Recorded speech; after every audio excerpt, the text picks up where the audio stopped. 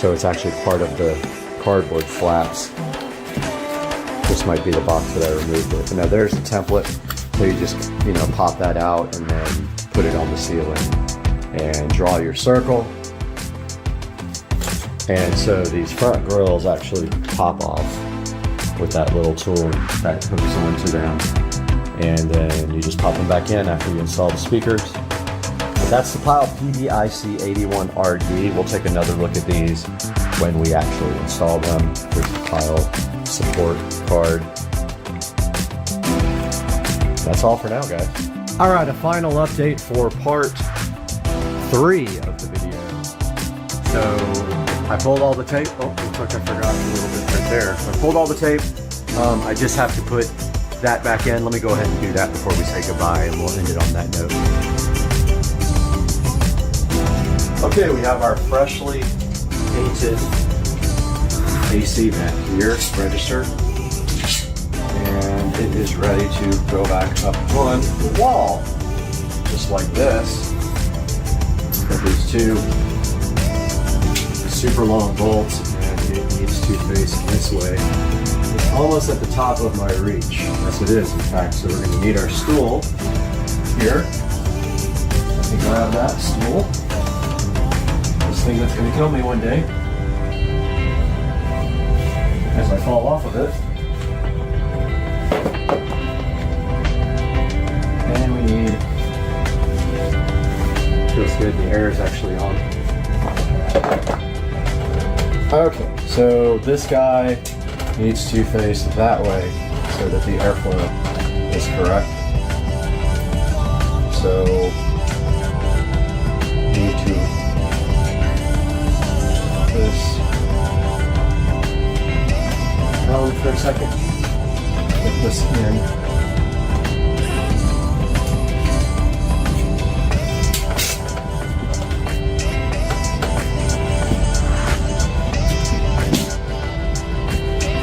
So I painted this gloss white.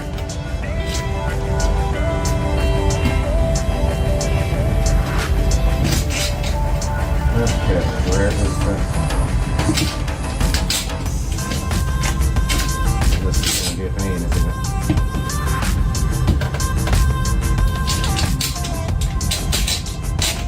This is going to suck.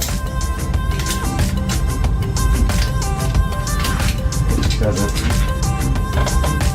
to grab anything.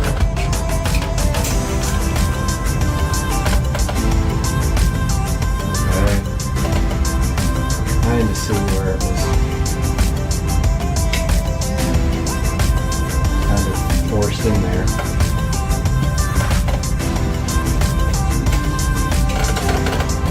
This is fun.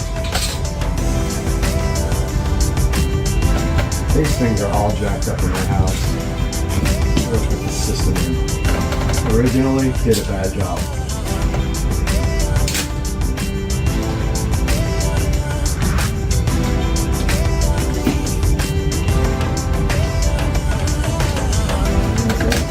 Pick and go.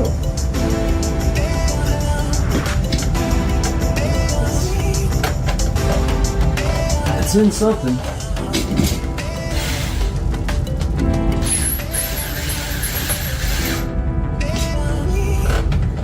This and something.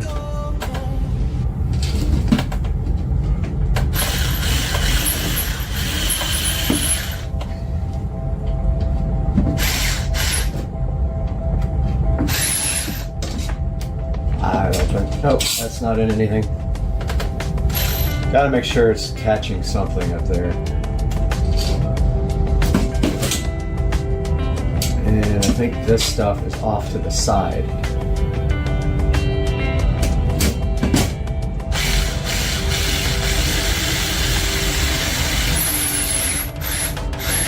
There we go. Good to go.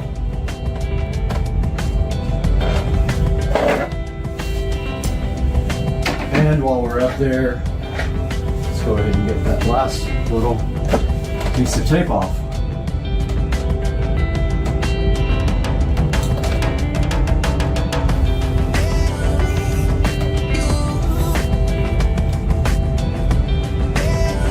hardest piece of tape in the world to get off. There we go, guys. Hope you enjoyed the video. We will be working on the next part today.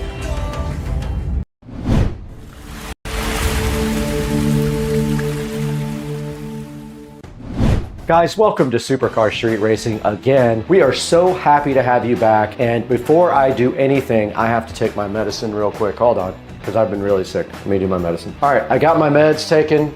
We are ready to proceed today on Supercar Street Racing, where we have a special edition, cruise edition for you guys. We are going on a cruise in about 2 weeks, so we have a special cruise edition for you today. We're gonna show you exactly how to bring liquids on board. I'm not gonna tell you what kind, but we're gonna show you how to bring liquids on board without having to pay. So let's do that today on Supercar Street Racing.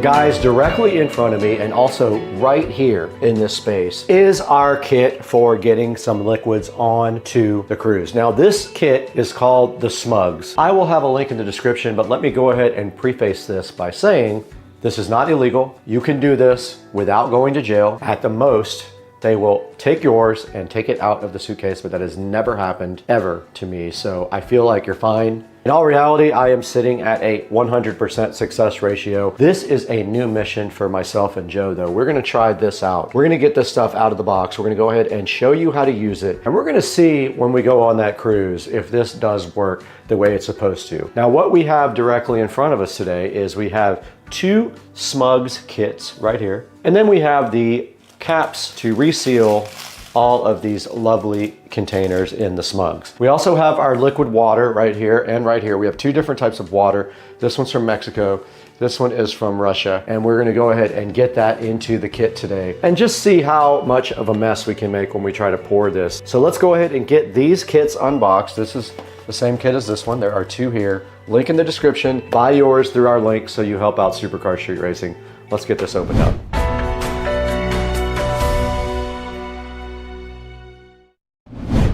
Guys, it's been a while since we've been out in Studio A, but we're back again. And today we have a very special sponsorship for you from Dive Blues. Dive Blues was kind enough to send us their cool little turbo handheld fan. This thing is right here. It has 5 speeds and it connects directly to a USB type A port. I've got it connected to the computer right now. And as you can see, you hit the button right here on the back and that is speed 1 and it goes all the way up to speed 5. Check it out. I know you guys can hear that. Now it is outputting a good amount of wind right now. It is very cool. As a matter of fact, this is going to be perfect for the studio. I'm gonna put the Dive Blues fan right here on the desk and that's how it looks. It's a pretty cool thing, man. It's just a tiny little fan, but man, it does a lot for a USB powered fan. Go ahead and check it out. You'll get your link in the description and a special discount code from Supercar Street Racing. Buy your fan from our official affiliate link and tell them Supercar Street Racing sent you.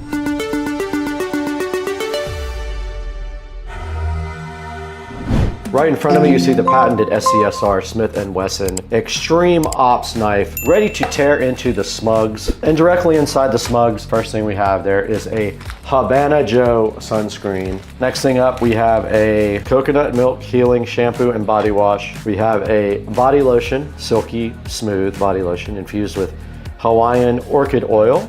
We've got a aloe after sun cooling, so when you go to the pool, you have both of those. We have a aloe vera body wash, and we have a relaxing lavender oil. And I didn't know it, but they actually did give us caps, so I bought those for no reason. Oh well. Now what you're gonna find in the other one is the same exact thing, because this is my set, that's Joe's set. And so now let's open up the other kit. And directly inside the other kit is exactly the same thing.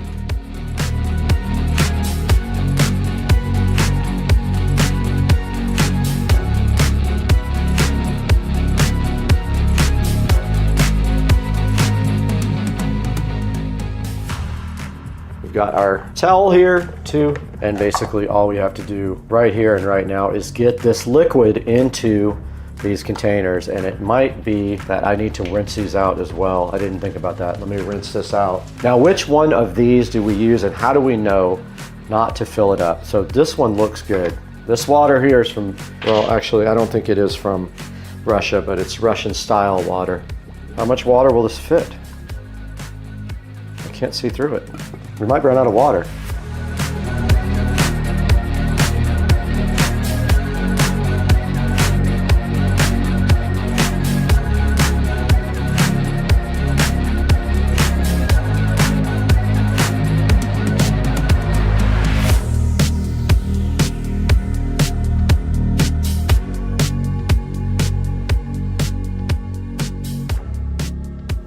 All right, this water bottle is ready to go. We can now take water with us on the cruise. Let's go ahead and fill up the aloe vera. Water number 2 is ready to go. We are almost out of water though. I feel like we won't even get this one full.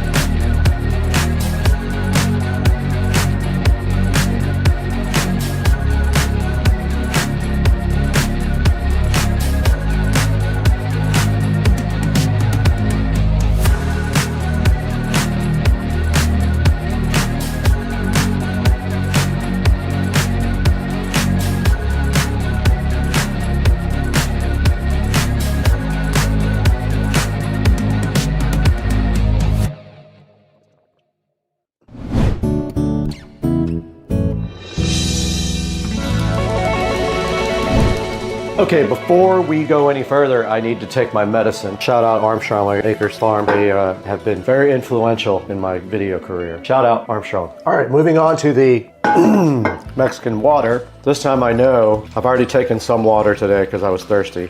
This pours way stronger. Where we are. We're not close yet. Oh, These nuts. blew it. That poured way faster than I anticipated. All right, I'm gonna open up our aftermarket buttons here. That one's all the way full. When you tighten it, it kind of just seals, but I wasted a lot of water right there. Okay, a little bit more careful this time so we don't waste a bunch of water.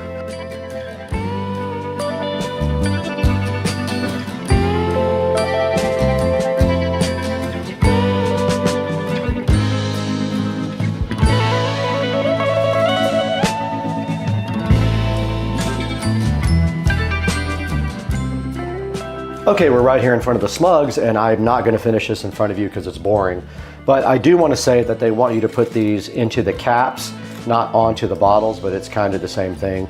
You place them in the caps, and it does say do not try to walk your luggage on with these. Only check your baggage, which is what we're going to do. That's not leaking at all. So you fill them up so there's no sloshing, so you fill them all the way up. That one might need a little more liquid. That one does not, so they want you to make sure it's all the way full. It tells you to put them in storage bags, so we're gonna get some gallon Ziploc bags to put those in as well. That way if they leak, it doesn't matter, it leaks directly into the bag. These are to pour in the bottles. Got him! Anyway, guys, you get the picture. The Smugs kit is comprehensive. Get your Smugs kit from the link in the description. I would love to hear your experience if you try to put, it's gonna be fine. Look, guys, I have actually done way less of an effort than this and had zero problems. Let Supercar Street Racing know how you did on your trip. Now let's go into Studio B and check this out online, how you can get your kit, order it now, let me know how you did. Shout out Armstrong Acres Farms.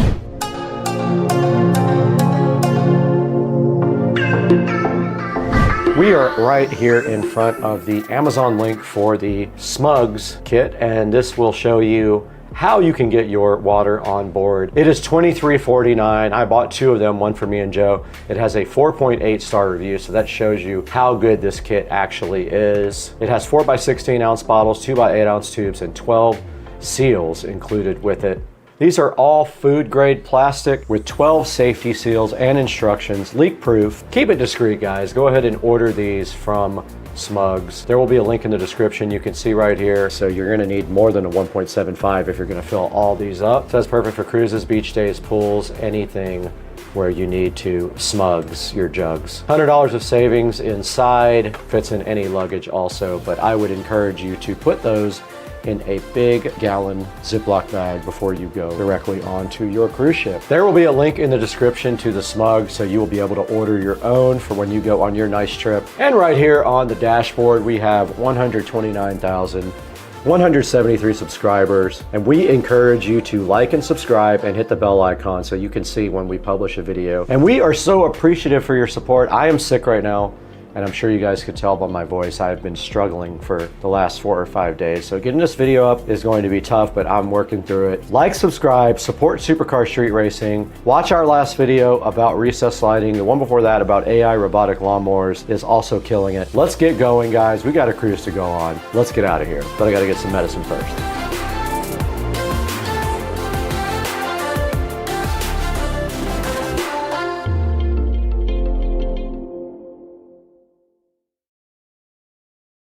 Guys, so they just left and they did the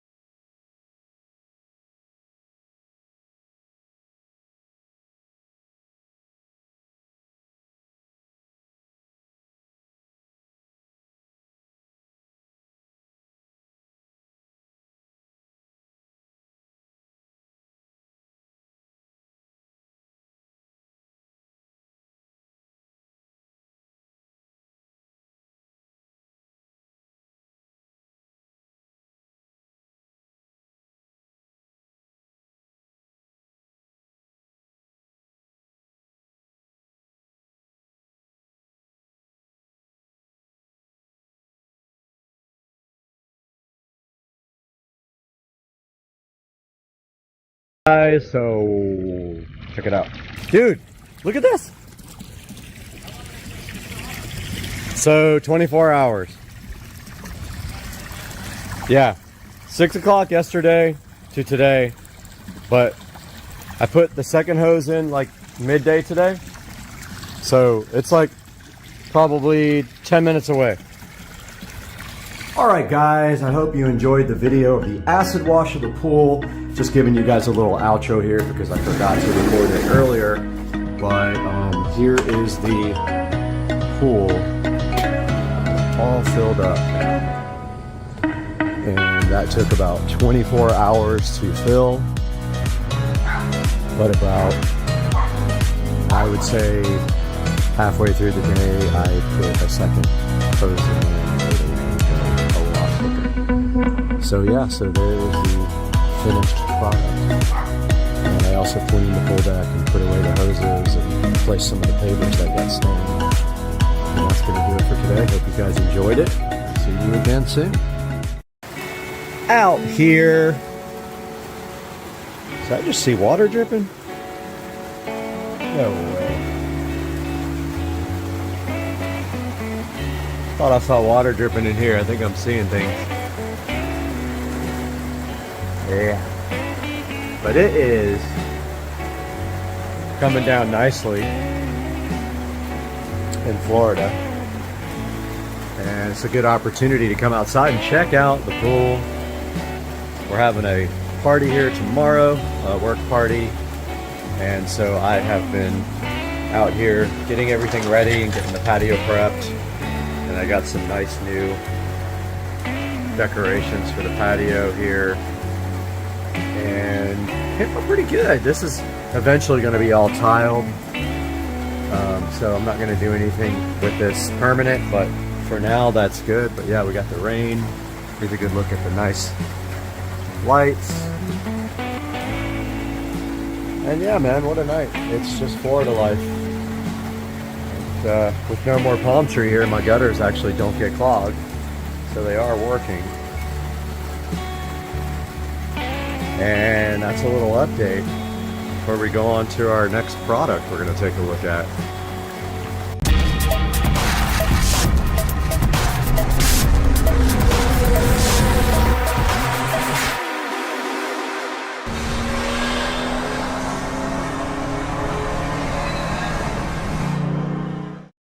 Are you guys enjoying the pool in the rain? I don't know. I'm hungry. And did you feed Bubba Jr.? Let's go, Brandon. Yep, we did. Thank you again, Brad. I can't post this because it's got music in it. Guys, welcome to the channel. And we got some good mood lighting here. But today we are taking a look at a wireless USB Type-C microphone that I bought off of Amazon. And the determining factor of whether this thing is going to be kept or not is the sound quality compared to the stock microphone.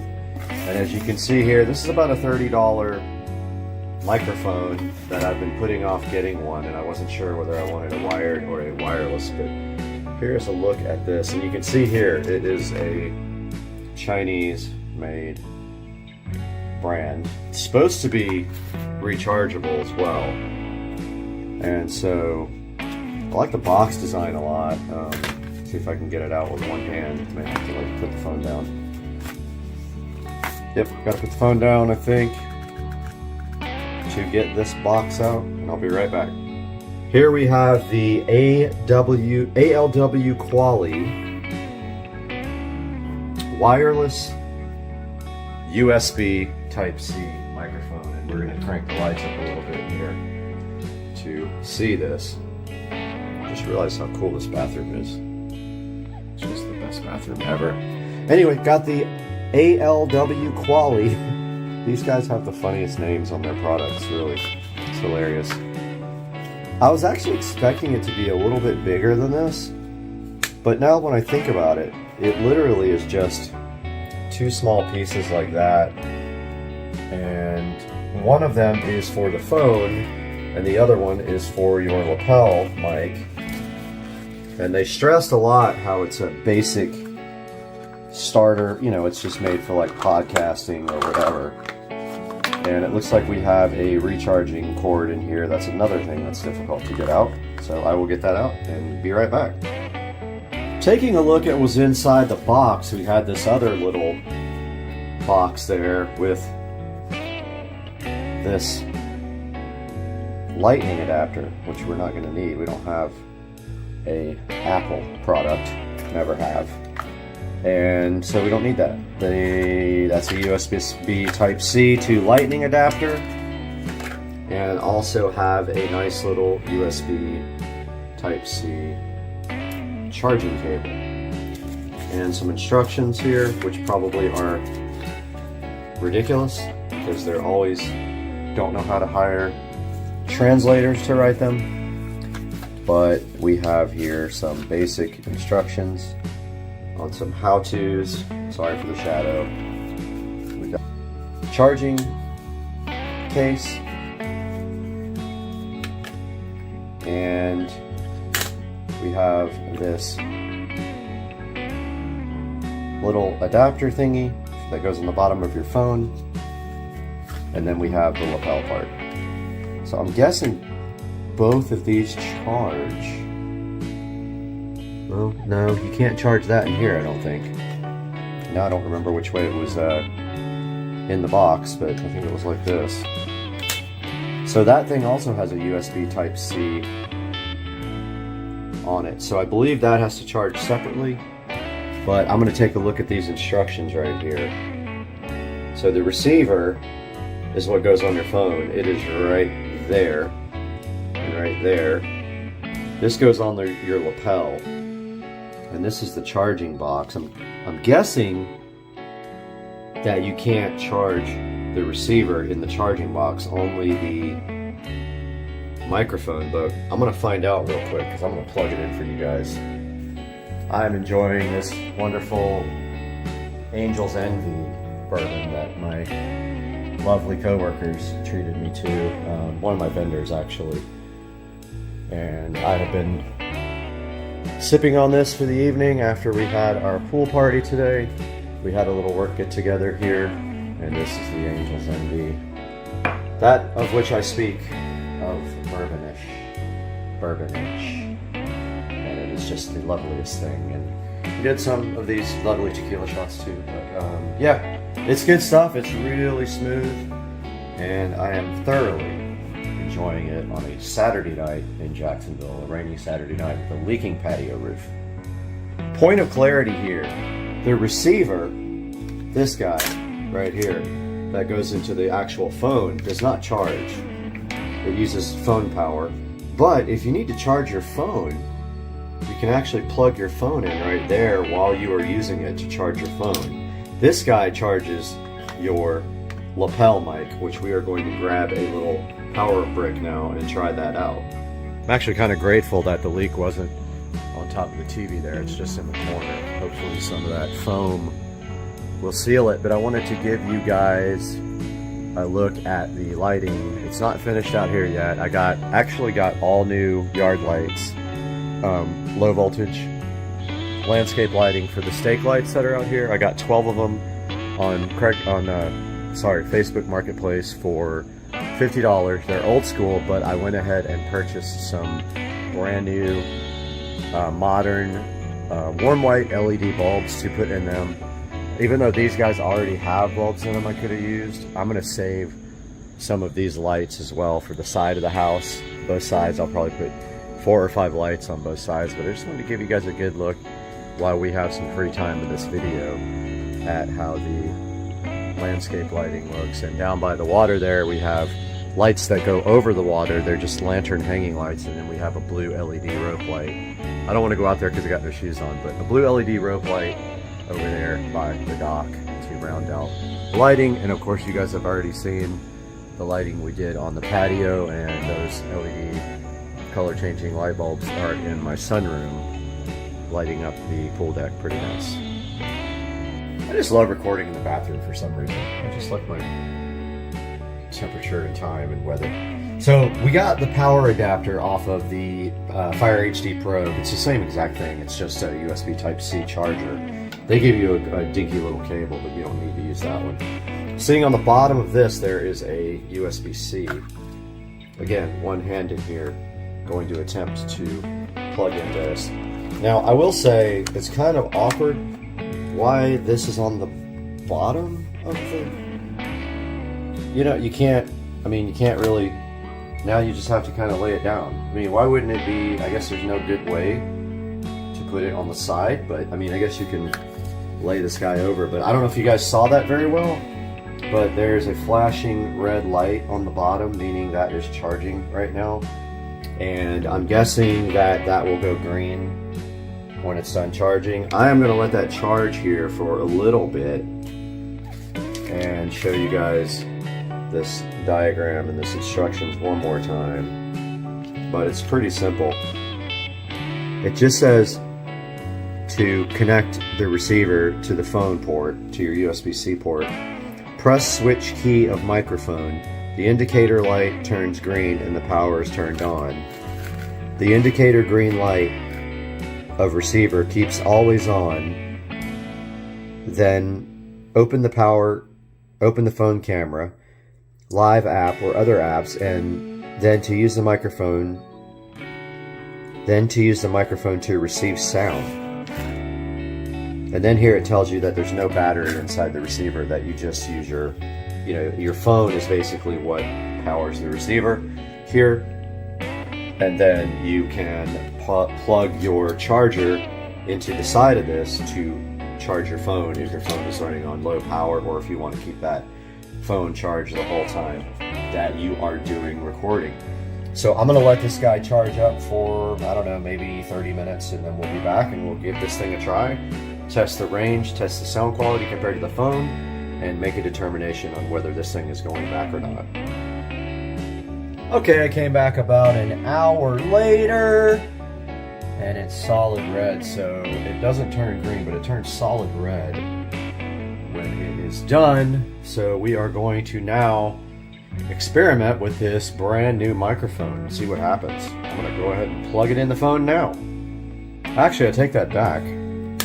We haven't even looked at the actual product. And here is the lavalier microphone. So you're supposed to plug in this part to the phone first. Then it says to push this button. So let's give it a shot. We'll turn off the camera and get it plugged in.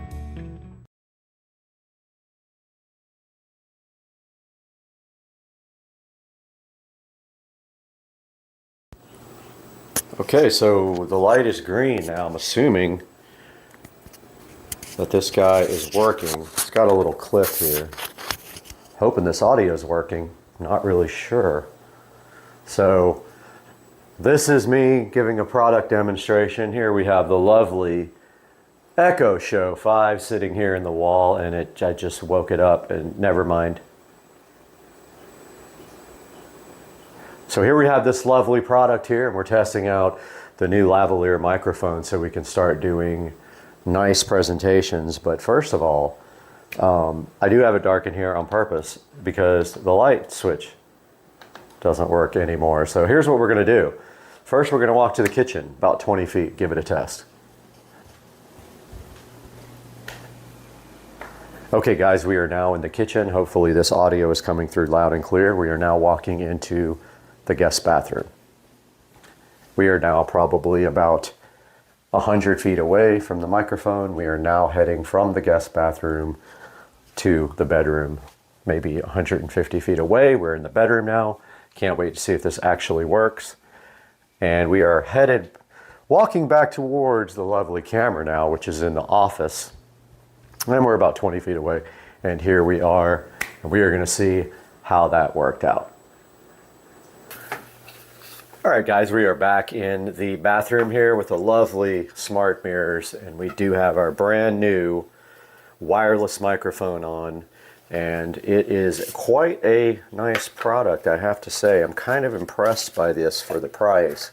It is not a professional microphone by any means, but it does the job quite adequately, and I think with some slight tweaks to the audio in Premiere Pro, like maybe a little equalization on the high end, we can make this actually work for our video. So this is staying in the Supercar Street Racing family. I do recommend this product if you do blogs or any other type of recording on your phone, even day-to-day recording, making videos. This thing seems like a really nice addition to have to your collection here.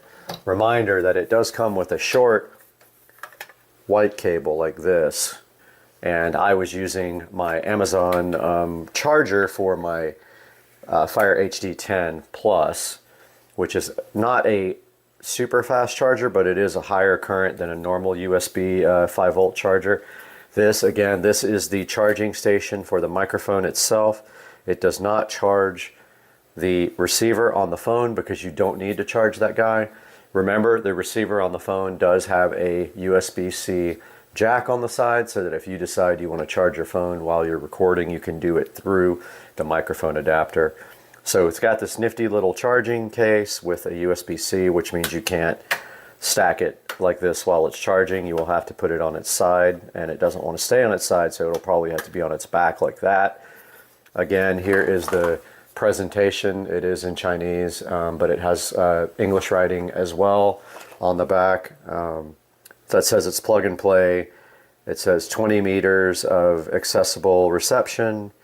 It says precise radio, whatever that means, clear timbre, highly sensitive and widely compatible. And I do agree that the range is extraordinary on this thing. I do believe that I could probably go into the backyard and have no issues at all.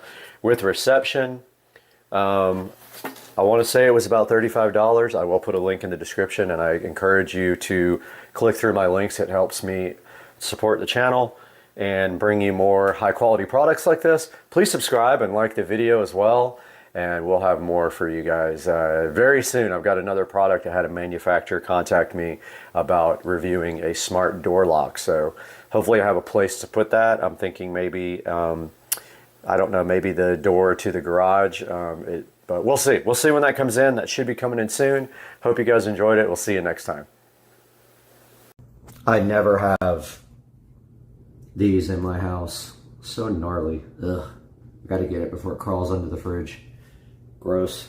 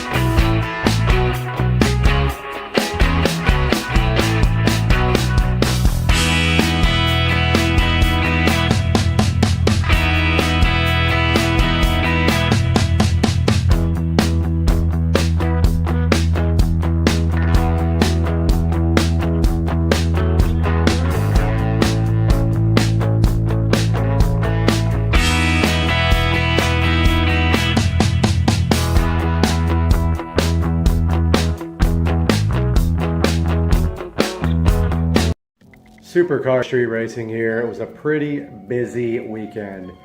Got a lot of stuff going on, a lot of stuff recorded to edit and get some content in a little bit later. But tonight we are starting on this. Of course, right here we have Plastidip, which will be the first of a few projects for the car. Tonight we are going to start on the logos. We're going to get rid of all that chrome. We're going to Plastidip with this matte black Plastidip whatever the heck it is. Multi-purpose rubber coating is what we're gonna do. Stay tuned. I'm gonna show you how to prep the emblems and then Plastidip them. Okay, folks, right here we got our Plastidip paint directly from Advanced Auto Parts. You can order it on Amazon as an add-on item. That's probably what I would recommend. Now, what you want to do first is get this Plastidip a little bit warm.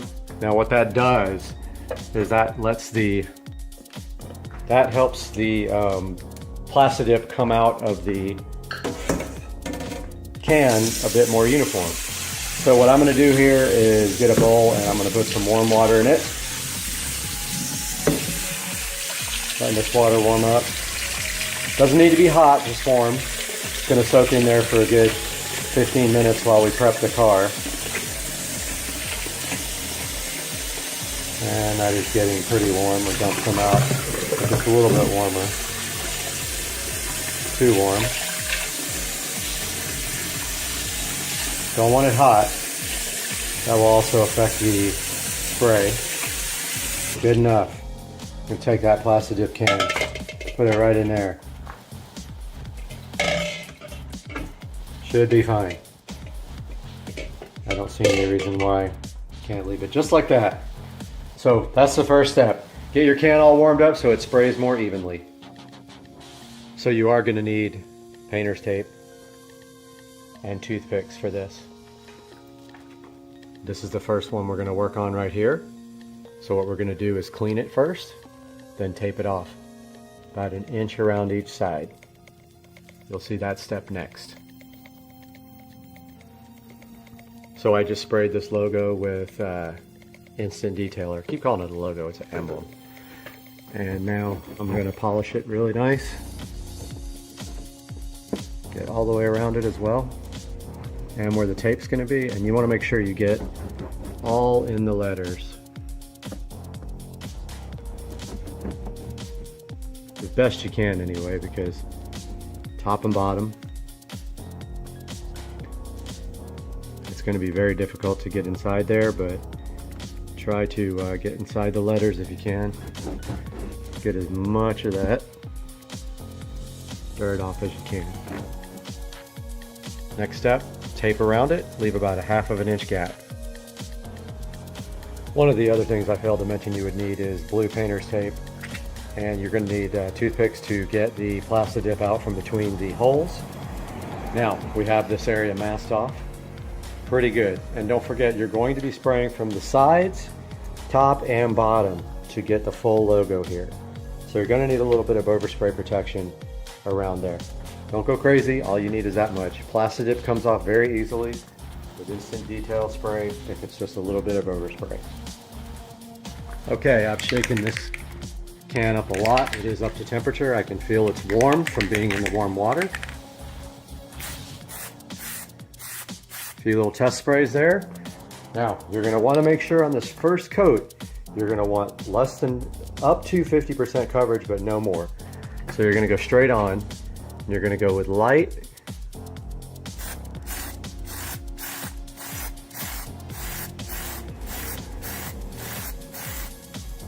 That's all. Maybe one more. 50% coverage. Maybe up here. And maybe down here. One from the side. One from this side. That's it. Don't go crazy on the first coat because it will drip. This needs to dry for 10 to 15 minutes now. We'll be back. Okay guys, it's been about 15 minutes since we put this first coat on. Here's a good look of how that looks. Sorry, the camera won't zoom in that close. There may not be black on top or bottom or sides, but you want to be careful on that first coat that you don't get any drips. So now it's time for the second coat. Gotta find the bottle, we'll start the second coat. It is second coat time, and we are really going to concentrate on trying to get the top, the sides, and the bottom on this coat. So once again, spray a little test to get all the, if there's anything clogged in the tip, lightly. That way. That way. That way. And that way. Now, we're going to let that dry for another 15 minutes. Okay, guys, we got the back taped off now. As you can see, we've got the SL65 logo here. We've got the Mercedes-Benz logo here, which presents a little bit of a challenge because there is not much of a bottom lip right there. So we'll see what happens on that one. We got the AMG logo here. Good thing is these are not separated, so that shouldn't be too difficult. Now all of them are already all wiped down, and we're about to do a third coat on the other.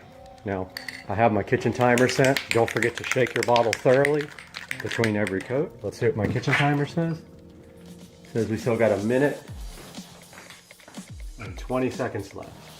So we will be right back with the third coat. Okay guys, went ahead and did the first coat back here so that we could kind of be synchronized. The coat, you want to go up to 50% coverage. Don't worry about the tops or bottoms if you don't get around that. Now on this third coat here, for this logo, we're going to go just slightly heavier. It's called a wet coat. So here we go. We're going to try to emphasize the top. Then the side. Then the bottom. Then this side. One in front. Now, these coats are now synchronized. So let's set our timer. Now, I have not started on the other side. I am going to go ahead and start taping that side logo up now. Got the other side all taped up. Space is limited here. Going to go ahead with a light test coat down there on the ground, and then just go ahead and do my 50%.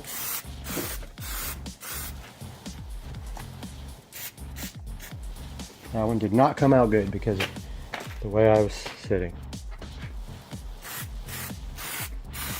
Okay, yeah, I did not do a good job on that coat.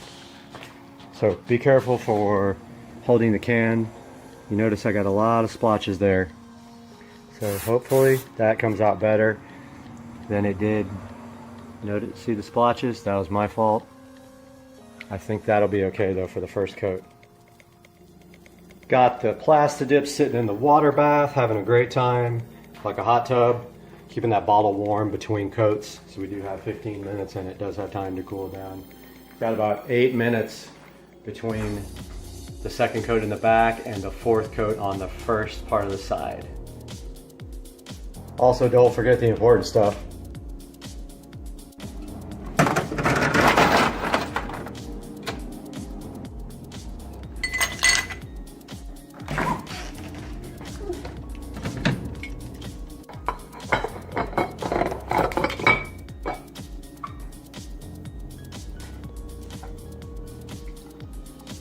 Oh yeah. Now for the moment of truth. We are going to try to peel this.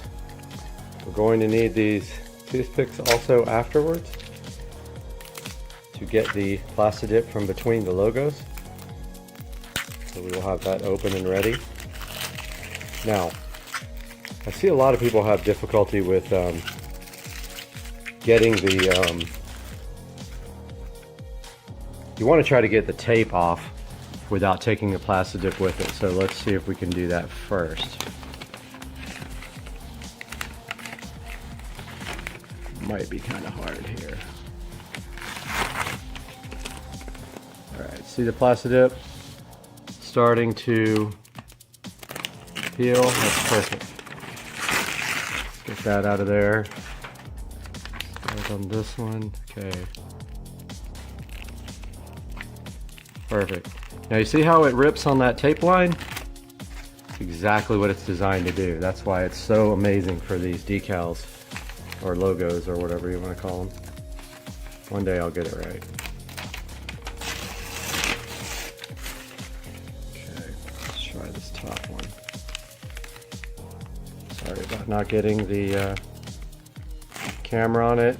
it's very difficult to video and do this at the same time.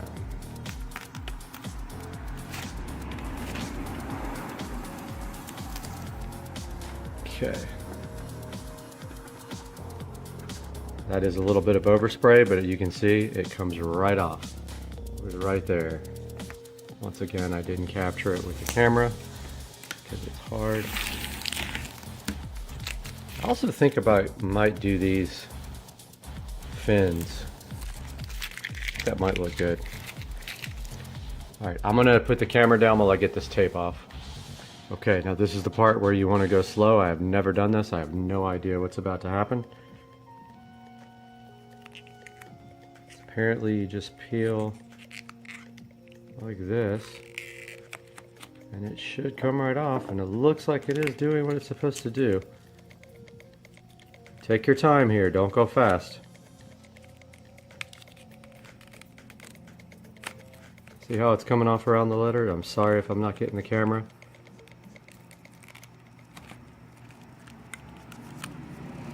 Take your time.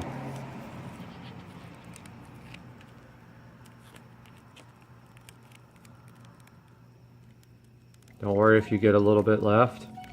That's what the toothpick is for.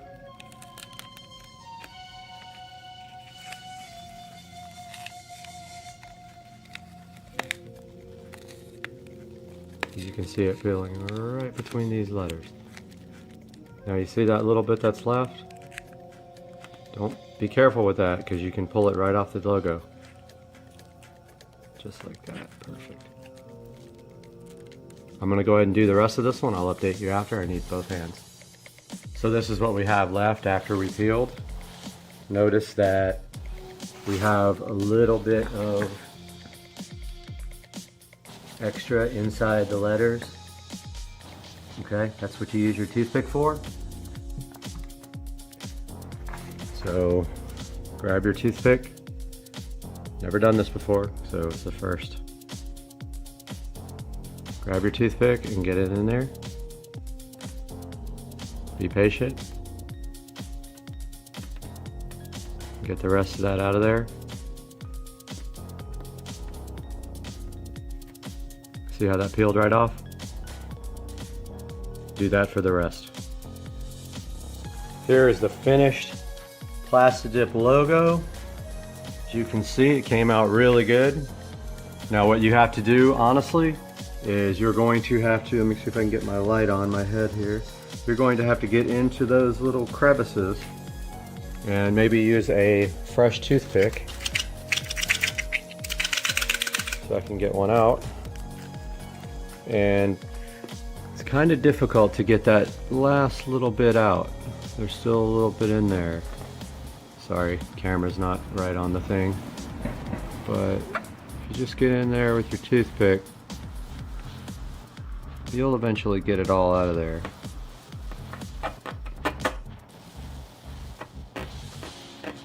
See how there's a little bit left in there.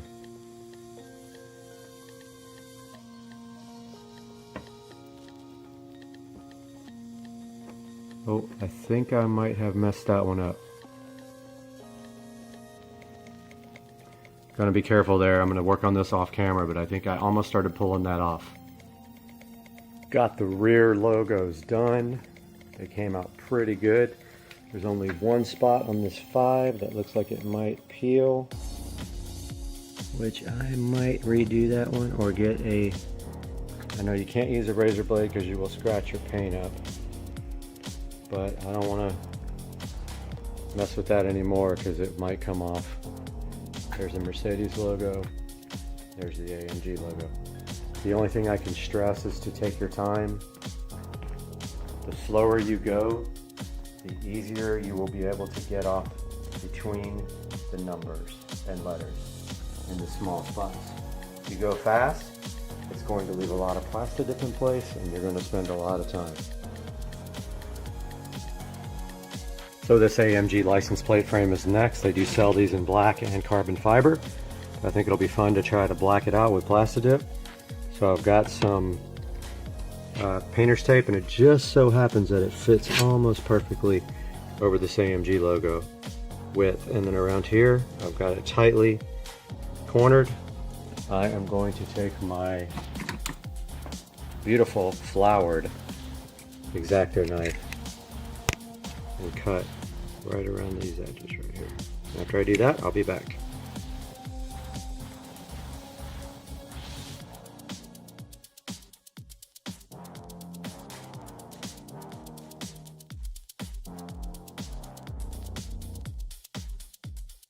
Welcome back to the channel, and today I know you guys are all curious what the heck an OTG is, so we're going to look into it. I mean, that's one right there.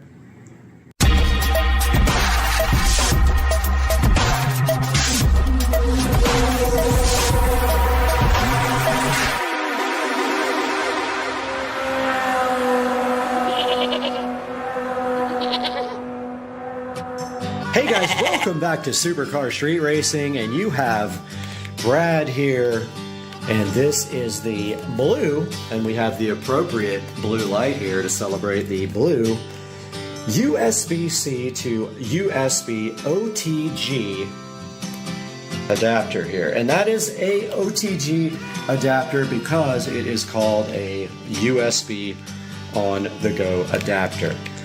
Now, taking a look at this USB OTG adapter here closer, you can see here it has a USB Type-C on this end, a male USB Type-C, and on this side it has a USB, it looks like 3.0 because it is blue, and then it has a female USB-C adapter as well. Now, what could this possibly be for?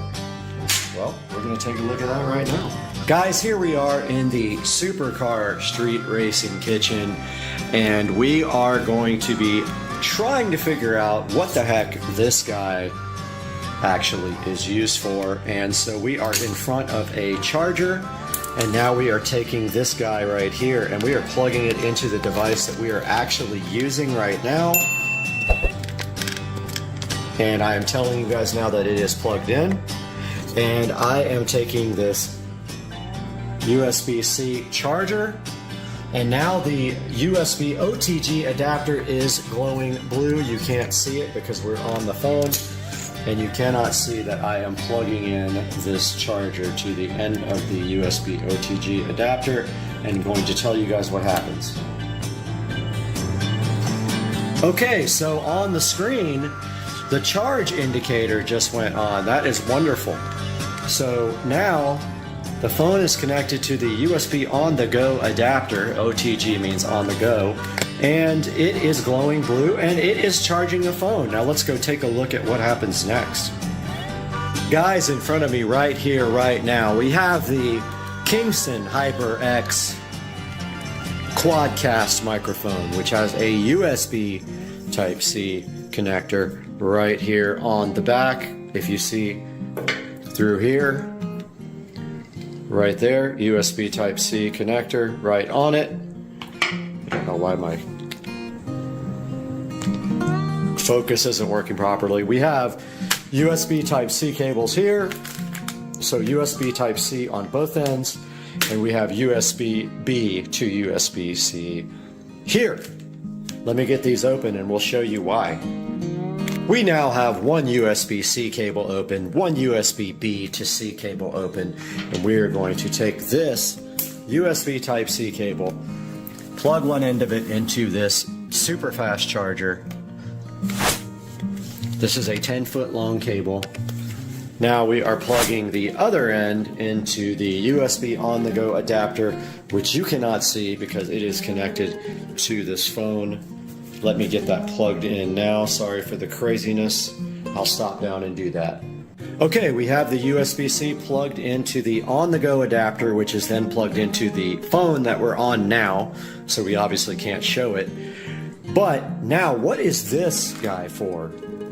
So this also plugs into the phone USB on-the-go adapter that is connected to the phone, but this end actually plugs in to the microphone here, or any USB-C device right there.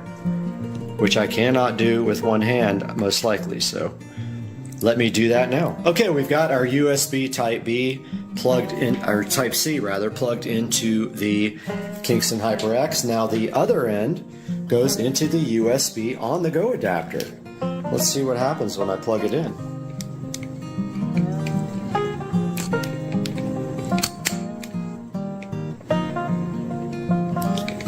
Absolutely nothing. It's supposed to light up. This might be upside down. So I read somewhere on the instructions that this only works one way. So let me get that turned over. Guys, we have let me turn the mic around. We have this working. It did not work at first, and I thought for sure we were going to have to send this back, but yes. We have the HyperX mic now powered by the phone. Let me go ahead and zoom out.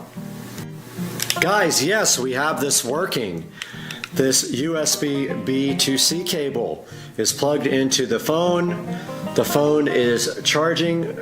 Yes, I verified it just now. The phone is charging and the microphone should be working now through the phone. Now what that means is we can record directly to the phone and we don't have to go through the PC to record, and we can charge our phone at the same time because we have this on-the-go adapter plugged into the phone right now, and the mic is plugged into the phone. If you do this without the on-the-go adapter, you're basically just draining your battery and you're running the light on the microphone as well off your battery on your phone. So this allows you to do both. So this is exactly what I wanted you guys to see on this USB Type-C on-the-go adapter for any device, and we will take a look at it online now. Hey guys, welcome back to another unboxing and review, and today we are taking a look at this, whatever it's called, a blue brand, whatever blue brand is, USB-C on-the-go adapter, 2-in-1 USB-C to USB female with 60-watt PD charging port adapter, compatible Samsung Galaxy, blah, blah, blah, blah, blah, Google TV Blue. And this is what it looks like. Now let's go take a look at what USB on-the-go actually is. USB OTG wiki. So it says right here is a specification that was first used in 2001.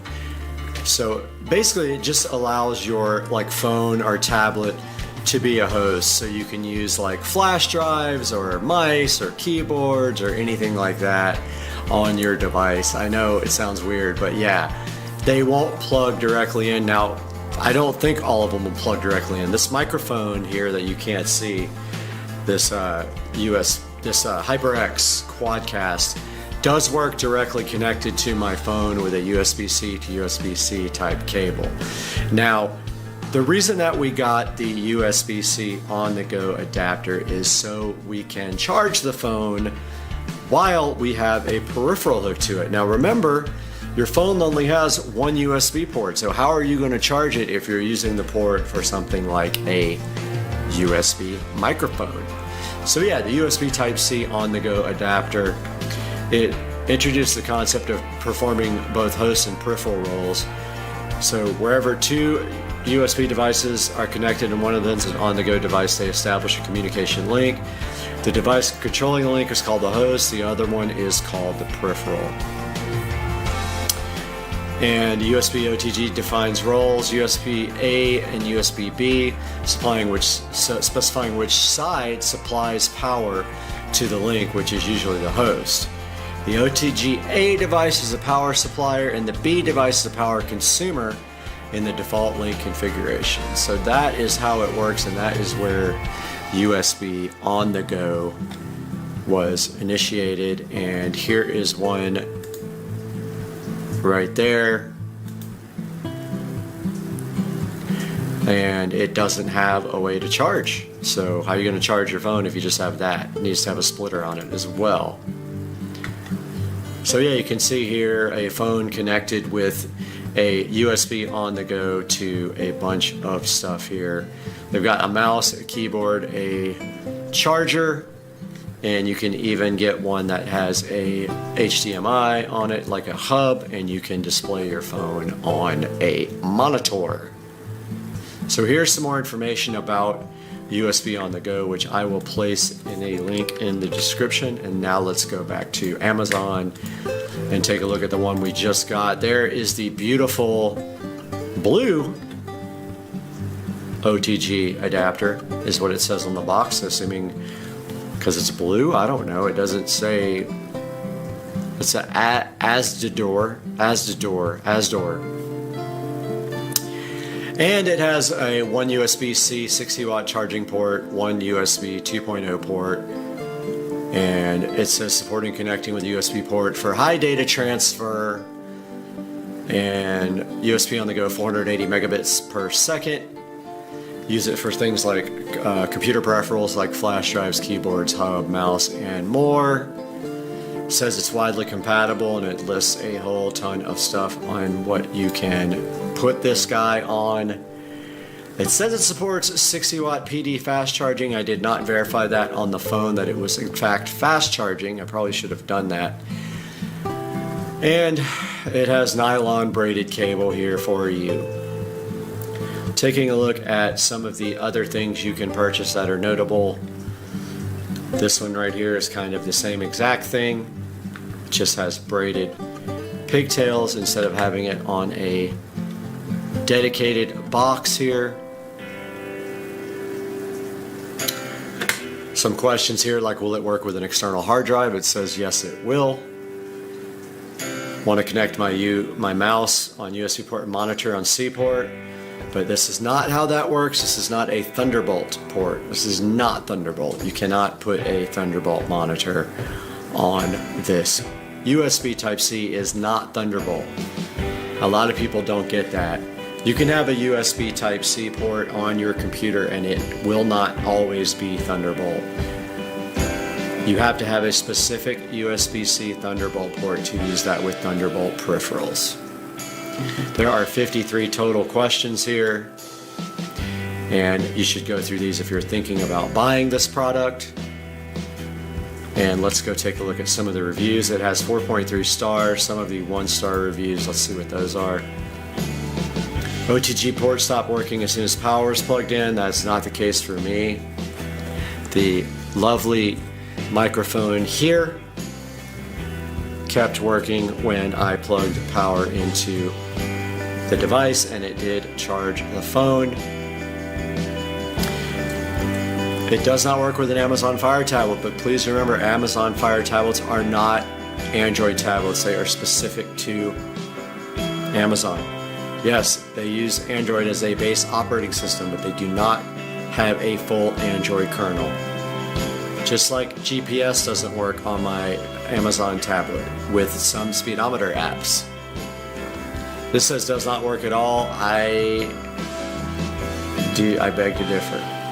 This is not made for freeing up a USB-C port on the computer. Not at all what it's made for. Terrible review. Doesn't charge and transfer data. Mine does charge and let the microphone work. Unless there's no audio on my phone, which it does. It did say it was recording through the Type-C port.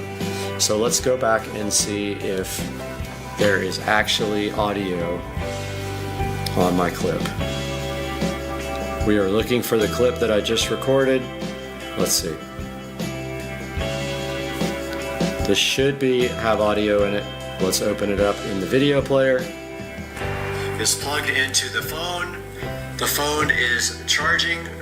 Yes, I verified it just now. The phone is charging and the microphone should be working now through the phone. Now what that means is verified that this review is garbage. At least in this case it was garbage because mine works fine.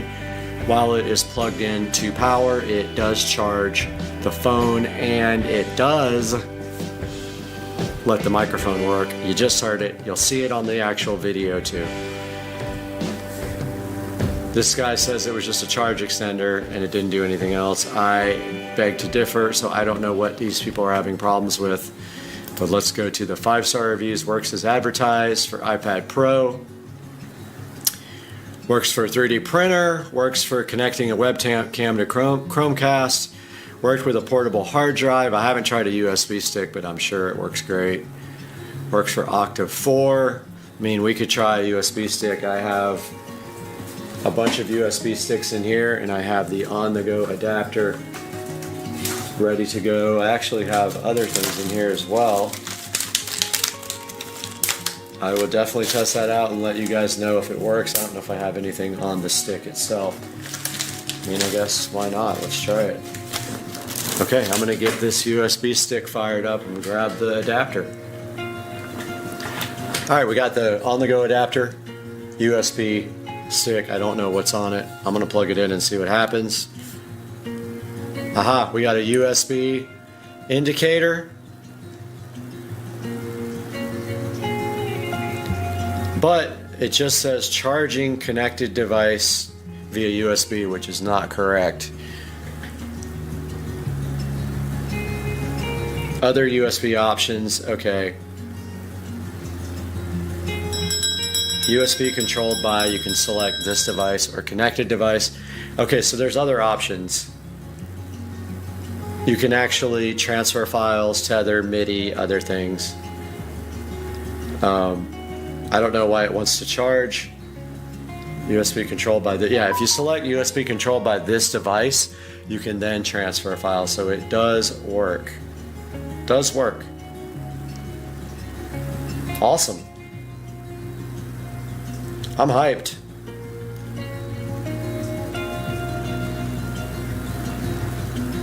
It is working as intended. So yeah, the USB on-the-go adapter, there will be a link in the description to this. It is from AZDDUR. Guys, please like and subscribe to my videos.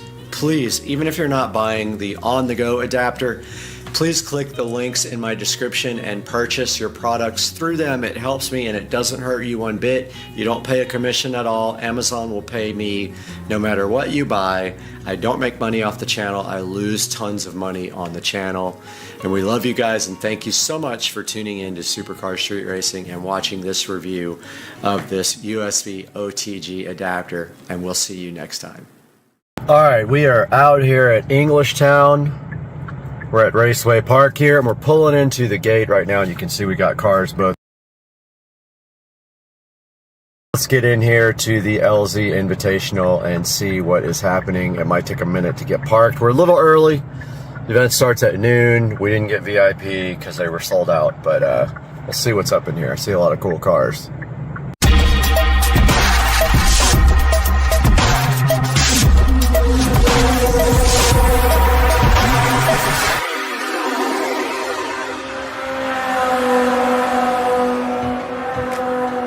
Alright, we're pulling into Raceway Park now. Check out all the people here. It is absolutely insane today. I'm kind of hyped about seeing some of this drifting and seeing some of my YouTube guys out there. You can see right here, we are heading into the drift event now. LZ Invitational, Englishtown, New Jersey. Let's do this. Englishtown. Alright, we're out here, LZ Invitational, checking out some of the cars here.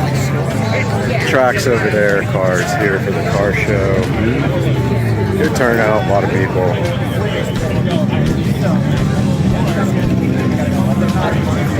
And this is the car show area. I think there is a lot of people here right now. Still people rolling in for the car show, parking. There is like thousands here. We're gonna go over here and check out all the booths. I see the Motion Auto booth. I see LZ MFG over there. Let's go check it out. All right. I think I see Rudnick over here.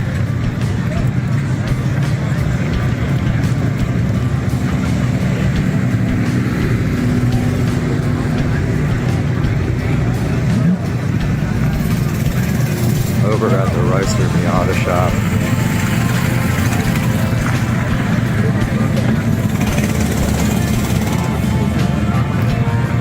Yeah, here we go. There's Chris and the gang at the Rudnick shop. Chris, Matt, Chris. People are still coming in. Alright guys. Over here Chris's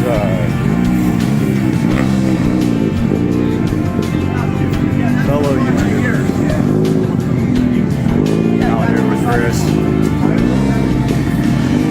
Chris, stop by and say hi. Alright, here's a look at the Clean Culture car show.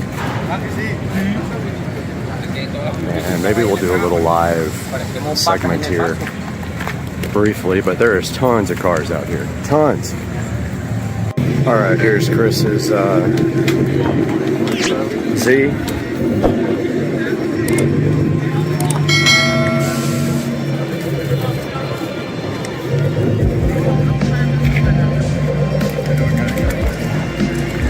And LS B36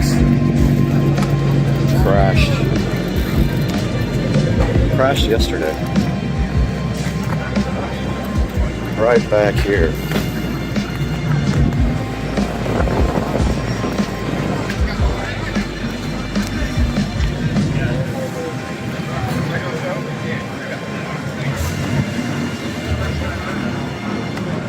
Beef. You're a fucking weirdo. I'm a weirdo, nigga. You're arguing me out of I told you if I caught you, I was gonna do so. I'm here, and I'm here, nigga. So then do you want to fight? Wanna talk. So then do you want to fight? He's gone. Are you gonna send me all the money you sent me? Like I had to send you? Are you gonna send me all the money I had to send you? Bro, Joe. You're not gonna do shit. You're a pussy. I'm still standing right here. Lashes and everything. How the fuck somebody else? His girlfriend's hot. I don't care what he did. Still waiting for that video too. And on everything, if you guys want to see it, like I said, I have full receipts. I really just had to find your We had our popcorn, that's all. We were just watching. I suspect the video. Oh, you gotta do You it. don't like. You really don't understand. Like everything I'm saying. Like, I want her to say something. she wanted to yell "fuck you, bitch" to me the other day at Sheets when I was leaving. Coming and back. there was a cop there. Coming back. No, he's out of here. They're gone. Right as man. I've still been left on scene for the last day and a half. All right, they have started drifting out here. It is the loudest thing I've ever heard. It's like drag racing. Guys got no mufflers at all. Let's see who comes out.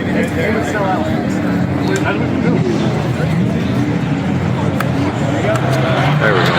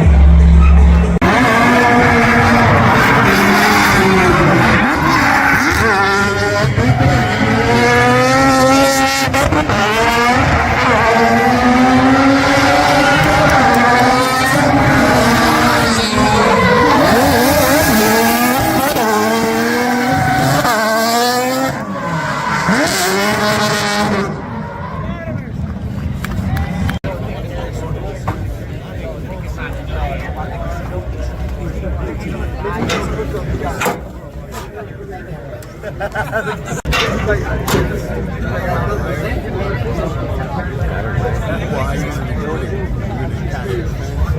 okay. No, it's fine.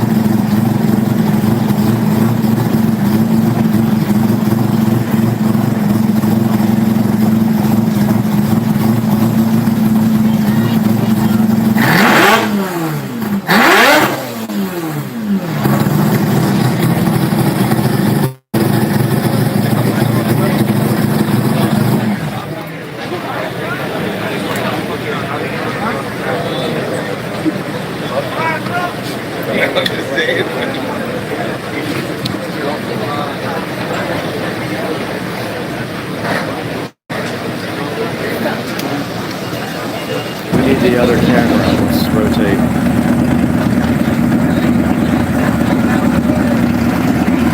And that is Chris Rudnick's booth.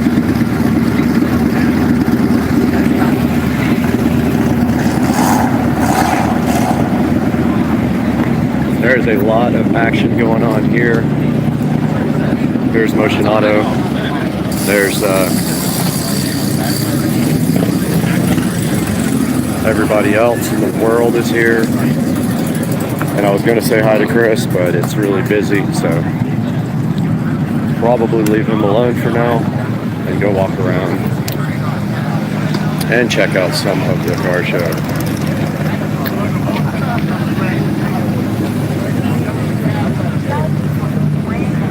Nice looking GTR and an Evo.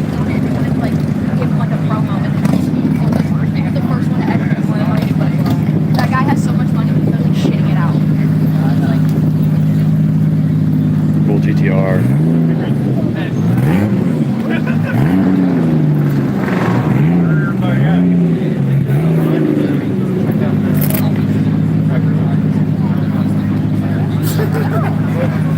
And we were just walking around checking out all the goodness here. And then I saw that one. We'll wait till I start drifting off of that.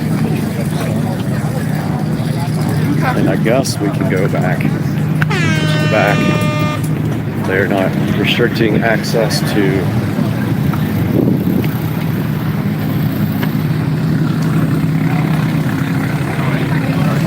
there's Samit and Chris.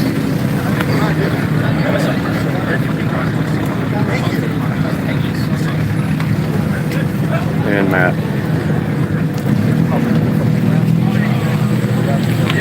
Doing photo ops, not going to bother them. But we will go back here, check out the rest.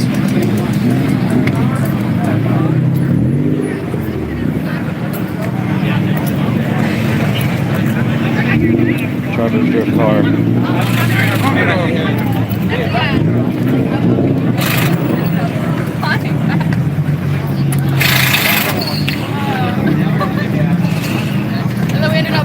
When you get to shops, you're just gonna have to work everyone down. There's the MagnaFlow booth. Here's Colette's car, the rotary. And then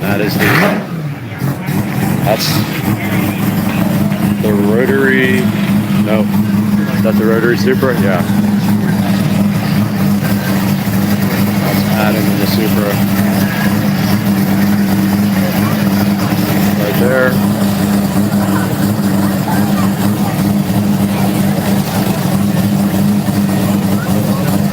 Doing a little bit of texting and tuning.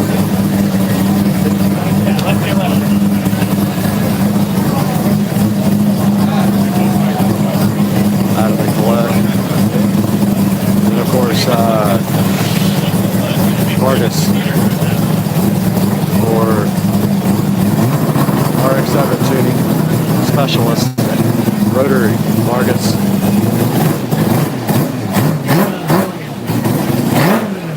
Thanks, wicked.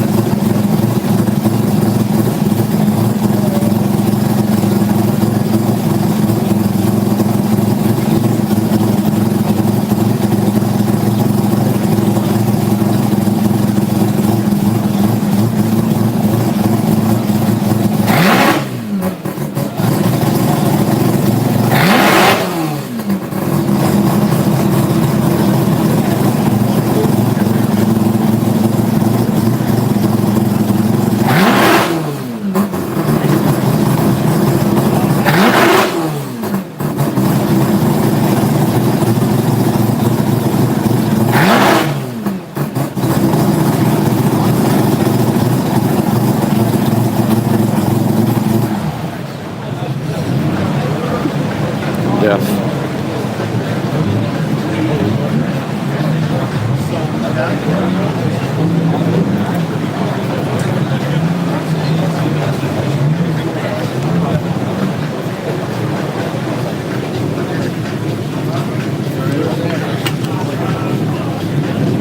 Alright guys, so that was a look at my trip to Englishtown, New Jersey.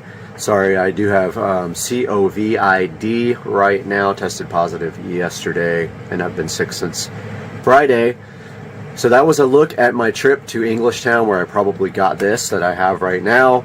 I hope you guys enjoyed it. As you can see, I didn't do a whole lot of video there because there was a lot of live streaming I was doing as well, but I did get to go up and check out all the booths of the YouTubers that I watch all the time, and it was pretty cool. A lot of great drifting. I got to see everybody's cars up close, which made it super exciting.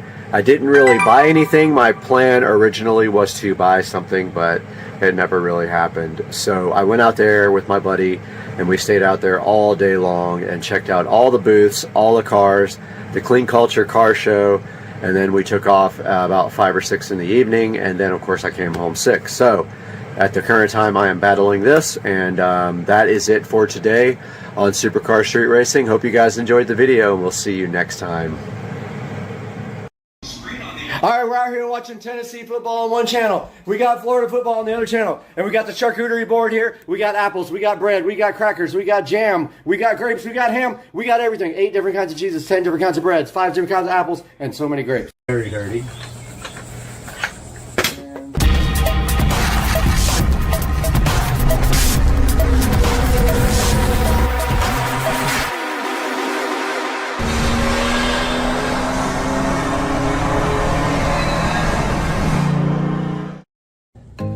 Hey guys, welcome back to the channel and happy Tuesday. I hope you guys had a great Memorial Day. And today we have something special that we're going to take a look at. I'm really excited about this because I don't have any of this particular product, but I love Govee.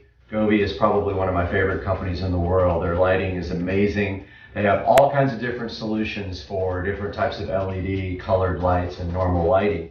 And today we are taking a look at replacing the light bulb that is in a lamp on the patio here. Now, what is on the lamp already is an old school color changing light bulb, and it uses an RF remote to change the colors.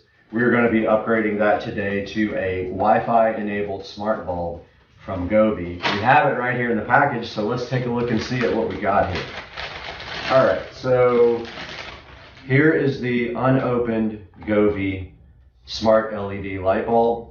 So what I like most about Govee is the fact that you can take these bulbs and you can basically use them all with the single Govee Home app. So I buy mostly exclusively Govee products now.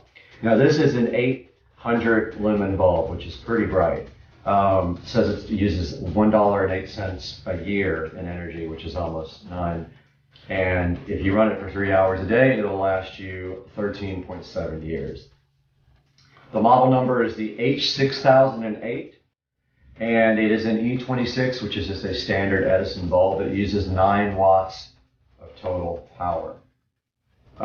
Again, this works with Google, IFTTT, the Govee Home app, and of course with Alexa. So let's go ahead and take this guy out of the box and see what we got here. Traditionally, these are pretty easy to set up.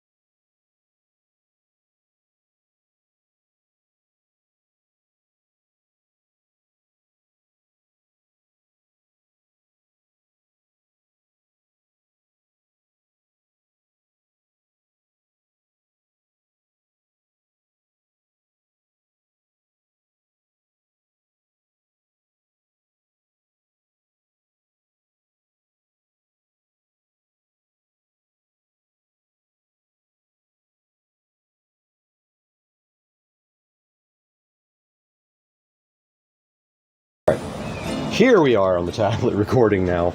So we are going to first turn on our patio lights with our Alexa plug. Alexa will do that for us because we have a smart plug. Actually, I'm just going to flip the switch since I'm right here. So that turns on these patio lights and this guy, which is now on and warm white.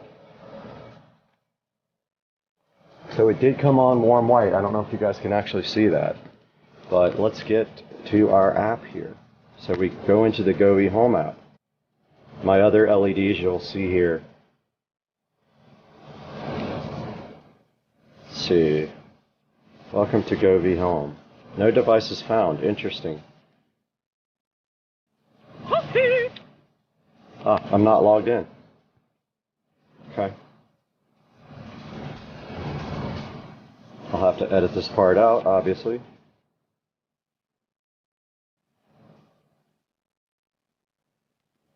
Alright, so here we are logged into the Govee Home app.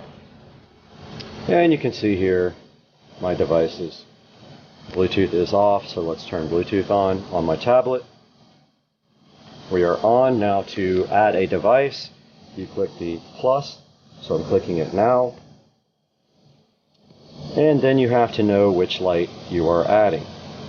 So let's see, indoor lighting.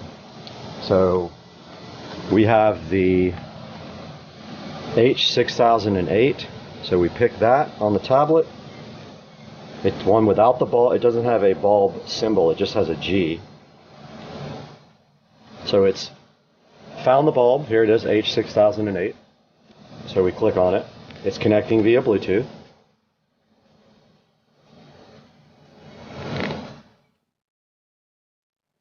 I love how it came up warm white. So let's call this, so we get to name it, Patio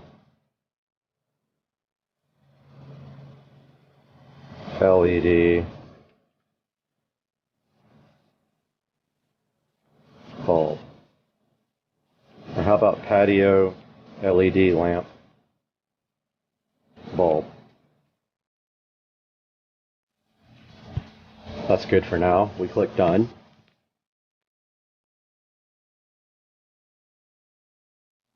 Now it's looking for Wi-Fi. Now don't forget I have multiple Wi-Fi, so I'm going to join one that is closer. That's interesting. It doesn't see all my Wi-Fi. Oh, okay, there it is. So we're going to join this 2.4E. There we go. Bulb seems to be connecting to Wi-Fi now. Said the signal is strong, even though that's in the front of the house. That's interesting. And let's see if we have the ability to upgrade the firmware. There's usually a firmware light. Let's see, firmware version 1. Yeah, there's no place to... There must not need a firmware update. Usually it shows the firmware update right here next to the little bulb. But as you guys can see up here, it is white. And you can do scenes and color wheel. So if we go to scene, we can do the same ones that we have on our bulbs for our smart mirrors. And there we go. You can't see it, but it is running colors now. So that is basically it. You can also sync up multiple devices. Like you can have, that's a different color there. You guys can't see it, but it's a bluish color now. I don't know how much of that you guys can actually see. But yes, I can change it here in the app, and you're seeing that live as I do it. So then if you have like devices, you can actually pair them all. And you can make them do the same exact colors. So that is the, I thought that was falling. That is the Govee Smart Bulb. The Govee 6008 smart bulb, guys. I hope you enjoyed this little review and setup of this device, and I hope you guys have a good day.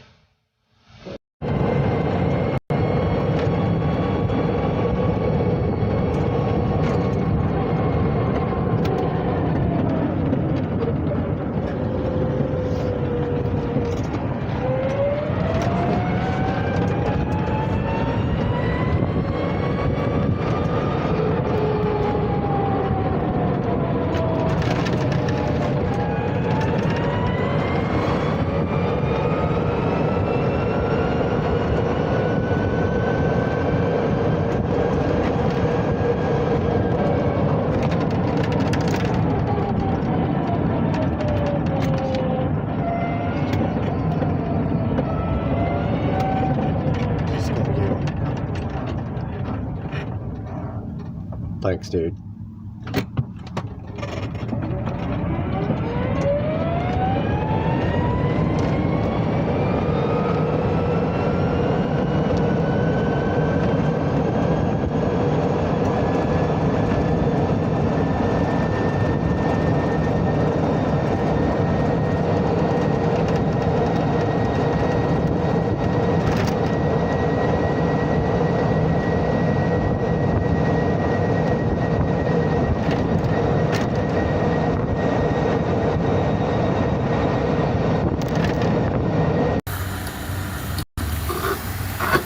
Oh, I wish I would have made it higher now.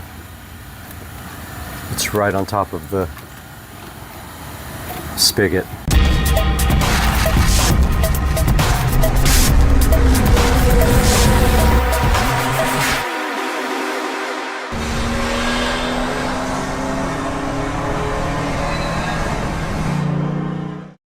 Welcome back to the channel, guys. Supercar Street Racing here with the Go 4 Wild decorative hose hanger here. And so this is going to go on both sides of my house. We have a hose outlet on both sides. I already got the hoses for it. They are the expandable hoses like I have been buying, and I enjoy those hoses, so I bought 2 more. So these are going to go on either side, and as you can see here, we have the decorative part of this, and I kind of like this star. I have 2 of these. There's another one in the box right there, and this is actually for the home theater, so that's a separate thing. But yeah, so this is the galley right here. Comes with 2 pieces.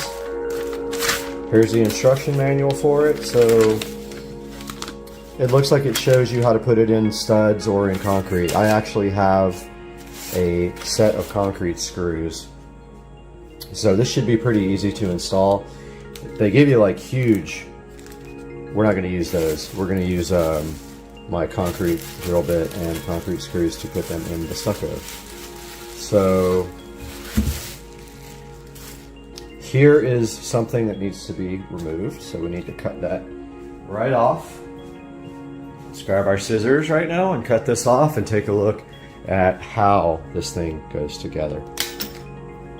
Yep, that's just the installation screws, which we don't need. We're using the screws that are designed to go into stucco or concrete. You just drill out a small hole, and these are awesome screws. They go right in. They come with a little bit and everything.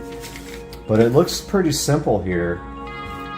It looks like basically you hang this part, you hang this on the wall first, level it out and everything. So it's easy to level these out because you do one side, put the level on it, mark the other side, and then drill the other side so it's level.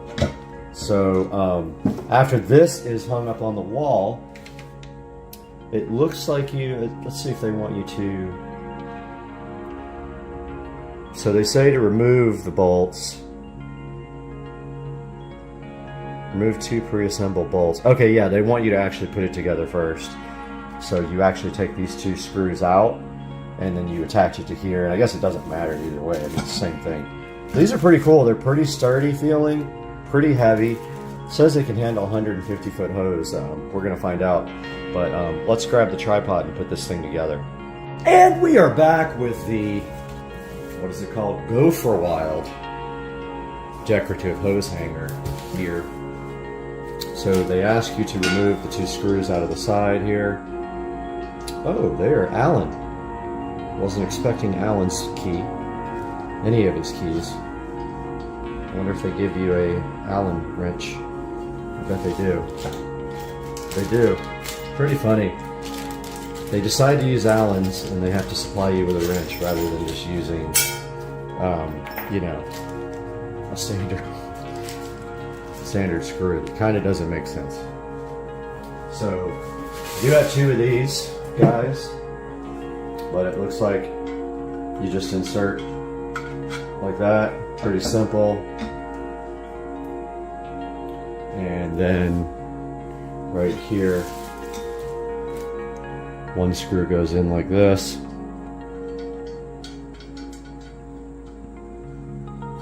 Really don't know how high to put these things on the wall. That's pretty much it. That side's in. They just come in 2 pieces, I bet, for shipping. And here is the second one of Allen's key. Pretty much this one's done, folks. Just remember, don't put it in backwards. Star's got to face forward when you're... So there it is, all assembled. Let's grab the other guy. Number 2 out of the box. There we have numero dos. Man, they give you some beefy screws. I guess thinking that the hoses are heavy, they give you pretty beefy screws, but you're going into concrete, so. Here's number 2.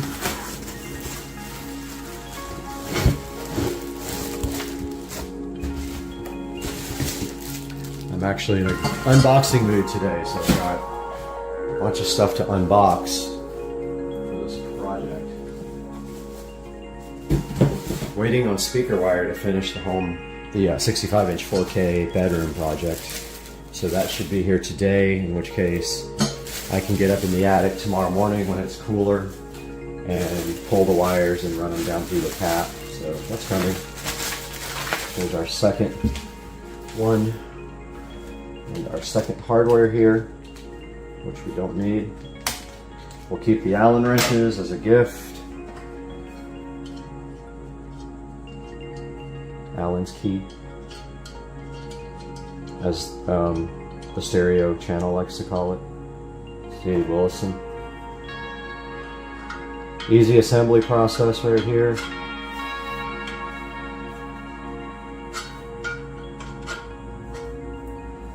And yet, I am fumbling with it. Then we take the Allen's key here. That one feels a little bit stripped, but it went right in. And number 2.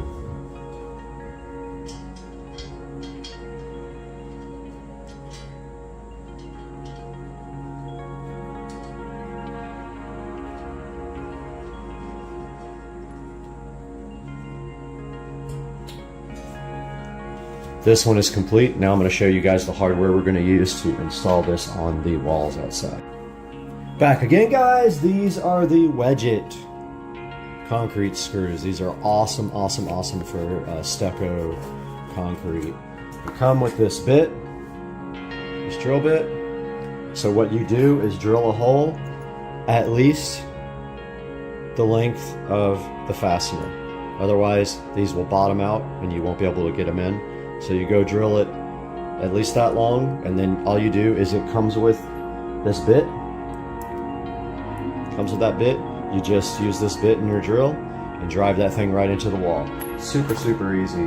They're called Wedget concrete screws. If you guys need to put anything in not drywall, into concrete or stucco or masonry, these things are freaking awesome. I use them everywhere. That's what we're going to use to install these guys. All right, guys, so we're going to go ahead and get this installed. I brought my level out here, and what we're doing is going to mark center of the hose, level this out like this.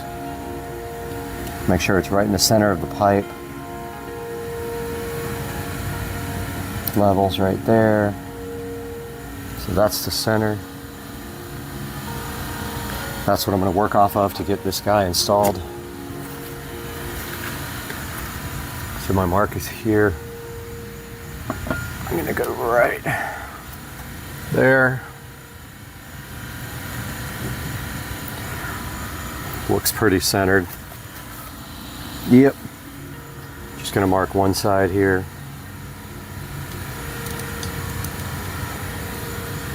That's where our first bit is going to go, our first screw. So we got our wedget concrete screws here. They come with this drill bit, masonry bit. We're going to go at least the depth of the screw, which is 1 inch, I believe. Yep.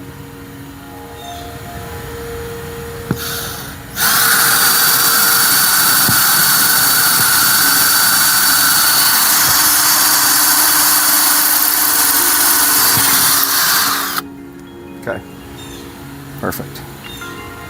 Now it came also with a hex driver that fits it. Put that on our drill.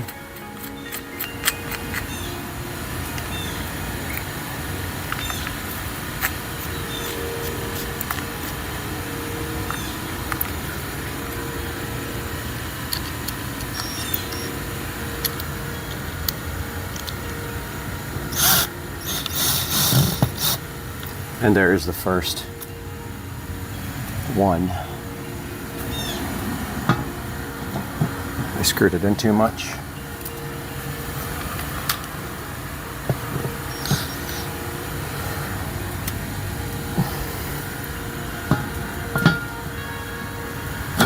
Just like that. Now we got to get it level and mark the other one.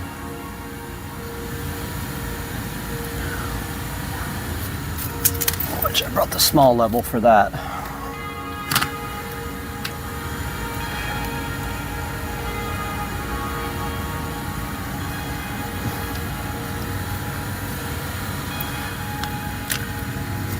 Right there.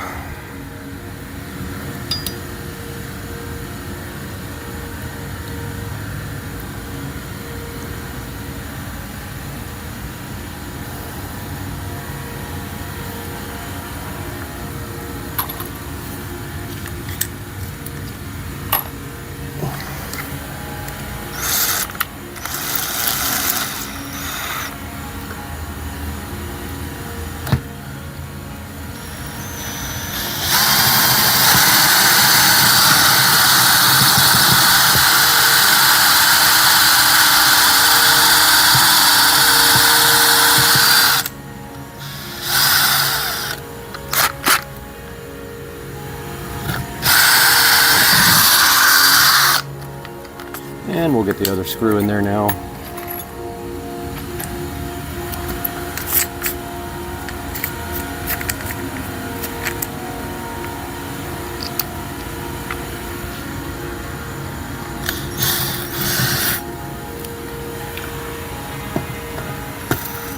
There we go. Good to go. Now we'll get out our brand new hose.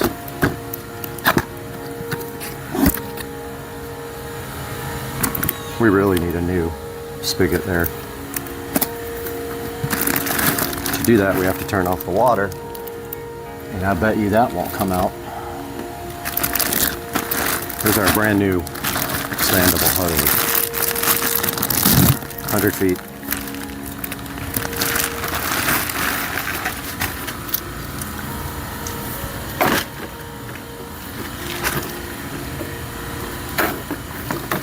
Go ahead and hook that up.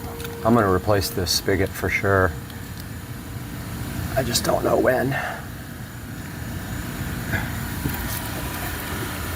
And let's get it wrapped.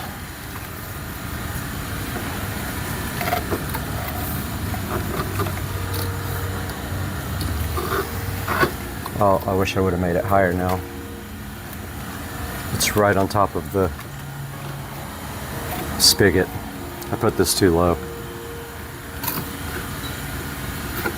I'm gonna leave it, but see how it's touching the spigot almost? That needs to be higher on the other side of the house. I'll end up moving this one eventually. Okay, so there's that. And here's the free sprayer that it comes with.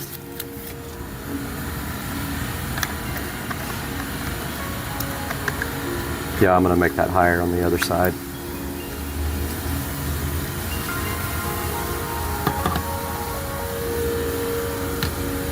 Almost wish I had a little hook.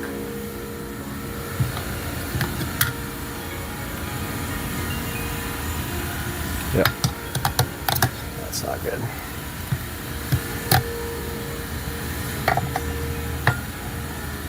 Perfect. And that's it, guys. It is installed. It should actually be up right around here. On the other side, I'm going to get it another 6 inches or so. Looks good though. Came out really nice. What do you guys think? Looks awesome to me. All right, over here on the other side, working on the other one, where I won't make that mistake twice. And I forgot my pen. Of course.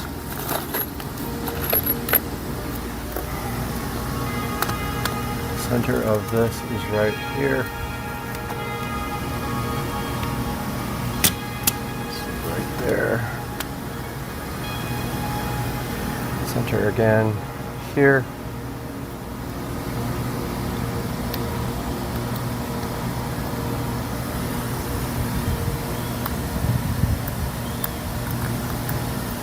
There, kind of where that dirt is.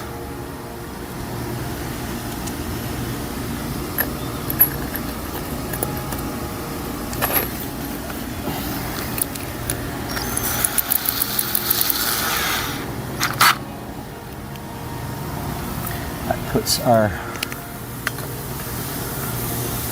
center right about there.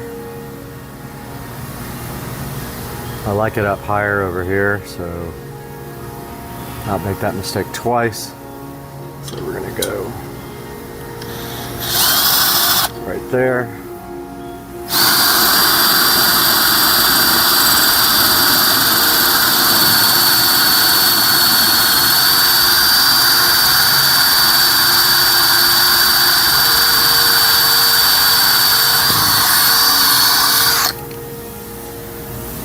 Just like that.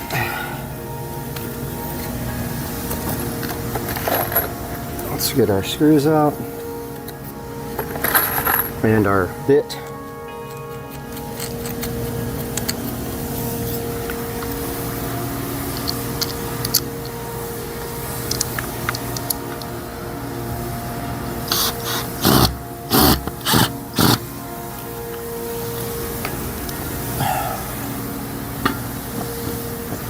Perfect.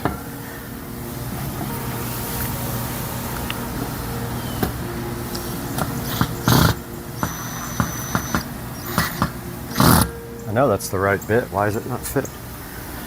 It came with the thing.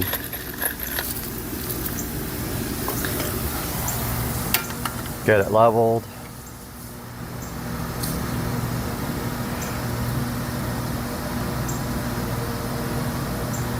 Right there.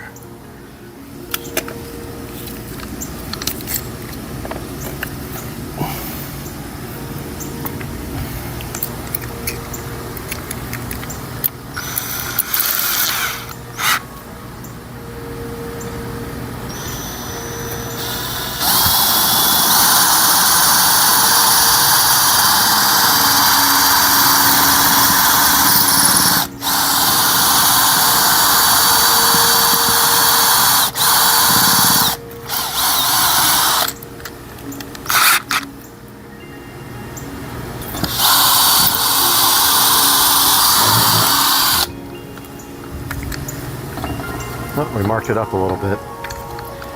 That sucks. Probably touch it up with something. Got a little bit of the drill on it.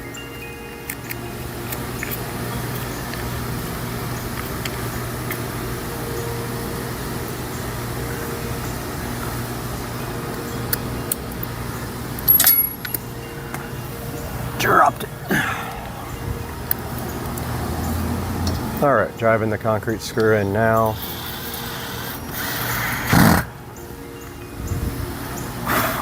That is that. Thing is mounted. I guess if this thing leaks.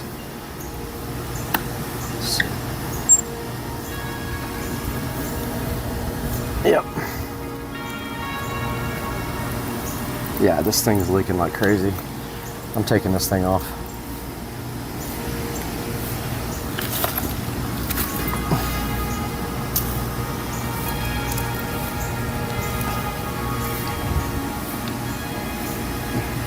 Actually, it's already wide over to the spigot over in the garden, so yeah, all right. Let's get our hose out.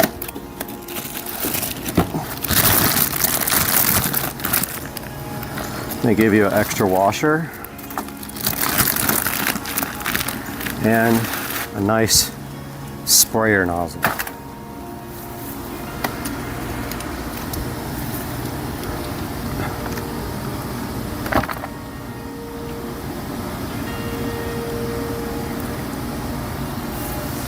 All right. Yeah, that's much better. That other one's too low.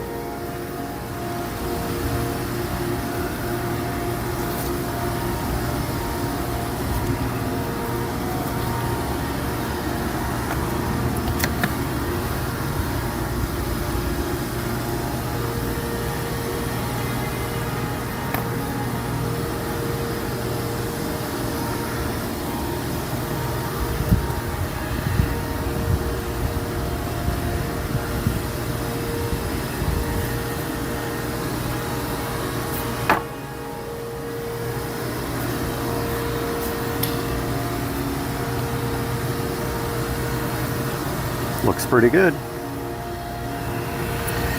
Let's get our sprayer nozzle. These all come with a free nozzle, which isn't actually free, you're paying for it, but they all come with one.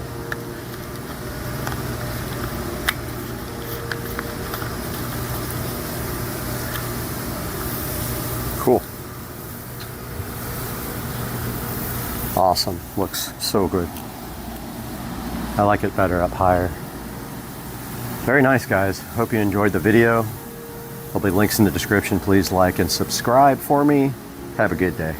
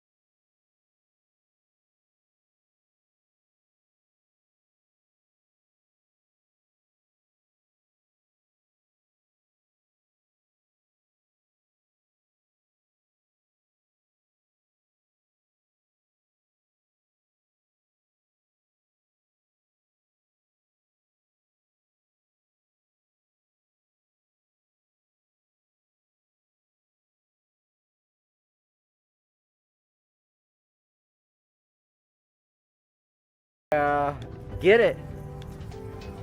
He's like, me like ribs. Dude, he loved it. He took it. Yeah, he took it. Dude, he's eating it. All right, I'm over here and mix one. You care? Nope. Yep. All right, do one more so I can video him. Just yeah, we'll wait to it. I'll Okay. get closer to him. All right. See your baseball arm. Oh! Nice bounce shot. Dude, he's so stoked. Look at him. Hey guys, welcome to another video. Supercar Street Racing here. That is deceiving because it is very cold out there today. And we're expecting a freeze tonight in Jacksonville. It's supposed to get down to about 27 degrees. Today I'm going to be showing you guys landscape lighting. Something that people are scared of to death to do, but honestly it's not that bad. I'm going to show you guys how you can do it and do it cheaply. Find you guys some products online to link to. And we're going to do that here in a little bit after I do maybe 3 miles and burn about 350 calories on this thing. Huffing it, huffing it, huffing it, huffing it. Just finishing up this workout, man. I sweat when I do this thing. I can probably not see it, but 327 calories, 3.11 miles, and it is a nice little workout in the morning. Try to get this done usually early, but I was out late last night, so got it done when I got up out of bed, and I think that's gonna do it for this workout. 1 hour on this north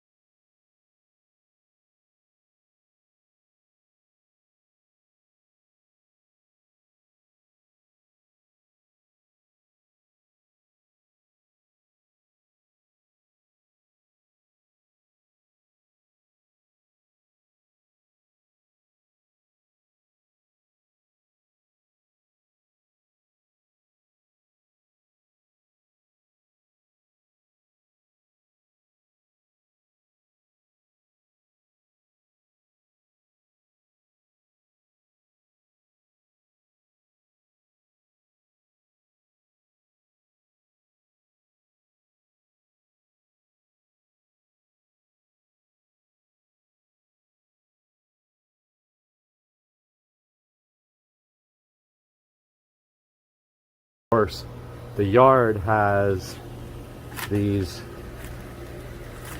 type of pathway. Now, you can see that one, the paint is kind of chipping off. I'm going to have to refurbish these again. I've done it a few times.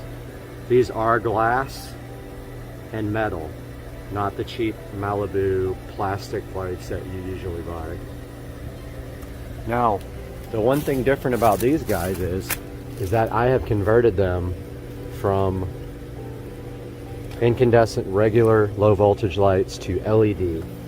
So inside of this guy, I don't know if you guys can see it, but inside of here, there is a G20 bulb that I purchased, about 25 of them, and I cut and spliced on the inside of these guys, and now they're really high output. I think they're 15 watts each, warm white LED bulbs, whereas they came with regular incandescent bulbs that were kind of dim and kind of cold.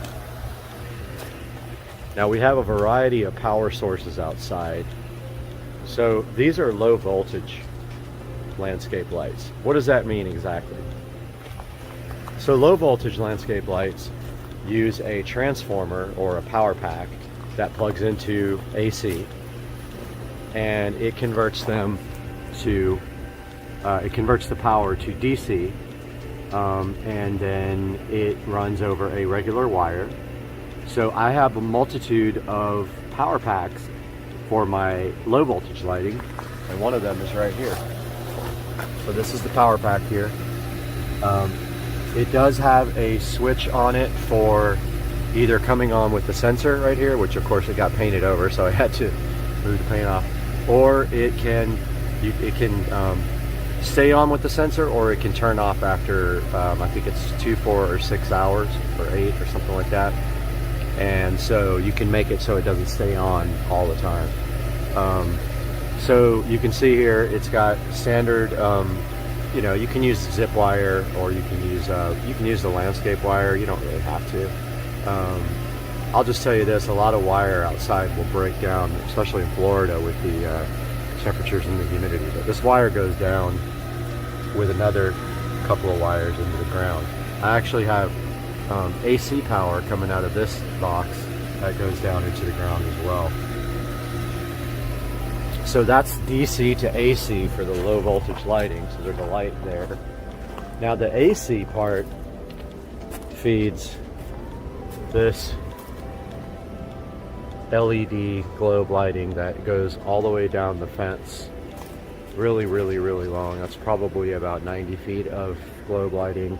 Also mainstays from Walmart, about $8 per string. So that's AC standard electrical, you know, 110 volts. You just got to be aware that you're going to have a lot of issues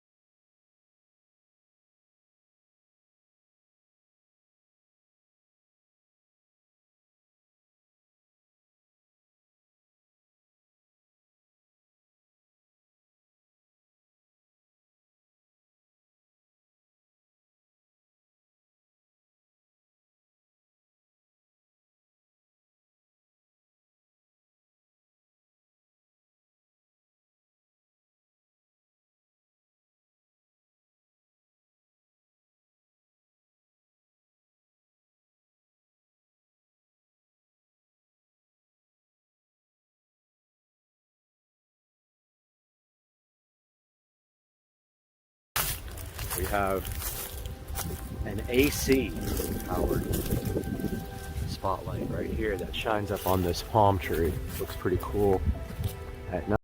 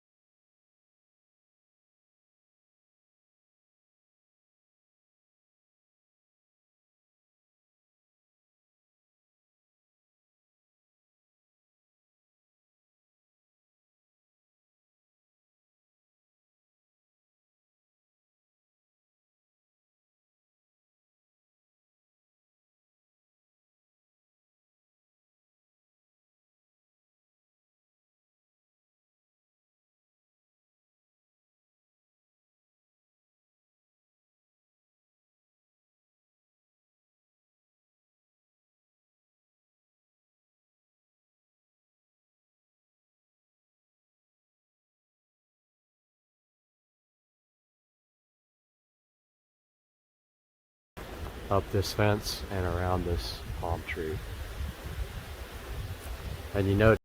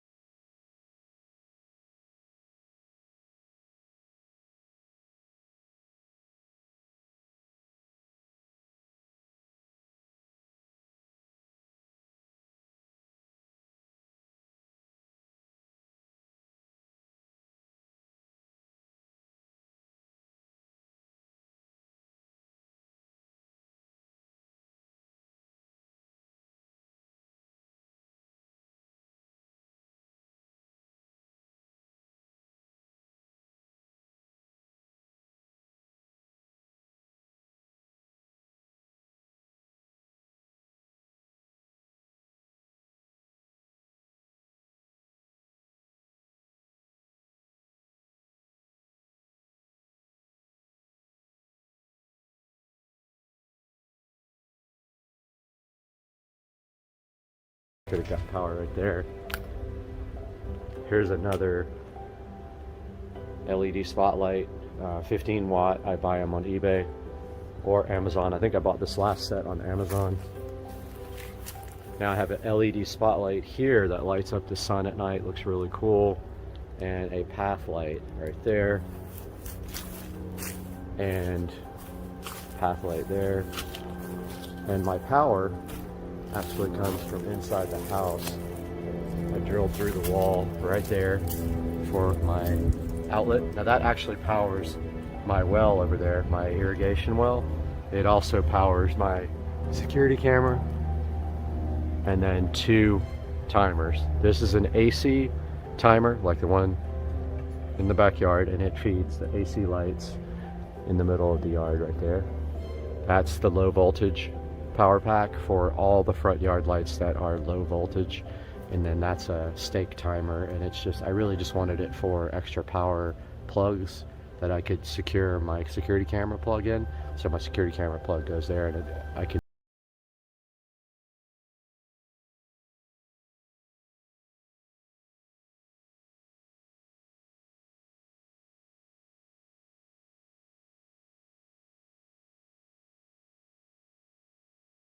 my well here. And then we have one more final path light right there. So we've got quite a variety and multitude of lights in the front yard. And so the next time you guys see me, it'll be dark outside, and I'll be able to show you guys how that looks. And I think you're going to be impressed by it. I take pride in my ability to do good lighting. So if you need any advice or help, feel free to hit me up and we'll talk about it. Well, I was going to show you guys a little cool little snowflake on the dash here. Woke up this morning and it was 24 degrees in Jacksonville, which is unheard of weather. Unheard of. This is undoubtedly the coldest day of the year. I don't think it'll get any colder than that here. If it comes back on, I want to show you guys. It was cool to see it on the cluster for the first time. And as soon as I wanted to record it, of course, it went off. There it is, man. There's the freeze warning indicator on the cluster. Taking the car through the car wash. It's weird with a convertible hardtop because it's so loud when the water hits the roof, you have to hold your ears. But I got the so loud. I got the unlimited wash plan. Hear how loud it is? And there's a guy here who's got a 328i.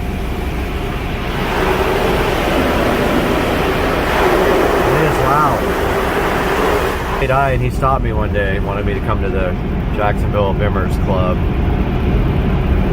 And the other day I came through and he's like, man, you can't wash your car here every day. I was like, alright, dude. It was funny. But yeah, I got the unlimited wash plan. I can dry it. Alright, good morning, guys. It is unfortunately a Monday morning. It's early. It's about 5 in the morning, which is my usual ritual. I wanted to take you guys for a little tour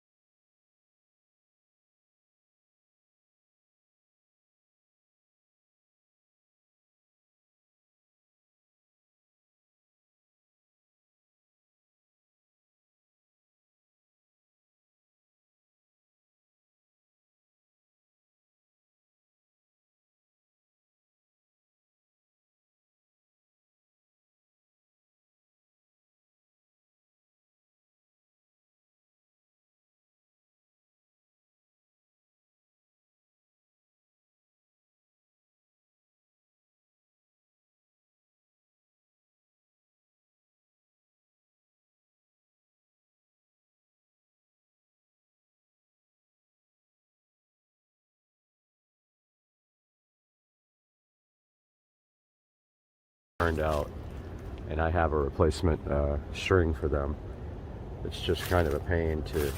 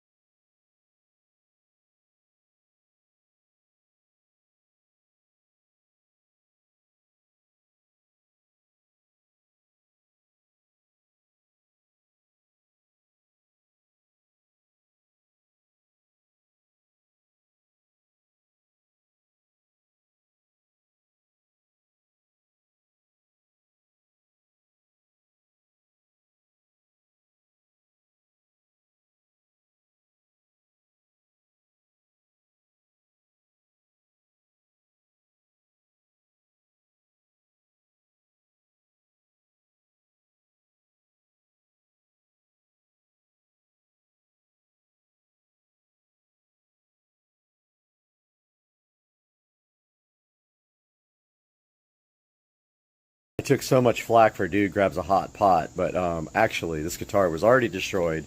We had one bad take where I thought they were recording and they weren't, so this was already destroyed. And here is Dude Grabs a Hot Pot aftermath.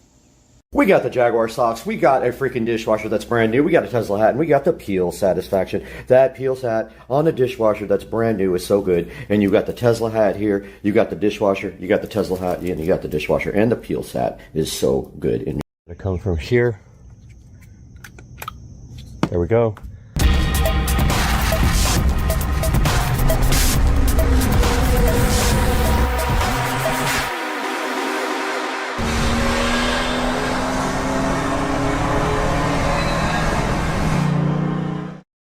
Good morning, guys. Hope you guys are having a good Sunday on this holiday weekend.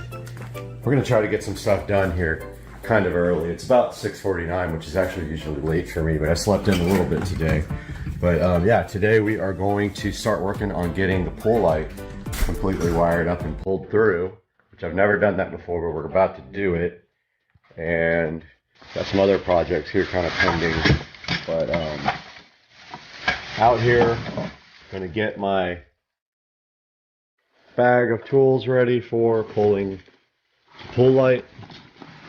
There's already some junk in here from last time, but yeah, using director view on the phone, which is kind of cool because you can do like, you can shoot both front and back cameras, which is neat. But the front camera's so close up, I hate it because you have to keep the phone far away. But yeah, let's get some tools together for this. Gonna need these workman pliers. I'm thinking these awesome little channel locks will come through for pulling the wire through. And I'm thinking, let's see. Yeah, this director view is crazy to keep me in focus. We got to keep it way, or in the shot, we got to keep it kind of way out here. We're going to need a lot of electrical tape to tie the wires together. And I'm also thinking 2 zip ties. When I pulled the other wires through, I actually, one of the wires came off of the tape. So I'm thinking I'll put 2 zip ties on as well, like on the actual electrical tape after I wired the 2 wires together to do the pull. We need wiring nuts as well. So I guess I'll just take all that zip ties out there. We need a few wiring nuts like these. And I'm going to switch this to non-director mode. It's driving me crazy. Alright guys, now we're back in normal shooting mode. We've got a couple of wiring nuts here. We're going to need more. There's only 2 in there. I like these smaller ones. I believe that's all I got as far as little wiring nuts inside this, my big toolbox. So we've got my other wiring nuts up here. Yep, I've got a whole pack of them in there. I'm going to grab those, and then we'll see you guys outside. Guys, we're back in the kitchen here. Remember this? I don't know if you saw my pool exit video when I actually ran the controller, but these are the color codes for the multi-conductor wire that I pulled. Those all have to be wired to the pool light. So let's head on outside and check out what we're going to be doing out there.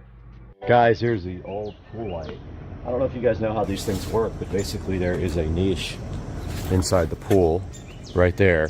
The light actually goes through the niche and down through the PVC pipe and into the little box over there by my pool equipment.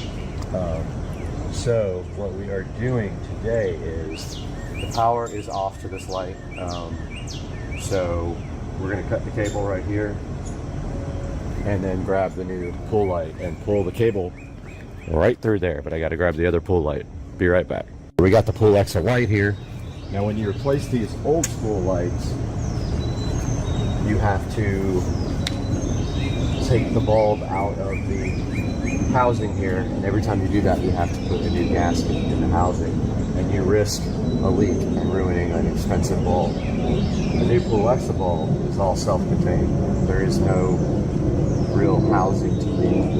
So that's it right there. There's the pool extra bulb. So now we are going to cut the old bulb right at the very top of the casing. Do not drop it in the water.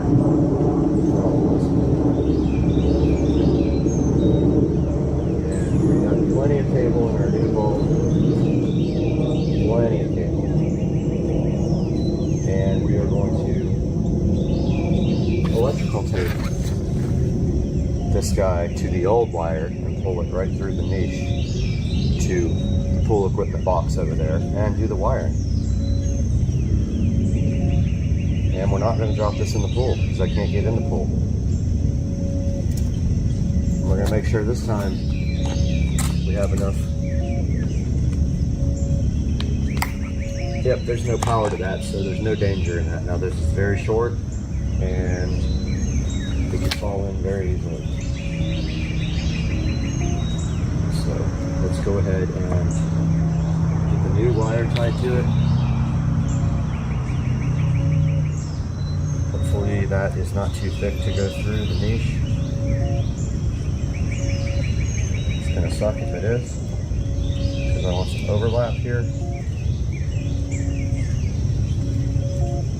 I actually want a lot of overlap.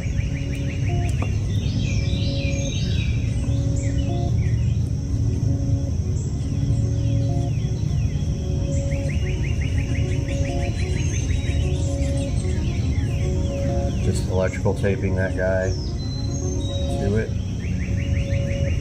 Hopefully it'll fit. It's kind of thick right there.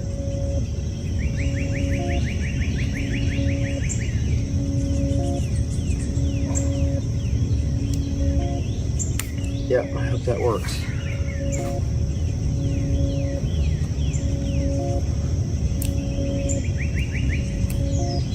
Start back here with another nice tight wrap.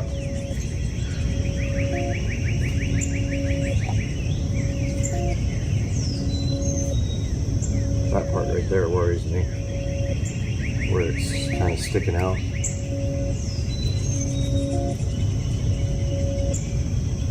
Hopefully that doesn't cause any problems.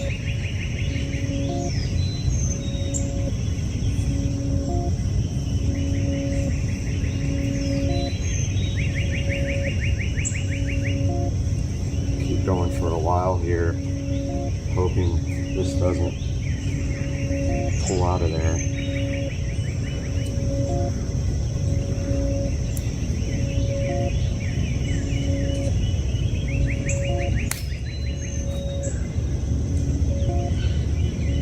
That works. It's going to be a bummer if it doesn't. I'm going to put some really thin zip ties on it.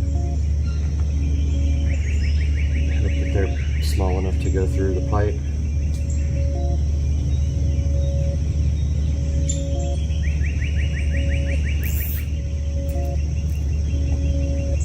Hope that goes through.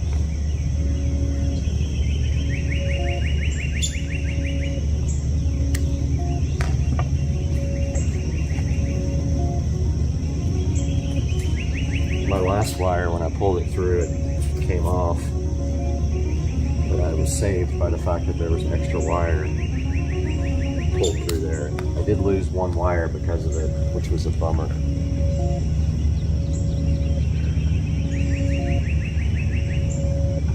Got 3 zip ties. Boy, I'm getting eaten by bugs. I'm gonna have to put bug spray on.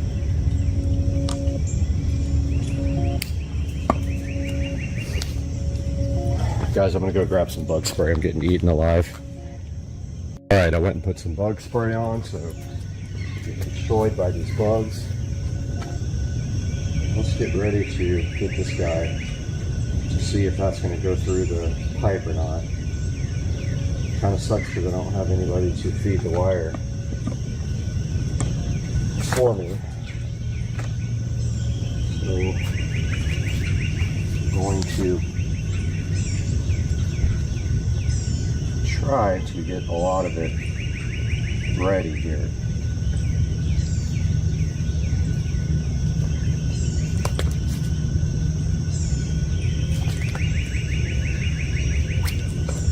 Oh man, this thing's gonna get tangled up for sure. I think it already is. Yeah, what a mess. There's already tangled up like crazy.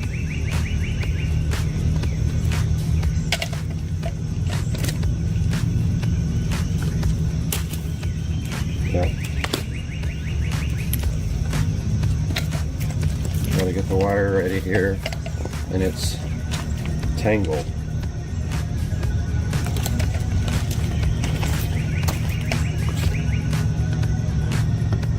Check this out.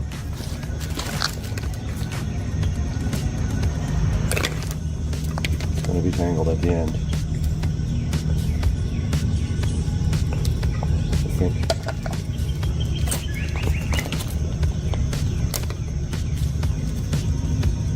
Of course, I didn't untangle it before I taped it off, which was kind of dumb.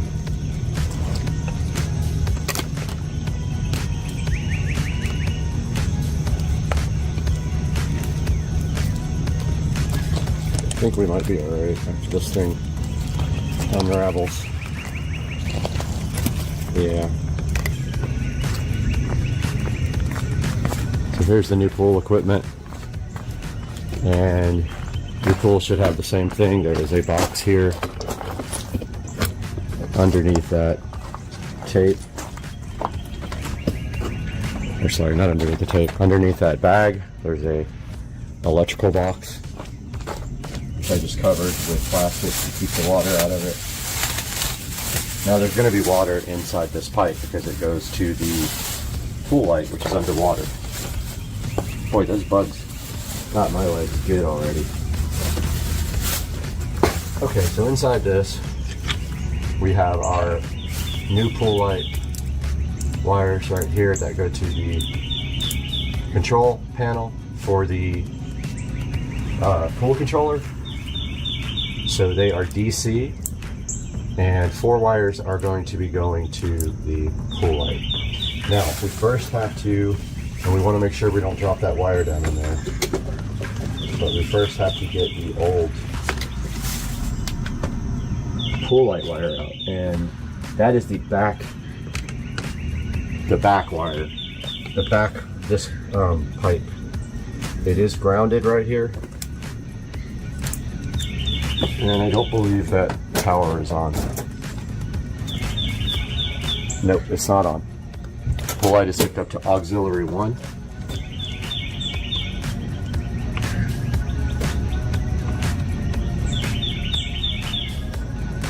Screwdriver is way too chunky. Got to get a smaller screwdriver. All right, got a little screwdriver bit here for this guy. Oh man, is it actually smaller than that? Good grief.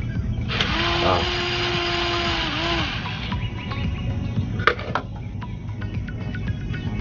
So this is the ground wire. The other 2 wires are here. They're white and black because you used to send AC to the pool light. Now we're sending DC from the controller. Now there is a little retainer here with 2 screws on it that's keeping the wire from falling to the hole. So we are going to remove that. I've never done that before, so I'm not real sure how it works. It's a clamp that allows the wire to be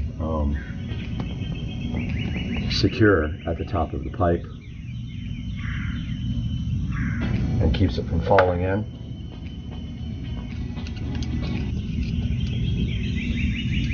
So I don't know how this little device works, but we're going to find out.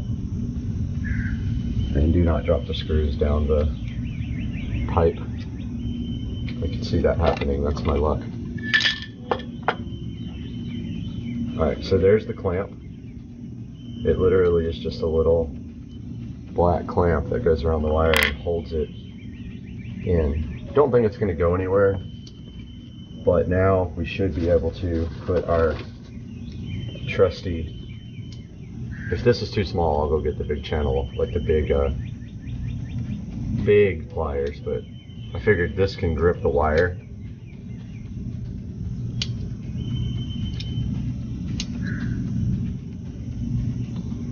That's as small as it goes. That's not going to work. Yeah, no, that's not going to work. We're going to need our big channel locks. Went and got the big daddies this time. So we are going to start pulling and watching that other side so there's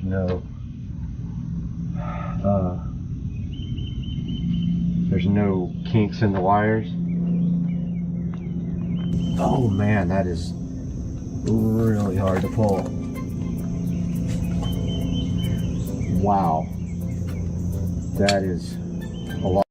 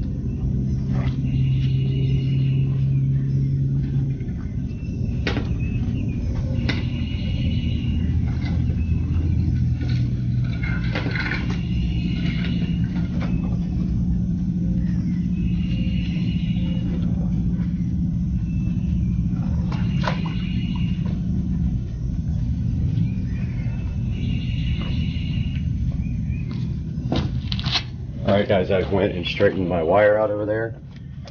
Oh man, this would be much easier if I could get directly above it. Now I've got quite a few bends around the T-bar so that it actually does grip.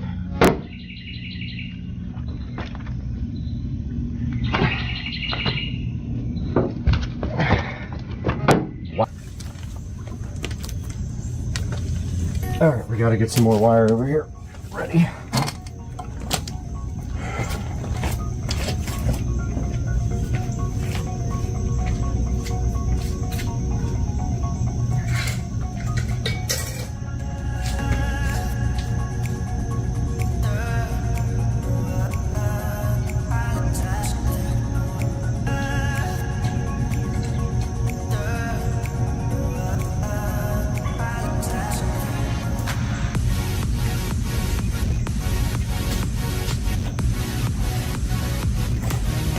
Okay, I pulled some more wire, straightened out some more wire so that it doesn't have a difficult path. But this is going to come through any second now. Oh, maybe not. I think I hit the turn.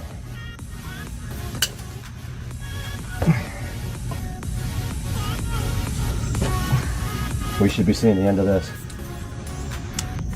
Like right now.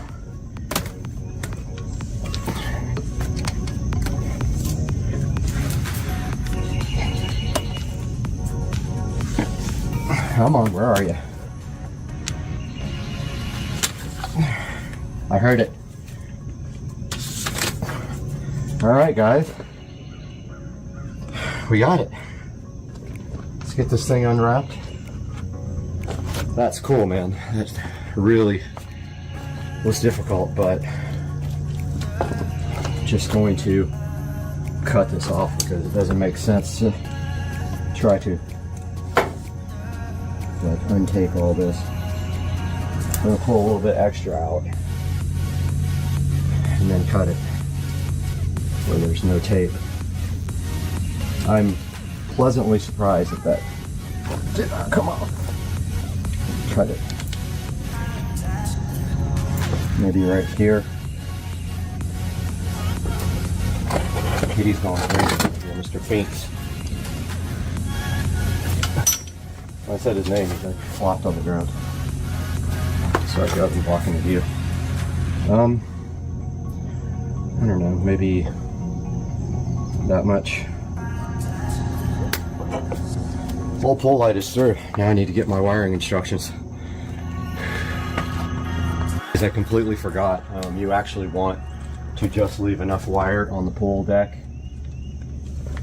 only so that the light can come off, and lay it on the pool deck because that's a lot of wire still left over. We don't want that much slack.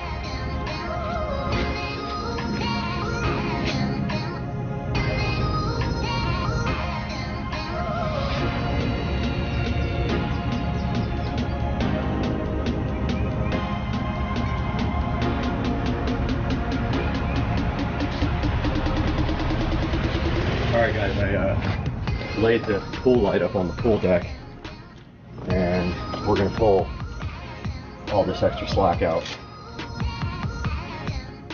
so that we only have enough to do the wiring, and then we have enough to get the pool light up on the pool deck and a little bit extra. The rest of the wire tucks into the niche, and when you ever have to take the pool light again, you can lay it up onto the pool deck.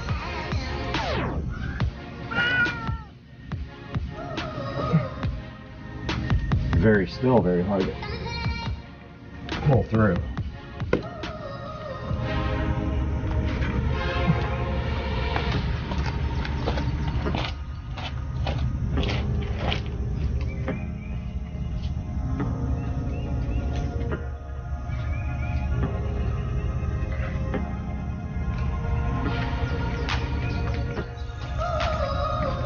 Guys, there's still about a good 10 feet that's got to come through here.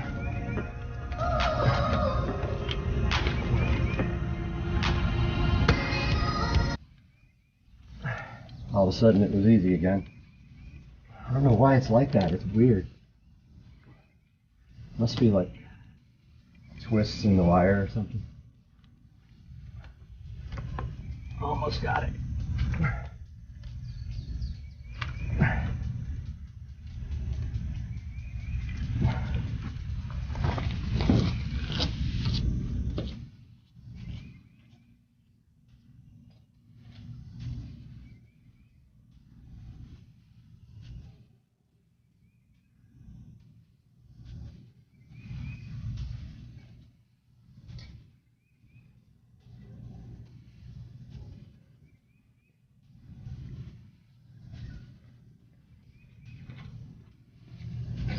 That's actually fine. There's a little bit extra, but it'll fit in the niche.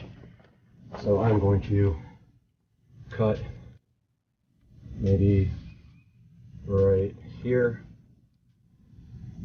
This expensive full light wire. Maybe like back here.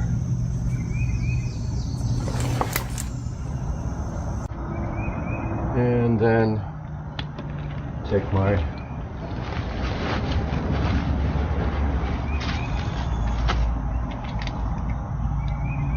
remember the power's off. I'm going to take my utility knife and try not to cut any of the wires on the inside of this sheath, and I don't really have anything to work off of. Just cut through the insulation on the outer shell. Don't cut the wires. Hopefully it didn't like rip through the wiring with all that stress I put on the cable. And my workman's pliers are where? Here. So just cut off the insulation. Just like that. The rest of this wire is going to sit inside here, and then we need our wiring code. But first, I brought my wire strippers. These work well on braided wire. Yeah, I hope we didn't stress out this cable too much. Some of the wires are thin. Strip back all four. I believe red is DC power, but we've got our coloring code because the wire we pull to the controller is a different coloring code. It's a 6 conductor. So blue is going to go to blue. Easy enough. Oh, it's not stripped back here. And is that solid or copper? Solid or braided? Yep. Yep, it doesn't like this stuff. The wire strippers do not like solid wire. I haven't figured out why.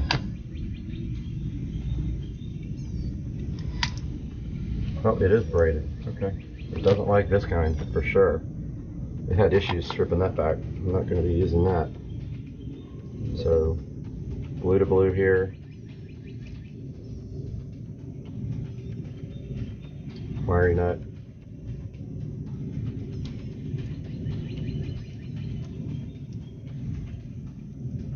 Get the wiring nut on there nice and tight. Check it. Make sure it doesn't come off.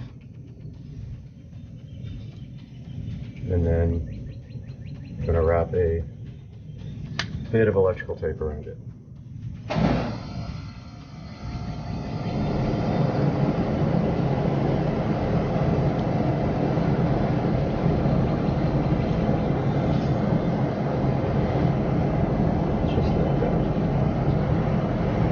Just in case. So blue to blue. Next one is green to brown. Again, this is not stripped. These other wires out of the way. You don't need that much of these small wiring nuts. I did too much on the last wire.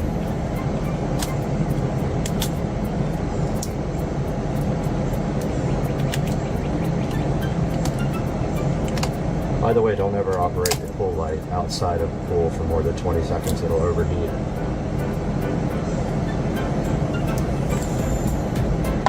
Alright, green to brown. I just made up this code because just due to the fact that my new wire was a different coloring code than the one. These don't work at all. Oh, I've still got the old one. These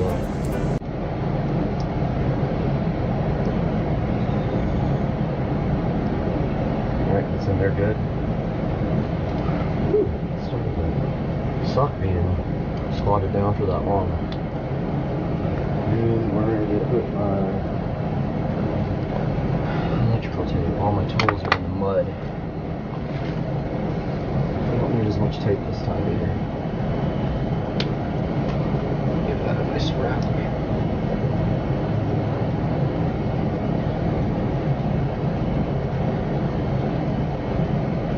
Wish I had a new top for this box. I might buy one. Replace it. Next is black to orange. It's kind of a bigger wire. I'm sure this is proper power.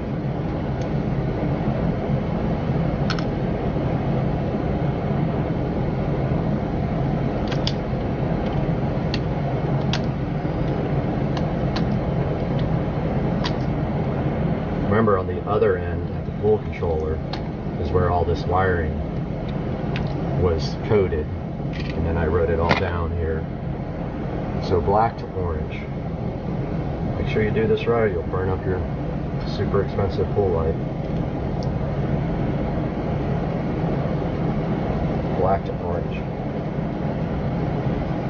I keep losing my electrical tape because it blends right in with my tools. Put a little piece of tape on the end of that one.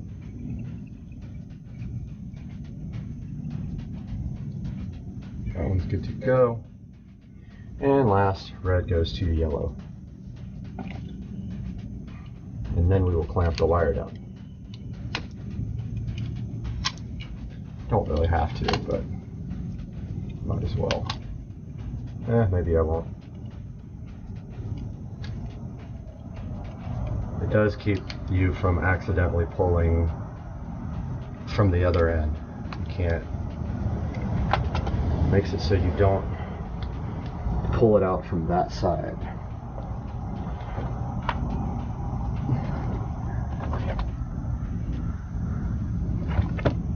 Okay, red to yellow. And then we will test it out before we clamp the wire. Red to yellow. Mr. Binks came by again. Hey, Mr. Binks. Hey, buddy.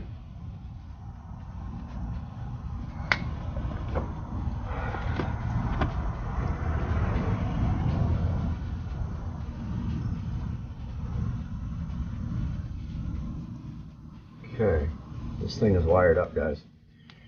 So, not sure how many things I have to switch on to get it working, but yeah, it is wired. Let me give you guys a closer look at that. So there's the completed wire. Now all we gotta do is put the clamp back on right there, and this is wired up to auxiliary 2 here. It's probably coast is clear to, remember, we only have 20 seconds before the light will burn up. So we just want to quickly turn it on and make sure it works. It's quite a bit of wire there, but it doesn't matter. It all fits in the niche right there. I believe it's off here. There's actually 3 ways to turn this on now. There's this smart switch. This is actually a smart controller as well. And then you've got the pool relay, which is also on smartphone. So let's go ahead and turn on aux 1, which is the pool light. Don't see anything yet. I believe it's off at the controller. We do have power. Let's switch it on here. Nothing. I think power's got to come from here. There we go. And there's our pool light. We're going to quickly show that it's working properly and cycling, and then let's get that thing turned off. Pool light is done. Now what you do is stuff the wire into that niche and then screw this into the niche, and that is a project done. But we need to go over here first, clamp this wire down, and finish up our wiring. Let's go ahead and turn off aux here. Close our breaker. And get this over here so you guys can see what I'm doing.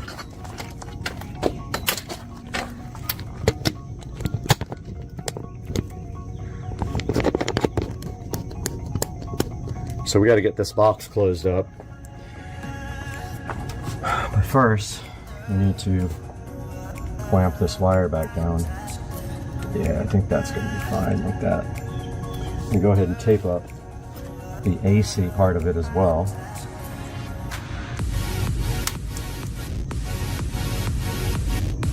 Which is right here. Probably the most important part.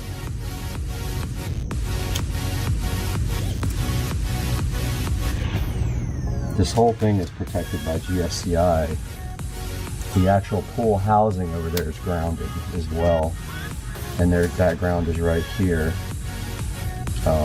The only thing that really I was bummed about is I wasn't able to put a ground onto the controller because the wire pulled out.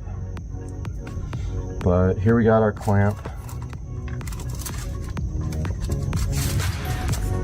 And it just goes over the new wire like this to clamp it. Just sits right on top of the wire like this, but it's actually too small.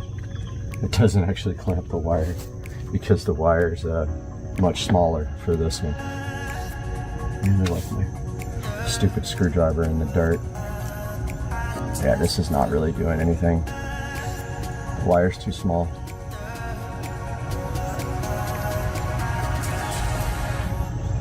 Nevertheless, I'm putting them back in. I don't think it's working.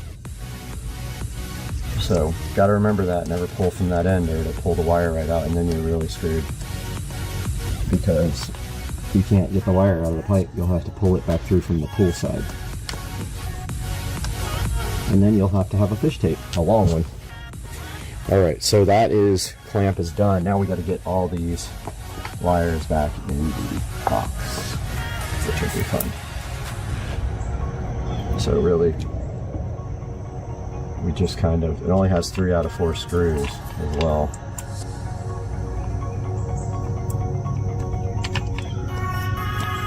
That's pretty much it.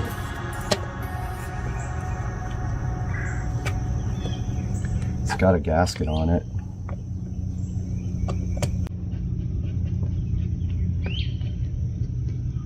Must not be close to the hole there.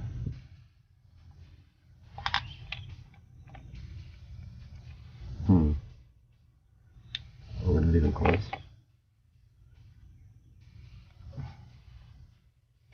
Really need a new housing. Should have got one. This one's missing a screw. Where's my screwdriver when I need it? This will work. Yeah, no, that's not gonna work.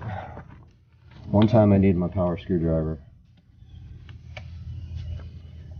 By the time I get it, I'll be done. That one's not wanting to go in.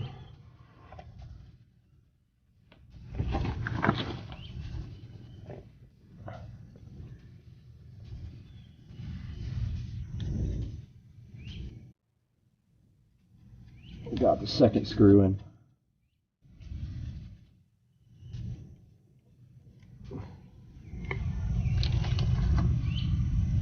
One is missing. Also, my speaker doesn't work over here. Not sure what that's about. Alright, that part is wrapped up. do some cleanup here real quick. All my tools picked up except for just one because I always miss one. Yeah, my speaker does not work, and my thought is it may have gotten punctured under here when they did all the Tabor stuff, would be my guess. Unless the speaker finally just doesn't work, but that one had an issue, a loose wire over by the actual speaker. Maybe time to order 2 more, just get it over with. Look at all this awesome AC wire I have left over. This will be good for like any projects with AC, even though it's really designed to be in the plenum with the actual PVC pipe. So I'm going to hang on to this stuff for sure. This is expensive. It's probably about $100 worth of wire at least. When you order a new pool light, if you have to order extra wire, it can get expensive. By the way, there's the speaker wire that runs down the side of that conduit. Electrician did his best to kind of make it work, but it's kind of sloppy looking. I'm going to have to redo that. But yeah, I bet you that wire got cut underground.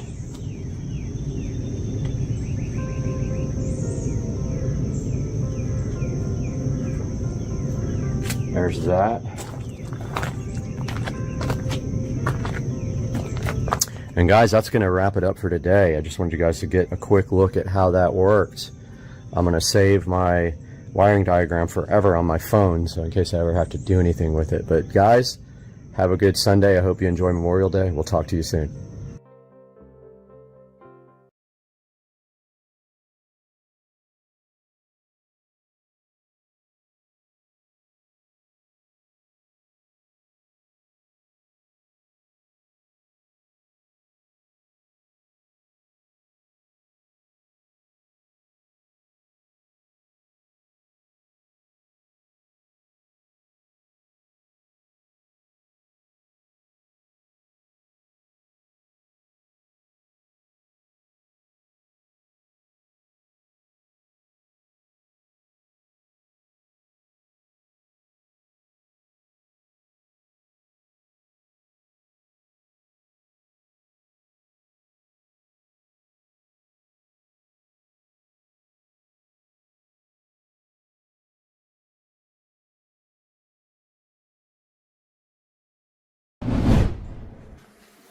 Why?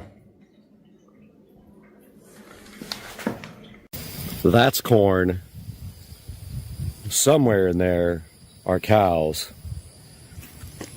And we are in Mississippi today. And I'm going to show you guys my sister's unique house and some of the cool features of this place on Supercar Street Racing. Come along and check this out.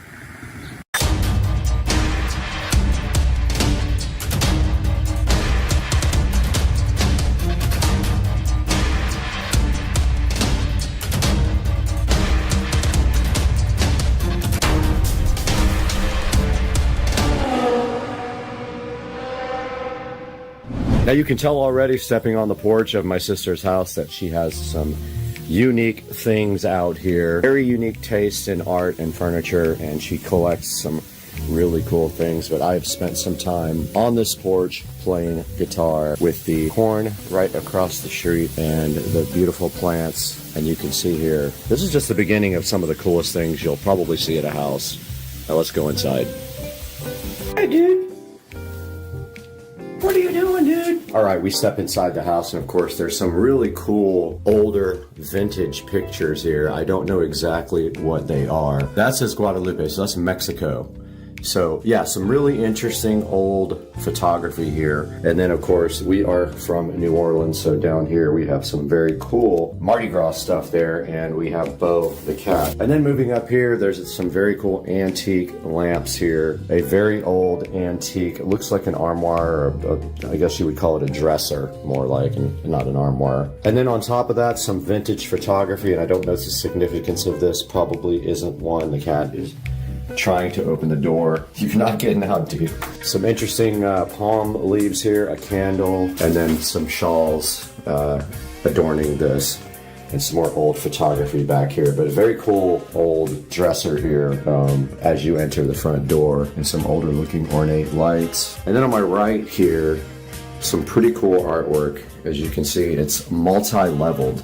Might be hard to tell on camera, but this is levels of paper or some kind of material. This is one of my friend's artwork, Andre. So he painted this of a local artist. Okay, so my sister is really into Day of the Dead stuff. So you're gonna see a lot of skulls and things related to Day of the Dead. And up here, we do have a cool picture. Looks like painted by Anthony Hart, and then a picture of my sis and her boyfriend there. And then down to some interesting artwork here. There's a diver's bell here. There is some kind of old, I think that's a trombone. There's an old cigar, a Puerto Rico tiny ukulele there, and then knickknacks on the top. And to the left of that, a old vintage microphone with some Mardi Gras beads, and an old, looks like a Mardi Gras trumpet, honestly, is what I think it is.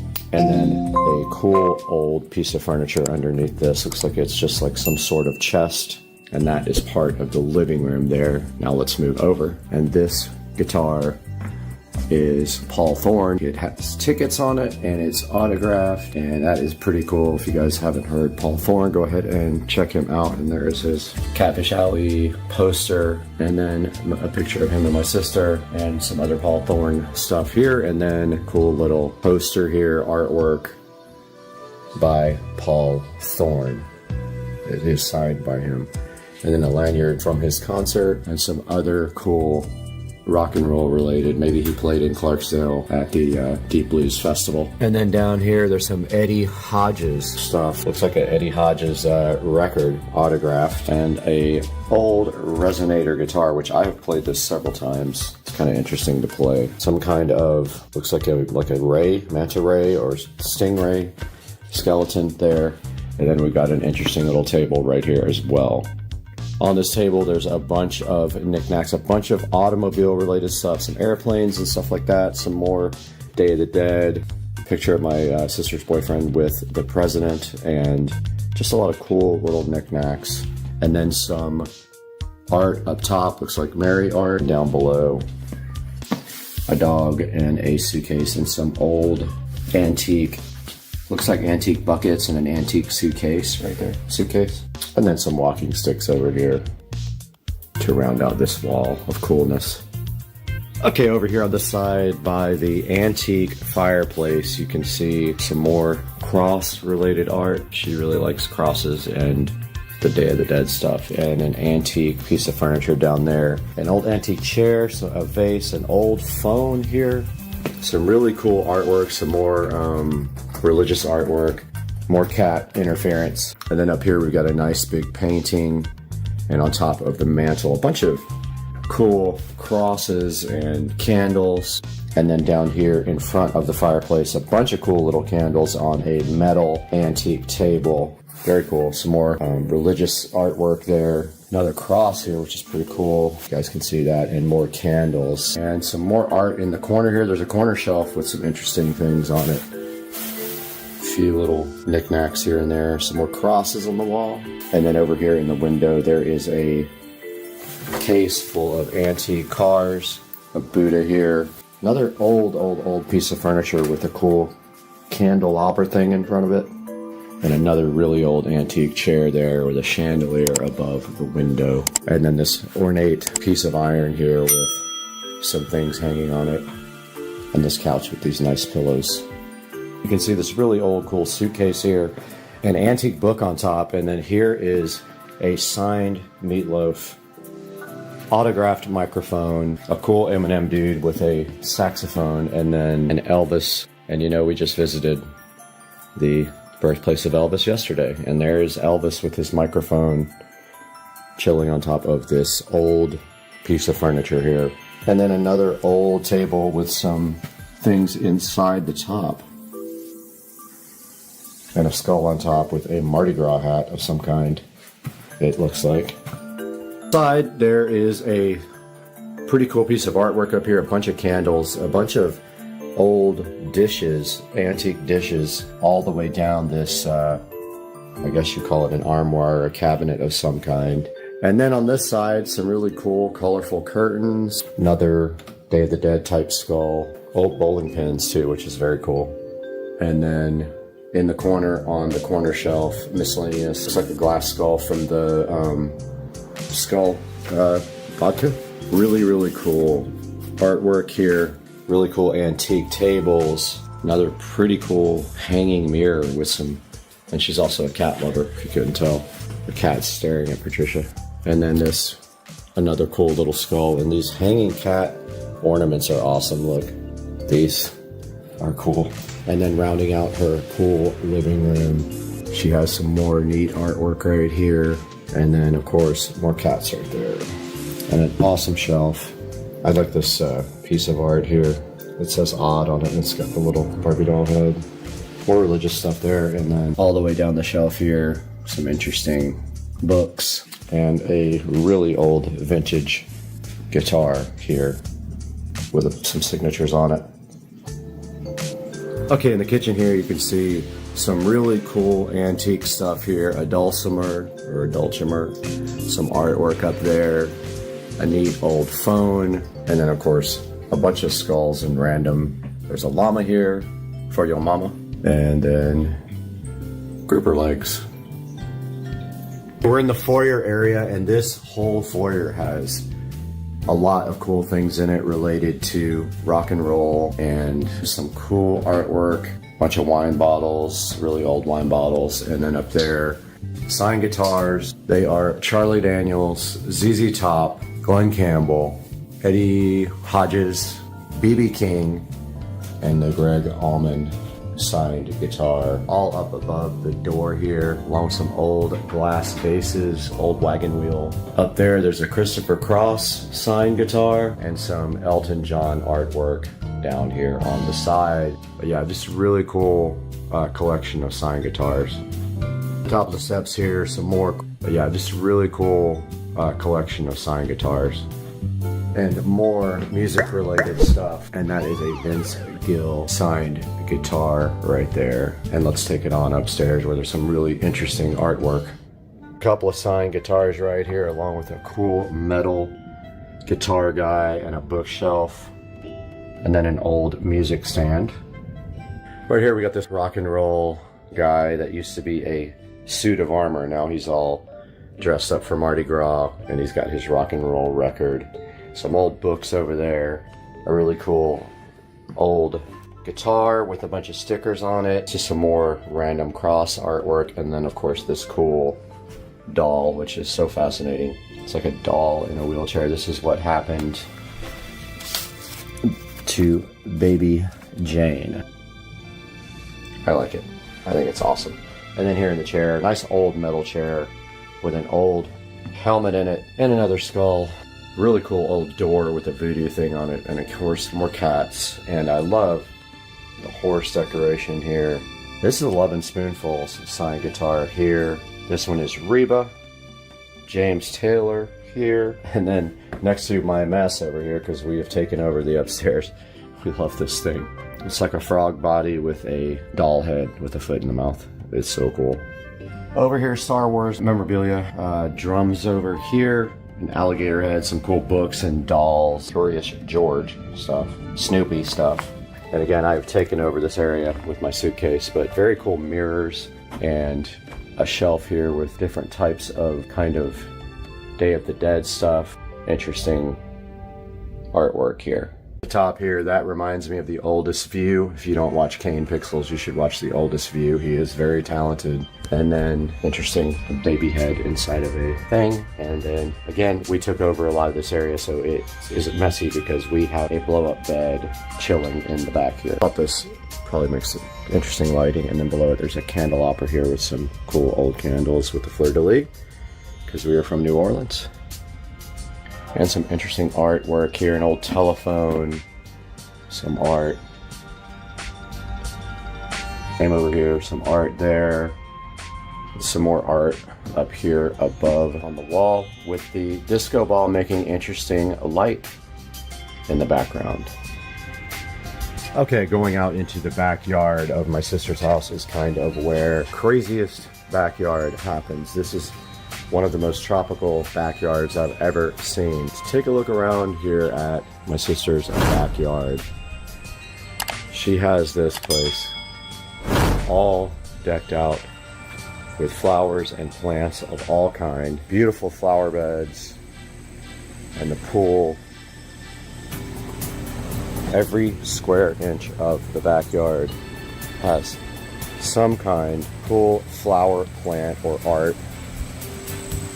And we actually are going to be installing some LED curtain lights out here today. Moving to what we came here for, she does have a pool here with plants all the way around it. You can see how beautiful it is. They take care of this with a lot of attention and care, and it's a lot of work to get these things taken care of and watered every day. It's an oasis back here. Check out this array of plants, flowers, trees. It even goes all the way back here. There's a big space back here, and they have the banana plants. Every flower you can think of, and then this beautiful pool here. Artwork, that one is missing its head, but still. And so, yeah, I just wanted to give you guys a little insight into one of the coolest places I've been to. One of the most beautiful backyards I've seen. And this is in Mississippi. Check out that, guys. Just amazing. And I hope you guys enjoyed this, enjoyed to look into this beautiful house, beautiful backyard. And we'll see you guys again soon. Thanks for joining us. Like, subscribe, please.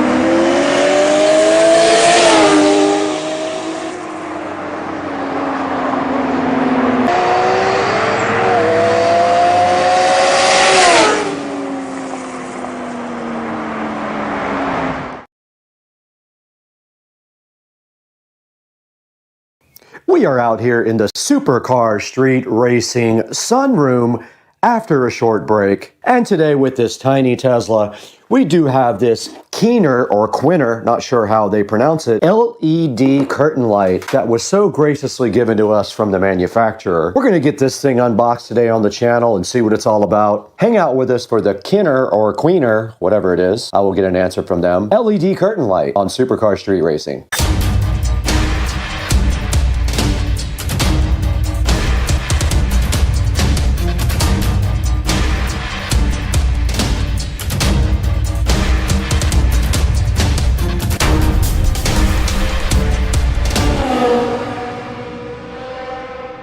And inside the box, you do see a foil package here with the lights inside. We're going to get that opened up and see what it's all about.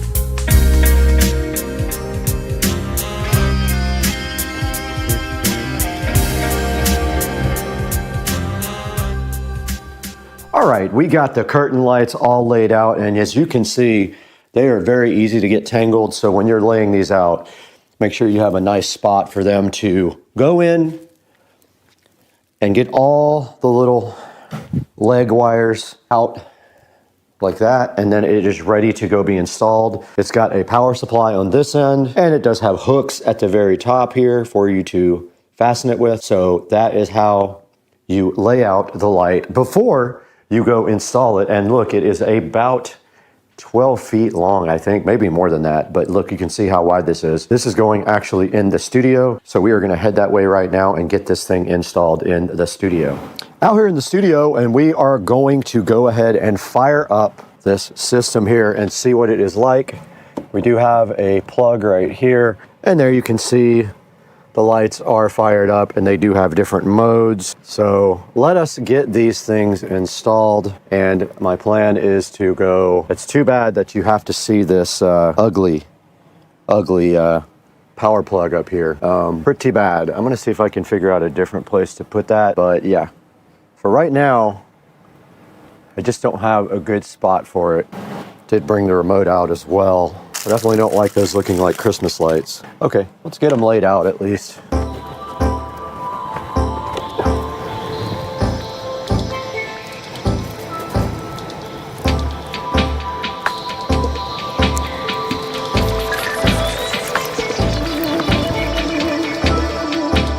Oh, that was a mess.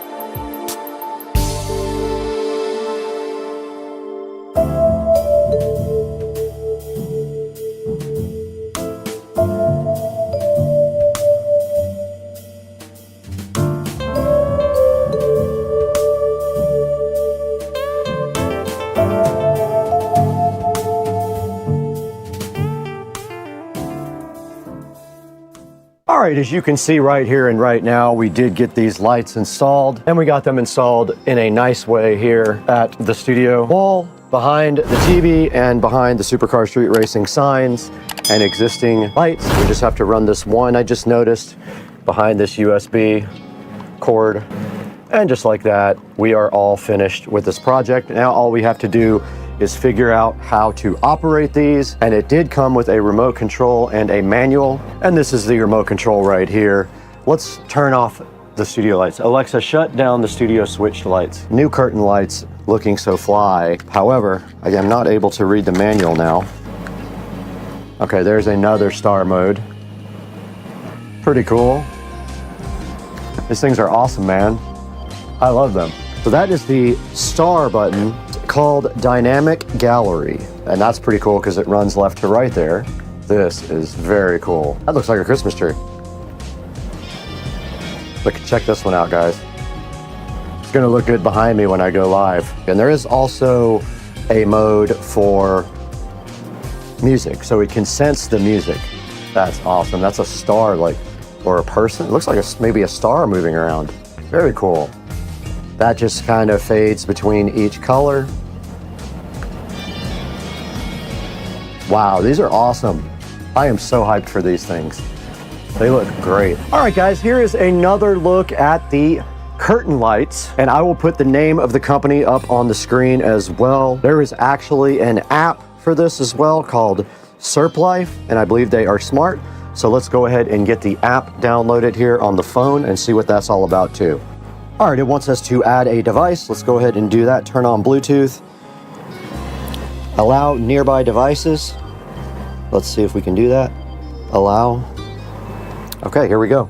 It found the device and it is adding it now. We're gonna call this the studio curtain lights, and it is named as such. And then once we open up the studio curtain lights, you can see all the different effects that we have available on the app. Got colorful, you've got effect, you've got gallery, you've got rhythm. You can make your own, and you can splice, which I guess means you can do multiple light sets. You have to have multiple. When you hit it, it says you need another light set. So apparently we could have done this in multiple strands, and we could have went all the way around the studio, but this is mainly for behind me when I am doing live stuff. Now let's throw it into Supercar Street Racing Studio, where we are now with Brad, and go ahead and finish out this project by taking a look at these lights online. Hey guys, welcome back to the Supercar Street Racing 4K production studio.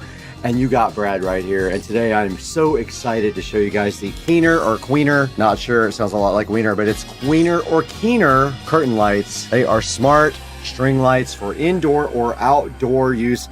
IP65 waterproof, meaning they are waterproof for outside use. And these things are pretty fly. If you see right behind me right here and right now in the Supercar Street Racing 4K production studio, we got these lights looking so fly and so fresh, installed right behind me with the wildlife looking great as well. And right here and right now, they do come with this remote control, which allows you to change the pattern.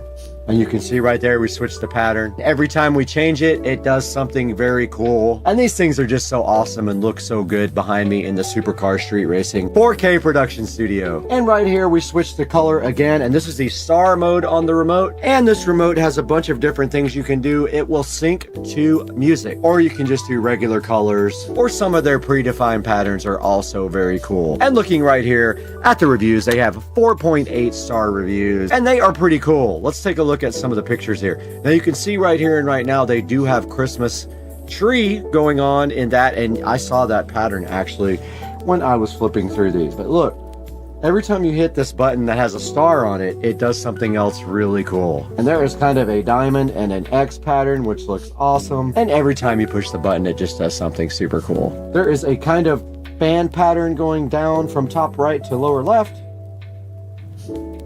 and up to down, and left, right to left, and that's just going between colors there with the dissolve.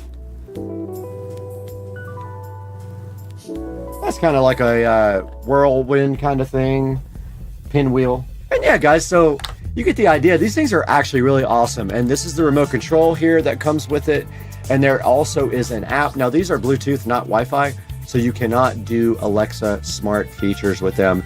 It has its own ability inside the app to do smart features. And looking at some more of the pictures here, we see the IR remote and app, and we did just wake up our device back there. And look right here, you can do some cool things like spell out the word party on them. You can create custom patterns on it with the app. And right here and right now, you can make patterns for like Halloween or Christmas or whatever you want. And showing you right here, these are cool for gaming. And you can see right here, in the Supercar Street Racing studio. We are using them to accent the background when we go live. Now, please, when you buy something from Amazon, just click on our description and buy anything you want through any of our product links, and it helps us out greatly. And you don't have to buy the product that's in the bottom. You can buy whatever you want. Now, right now, we would love to stay and hang out with you guys all day, but we have to go get our garage floor shark coated. Let's go.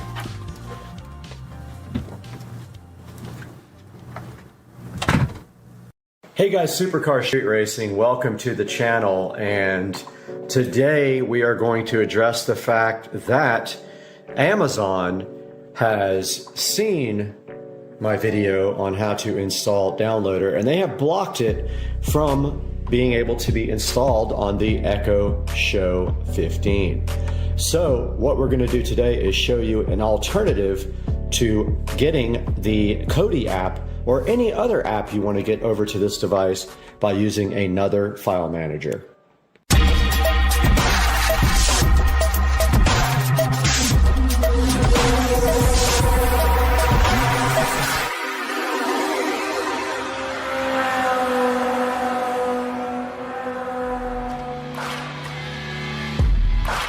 Supercar Street Racing back with another video, and I did find this out before I browsed over to AFTV News and was just trying some things on my own, but they have verified on AFTVnews.com that this does work.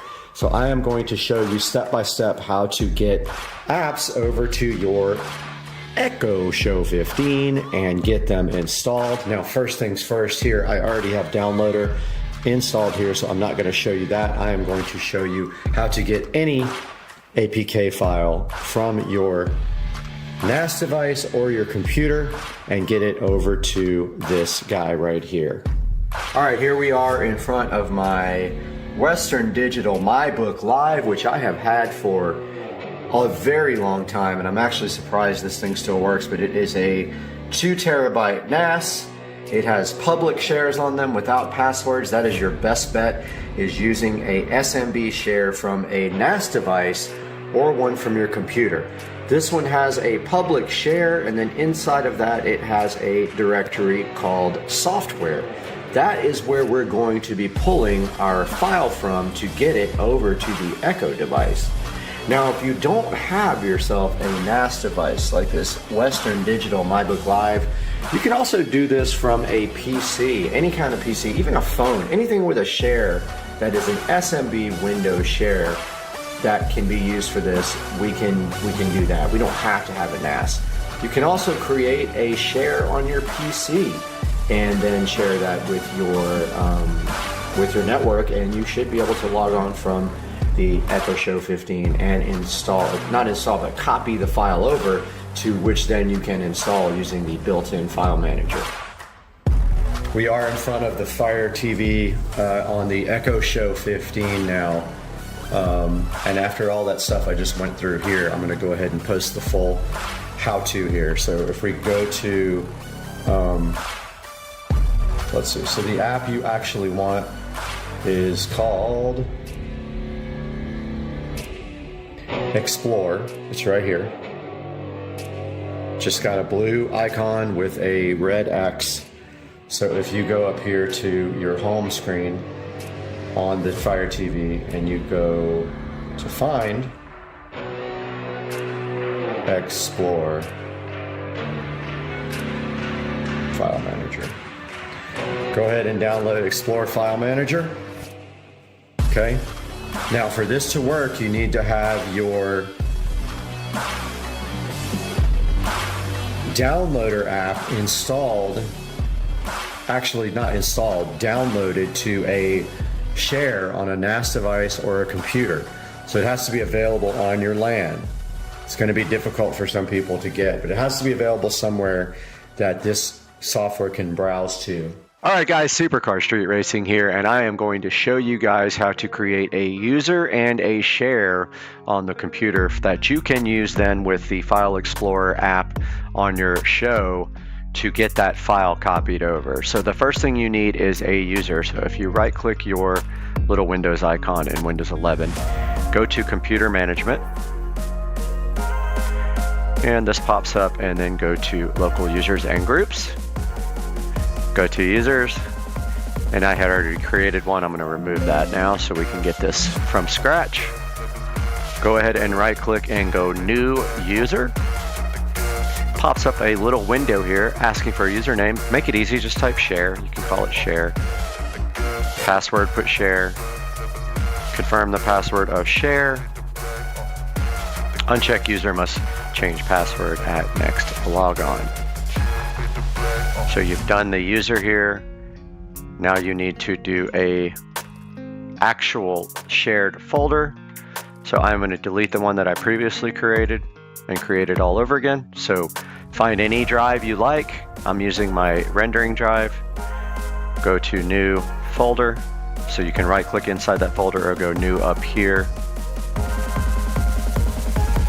Pops up and says new folder. Just type the word share. That names it share. Right click that folder. Go more options. So show more options. Give access to, and then specific people.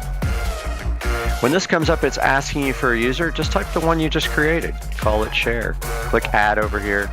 All you need is read privileges and click share. Now notice who you've just created it on desktop. This is the actual computer name. Desktop F7Q119K. Keep that in mind if you can't find the IP address, because that's how you would add it to File Manager on your show.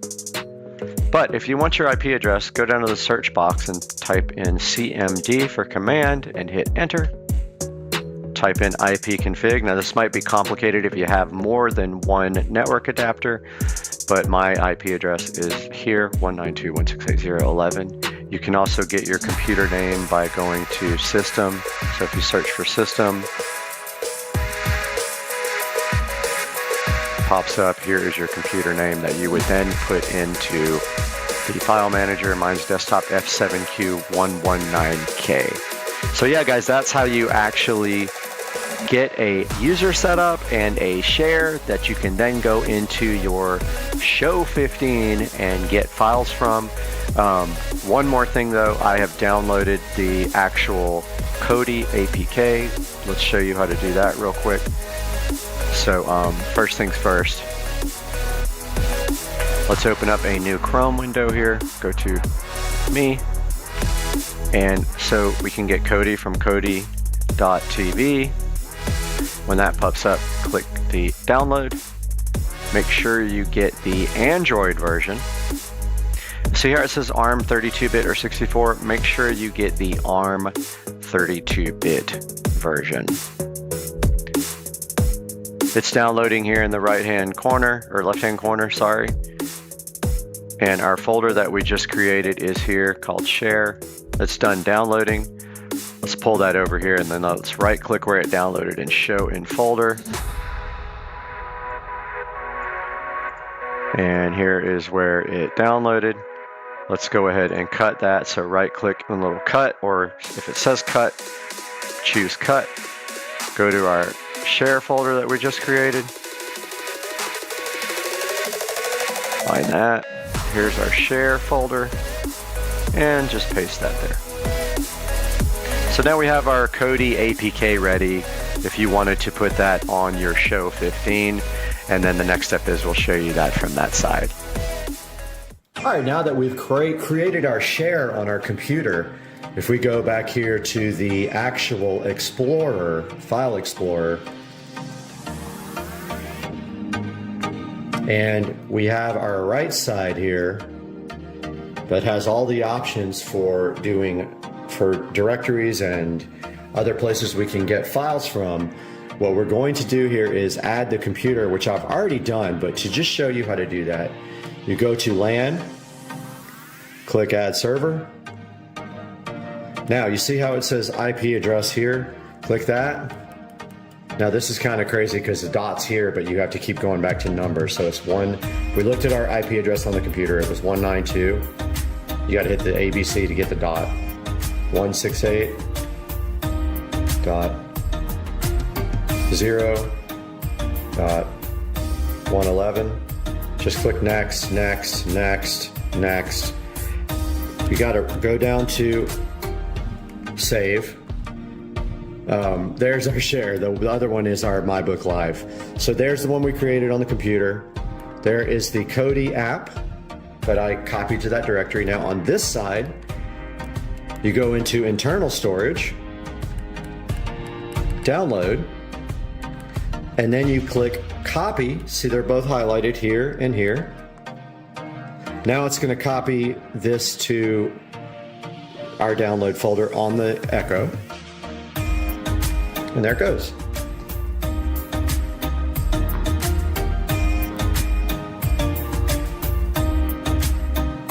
Once you are done with that, you can click the home button here or on the on-screen remote. Go to all your apps. Go to your Toutless app or either your developer tools menu, but there's Toutless. Click this is the built-in file explorer that comes with the Fire TV. Open that. Go to share because that was the name of the folder on the computer. It copied the folder as well. Then click the actual Kodi app. Click install. Actually click continue. Then install, and that will install the app for you. So that is how you work around Amazon blocking the downloader app for you to get apps over to your Echo device. Hope you guys have a great day, and I hope this works for you. Let me know in the comments section. Here's how to get an APK file installed on your Echo Show 15. First, download the Explore app on your Echo Show 15 and install it. After that, create a user and share on your PC or NAS device. Your NAS device might not need a username or password if it has a public share. Now on your PC, download the Kodi 32-bit APK for Android from the Kodi.tv site. Then, create a share on your PC and share it with the user you just created. Now copy the Kodi APK file to your share. Next, on your Echo Show 15, open that Explore app that you installed earlier. Now, add your share or NAS device under LAN on Explore. Then navigate to the Downloads folder on the left side, and then proceed to copy your file from your NAS or share to the Downloads folder. Next, you're going to want to open the Toutless app or search and install it on the Echo Show 15. You can see my previous video on instructions for how to do this. Now, navigate to the blue folder once you open the Toutless app. Find the Downloads folder and open it. And then click the Kodi APK file you previously copied over and install it. And that should do it. Okay, so there you have it. This is how you install any APK file on the Echo Show 15 right here. If you need any help with this, please let us know in the comments section. I respond to all comments. I appreciate you guys so much watching and subscribing and liking this video, and I hope you guys enjoyed it and keep on watching Supercar Street Racing. All right, what's going on, guys? It is Tuesday evening. Tonight we're going to talk a little bit about the audio system again in the SL65 AMG. It's time to get rid of that old school 2005 command radio, put in something modern. So what we are going to be doing is we are going to be putting the Android joining head unit in, and we're going to do a 5-channel amplifier. And we are going to do new component speakers and a subwoofer somehow. I'll get into the difficulties of the SL65 when we go out into the car in a minute. But basically what we are looking at here is the following. So the first thing we have right here is the joining head unit, which I reviewed earlier. It is a 5.1 Lollipop Android head unit. That's pretty amazing. Go back and check out my review on the joining head unit. What we have here is some Infinity Kappa 60.7 CS component speakers. They are a 6.5-inch woofer and a tweeter system with 2 crossovers. So my plan is right now, the SL65 has a subwoofer in the floor footwell. It's a Bose subwoofer in a isobaric enclosure, and it's a weird oval-shaped woofer inside of a plastic enclosure. It has 5, I think, and 3/4 or 5 1/4 plus, no, sorry, 6.5 and a 5 1/4 in the door. It has no tweeter. It has two 4-inch speakers in the back for rear fill and one center channel speaker in the dash. I'll show you guys all that in a moment when we head on out to the car. All right, guys, we're out in the garage with the two cars. We're going to take a look at the SL65 AMG factory sound system. So what we're looking at here is the command navigation system from the original car. Just, you know, when this came out, these were state-of-the-art. However, of course, now they are slow, old, and very, very difficult to work with. So we're going to be removing that. I have the double-din Scosche factory mount for this vehicle. The door panel here has the Bose system in it. It's got a 6.5, and I believe I think it's a 4-inch actually, a 6.5 and a 4. We'll be taking out the 4-inch and putting a tweeter there, taking out the 6.5 and putting in the Bose or the Infinity Kappa 60.7s in there. There's a center channel speaker right there. What we are going to be doing with that speaker is we're going to be summing left positive and right positive and running that center channel speaker for kind of a middle front mono fill. Back here on the back deck, which you cannot see at all because it's too dark, are two 4-inch speakers. With the factory system, this is a surround sound system. Those are used for rear fill. We are going to be removing those and maybe replacing them, maybe not. If we don't replace them, we're going to run stereo rear. So we will be rewiring them into stereo. Now back here, I don't know how well you can see that. There's a luggage compartment back here. Let me get this turned off and back on with some light.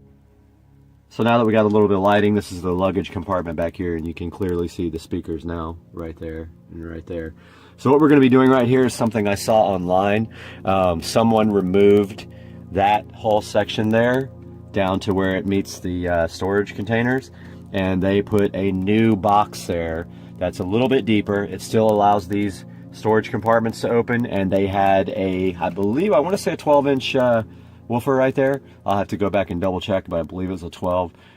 We might go with two 10s, might make a little bit more sense. A 10 on that side, a 10 on this side, and get rid of those buckles for securing luggage. So that's the plan for the rear of the vehicle. So this is the back of the vehicle. There is a false floor right here. The battery is located right under that. You can see the charging system hooked up now, the trickle charger. So what we're going to be doing back here is putting the amplifier back here. And so we can either just raise that floor up and put it in there, and hopefully there's no issues with heating. Or we can build a false floor with a plexiglass top and some vents and go that way, directly connected to the battery here, and then run the cabling through to the vehicle right there. So we should have a good 5-channel amplifier located right there. We will be running the 5th channel to the subwoofer. We will be running the rear channel to the speakers in the back that are currently mono fill. We will be wiring those up in stereo. We'll be running front left and right to the doors, and then we will be running front positive and front left positive and front right positive to the center channel speaker for front fill. All right, so that's the plan for the audio system in the SL65 AMG. I have to still buy the amplifier and figure out buying the subs and take it over to the audio shop so they can take a look and see what they're going to do with the subwoofer. I really prefer 2 small woofers for more accurate tight bass rather than a larger woofer with more boom. So I think I'm going to go with either 2 8s or 2 10-inch JL audios. That should be plenty of low frequency. I'm more into deep low bass than I am the hard-hitting kick bass. So I'll update you guys as I get more, but for now, please subscribe to my channel. Please like this video, and we'll see you next time.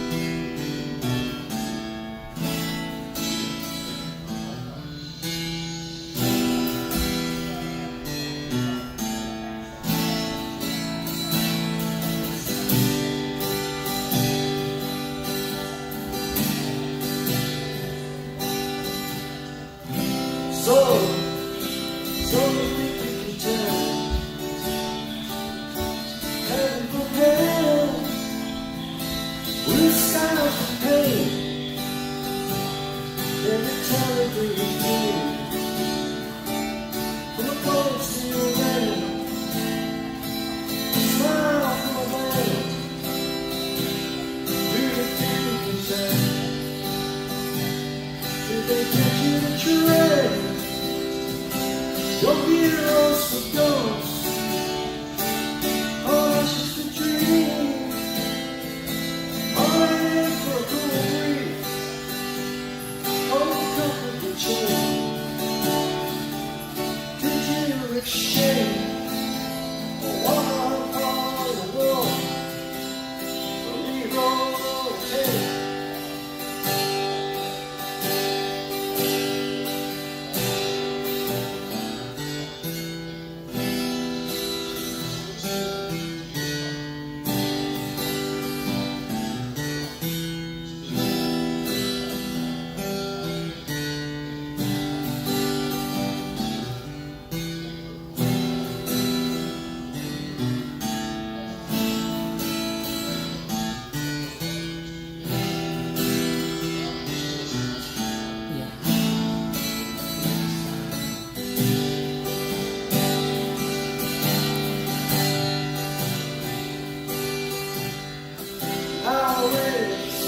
How I wish you were here. We're just two lost souls swimming in a fishbowl, year after year, rolling over the same old ground, after that, the same old fear. Wish you were here.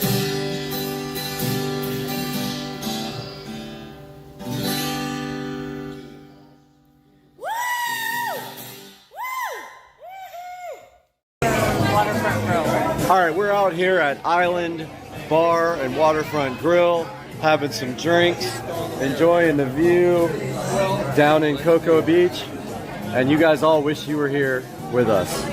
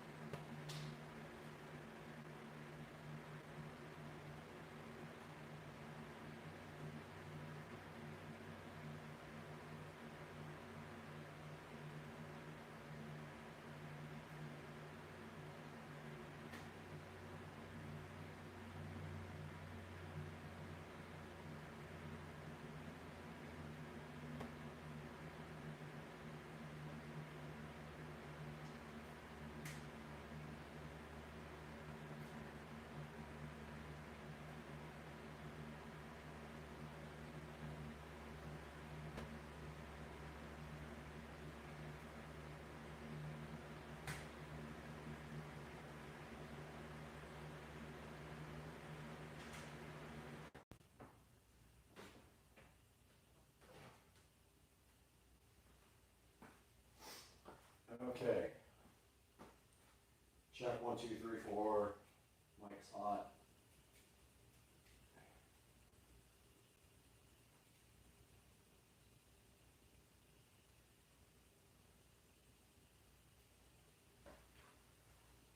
Plenty of headroom. Okay. So leather conditioner, leather cleaner.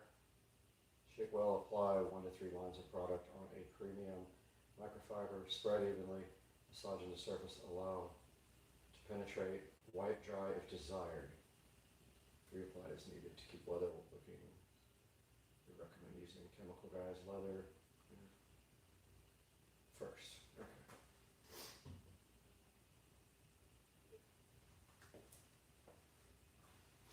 Are we rolling?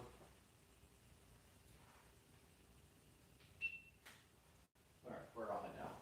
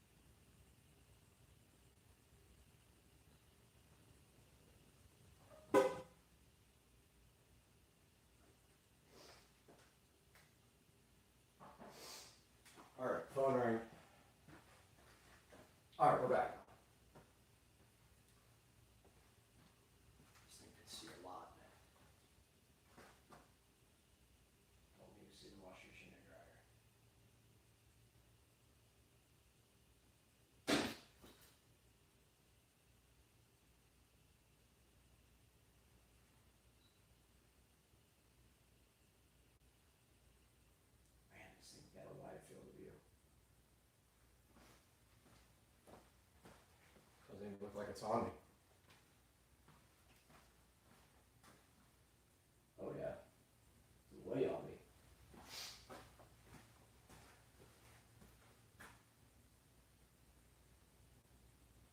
Ladies and gentlemen, welcome back to the SCSR Compound Garage.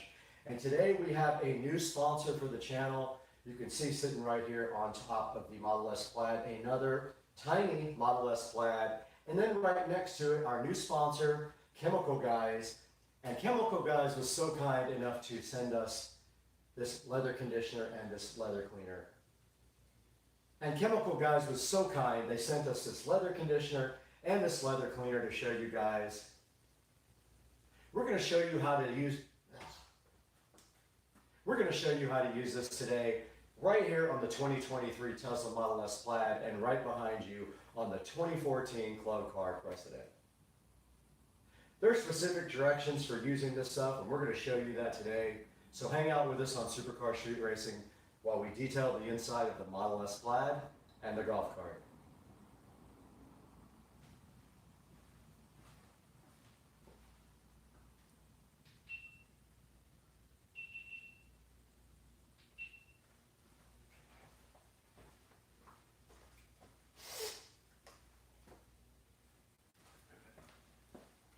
Need a preview so bad.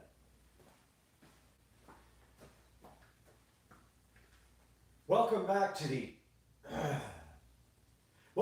Supercar Street Racing, guys. You can see we're out here in the garage with our Chemical Guys leather conditioner and leather cleaner. They were super nice and they sent us this to show you guys. They're trying to get the word out about their great products. So today we're going to give you guys a look at these two products right here in the SCSR garage. Now there's a certain way you need to apply these, there's a certain order and a certain way you have to do it, so we're going to show you today the correct way to do it because we're actually going to detail the inside of the Model S Plaid. Now we try to keep this car pretty clean. We barely... What? What's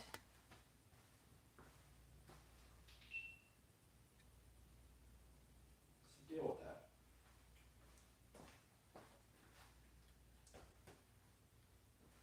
Stops all of a sudden. Stupid thing. Great.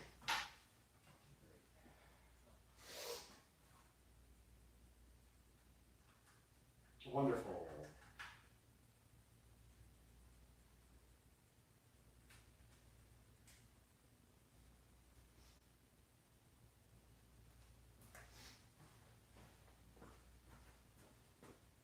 Now we try to keep this Model S Plaid really clean. It only has about 2,000 miles on it. And so we drive it on the weekends only and we keep it detailed and nice here. But today we're going to take it one step further. We're going to use the Chemical Guys leather conditioner on the seats. It does not need to be clean, but it does need to be leather conditioned every few weeks. So we're going to go ahead and show you that right now.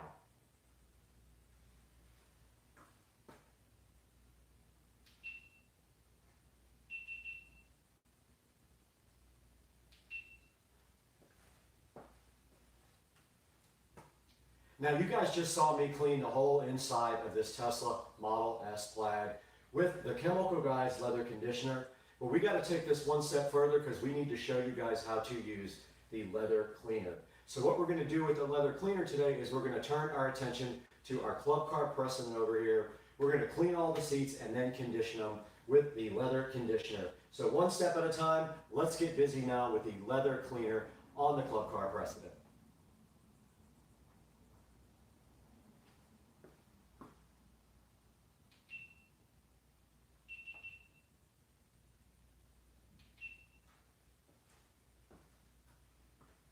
Back out here in the garage, and you guys did just see us clean and condition the seats on the 2014 Club Car, and you can see how good they came out using the approved methods by Chemical Guys. We went ahead and cleaned all the seats first, and then we followed it up with a nice coating of the leather conditioner by applying it to our towel first, and then going ahead and rubbing it on the seats afterwards. We want to go ahead and thank the Chemical Guys for being so gracious and contributing to Supercar Street Racing. Guys, do us a big favor. We'll put links down in the description for this. Make sure that you order everything from the approved links from Supercar Street Racing. You can order anything you want from Amazon through our links, and it helps us out greatly. In this case, we might put an affiliate link for the actual supplier that gave us this. Go ahead and order it from them. It'll do them a big favor as well. And we're gonna have to get out of here pretty soon, but we're gonna take it into the studio first and look at this stuff online with Brad.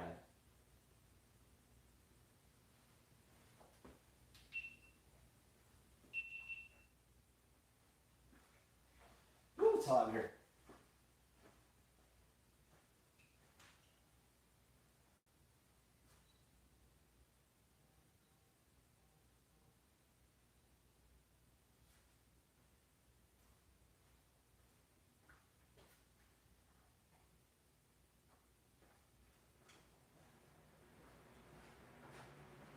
Go ahead and get pics while that's set up.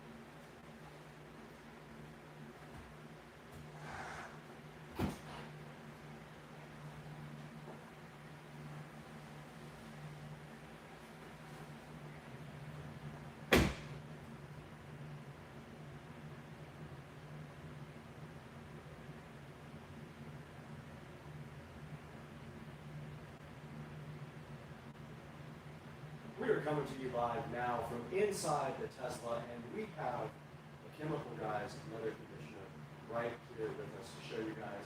And we want to show you how to actually use this as well while we have time.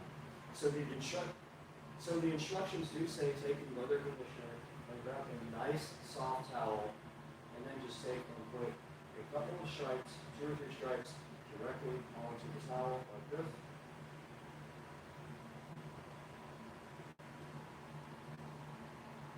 Take 2.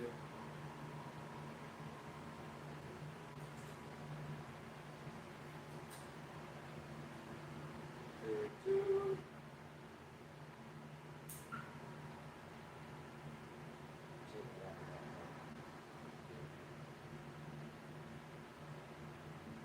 Zoom in on this.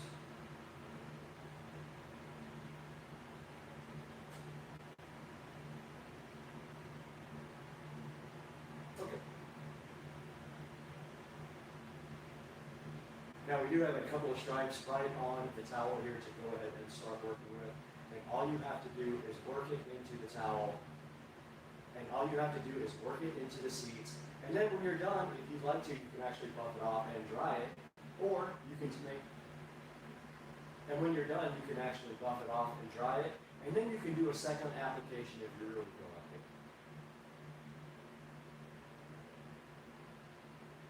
Let's get out. How?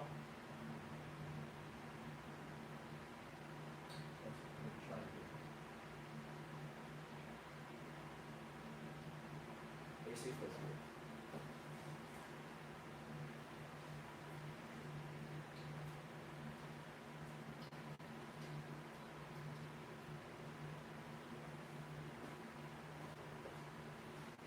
Oh man, the fan was on.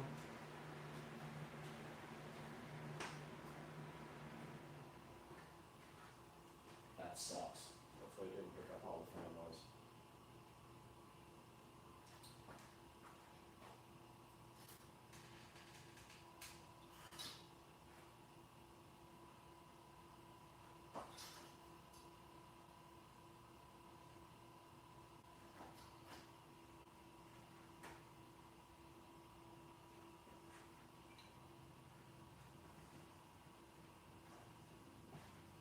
I guess in case that was a bad tape, we'll go ahead and record that part.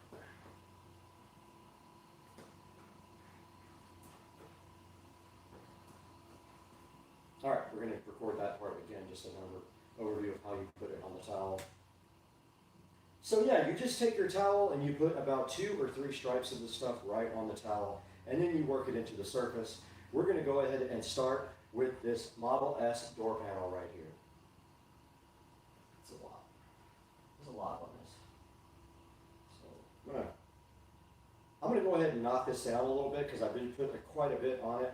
So I'm just gonna knock it into both sides here so it's not so thick.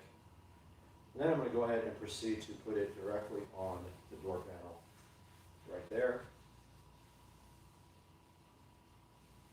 See it going on with a nice finish there.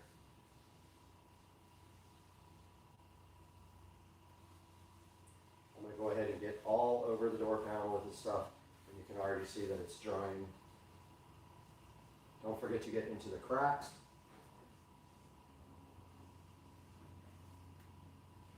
Everywhere that you would normally touch to keep it clean. And the sides too.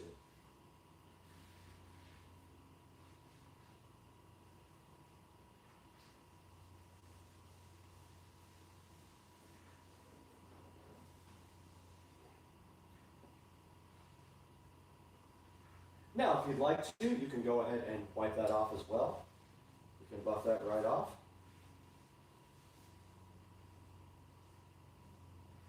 Just like that.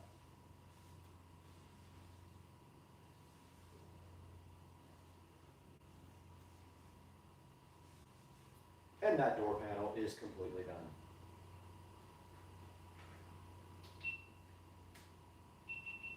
All right, we need to reset somehow for the seats. I don't know how we're going to get this shot. Just right here.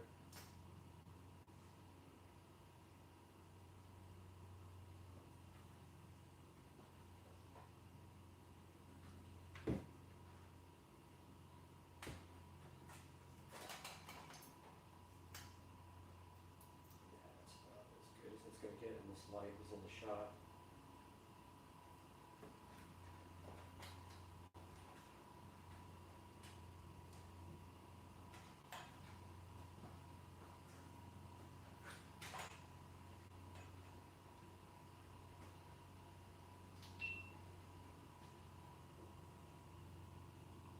Check 1, 2, 3, 4, 5.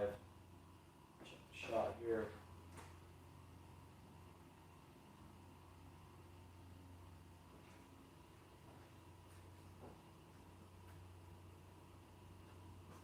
All right, guys, here is the front of the Model S, and we're going to go ahead and put a little bit more of the Chemical Guys leather conditioner on my rag here. I'm going to turn it over first. And this time I'm not going to put quite as much on it. I'm just going to put a couple stripes here. It comes out pretty thick, so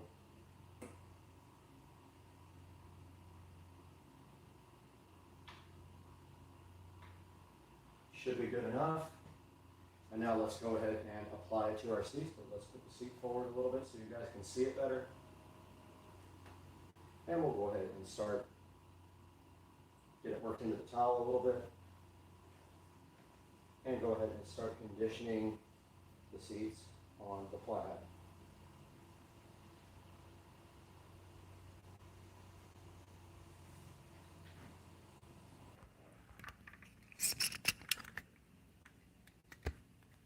Overheated. You guys overheated.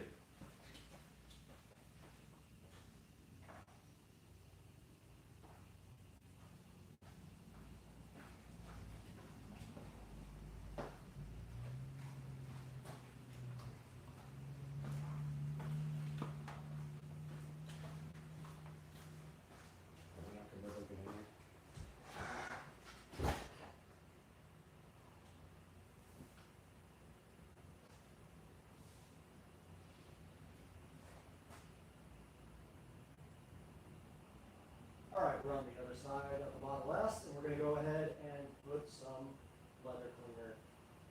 All right, we're on the other side of the Model S. We're going to go ahead and put some leather conditioner on our rag and do this other seat for you guys. We're going to go ahead and wipe it into the rag so it doesn't splotch a lot. Move the seat forward a little bit so we can get to it.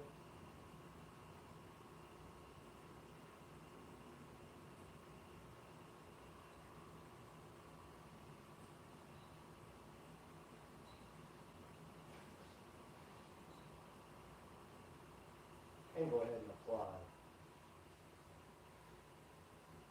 the leather conditioner.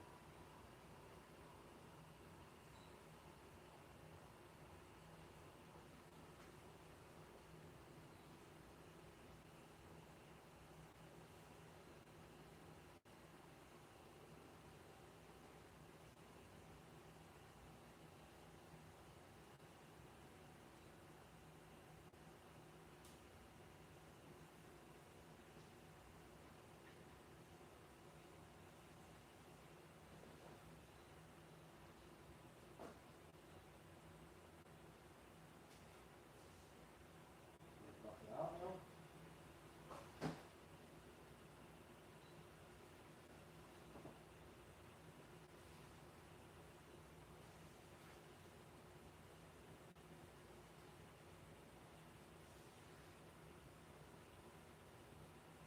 And then go ahead and do the bottom.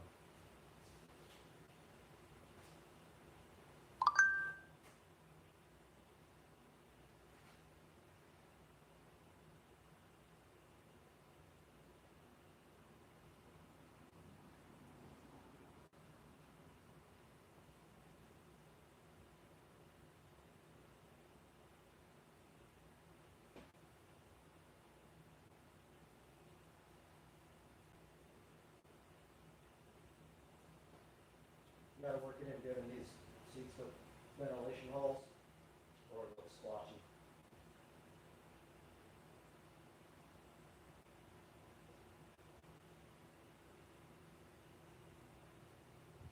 And I'm gonna buff that out.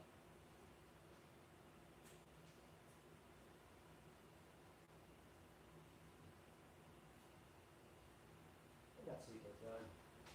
I'm gonna get in so I can view the door panel because there's no dash. Now I'm going to do the dash and the center console here. Put my towel over. This time I'm going to try to do some stripes.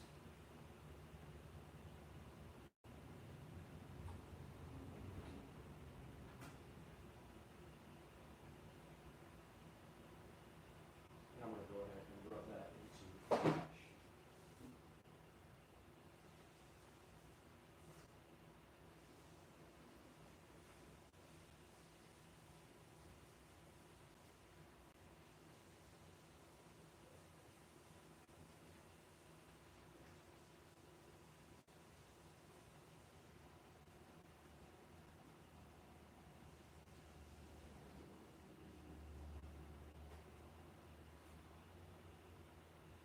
Wipe it off after.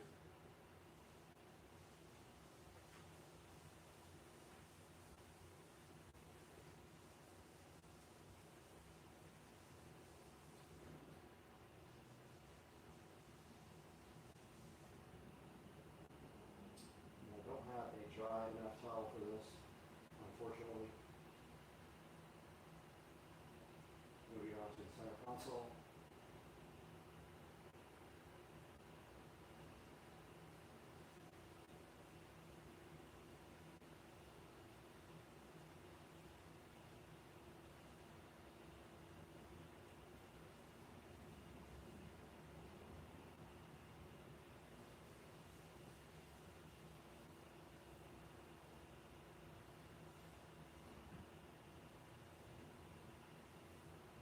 And now I'm going to get this underneath of the dash here.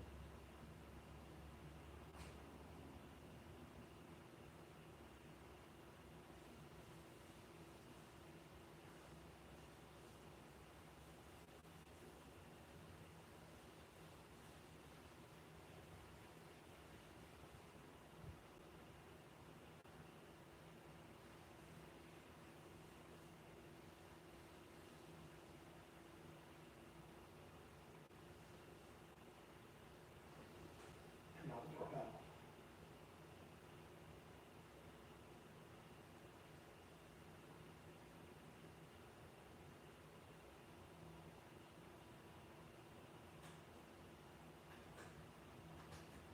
Lock came out that time.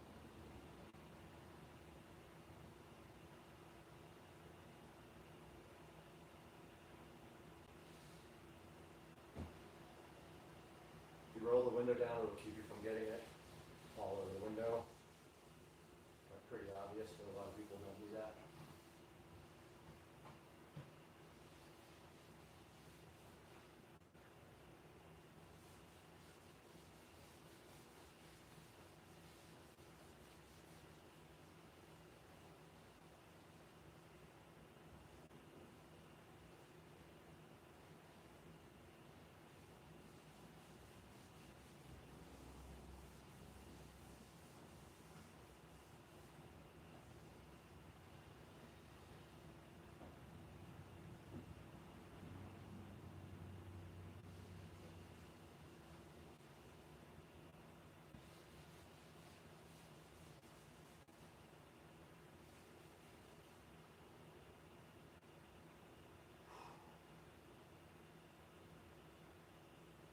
All right. The front is done.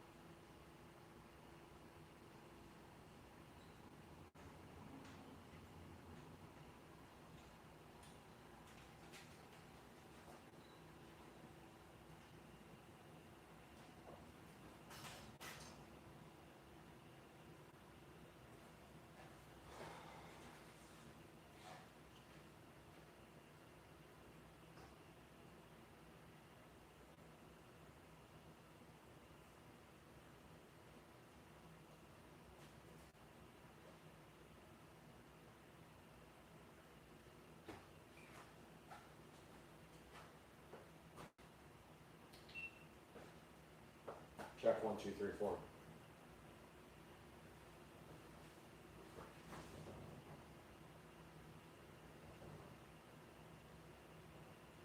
Moving on to the back with the Chemical Guys leather conditioner. We're going to go ahead and do the back doors. Try not to put too much on the right, and it came out a lot already. So I'm going to just take that and kind of buff it into the rag a little bit so it's not so thick. It came out a lot that time. Like a whole lot. And this window won't roll down any more than that, so otherwise I would.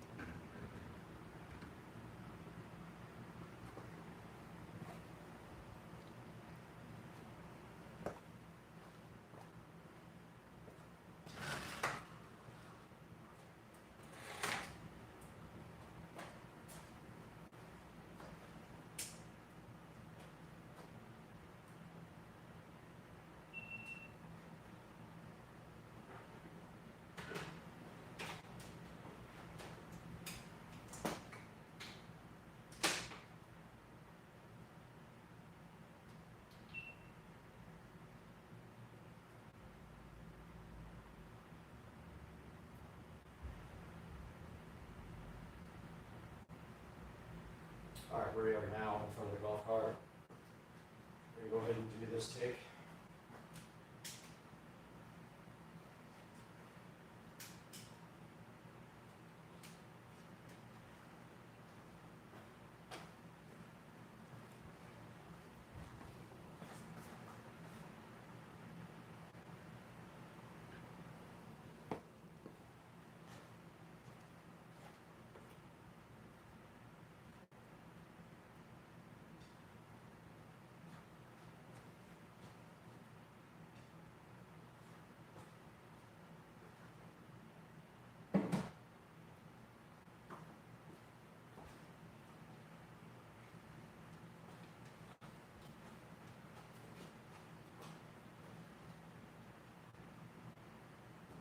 All right, we're back in front of the golf cart right now, and you guys can see we have the Chemical Brothers.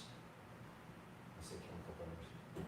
All right, we're back in front of the golf cart. You guys can see we have the Chemical Guys leather conditioner and the Chemical Guys leather cleaner, seeing so fresh here. This time though, we're going to go ahead and clean the seats with the Chemical Guys leather conditioner, and per the instructions, you shake well, you spray the leather cleaner on a microfiber cloth, and then you wipe the leather cleaner into the surface to remove the dirt. Let's go ahead and get our microfiber cloth out, fold it up, go ahead and spray some of the leather cleaner on it, and we'll go ahead and clean this leather.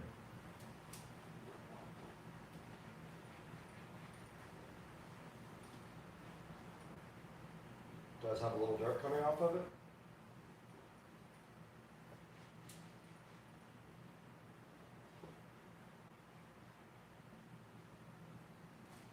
And that's all there was to that. And we'll flip to the other side because there was some dirt on that seat. This cart is out in the garage all the time, so it is going to get dirty.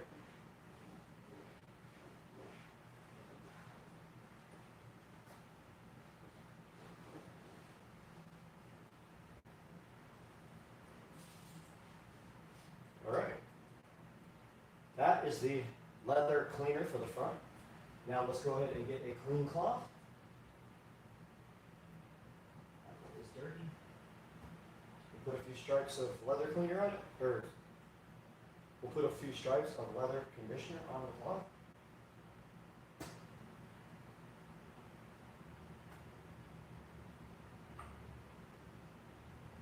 And then we'll go ahead and condition these seats.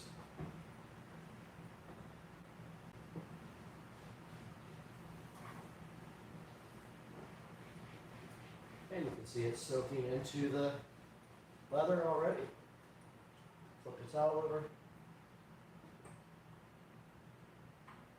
Put a few more in it.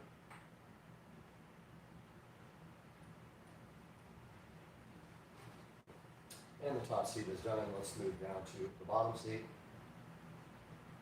Flip the towel over again.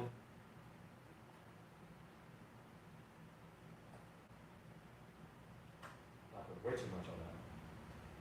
That would be enough for the front and the back. Put some of this on this other towel for the back. Let's go ahead and do the bottom seat.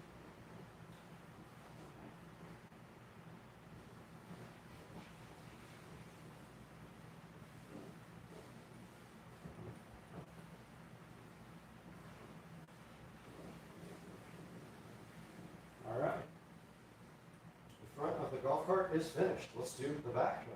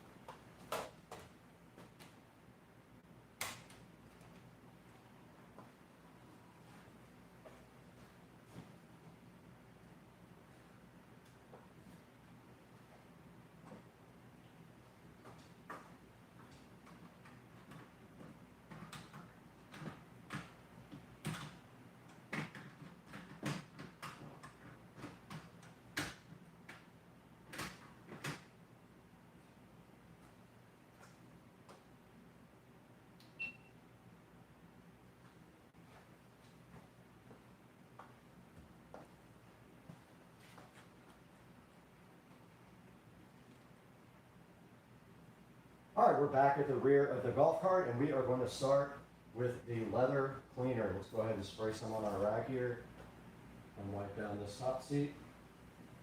Be careful of the tiny Tesla.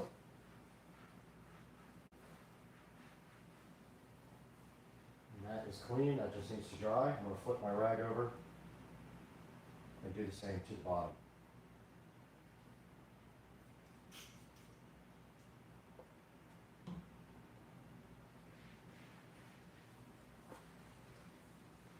That will get all the grease and contaminant off the seat and clean it and get it ready to be conditioned. Top's already drying, bottom is done, and this rag is also done.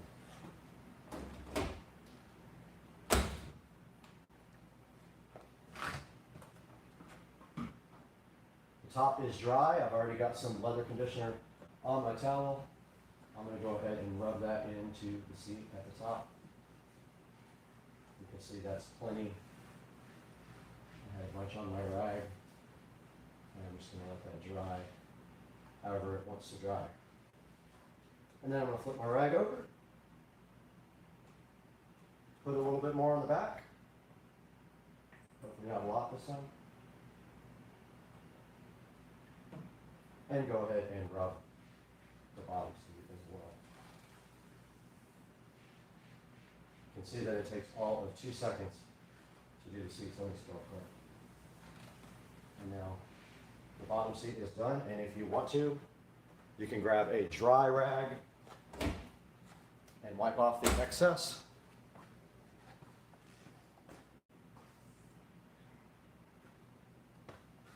If you feel like it. If not, you can let it dry naturally, but you can buff it out like this.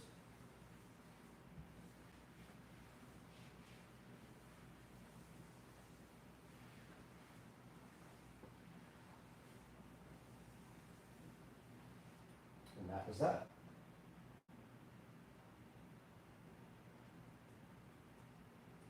I'll do another out.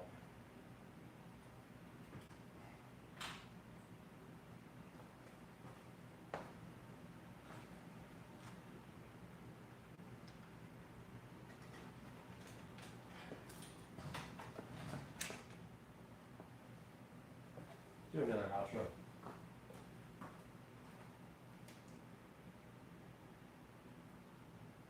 Above the chemical guys cleaner.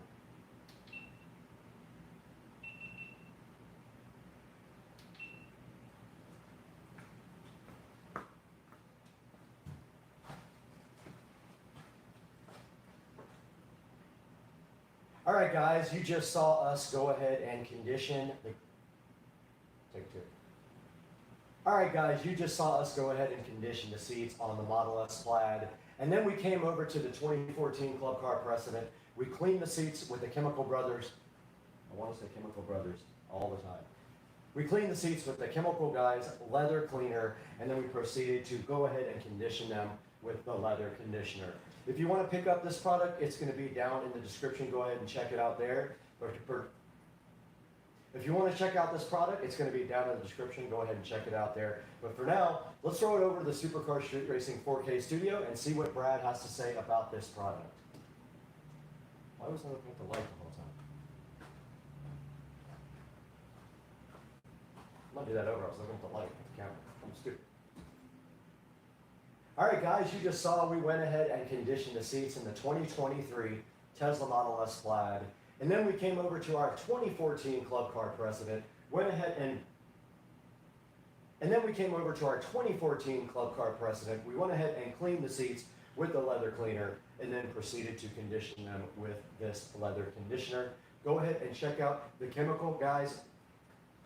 Go ahead and check out the Chemical Guys products down in the description and pick yourself up some. Now let's throw it over to the 4K production studio with Brad and see how you can get this stuff online. Perfect. I'm over it. It's hot.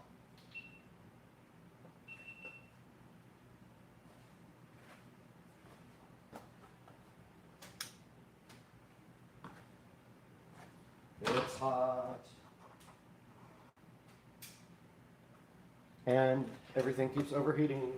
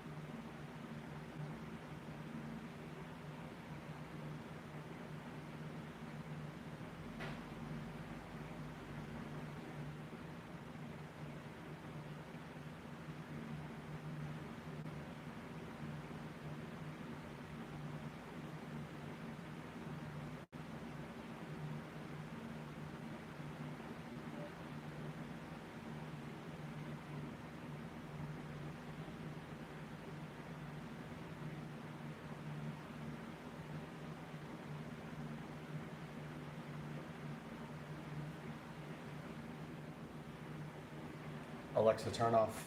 Never mind.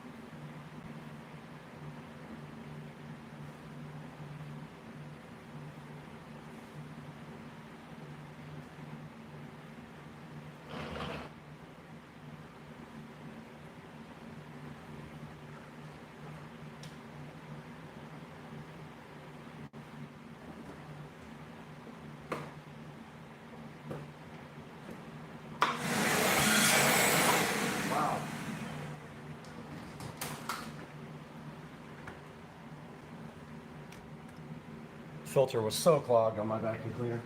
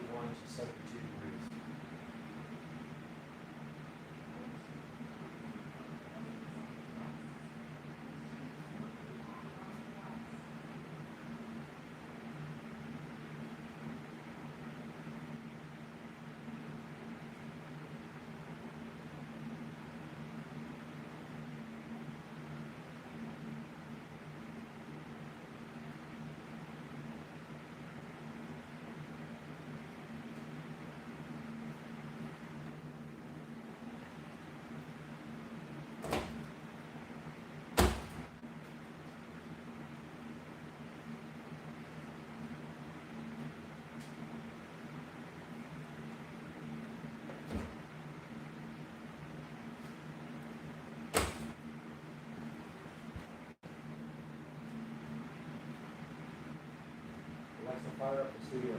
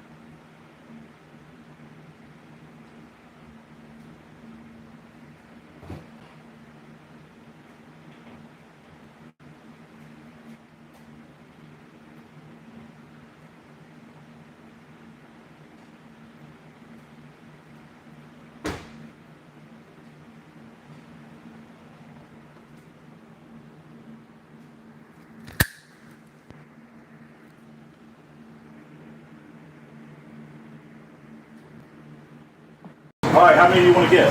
200. 200 pounds. By the pound. Is that a lot?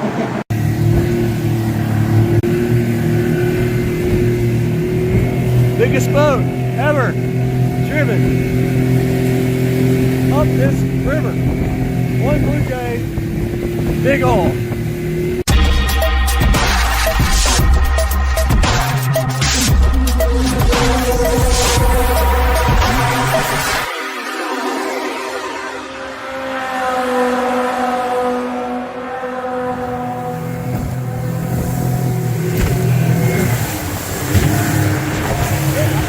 Oh my God. One Blue Jay. Drive my motor. You want to get out of the video? What the hell? Dude.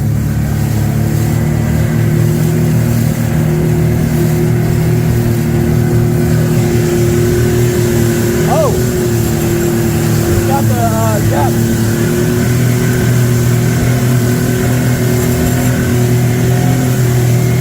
This thing is insane.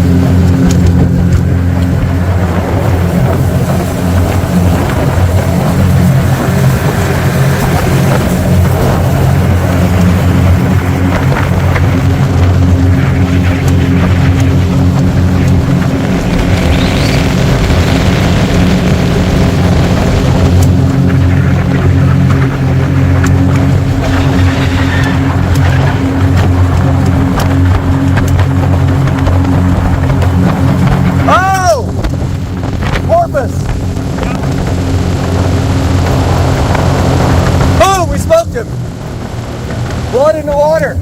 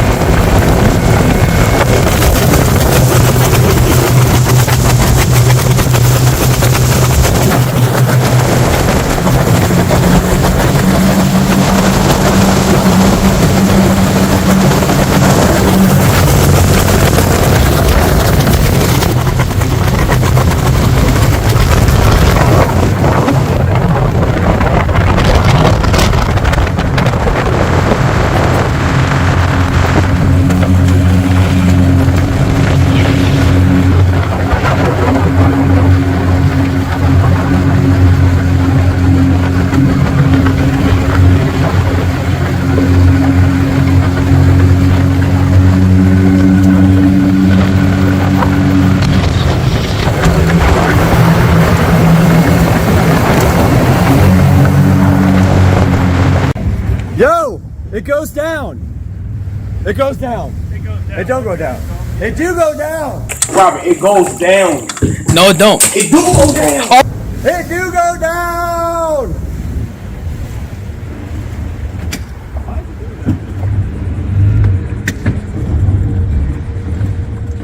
Oh shit balls.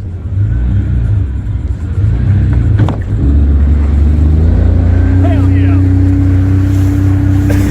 It do go down. I like this place. Man, it'd be fun to live there and just walk. Oh. Yep. Right on the.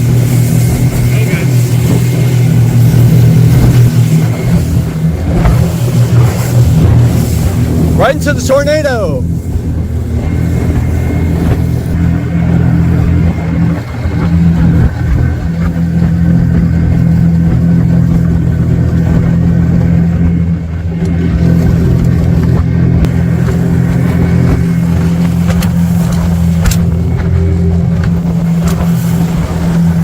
Water resistant.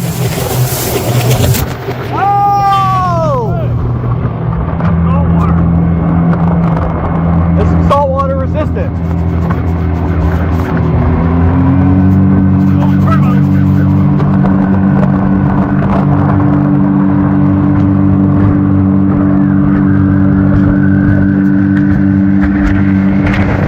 Oh!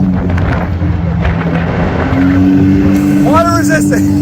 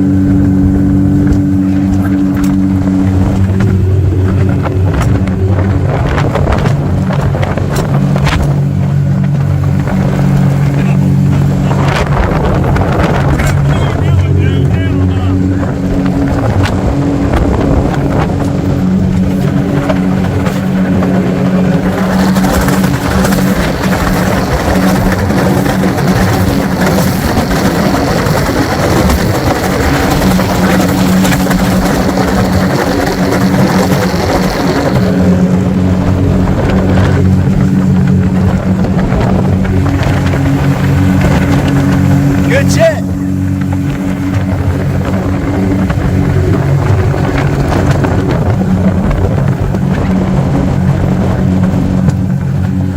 Weather.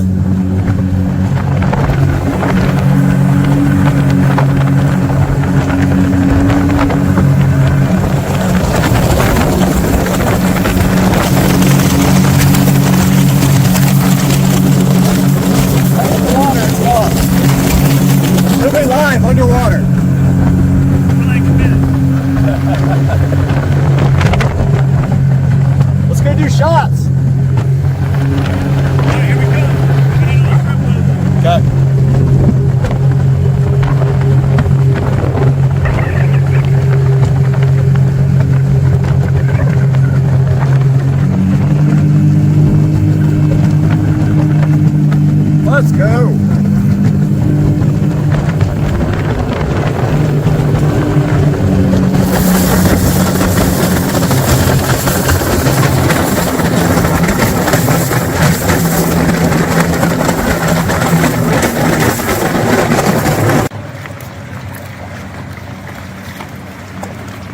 This thing's kind of sick. It's big.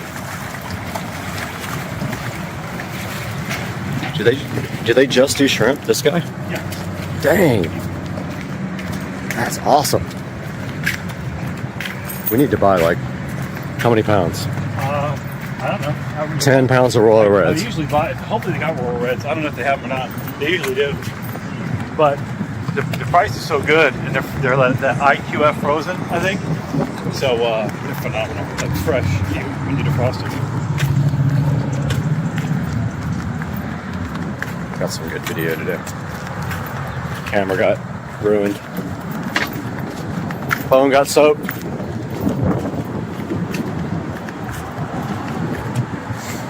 Saltwater resistant.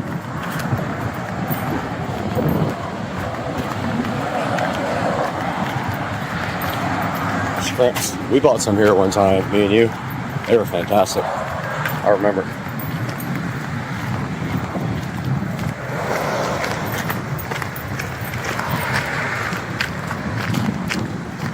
That's the net. Yeah.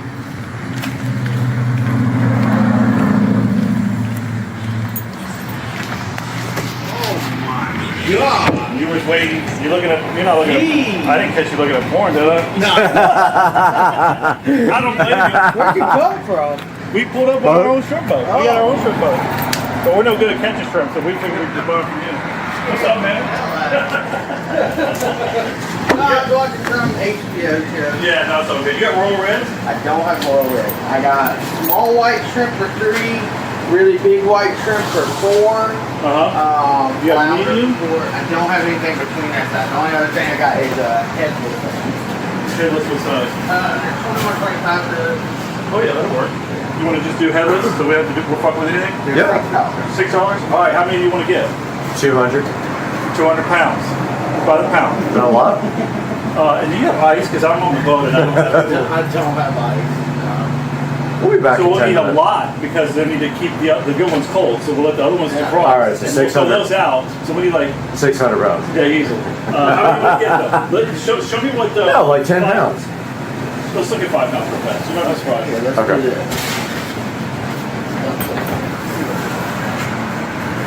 That looks about 5 pounds. Wrap it up. God, that's going to be a good meal, dude. Actually, no. What if that's 5 pounds? It might be close to it, actually. We'll do shrimp and grits without the grits. Look at the bottom. Did it look good? Yeah. Oh, you shake it out to get all the shit out of it, right? Yeah, I'm going to get all that. That's why I put it in the basket. Yeah. That's perfect. When are you gonna have Royal Reds again?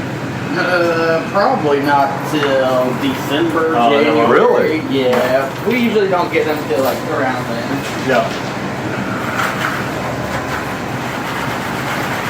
These are going to be amazing. I can't wait to see like how we're going to cook them. I'm gonna do a secret boil. Yes. Hell yeah. And actually, we need to start defrosting anyway, so we don't make sure. No, they're going to be fine. We'll be home in 10 minutes, to be honest. Oh, yeah. 10-minute ride. Scores is like 5 minutes away, and then we'll be... Scores? Is that where we're going? No, the one in Mayport's closer. Oak Club. Man, I got...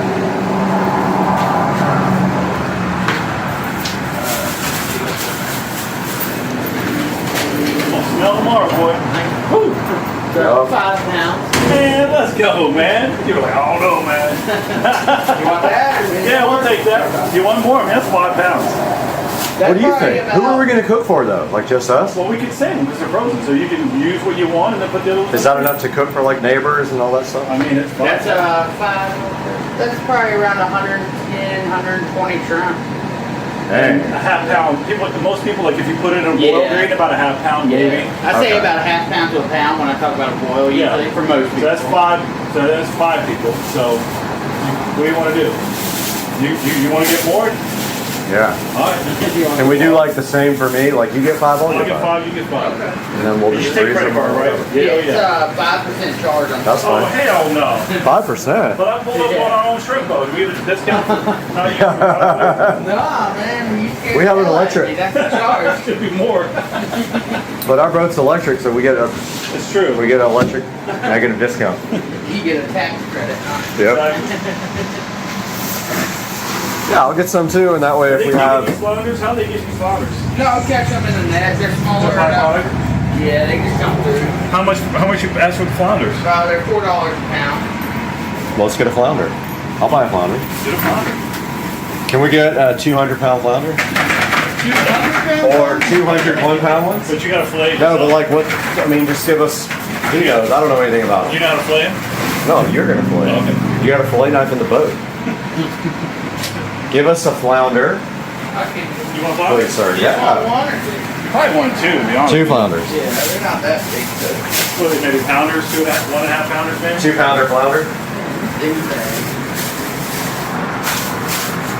Yeah, dog. That's good. This thing feels good. There's a lot. Why are you sitting here? You're gonna have a fucking blow on you. Oh, what? You're missing out on all the good cold air. No, it does work pretty good, though, don't it? It does. You got a lot of shrimp, brother. Oh, this ain't nothing, man. Dang. This is literally probably 0.01% of what we get. And you guys, do you freeze them on the boat? Yeah. That IQ, what's it called? IQF or whatever it is? Yeah, IQF. Yeah, what does that acronym stand for? Instant? I think it's like instant quick freeze or Oh, something like that, yeah. or individually quick froze, something Yeah. like that. Look at that, it's pretty much 5.5. Dude, your skills are on point. But yeah, I mean, some boats do it with like nitrogen and tank, Oh yeah. like squeeze boxes, but we use like a brine tank, so Yeah. I think it's a little bit better. That's a We poke. don't use any Look kind at of this sick one. preservative. It sucks that they have to poke the air out of every little shrimp. They have to put like little pokers in I'm sure they them, do like that. the thing. Yeah. Terry, whatever his name was. The descending? Yeah, when you descend your shrimp, you got to poke a hole in each one. Exactly. What's going on, man?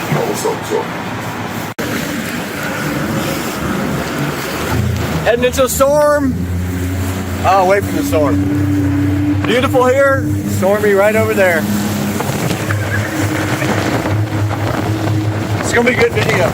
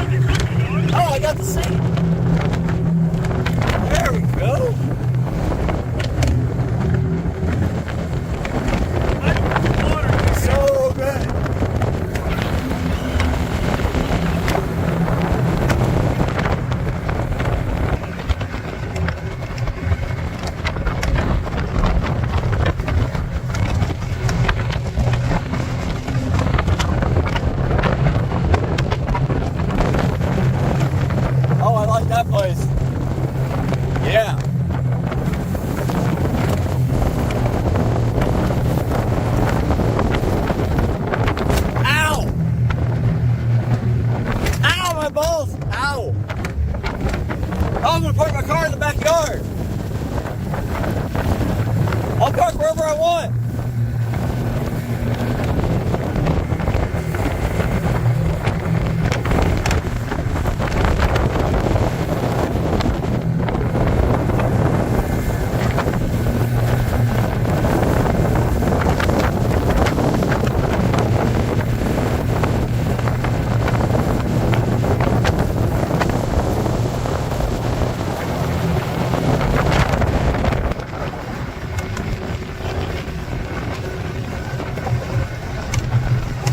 Fixer upper. Yeah.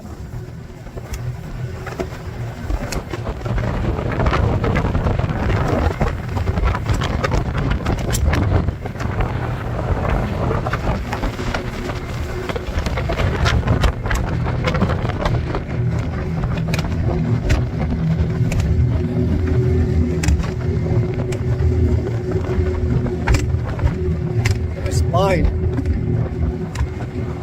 Ow!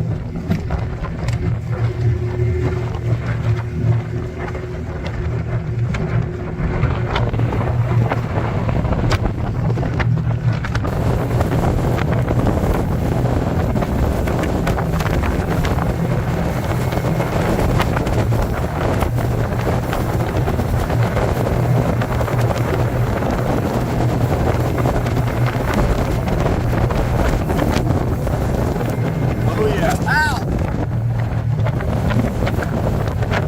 Sick. I love that one.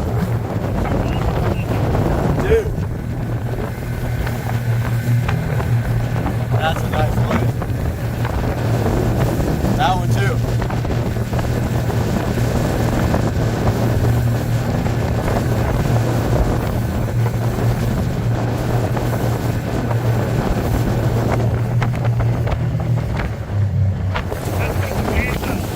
What? I remember. I haven't seen that boat. That's like a different one. Let me show you the big house. All right, let's go. The house with that. Oh, that one. Yeah, they got a boat hat. Like they got a. Ow! My. Ow! Ow! My balls! Ow! Fuck! Can't even edit.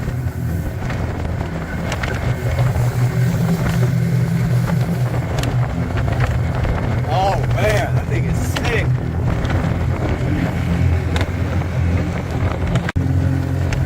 This thing. Whoa, what is this? No way.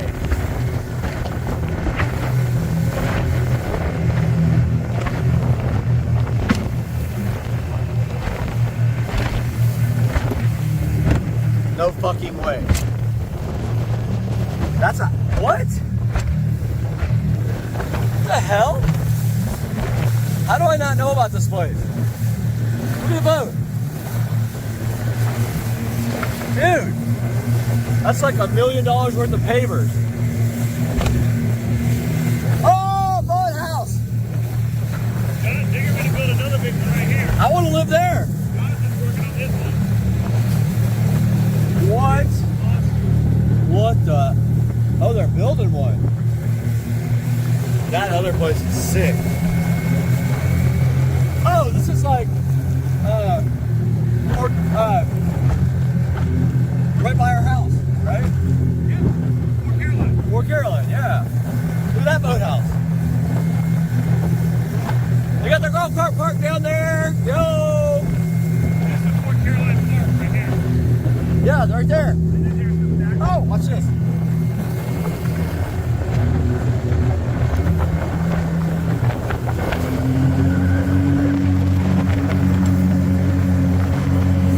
What? Look.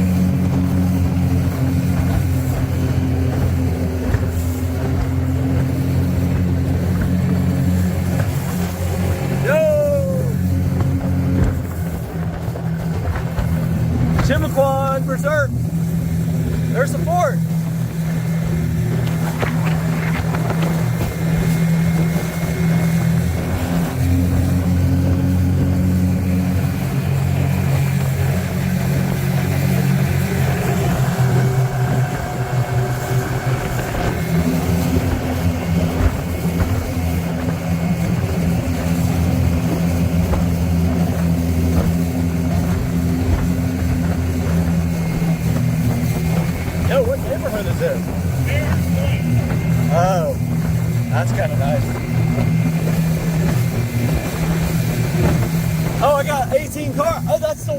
That's the where we always drive with the golf cart, right there. Okay, I know where we are. Ow! Balls! Ow! Fuck! Ow! This thing needs better shocks. Nice.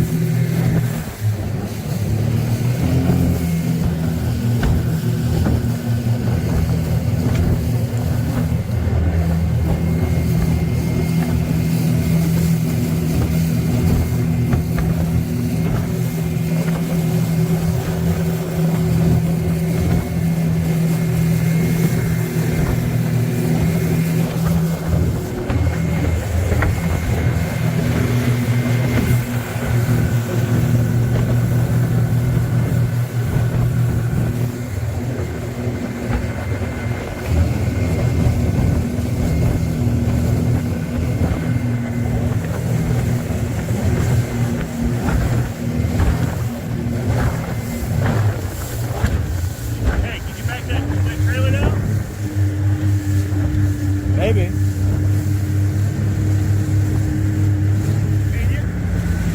Probably. Yeah, figure it out. We'll either not or do it. One or the other. Yeah, I think I can.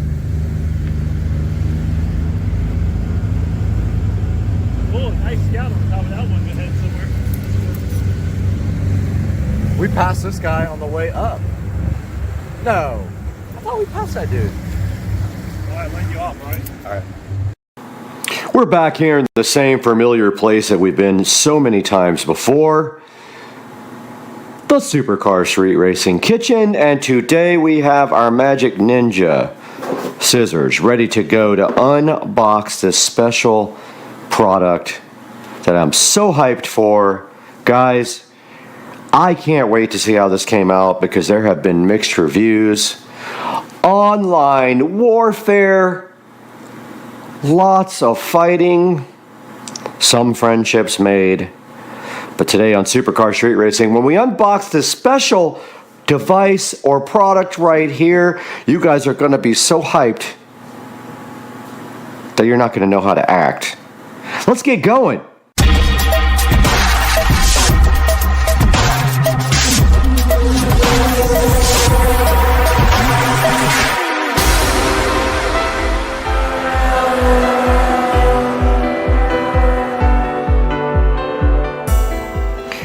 We have the Don King of all plants right here sitting on this brand new special product for the Supercar Street Racing 4K production studio, but it's not going to stop us from opening this today, guys. And we have a special order custom something here to reveal to you guys. And we're going to see how this came out because I don't know, it had some decent reviews. You know how Amazon is, you can't ever find anything with perfect reviews. Everything has 1-star reviews. So let's get this thing cut open real quick. And I am really scared about this because I honestly don't know what to think. At the same time, I'm hyped and also don't know how we're gonna mount it, but here we go.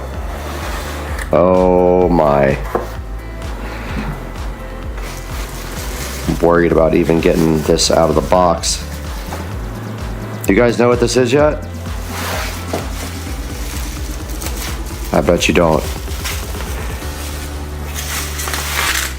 Wow. Oh my goodness.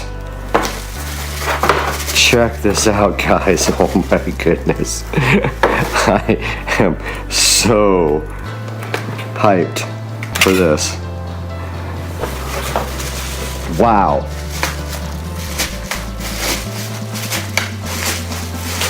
Oh my goodness, I am so happy with the way this came out. Yes! Supercar Street Racing sign for the 4K production studio. And it has some wood on the back to hang it, but I'm thinking we just drill holes through the corners and do some screws, right? It's a metal door. Guys, this looks so good. So this is a special order sign And I really don't care about hanging it like this. I want it to be flat. But that is kind of permanently attached to the back there. All right, well, it doesn't have a way to hang it except for this. And I guess you're supposed to put a screw right there. This is going outside, so I just kind of figured that we would put 2 screws in the corners and just attach it directly to the Supercar Street Racing door. So let's see if we can get this off of here. Okay, this came with some unwanted wood mounts. I don't want to damage the sign doing this. If you go too hard, you will bend the sign. Looks like it's glued.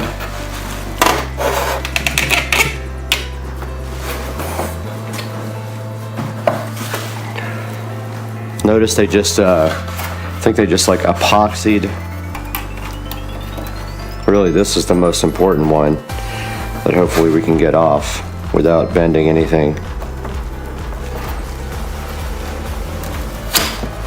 Oh yeah. It is on there good, guys.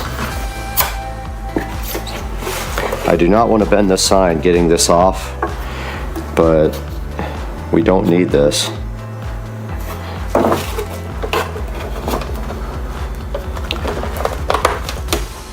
It is on there. Wow.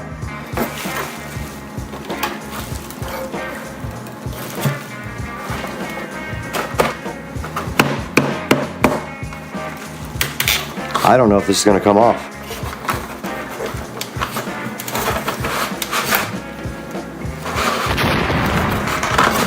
I do not want to damage the sign. It was expensive. It's on there pretty good.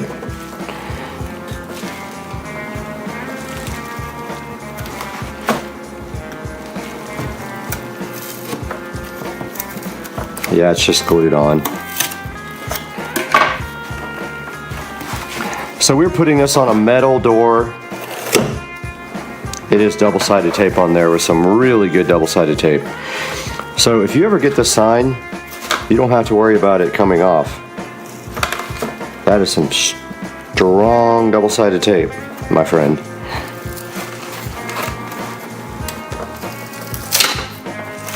Yeah, see, it was just held on with double-sided tape. That's not going to cut it for a metal door. So what we're going to do is drill the sides here and get some screws. And we will just put, so my drill's always up here on the charger. Always has the drill bit or drill head on it ready to go. We're going to need our drill bits, so we have this brand new drill bit set right here because the door is metal and I don't have any self-tappers. And then we probably need the screws, which are on the other side. Got a nice set of screws right here that are perfect for this. And the entire peg comes out of the wall with the screws, of course. But yeah, I was thinking, let's see if I have any left.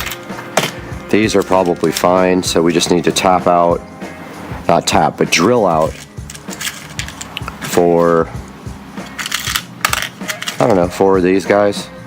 We don't want to go through the door, but also we're going to need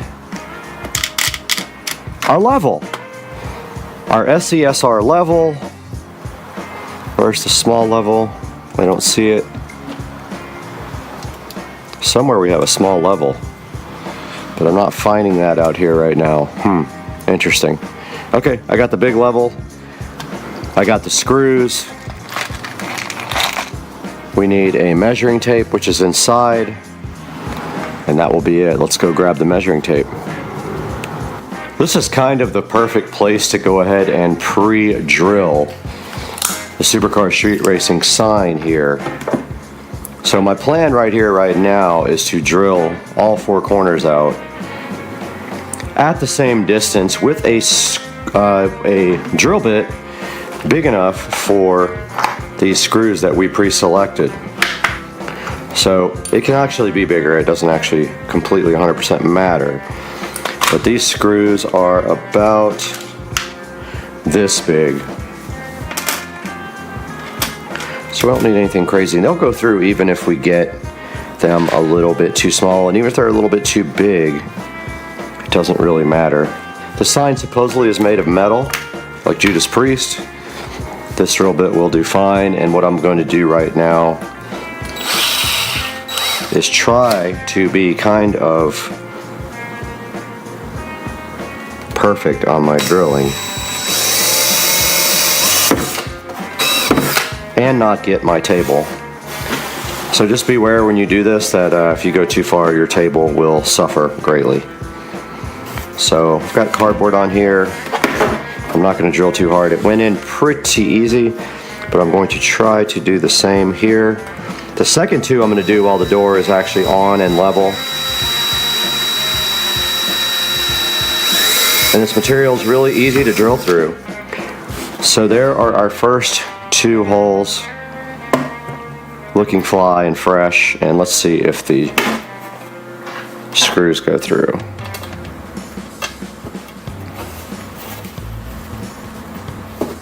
Oh, we're gonna make them go. Don't worry about that. Don't quite fit, they're a little small, but we're gonna make those go. But first we need to level this guy. Almost thinking let's do this corner here so we can actually level it. Yeah, let's go ahead and pre-drill this whole thing.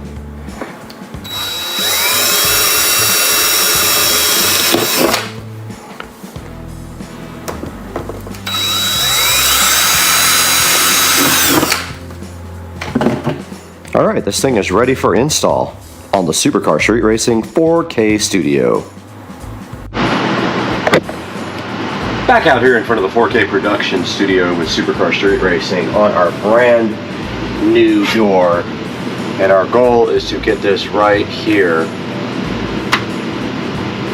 and also centered up. So first thing is, let's just get the same amount of space from left to right.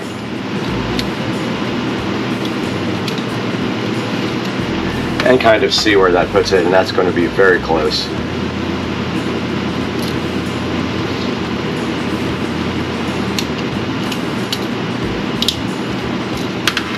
That is 9 inches there.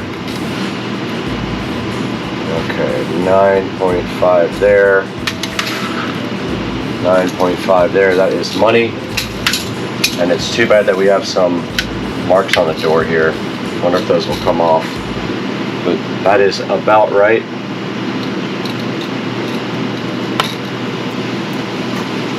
And so if we get this right there with the door, little decoratory thingies,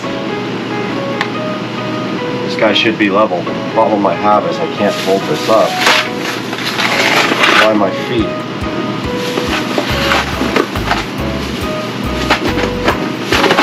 Oh, I forgot that I actually need the drill bit, unless the screws will go through, but this is metal. Dang it. Yeah, okay, not gonna work. I definitely have to put my drill bit on. I totally forgot I have to drill the door out too. So I go one size bigger now.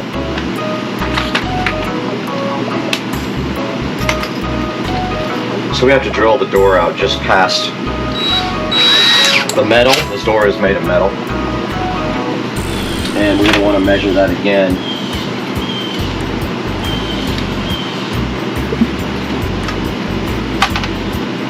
And maybe make a mark. So where's my screws?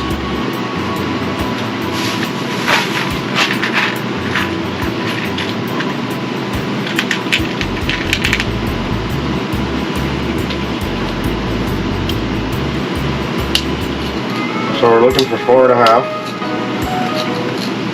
Sorry, 9.5. 9.5. 9.5. That's money. Go ahead and make a mark.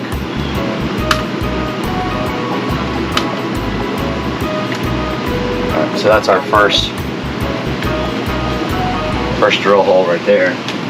Now what we're trying to do is go through the metal on the door and let the screw do the rest.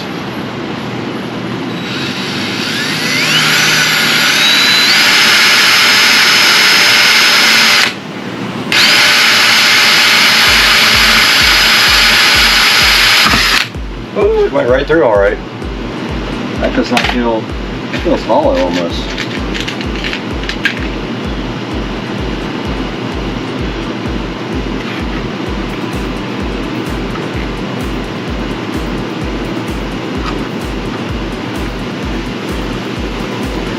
And then, just like that. Oh, and then it falls. Good for drama though, right, on camera?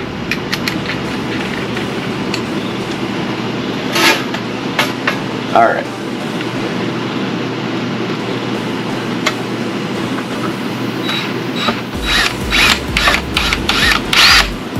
And that did not do anything whatsoever.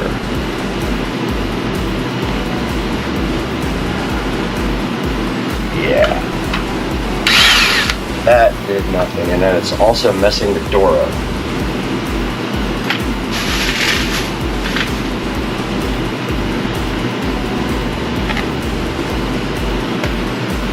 So the last thing I want is when there's wind for this thing to flop around. So I think I'm going to get some of my spray glue.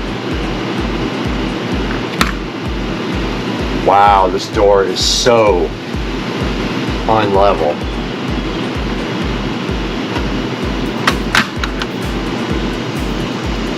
Alright. Yeah, this door is not level at all. I'm gonna level it with the door. It did not really do anything except go through hollowness.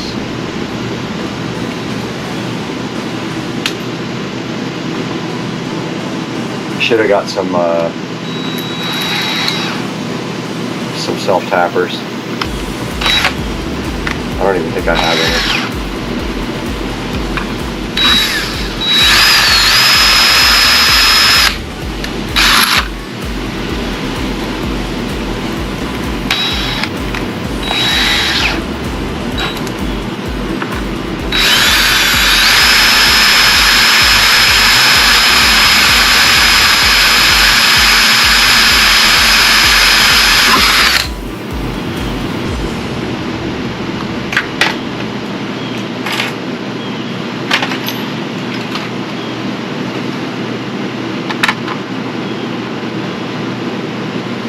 Yeah, I'm gonna get some glue. Before I put this in, I'm gonna spray this whole thing with glue.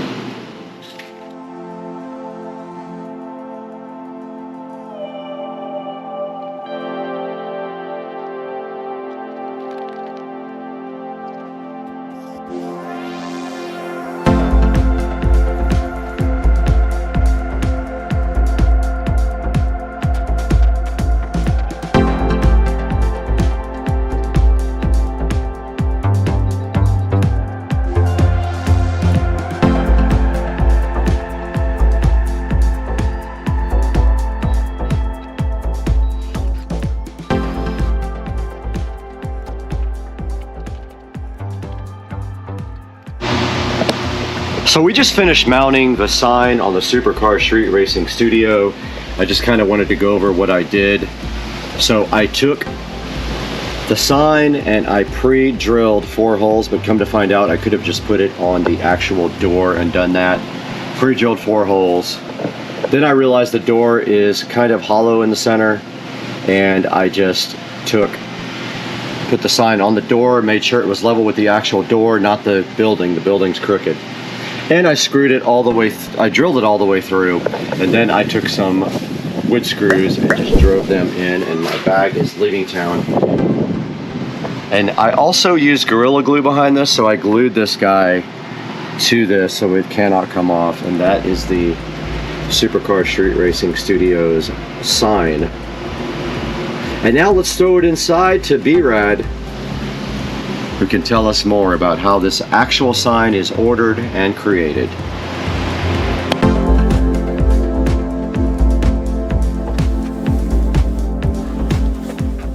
Guys, welcome back to the 4K Production Studio once again. I'm Brad, and you can see right here and right now we are in the process of editing this video about this custom metal sign. But I wanted to get online right now with you guys and show you exactly how to do this, because you have to customize it. So what I did here was search through Amazon for one with good enough reviews, and this is it right here. You can see I purchased it on September 21st. And then what you need to do is figure out the size sign you're going to need, and mine was 11 by 17, of course 11 being the height and 17 being the width. I wasn't 100% sure if it would work for me, if it was going to be big enough, but man, it came out so good. Now what you do is you go ahead and find your size. You can see right here they have 4.7 star reviews, which is very nice. And then you just simply click customize now. And now here's the part where you have to figure out if you're going to be using a horizontal or a vertical picture for yours. And of course, since my sign is horizontal, I used a horizontal picture that I created in Photoshop. Once you get your picture created, and I just created an image exactly the size of the sign, so I did an 11 by 17 inch image in Photoshop, you simply take that image, and let's see, we will find one here. So this is actually the one that I created, but we can use anything. So I'm going to go ahead and drag one of these other backgrounds in there. Let's do this one. Ah, that didn't work. You have to hit, let's see, it looks like you have to hit upload. So let's go back to important graphics, backgrounds, and just grab this guy from there. Alright, so that's really all there is to it. You have to make sure that you have it exactly where you want it by dragging the corners here, and then you can edit it, and it's where you can do you can actually resize this thing, put filters on it, focus it, add text and stickers and other things like that, which is pretty cool.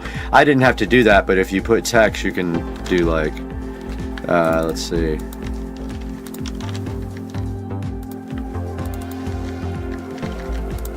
like that, and then you can change the color and things like that here, and then you can align it and click save, and there you go. You can edit it again, add some little stickers to it if you want, click save, and that is basically how you do it. You click add to cart, and then you go ahead and check out, and it took me about a week to get my sign, which is great. And you saw the quality on it. It's really high quality. I'm going to go ahead and give these guys a 5-star review.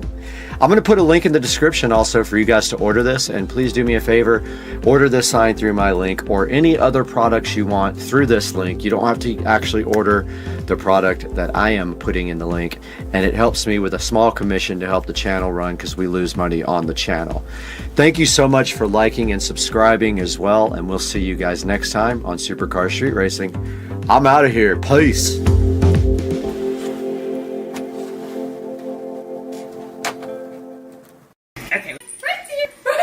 Look at you! Yay! Corgi Christmas. Korg deer. Rain Korg. What are you looking at?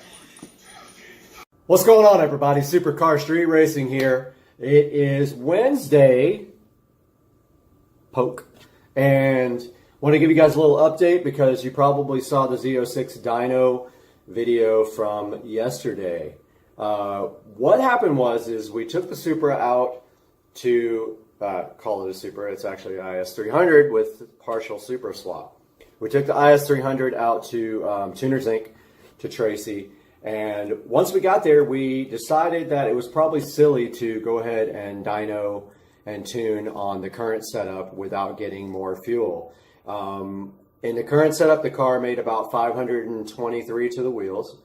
That's on 22 pounds of boost on 93 octane fuel in Florida. Yeah, fuel, I said that. So the plan is to go ahead and get these injectors, which you are you are going to see on the screen right now. And these are the 1650 fuel injector clinic injectors. They are a brand new technology from Bosch. They are stainless steel, so they're able to handle E85 with no issues whatsoever.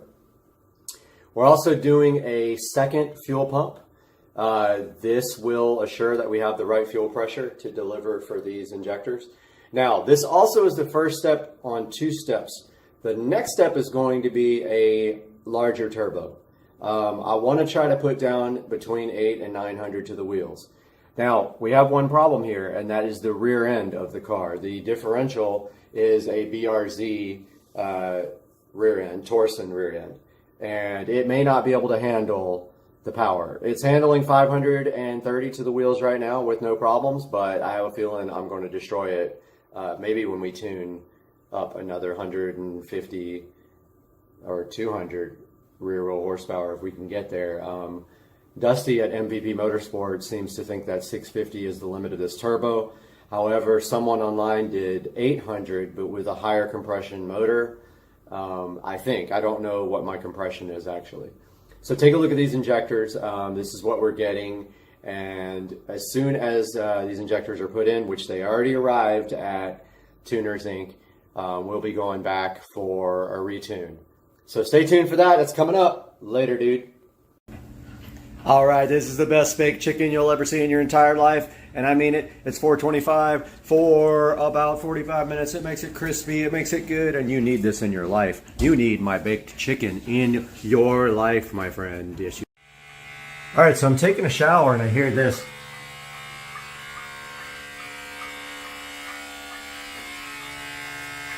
I swear that's coming from my light, not this speaker, but what the heck is happening in here? The weirdest sound. Are you kidding me? Let's see if this does it. All right, so I turned off the amplifier. Did that speaker explode?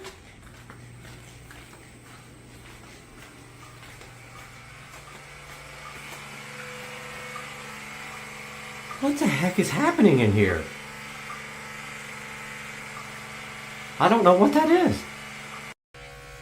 Alright, so I've like gone outside. I turned off the home audio.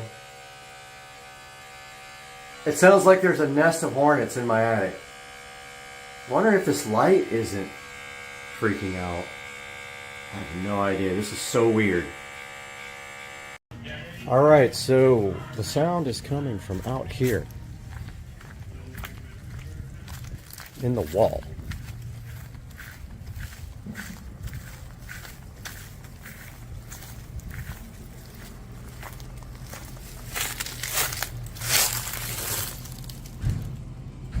I have no idea, dude.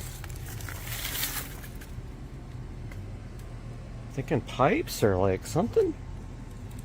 It's gotta be pipes. Okay, I'm gonna get some water through that pipe and see what happens. So, oh, what? Happening?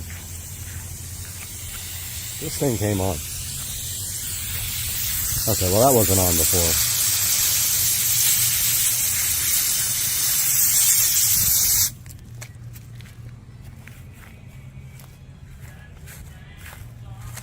Alright, let's go see what that did. What the hell is happening in my house?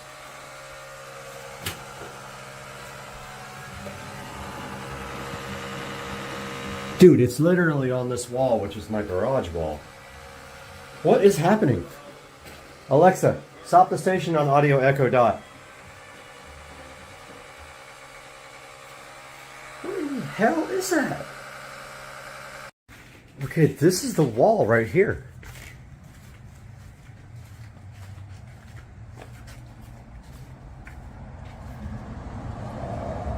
What in the freaking hell is happening?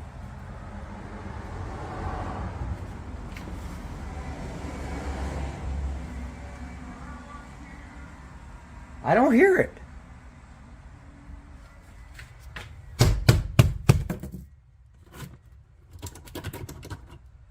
What in the hell is going? My house is haunted. No, seriously, I'm taking a shower and this buzzing starts.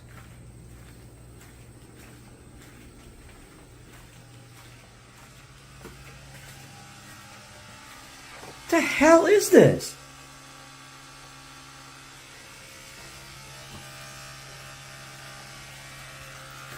Dude.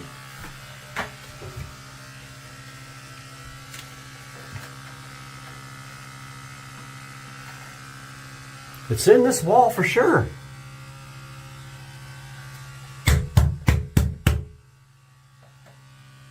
What the hell is happening? It's like a million pissed off bees in my house.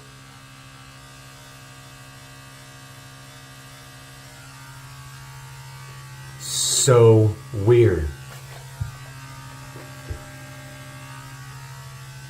I mean, it sounds like it's from this wall.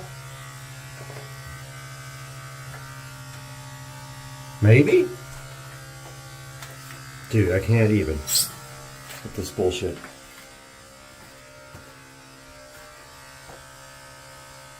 Haunted!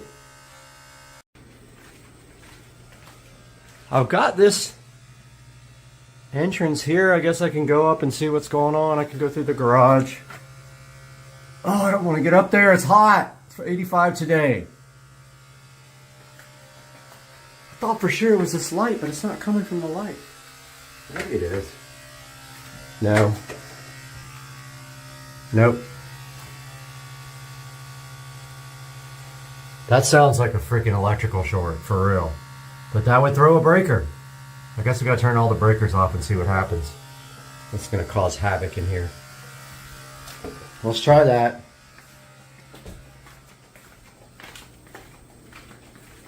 Oh, I can't deal with this. What the hell's happening?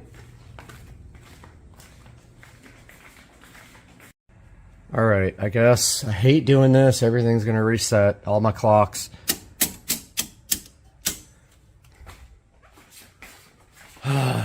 Can't even with this crap right now. It's the weekend. Nope, it's still going. It's not those. I think there's a bunch of pissed off bees in my thingy. Oh, here comes Mr. Binks to the rescue. Are you going to help, Mr. Binks? Hi, Mr. Binks. Dude, what the hell is happening in my house?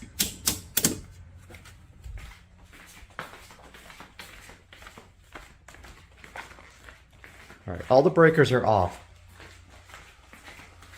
Okay, it's not electric. Well, maybe. Maybe it's the main line, right, Mr. Binks? What do you think? Okay, well, I literally turned everything off and it's still doing it. Thought for sure it was an electrical short. Oh wait, I just turned a couple more things off that I forgot.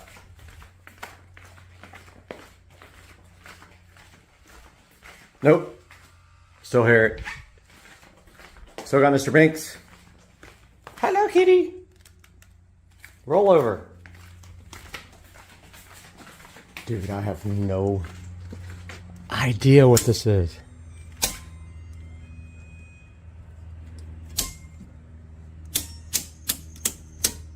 Now I get to reset all my clocks, all my computers.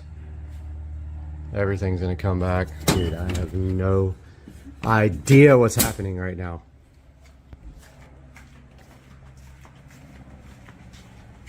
I want to say it's water, but like, it's coming from this wall. I mean, this is right here.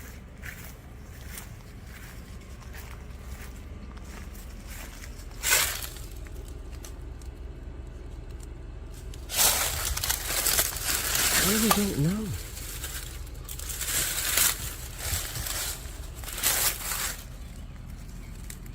I don't hear it on this wall.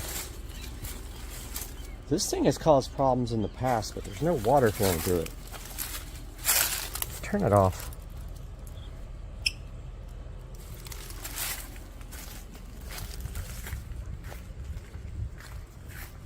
Oh, here comes the Savior. Here comes Rich to help.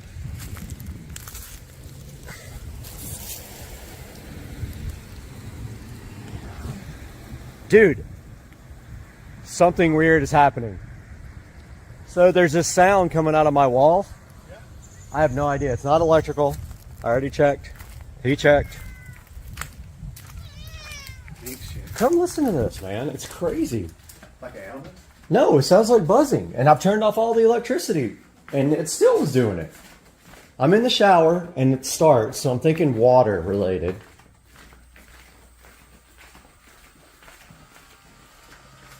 All right, you tell me what that is.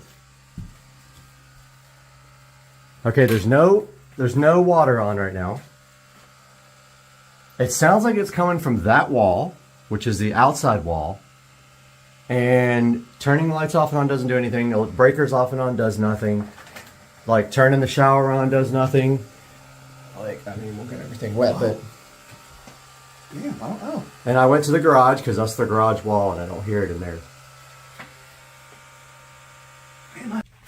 Okay, my neighbor humiliated me. Because I was at the hall. Got him! Got him!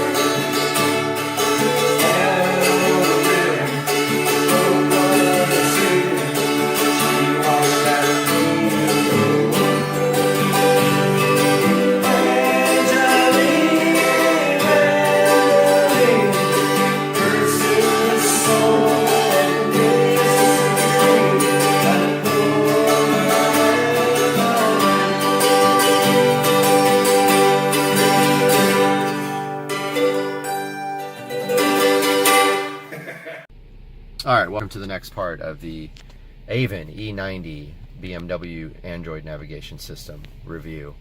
We were talking about MHD. Now, if you own the monitoring code, what is it called? The pack or whatever, you can go here and you can go here.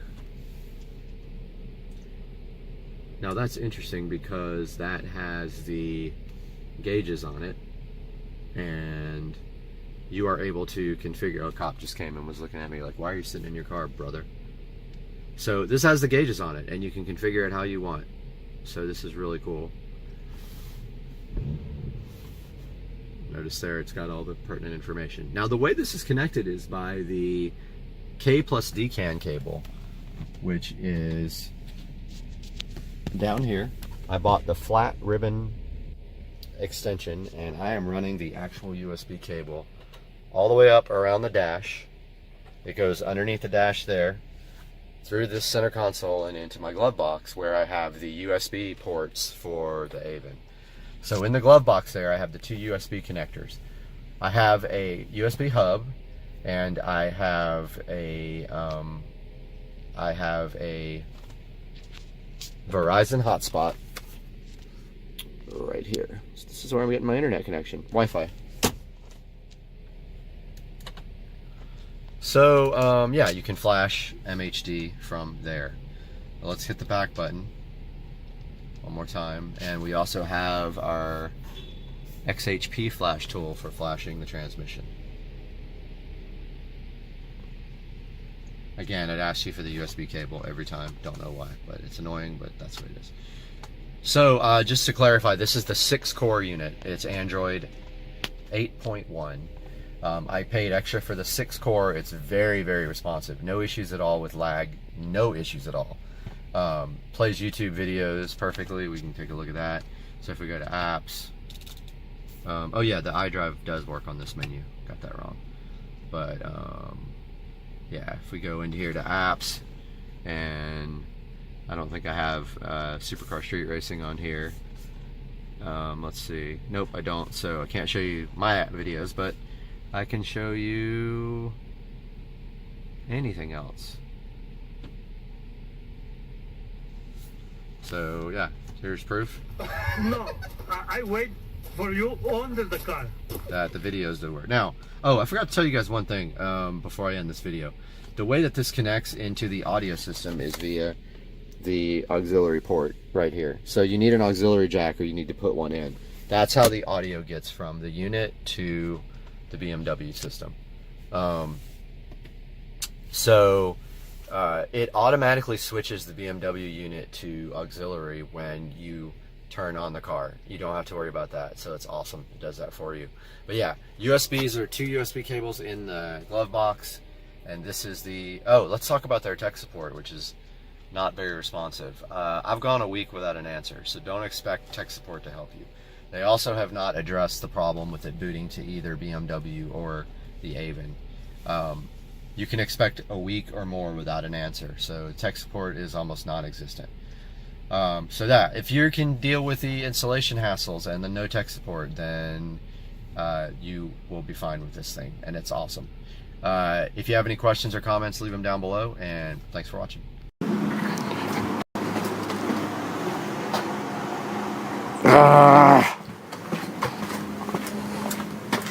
Not again.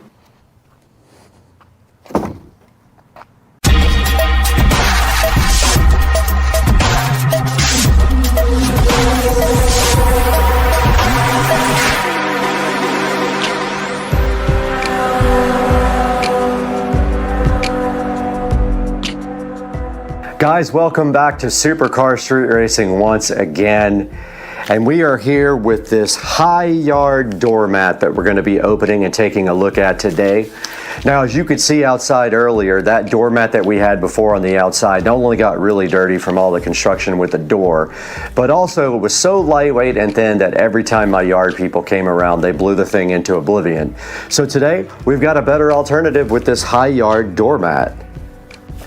Sitting in the SCSR compound with this beautiful high yard floor mat, and we do have the SCSR scissors that I still have PTSD from, because as you know, in the last video they sliced my finger wide open and it was not fun.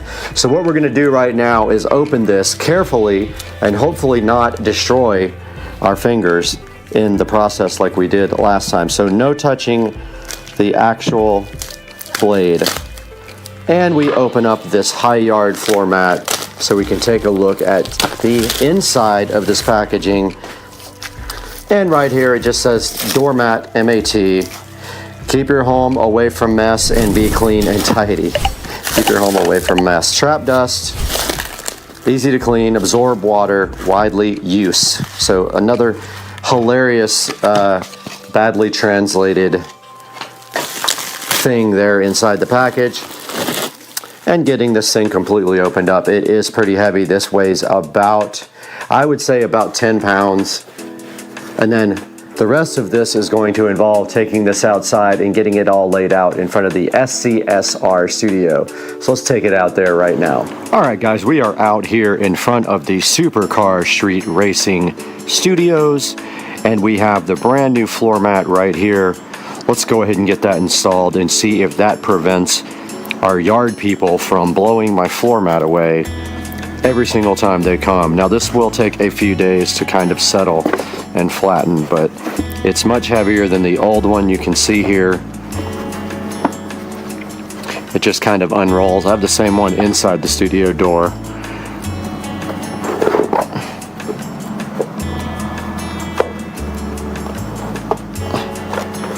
And basically, it will eventually become flat.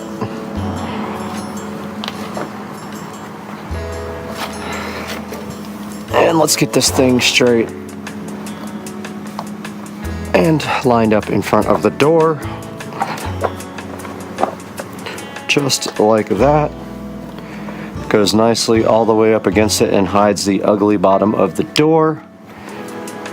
And there we have the floor mat installed outside of the Supercar Street Racing Studios. It is just not the right. There we go. Now it's kind of perfect.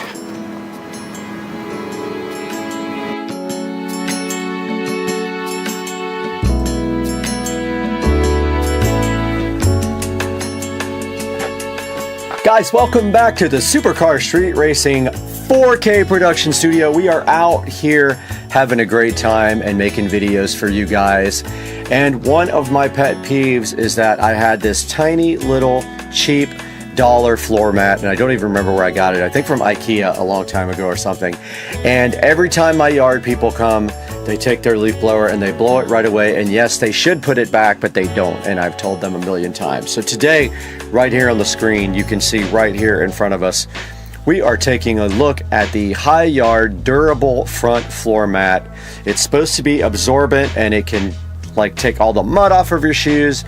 It's dirt resistant, non-slip rubber, and this size that I ordered was 36 by 24 here, as you can see right here on the screen.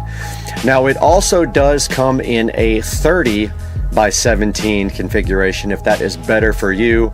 It comes in beige, which you can see right here. Now we'll take a look at the bigger view there. It's black there, but in beige, the bigger view looks like that. And it does also come in gray, which looks like that.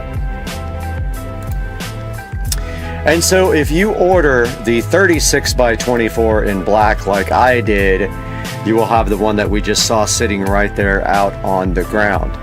And then here's some other little pictures for you guys to check out. Now it says it's the perfect size, 24 by 36, 0.3 inches thick.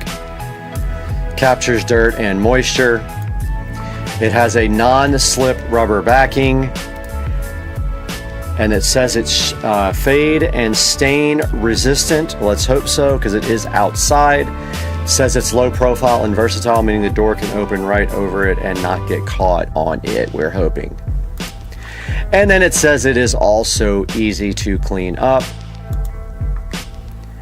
And let's take a look at some of the things in the review section. So if we go to the reviews up here, this guy does have a 4.7 overall review. Not many one-star reviews, but let's take a look and see what that says. Not very absorbent or resistant. So it says that the dirt won't come off and it doesn't absorb as well as it claims to on the one-star review. Now, some of the 5-star reviews say that it's a good doormat, decent quality, good price, nice weight. Works perfectly outside of the front door, and I agree it does. Looks nice, matches well, and this is a very nice doormat. Dependable and stylish entryway essential. Looks like this person got this free from Vine way back in the day, or actually June 7th. So you can see right here, I don't know what Vine Voice is per se, but you can see right there, it does have a lot of good reviews. And let's take a look at some of the alternatives. So let's go back up to the High Yard durable front floor mat. Absorbent, muddy, dirt resist, welcome doormats, outdoor, indoor, non-slip, natural, rubber, backing, low profile doormat for entryway, patio. 36 by 24 black. What a description, guys. $29.99 is what I paid for this floor mat. It is 2-day where I am, 2-day shipping, not today, 2-day shipping. And here's some of the alternatives. There is one for $37. There is another Gorilla Grip Ultra Absorbent here for $24.99. There is a Gorilla Grip Waterproof for $17.94. There is a Yamorba Durable Front, almost looks the same, but it's a 29 by 17, so you have to take that into account on the price right here. And it is $9 right now. And we do have this Home Ideas 24 by 36 for $21.99, that if you want to give that a little comparison. And then we have some 4 stars and above down here in the reviews. This Mabeo, which actually looks like a completely different type of material with a rubber backing there. We have this Pure Rugs Dust Trapper Doormat, non-slip entry for $31.99 as well. Another couple of high yards, a Dexy and a doormat there. And no one did any video reviews at the bottom, so I don't have any video to show you guys. And then there is some down here that also have a word printed on it like hello, that if you like those, you can take a pic out of those. There's some down here with actual designs on it that say things like freedom, if you're into that kind of thing. Here's a multi-stripe one, the Kit Enjoy indoor floor mat only. That's an indoor, so it may not work for what you need. We need it also outdoor. And here are some of the reviews with images. You can see it right outside. That looks like that's inside of somebody's front door there. This one right here, also inside the front door. They're using that for indoor. And there's a good close-up picture of it right there. Another good close-up of the gray. And one sitting, looks like outdoor on a deck. People were using it outside. And yeah, guys, so the high yard outdoor floor mat, I do have 2. There is one sitting on the inside of the Supercar Street Racing Studios right here in front of the door, and then I added the second one outside the door there for when you come in from the outside, because it's sometimes wet out there, because this is a directly outdoor studio room with no connection inside of the house. Guys, let's take a minute to talk about the Supercar Street Racing channel. We bring you high quality reviews in 4K, and we do actually lose money from the channel. So we would love it if you would click for the description down below, click in the description down below, and order things through our official affiliate link. Now, that doesn't mean you have to order this exact product. Any of our videos that you see affiliate links in, you can click that affiliate link and order anything you want on Amazon. It gives me a small credit to help pay for the Supercar Street Racing station, because we do lose money on the station. Now, coming up tomorrow, we do have a review of a portable blender. It is a rechargeable blender, and I'm pretty hyped about this. It's a pretty cool little product, so hopefully you guys come back tomorrow, and we thank you for your support. Please like and subscribe down below as well, and we will see you next time, because you know what's up now. Peace.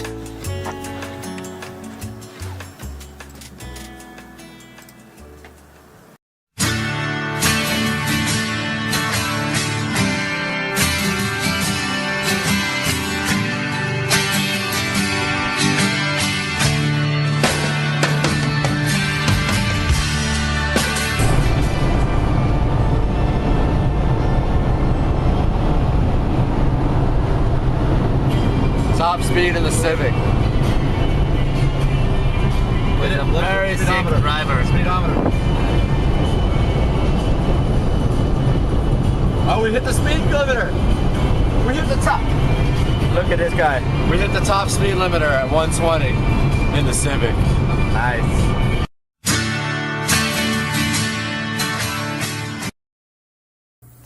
Okay guys, so there you have it. That's everything I hate about my 2011 BMW 335i.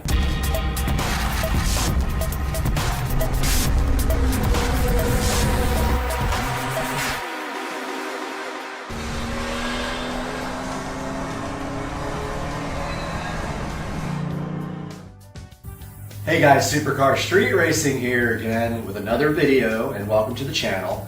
Today we have a video that almost everyone puts out. and that is the 10 things that you hate or love about your vehicle. Today we're going to do the 10 things I hate about my 2011 BMW 335i convertible. Now some of these things you're going to see I've already corrected, and some things actually need to be corrected in the future. So some of these will be things that will get done pretty soon. Some of them have already been done, and I will tell you what I did to correct those items. Now my 2011 BMW 335i convertible comes from the factory with a single turbo N55 engine. The N55 engine is the upgraded version of the N54, where they corrected a lot of mistakes with the engine, and they simplified the design by going from 2 turbochargers, so a twin turbo setup, to one single twin scroll turbo to reduce the complexity of the engine. They also corrected a number of other items as well. Now the 2 engines actually make similar power and respond similarly to modifications, but the N54 has a lot more of an aftermarket available for it. So sometimes it's difficult to find parts for it. For example, the valve cover, there are a lot of options for aftermarket valve covers for the N54. With the N55, there's only 1 or 2, and they're very expensive. So also a lot of high pressure fuel pump issues can be corrected on the N54 with an aftermarket high pressure fuel pump. No one makes one for my year model. It has to be a little bit earlier, N55 I believe, in order to get that aftermarket pump. Now my vehicle is called an LCI, so that is actually improved over the version before. They made some improvements here and there that changed the style of the vehicle. It's got things like the headlight rings are LED instead of incandescent, so they're more white instead of the warm white. So things like that. The headlights are actually different as well. There's some styling changes, and that's pre-LCI, would be before my year model. So yeah, the 335i convertible, it's quite a good car, but in a minute here, I'm going to show you exactly what I did to change things and what still needs to be changed. All right, guys, we are out in the garage, and let's talk about the first thing that I hated about my BMW 335i when I purchased it, and that was the chrome trim around the windows here. You see how you can see that it is now black, because that was Plastadipped black to match the rest of the black in the car. Now for the convertible, that also goes for this strip here that goes around the car, and when you open the roof, you can see it very clearly underneath here that there's a big wide black strip. Now admittedly, some of this Plastadip is already starting to peel off, so it's going to need to be redone. For example, right here we have a little issue, and right here we have a little issue. So that is the first thing I hated about my 335i convertible. The second thing that I hated about my 335i convertible was the brakes. It seems like BMW didn't care in these year models about brakes that look nice.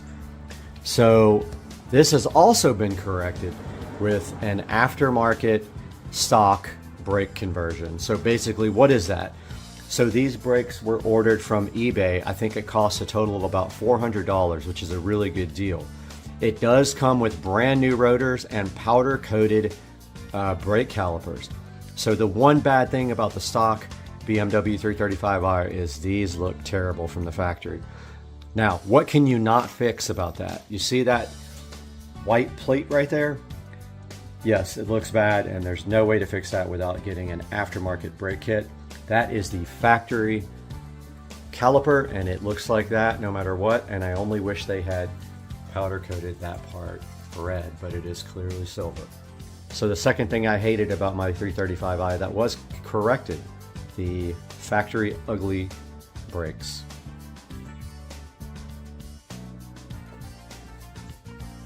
The third thing I hated about my BMW 335i and was corrected, the chrome emblems. That came as silver, looked terrible. That was Plastadipped to black. And let's go ahead and include the exhaust pipes in those as well, because those were also silver, as well as this valance down here. All that has been Plastadipped. The exhaust tips were treated with high temp silicone spray. We're going to go ahead and include the front grille in that last thing I hated, bringing our total up to 3 now, I believe. The fourth thing I hate about my 335i, and hated it, and it has been corrected, is the factory navigation system. The factory nav is outdated, it looks bad, the maps are terrible, and now we have this very nice Android unit that has replaced the factory navigation system. It does connect to a phone via Wi-Fi, so it can do everything that an Android phone can do, and it is such a freaking awesome piece of equipment. And if you hit the menu button and hold it down, you can still access your factory navigation system, not that you would want to anyway. So that was the factory radio replaced with an Android navigation system. The next thing I hated about my BMW 335i was the factory instrument cluster that is very dated. As you know, most cars now, sports cars, come with an electronic display. So we have fixed that. We have this ID4 digital instrument display that replaced the factory display. It is fully programmable. You can change the maps. Sorry, you can change the display. You can do custom from them, and this just gives the car like a whole new updated look. So yeah, that was another thing I absolutely hated about my BMW 335i. So the next thing I hated about my 335i was the factory trim that was wood trim. All this trim here on the dash and on the doors comes from the factory in either silver or wood. I happen to have the wood trim, which I did not like at all. That has since been remedied. I did paint the trim black. I do have videos on how to do this on my channel if you're interested in doing this. It looks so much better now. You can see the trim on the doors all done in black now. That's the trim at the bottom. The top is already black from the factory. And then my center console, all done in black, and it makes the car look so much more sporty than from the factory. I just love that. Next thing I hated about my 335i, and has yet to be completely fixed, is the lighting inside the car. So you can see here, that's a regular light bulb.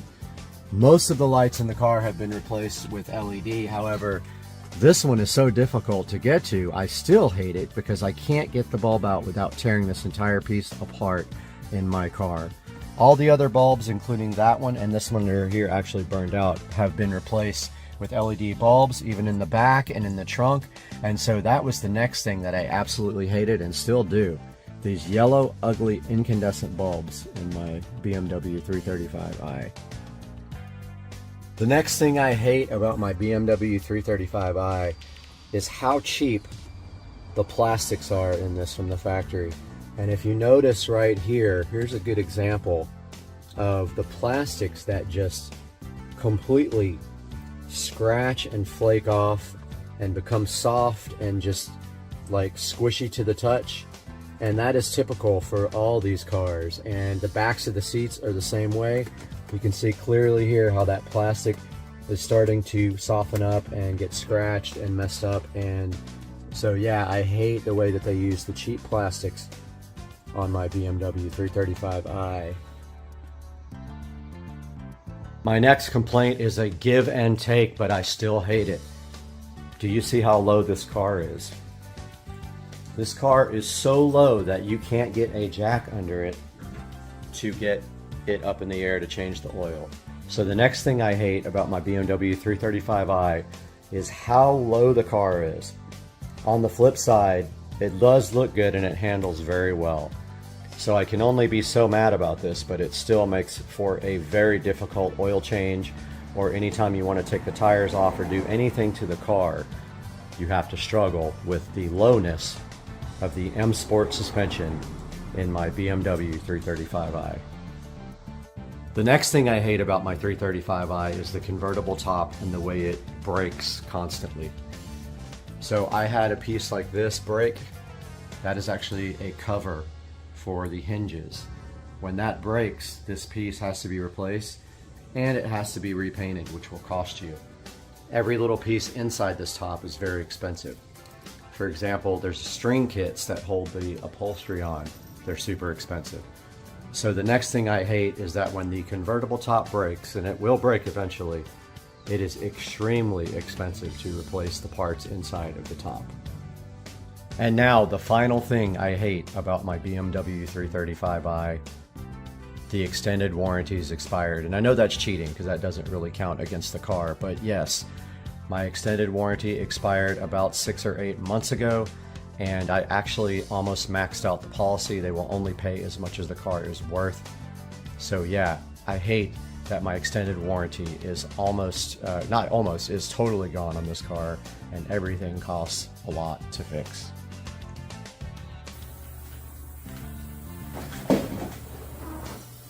Okay guys, so there you have it. That's everything I hate about my 2011 BMW 335i.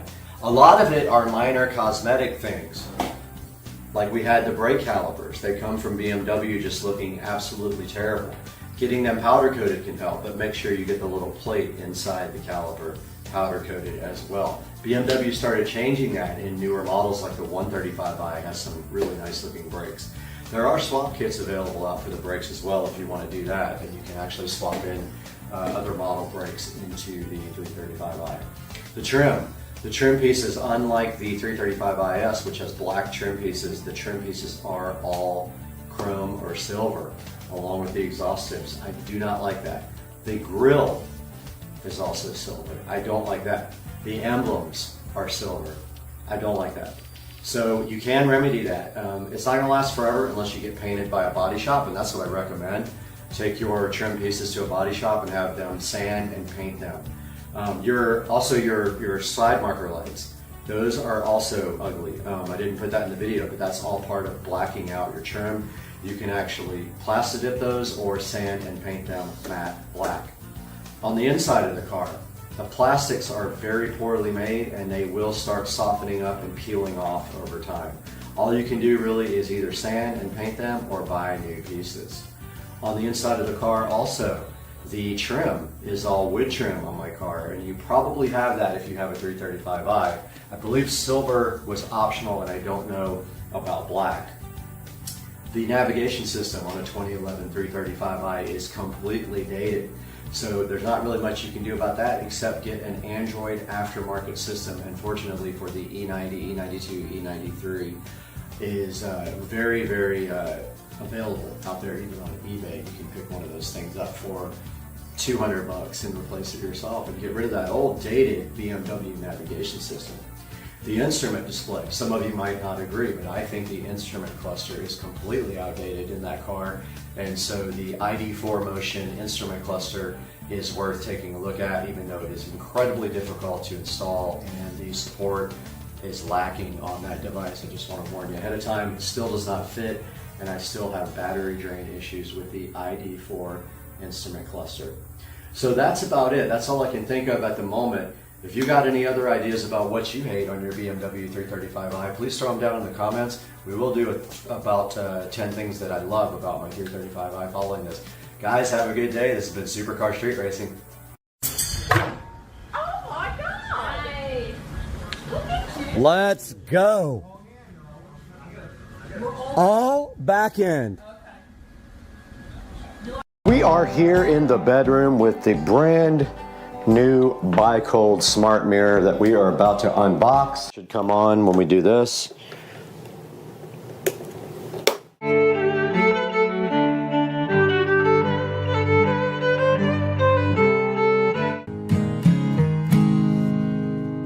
And we just have to put a hole right here.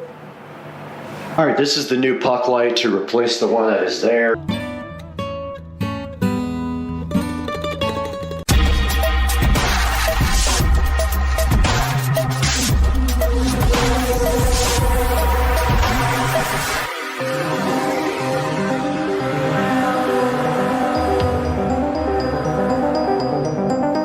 We are back and we finally got our replacement smart mirror, and we are ready to go ahead and hang this. So what we're gonna do right here and right now is bring this mirror in here and hopefully not drop it because the other one was broken. And I have set a towel on here for this. Yes, this is a two-person job handling with one person, which is not good. And then the last thing we'll do is the peel sat. Oh, yep, don't do that. Thought I broke it again.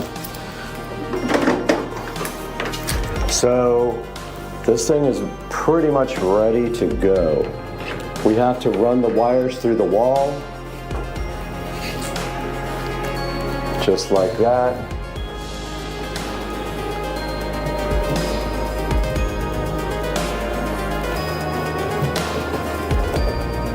And then we also have our LED strip connection power right here as well. So all we have to do right here, right now, is pull this wire through, connect it to. So once this is up, we can then pull our cords through. All right, so this is the hard part. It's kind of heavy. Yeah. We need all this stuff off of here.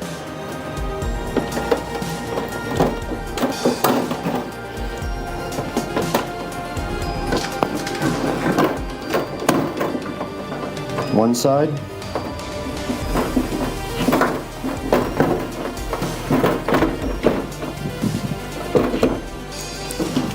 Is it off?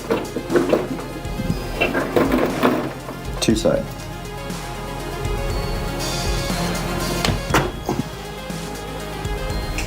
Now, if the mirror is not level, we can maybe fiddle with it a little bit, but that mirror is hung. Let's go get our level. Looks pretty good. We got our level. Let's see how good we are. Oh, it's way off.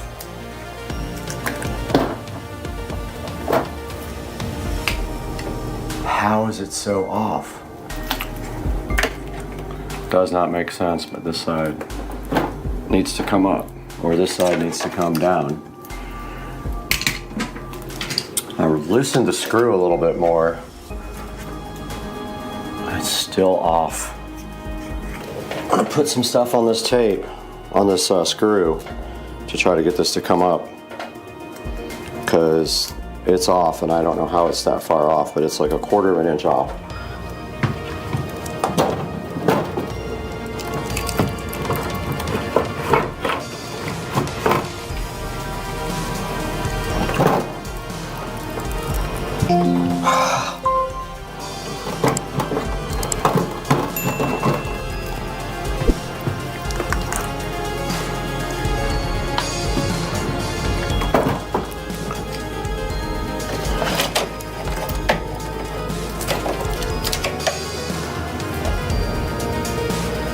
Perfect. Fixed. Fixed. Yeah, dog. Let's go.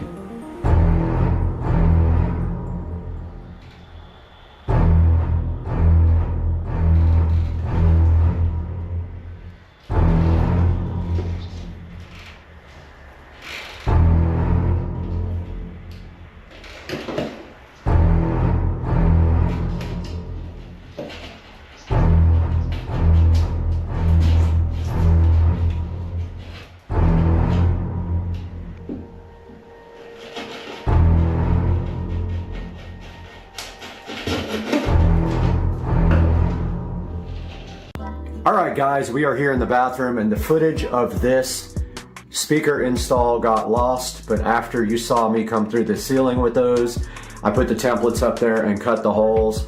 We already had wire from this bedroom for the speakers that are now used for the home theater, So we had to use those for this because we're out of spaces on the Supercar Street Racing switcher right here for audio. But as you can see, we have YouTube no copyright audio playing on these brand new speakers. There will be a link in the description to these so you can pick some up for yourself. But yeah, it came out really good. Sounds awesome in here now. Never had audio in this bathroom before, but I have it in the other bathroom. So I went ahead and added it in here. And these are pretty nice speakers. They're about 50 bucks each, and they're 8-inch dual. So they have like a tweeter and a woofer inside of them. But yeah, it came out really good, really clean looking. Just have to touch up one little space right there where I made a mistake. All right, we're in the middle of the peel set.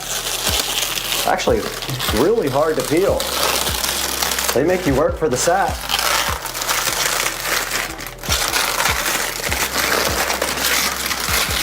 And there is the mirror peeled with the sat. And now let me walk around the corner and plug it in while you guys watch. Gotta be smarter than the plug, I guess. It is plugged in. And I'm pulling all the slack on the power.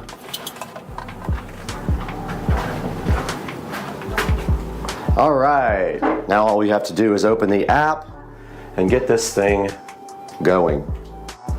We have the Wise Mirror app going in right now. That is the app that you need to control the mirror. And let's see if the light works on the mirror. It does, very cool. So this has a built-in white light, but we added a Govee LED strip, which we have not even initialized yet. So we made it easy to get to the strip back here so we can push the button. And I believe the mirror has two switches. It has a switch for warm and cold, maybe not. Yep, there's the warm. So we gotta click add. And then we gotta find the, oh, I'm not on Wi-Fi. Okay, we gotta connect to Wi-Fi, find the mirror, and set it up. And I'm gonna go ahead and connect to the 2.4 gig network. Okay, it wants us to allow Bluetooth, and it says press this if you have a join, or if you have a scan, but ours says join. All right, looks like we found the clock. And it needs to be set up, so we gotta go to the settings. We don't want the 24-hour clock. Day, month, 1210. Celsius, no. High brightness, yes. We have that on already. Basically, we are set up. We have to put our, it already knows our location. Cool. Night mode. Nope, we don't need night mode. Firmware. Got the latest firmware. And that is it. This guy is set up, and now we have to set up the Govee LED strip. So let's go to the Govee app. And we're gonna go back out and hit the plus button.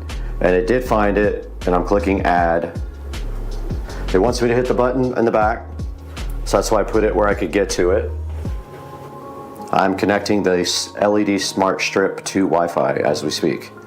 Our mirror is connected to Wi-Fi, and now it is connecting via Bluetooth. And I don't think it needs a firmware update. Oh, there it is. It is gonna update the firmware. We're gonna go ahead and let it do that now.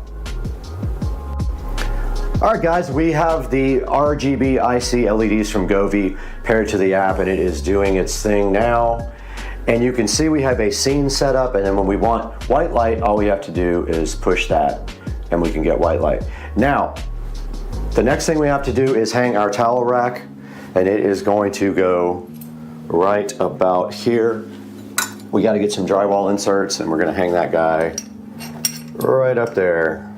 But yeah, the mirror looks awesome. We got the smart going here with the temperature and the time and the weather, and this project looks crazy good. We need to go ahead and get our towel rack mounted as a final step here. I do not like how high the mirror is, I'll be honest. I think I mounted it way too high, but I'm gonna leave it like that just for effect. I do like the way the lights flow down there. But the towel rack is going to sit right here somewhere. So I'm just going to put the thing in the wall, you know, somewhere right there. And I do have one of these things that you kind of hammer in and then you turn with a drill. So I'm gonna grab the hammer real quick.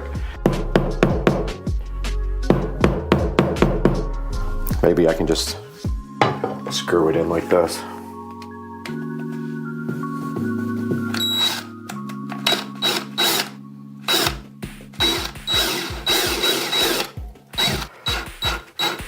Alright,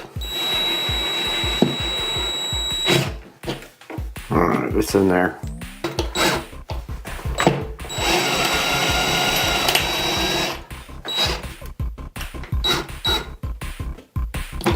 This part you need the level. I'm gonna go grab the level real quick.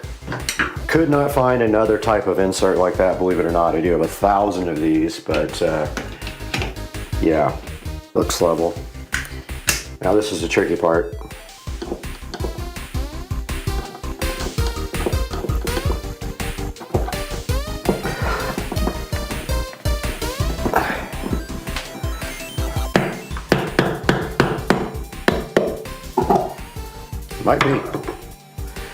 Might be too big.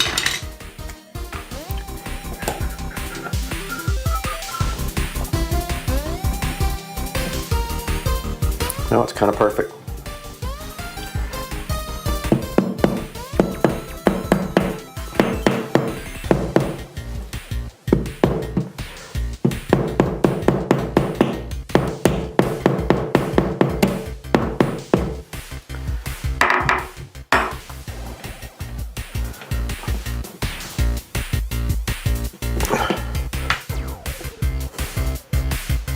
All right, number 2 going in, hopefully.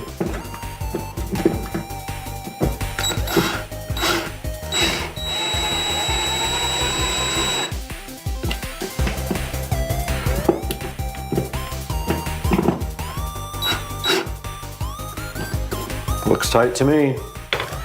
Now we need our small screwdriver because this has a set screw at the bottom, and you just simply put this over it and tighten up the set screw.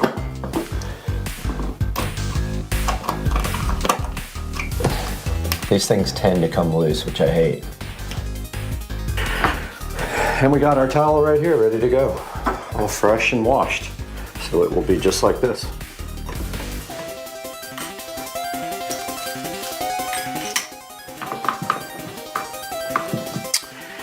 And this bathroom is finished.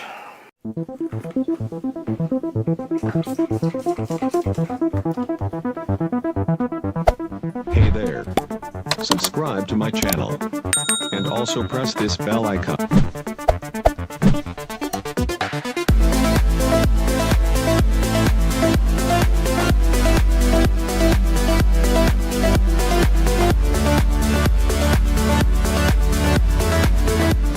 Alright guys, welcome back to this SCSR guest bathroom, and I want to turn the lights up a little bit for you guys first so we just have better lighting. But we are all done with this project and we're so happy that you stood around and watched us do this, and we love doing things like this. This bathroom is such a big improvement now. I'm going to turn the camera around and give you a tour of the bathroom and then turn the lights down a little bit so you can see exactly what we did.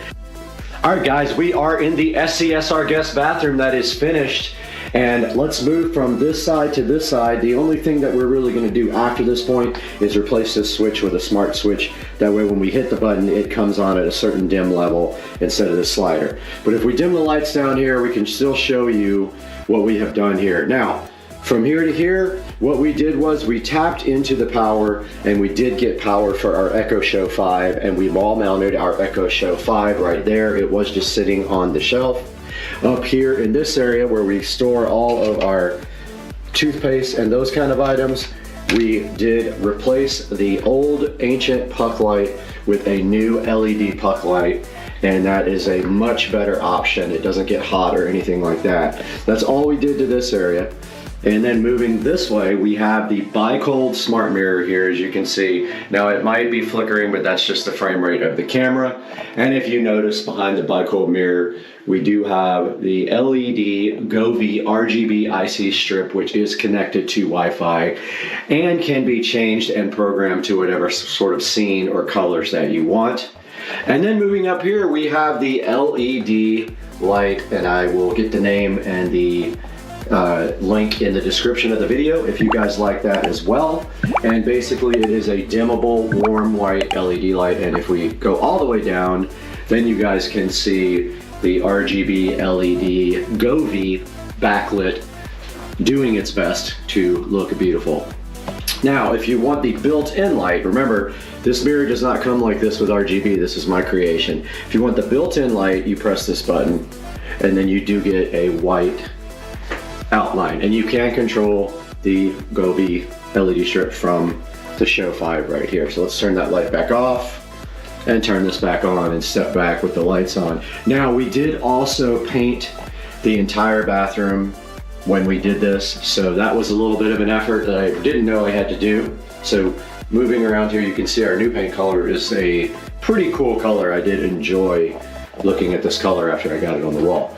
Now, moving up to the top, we have our 8-inch in-ceiling speakers as well, and I do need to touch up the ceiling just a bit right there. The ceiling, if you even touch it, it goes scuffed, and the paint did come off when I pulled the tape off the ceiling, but I have touch-up paint for that. So that completes it. We have the in-ceiling speakers, which are part of the whole home audio, rounding off the bathroom here, and I hope you guys like this series. I like doing it. We're gonna do more stuff like this. I mean, I like doing this all over the house. So stay tuned. Thanks for liking and subscribing, and we'll see you guys on the next one. This sunrise is insane. Heading to Atlanta from Jacksonville. Hitting the Florida state line with a sunrise like this. Dang, son. Pretty. Go, you do it, I do it.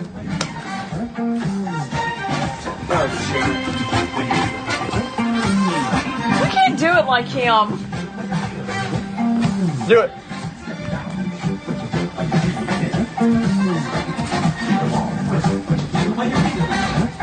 He's so light. He's like, you don't even see anything. Like, what the fuck?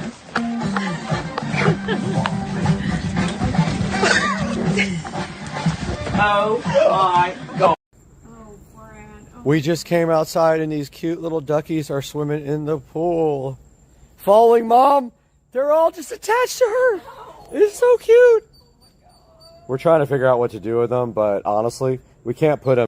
We got this tiny little charger sitting next to this brand new wine fridge, and we got the peel sat. That's so good, that you love. We peel it right off of here, and it gives you satisfaction, and you love it. And there's a tiny charger next to this fridge. Here we are inside the Tesla, about to watch a video about me buying the Tesla.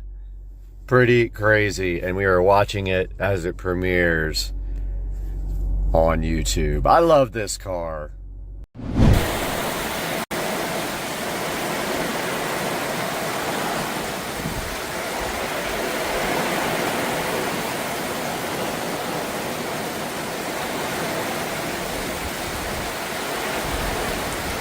There is something strange in this room that is out of place, and it is right here.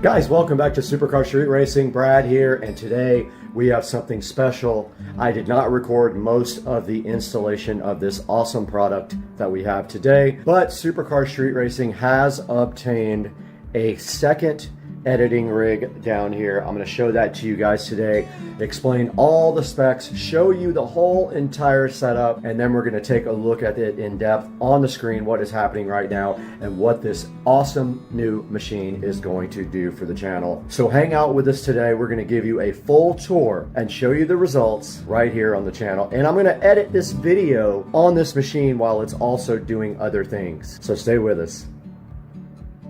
Alright guys, we are in the Supercar Street Racing office right now, and you can see right in front of me here as I move this dumb chair out of the way that we have obtained a brand new editing setup for the SCSR company, and it is right down here. We did buy this used, and I did have to drive quite a ways to grab it. I drove about an hour, which is unusual because I think it's the longest and most miles I've ever put on the car, except for the day that I bought it. So we did pick up this rig, and it is perfect for what we are doing, and I went ahead and used some of my older equipment to set up here on this. Actually is a kitchen table that we have reused as a desk. I had it set up before.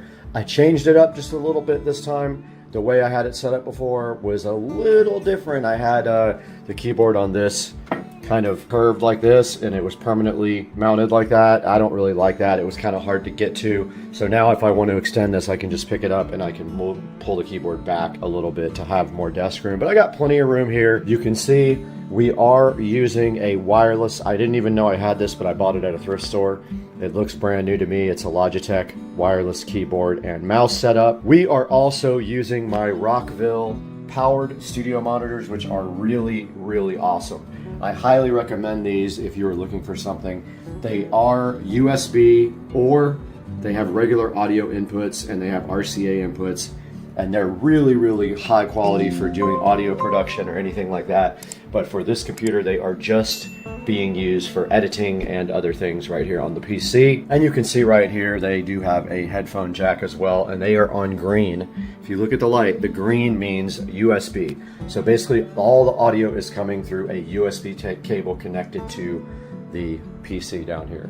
Now for our monitors, we are using these HP monitors, but yes, we are using HP. They are 24 inch. They are only HD. They are not 4K. They do not have 4K support, but they do have Bang & Olufsen speakers. These are E243M HP monitors. Nothing super amazing. They do have built-in audio and also a built-in USB 3 hub. So I have a USB cable running from here down to the actual PC right here, providing USB 3 there, and also one on this monitor running to the PC. They're both USB 3 ports, and now this guy has a hub on the side where the mouse and keyboard were going to go, but I don't need it anymore because I got the wireless stuff, and it is much better and takes up much less room. Right next to that, you do see that we have redeployed our Keener eye care lamp. Very cool lamp.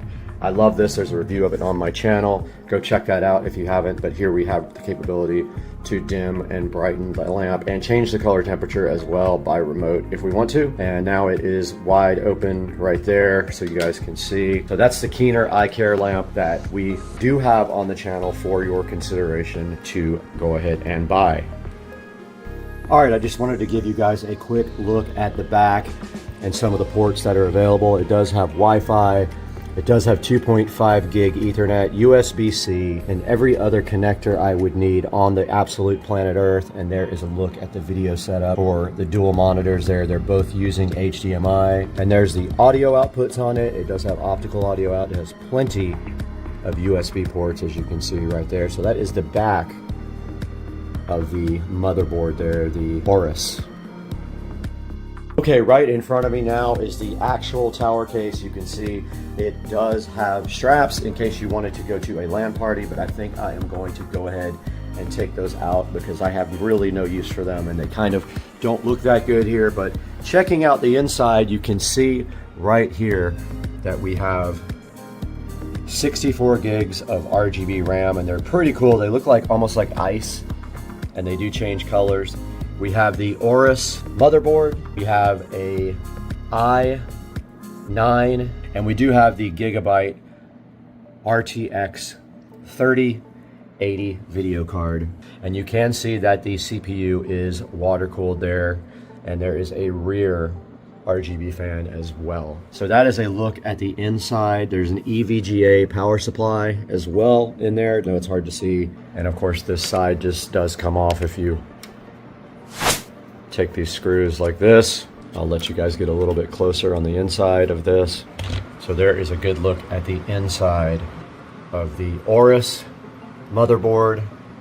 There's the GeForce 3080 and the power supply and the very cool RGB RAM. I love it. And then up top there is the cooler, water cooler. Don't know what kind it is. I'll have to look that up. It doesn't have the brand on it. It just has that little symbol. If you guys know, drop it in the comments section. But yeah, that is the inside of the brand new streaming and editing rig for Supercar Street Racing. Just a little update. I was able to open up the RGB utility for the Gigabyte motherboard, and I did get the Gigabyte logo turned on there and cycling in color, which I am super hyped about. I love that. Very cool. Now let's see what else is available on this app. So it says the motherboard is all set to one color. Oh, the RAM went to yellow. Okay, I put sync mode and color cycle on all of them. And there they go, all synced up, everything. Very cool. I did not even know that was there because I was actually going through the App Center here just looking at this for the first time. Okay, SIV is system information here. I just opened it up. It looks like it's calibrating the fans. It's set on standard mode. I'm gonna leave it there. It is not very loud. There's an advanced mode here where you can set up stair-step modes on the fan. Very cool. And then there's some alert setups here that you can check and see if you want it to alert you when certain things go over a certain amount. And you can see right here the system information. It is a i9-11900K, the Rocket Lake, and it is running 64 gigabytes of RAM, so there are 4 slots. And this is a Z590 Aorus Master motherboard, BIOS version BIOS version F3. Yeah, can't open data connection. None of those work, so you have to go get a file manually. So I'll do that another time, but I just wanted you guys to see this software here. There is one called EasyTune here. I'm assuming it overclocks, and it is on default. And I have not tried to clock the GeForce yet, the RTX 3080. Don't really need to yet. I haven't seen any reason why I should have to do anything on that at this point. So I'm not going to overclock right now. It's not necessary yet. All right, taking a look at the task manager here, we actually do have 10 gigabit available on the, that is downloads happening in the background. I'll explain that in a minute, but we have 10 gig Ethernet available here.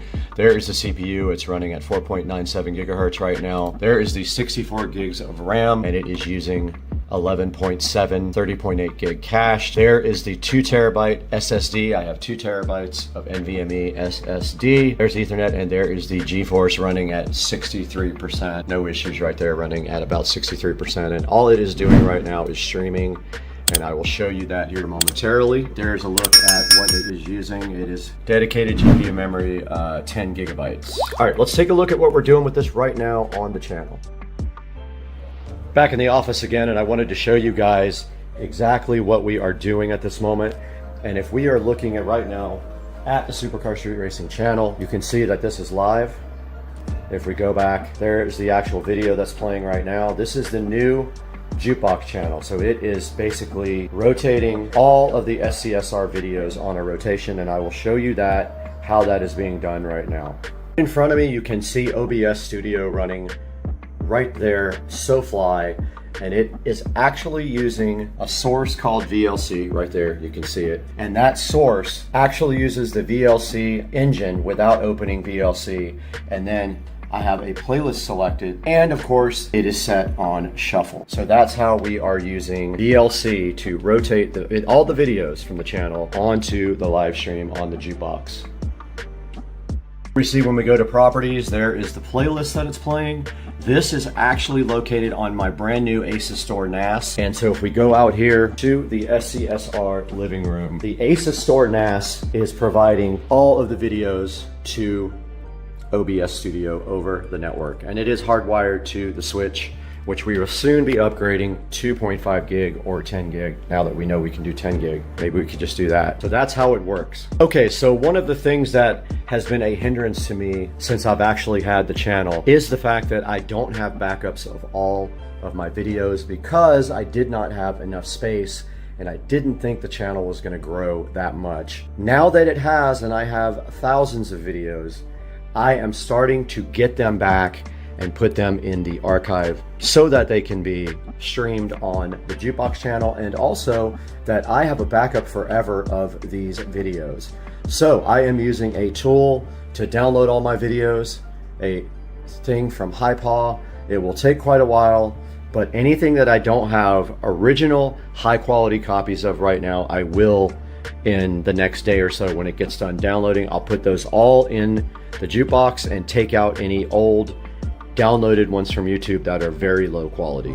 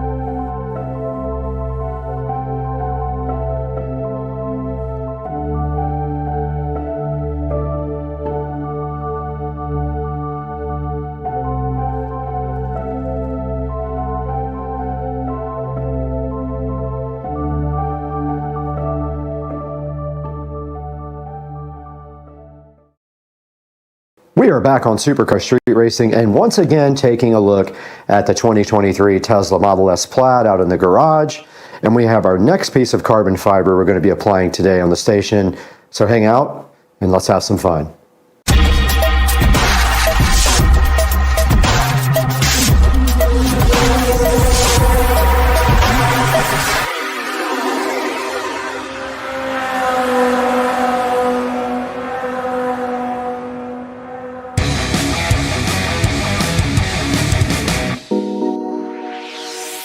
We have this nice piece of matte carbon fiber from RPM Tesla that we are going to be applying today to the Tesla.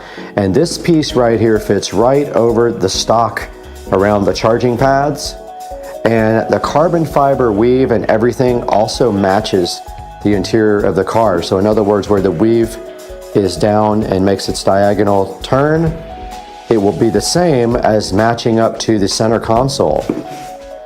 Now, all you have to do to apply this carbon fiber piece is peel off the double-sided tape here. Once you have that peeled off, you stick it right over the factory piece, and this is real molded dry matte carbon fiber to match the Model S Plaid already awesome carbon fiber interior. So let's go outside right now into the car and take a look at what's already out there. Out here in the incredibly dark Tesla Model S Plaid, which has a lot of tint on the windows, and I have put a light in here so we can see where this goes. Now simply goes right here where they didn't put carbon fiber. They just have this fake leather fabric there, and it should carry the carbon fiber up around the charging port. So let's see how well this fits. And it does fit perfect. And that's what it looks like when you add the carbon fiber, and it follows the weave. If you look right there, it follows the weave on the existing carbon and matches it perfectly. Oh, I didn't have it on all the way. Yep, so I didn't push it on all the way. So that sticky tape's gonna have to be applied now. Now we just simply come to the back of this guy here and peel off all of the sticky tape on the back. I'm gonna go do that at the table inside, and it's a lot brighter in there. Okay, we have the carbon fiber piece right here, and all we have to do is come peel off all of the red tape. Once the tape is off, it is ready to be applied, and we go in there and we just push it on.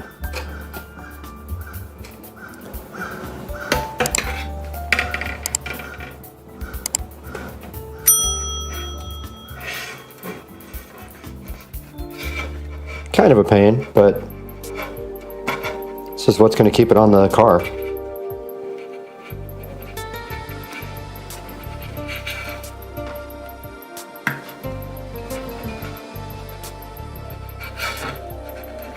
hard to get to.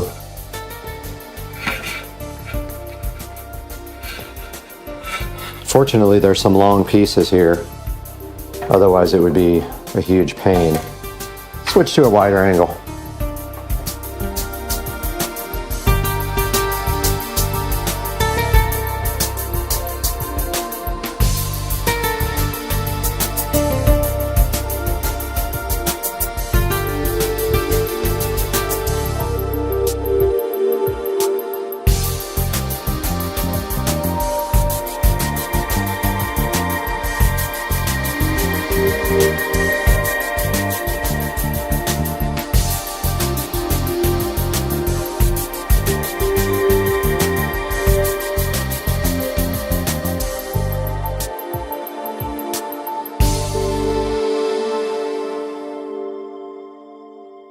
It's like pulling teeth, but pulling tape.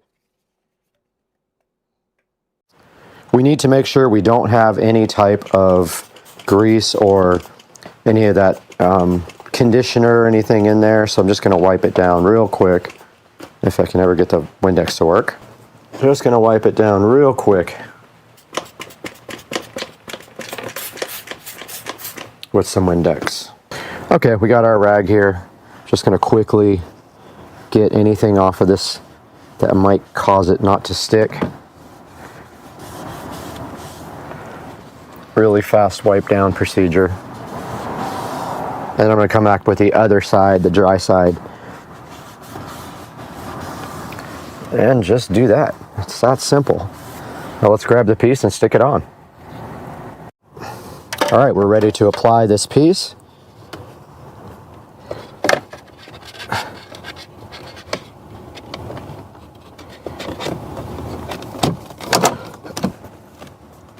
So what I am doing is putting a lot of pressure on this because it needs to sit flush all the way around.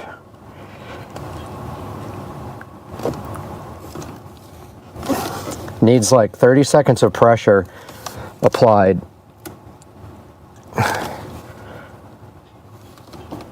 Let's see if this thing still opens right.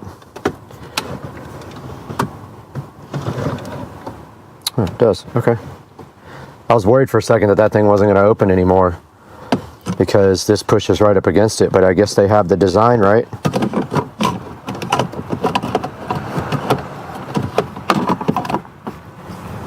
Yeah, it just seems to work fine.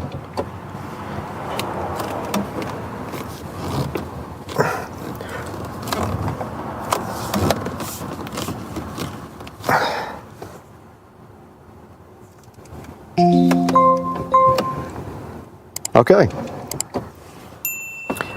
I think that is a finished product. And the center console still works like it's supposed to. So let me give you guys a better look at this. I know the lighting is poor in here and I'm fumbling around with this, but yeah. All right, be careful when you're doing this and working on your car. I put a little fine little tiny scratch in this carbon right here and I can't get it off. Maybe I can get it off later with something polished or something like that. But these lights fell over and did put a tiny little barely noticeable scratch right there in the carbon. But as you can see here, this is all finished and it fits perfectly. I don't have any fitment issues whatsoever here.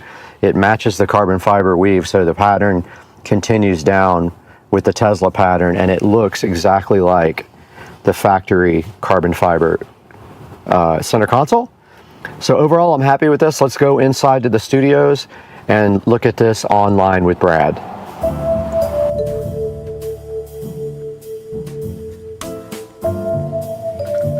Welcome back to Supercar Street Racing, and we are back in the 4K production studio, and our light did burn out, so we have to figure out getting a new light. I might be a little bit dark, sorry about that, but today we have this RPM Tesla molded carbon fiber charging pad frame overlay to show you guys, and they do have quite a few different carbon fiber products over at RPM Tesla. This one is really cool. It actually is a really good addition to the Model S Plaid center console area. There's also some more products like this, but I want to show you this real quick. Now this is the matte dry look carbon fiber, and that's kind of what matches the inside of the Model S Plaid. And as you saw in the video there, it does follow the weave and everything of the Model S Plaid carbon fiber. And here is a good look at it here, and here's some other pictures of it. And right here, there is a picture of how it fits right on. But that one is matching the gloss carbon fiber, not the matte. There is the matte look right there, which is pretty cool. They did a really good job on this. It does press right on with 3M tape and had no issues getting it to stick or anything like that, and no issues with fitment whatsoever. It was perfect. Here's another look at it, and the red stuff on the back is the 3M tape. And there's another look and a final look at it. And if you do come here and you go to Model S, and you go to Real Carbon Fiber Parts right here, it will take you to all of their parts. And checking out some of their other parts right here, you can see here their turn signal overlays, which I do have those. They have the Viento front lip spoiler. It's made out of real carbon fiber. I don't have that one. I have a different one.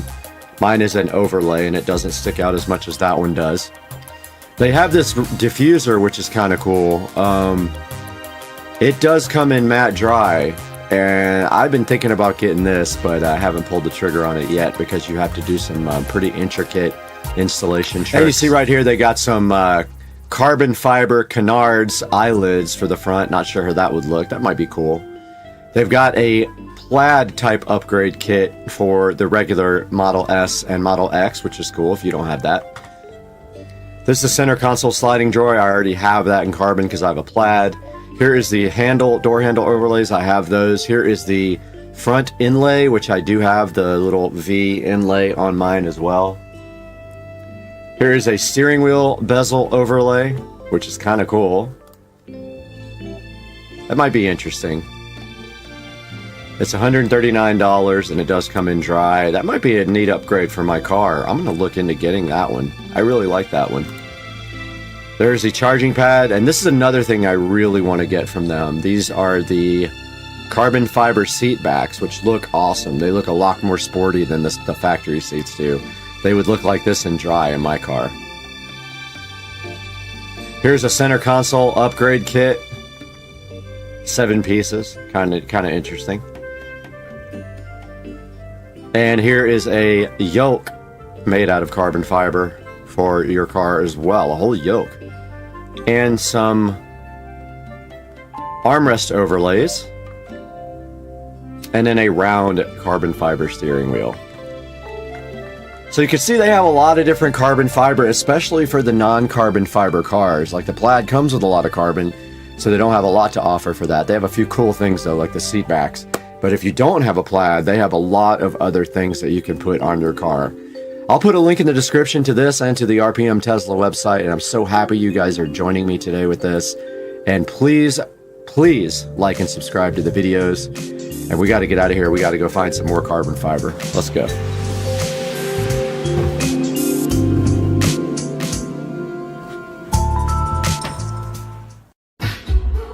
Let's go! I had a mouthful of food.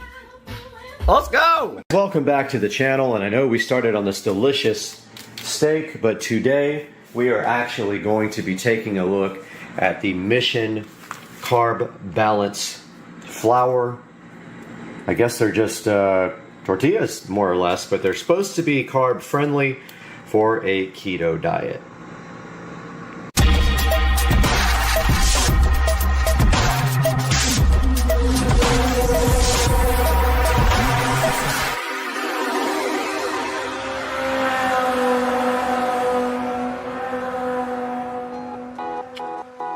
Welcome back to Supercar Street Racing. I am Brad.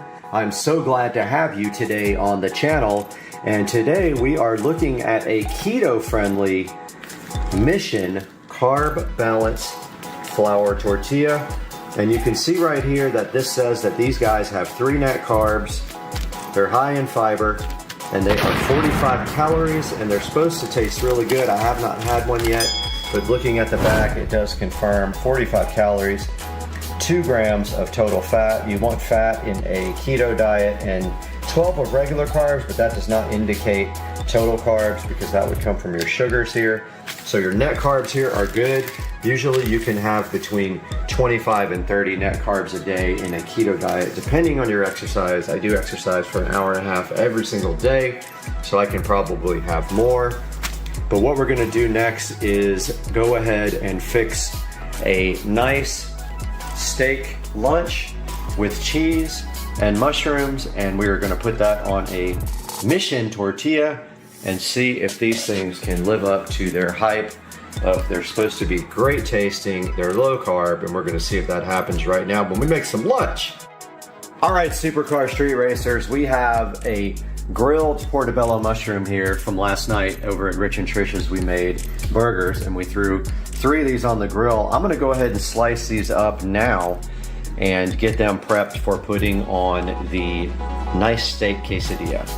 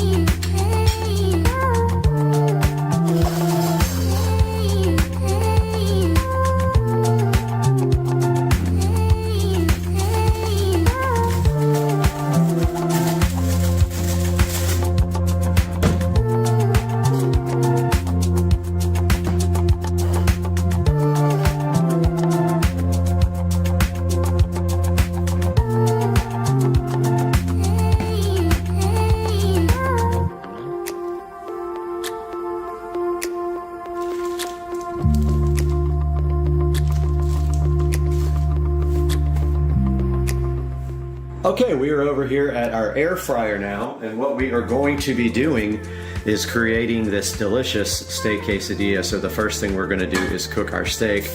I'm gonna go ahead and spray our air fryer down. I have our chopped steak here, quick steak. We go ahead and throw it in the air fryer. Spread it out real nice. Make sure you spray everything down. Air fryers need like something on the meat to let them cook well, so just put some fat-free stuff on there. I have some garlic salt here. I'm gonna go ahead and generously coat that with garlic salt. And I like these to be rare, so I am going to go 3 minutes.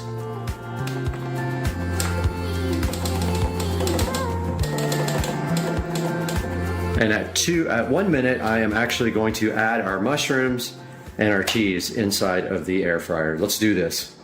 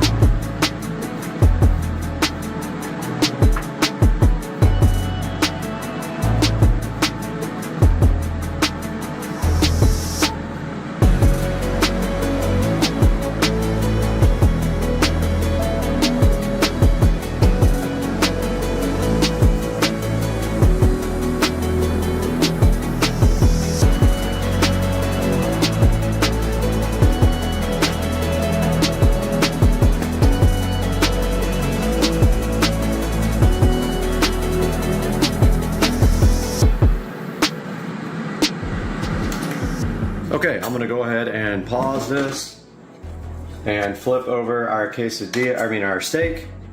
And that looks like it's going to need maybe 2 more minutes. So I'm gonna put this back in here for 3 minutes.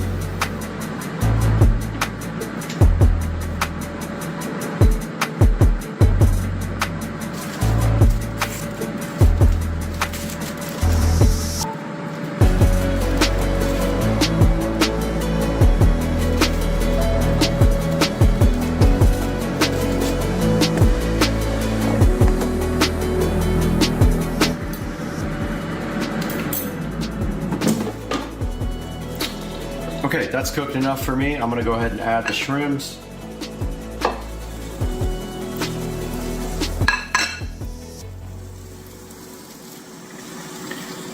And put the cheese on top of the steak. Actually, I'm gonna add the cheese later to the actual quesadilla. That makes more sense. Let this finish.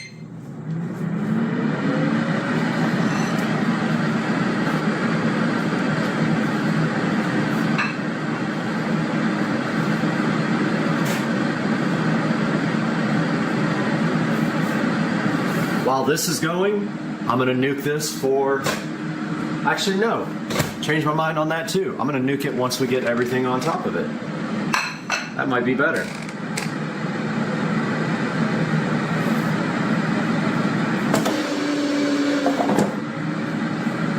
Looks like it's doing good.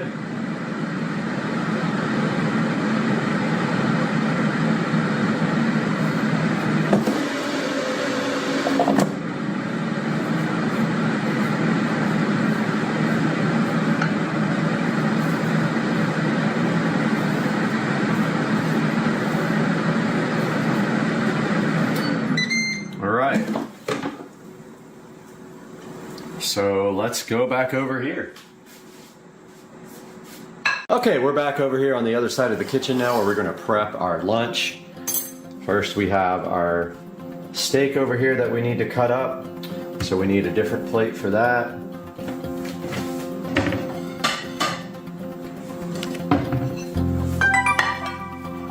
Go ahead and get our steak out, delicious and juicy. And I do like it rare. Hopefully you guys don't mind that. It's actually a little bit overdone from the way I like it. This is not rare.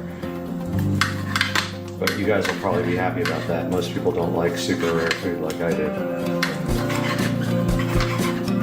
It cuts very easily. Kind of just pulls apart. It's a little odd for one quesadilla. It's a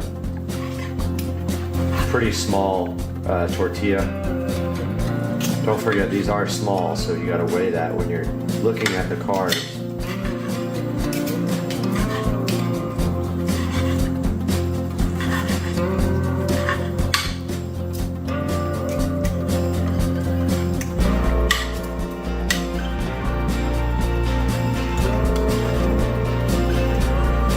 Okay, let's build our tortilla. That's just from the mushrooms, no big deal. First things we're going to put, there's our tortilla, our Mission carb tortilla. Let us throw some steak on there.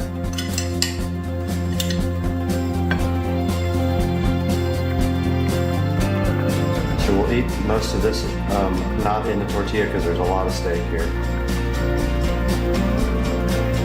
We want to make sure we can wrap it.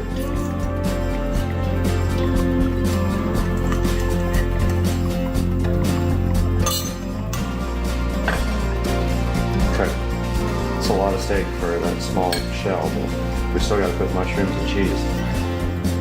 Let's try the steak. Yummy.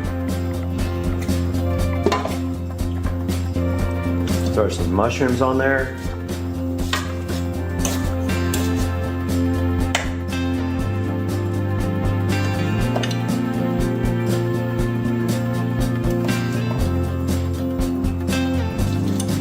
Yummy portobellos.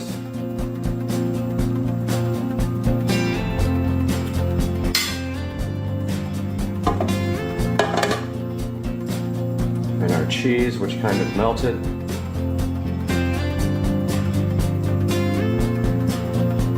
Remember, no fat-free in keto. You gotta eat whole cheese and whole everything, because fat-free has sugar in it. Steak is so good.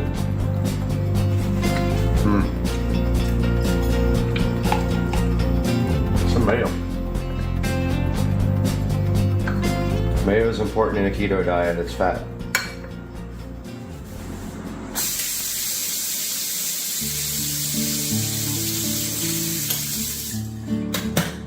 All right, let's throw this in the microwave and melt the cheese.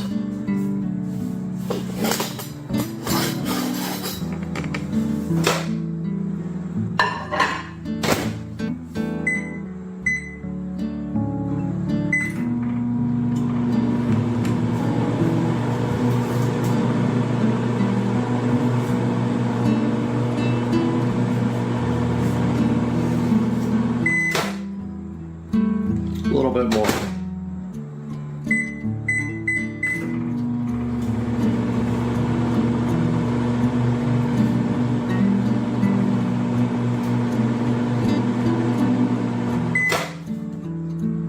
All right.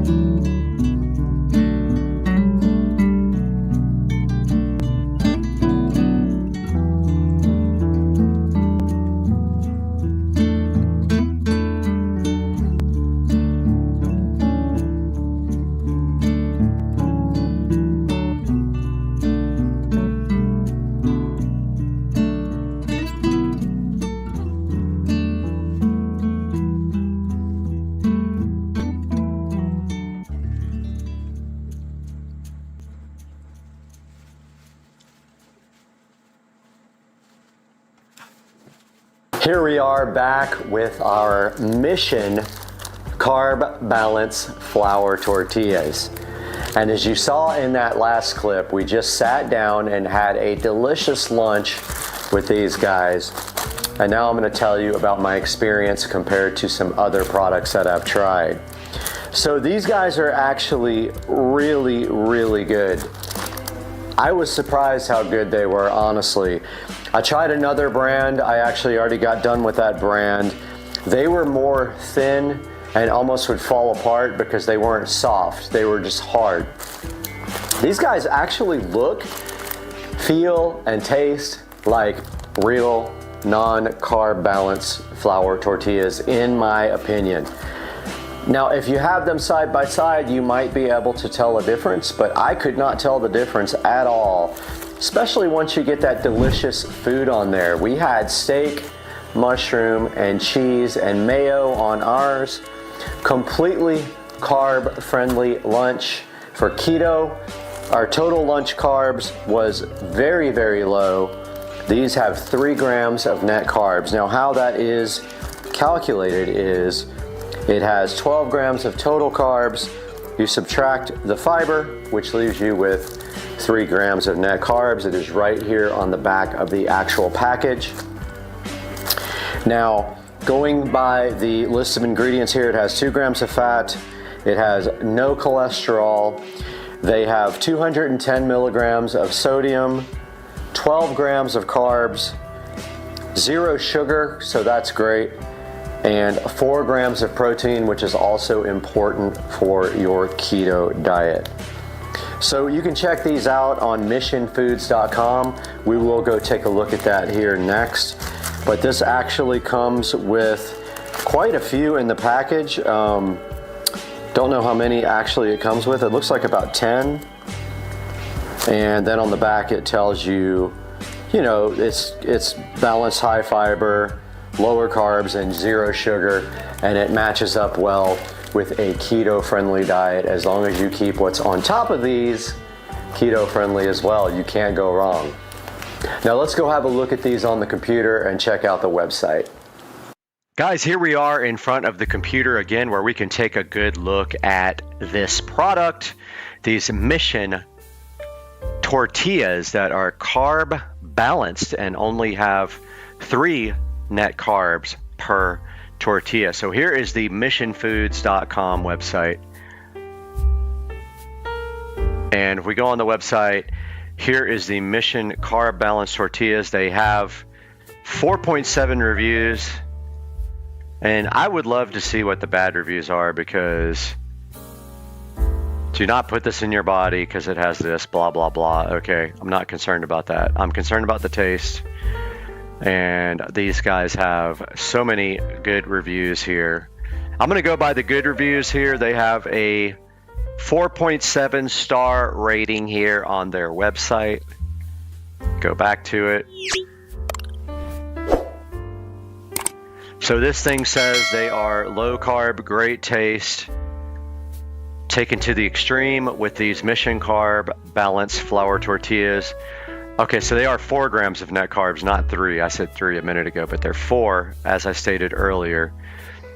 And the full nutrition facts are right here. As I stated earlier, when we were sitting over there doing our actual review of the product, these guys actually have 70 calories. Mine says 45, I thought, on the container.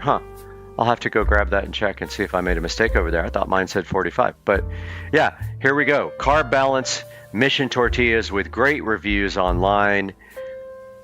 Shows you here how to make some air fryer chicken fajita wraps, which looks absolutely fantastic. It's kind of like what I just made. I don't have any avocado, but that's actually a good idea for next time. Throwing some avocado on there would actually spice up this meal quite a bit. And down here they have all kinds of cool recipes for you to try with these Mission low carb tortillas. And you can actually put in search terms here, or just come down here and look at all their delicious recipes, like this breakfast quesadilla with fried eggs, which sounds fantastic. Tostadas, Chipotle nachos, just all kinds of great ideas. Oh, Eggs Benedict breakfast wrap sounds absolutely fantastic. Chicken and eggplant quesadilla. Just come on to the missionfoods.com website /recipes. You can check out your own recipes and get some Mission Balanced, Carb Balanced tortillas in your life, where you will cut down on your carbs and you'll be right keto friendly with all the rest of your low carb dieting needs. Guys, I really hope you enjoyed today's video. I love it that you guys come and check out all my videos. Leave me some comments. Make sure you like and subscribe. And also, make sure you check out The Incredible Universe, my other new channel, which has a lot of topics about the universe that I really enjoy doing some research on. The Incredible Universe. I'll have a link down below in the description. Please like and subscribe my new channel. We'll see you guys soon.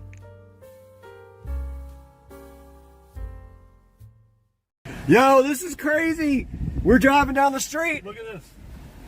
And we're inside of a river. How does this happen? Oh, in Tennessee? Is it cold? Yeah, and it's so cold. And deep too. So cold. And deep. Tesla plant. You got to see your bike, man. So here's your bike.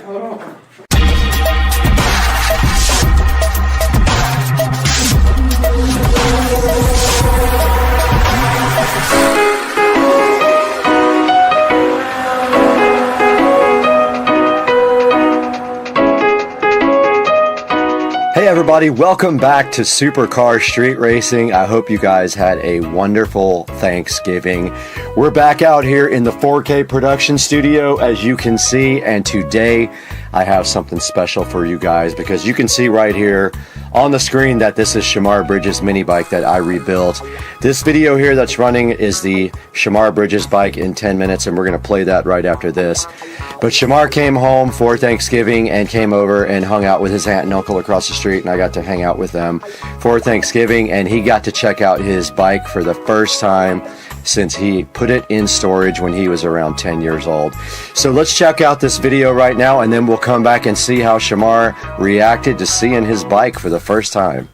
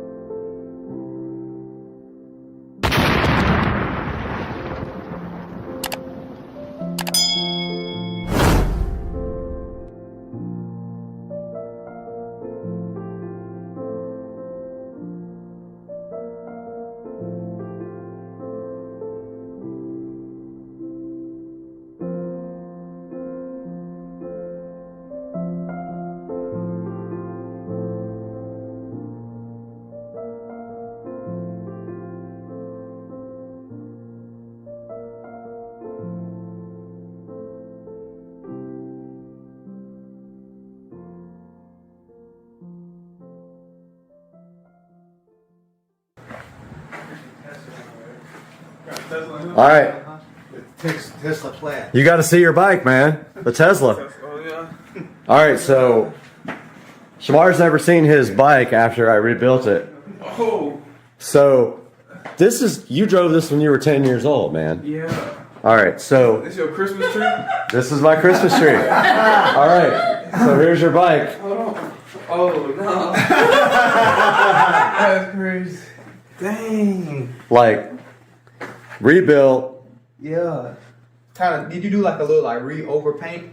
So I took everything apart and I sanded everything down and I repainted everything. Yeah, this is a cool little decorated thing. And yeah, so it doesn't run anymore, so I don't know what happened to it. Yeah. So I haven't decided if I want to put a new motor in it or just. Yeah. Well, your uncle rode it, your aunt rode it. Yeah. You wrote it. So she rode it, and it. I fell off of this a couple times too when I was young. Sorry, look. Oh yeah, I crashed it. Yeah, everybody I think fell off it for sure. Yeah. So I crashed that thing so hard, my thumb is still not proper, and I have scars and everything. And then that's nice though. yeah, and when I crashed it, I scarred that all up. I scarred all this up. I had to repaint all that. I dented the fender. Yeah. No, it's nice. Yeah, man. Though. It looks nice. All right. Get the Christmas lights. Put Christmas lights on there or something. Well, my plan was for you to ride it, but I'm scared to ride it doesn't run. Don't ride it, Shamar. Please don't ride it. I'm scared to ride it. Doesn't run, but yeah. Nah. It came out good, man. It looks great in here. That looks good. The guitars and everything. Yeah, it matches all my stuff. Oh yeah, nice. Very cool. That's going on YouTube. Yes, Heck yeah. All right, as you guys saw right there, Shamar Bridges took a look at his mini bike that he hasn't seen since he was 10 years old, and it has been sitting in a garage. And right here in this 10-minute video that you guys saw earlier, I completely restored it. The current state of it is it does not run, it has no compression, so I'm still trying to figure out if it is going to remain a piece of furniture or if we're going to go ahead and replace the motor. And I did have some ideas for maybe some sort of possible electric conversion on that. Would be cool. However, it might not be worth it because you can buy the whole bike brand new for about the same price as you can get the motor separately. So guys, I hope you enjoyed this video. I had fun making it and showing Shamar his mini bike that he hadn't seen for a really long time, and I had a great time with them on Thanksgiving. I want to encourage you to like and subscribe to our videos and go ahead and buy products through our product links because that helps us out greatly and keeps the channel going. But right now, I've got to actually edit this video, so I got to get out of here. And I got to work out.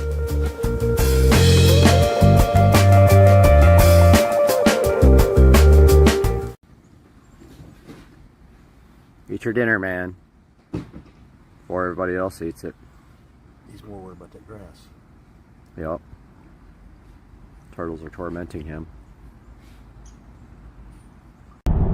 Alright, wanted to make a follow-up video for you guys while I am actually traveling to show you the ultimate, what I believe is the ultimate setup here for monitoring for the 3 Series BMW. So we've got the ID4 screen set up now, and we've got MHD running on my Android head unit here in the middle. I was going to show you guys a bug I found here. So the speed limit's 65, I want to go to 70. Well, see the green line there on the speedometer? That's the cruise control indicator. It's obviously way off. It says it's like we're doing, like it says the cruise control is set for 40. So I just reported that bug. Also noticed that when I get in the car in the mornings, it says battery drain. I don't know if the cluster is staying on for a long period of time or if I just need to lock the door when I get out to prevent that from happening. But yeah, there's MHD set up to monitoring mode in the center console. I'm also running Waze in the background for navigation. And there is the cluster. And if you see, I can toggle into appearance.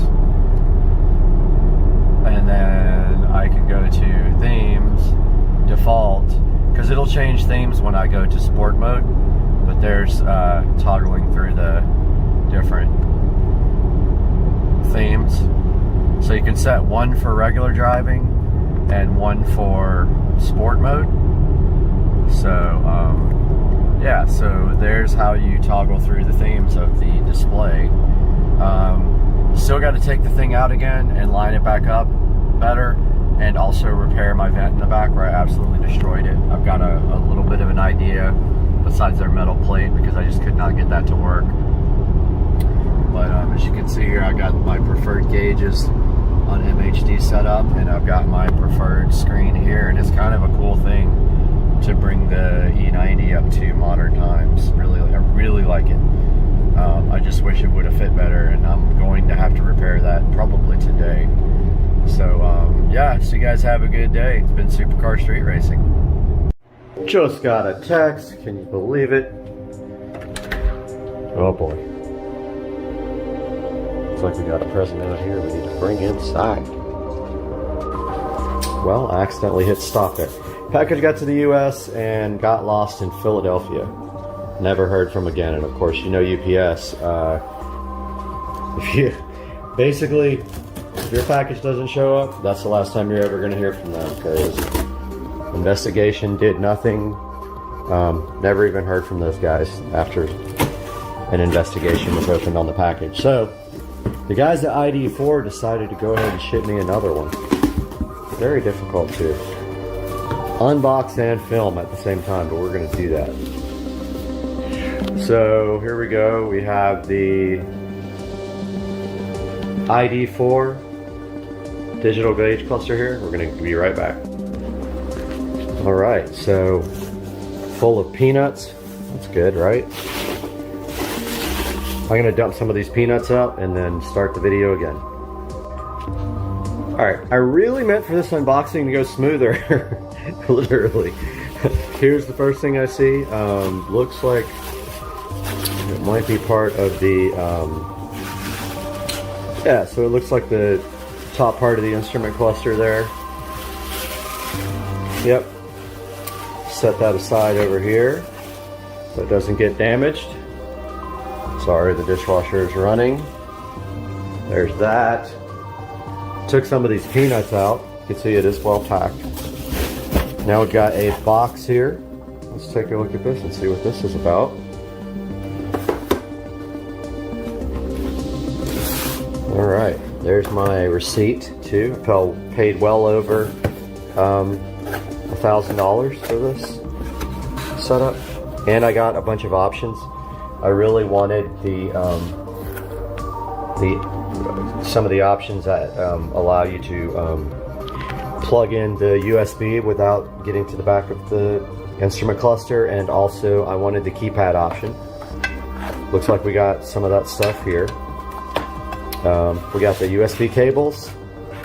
We have the keypad, which goes onto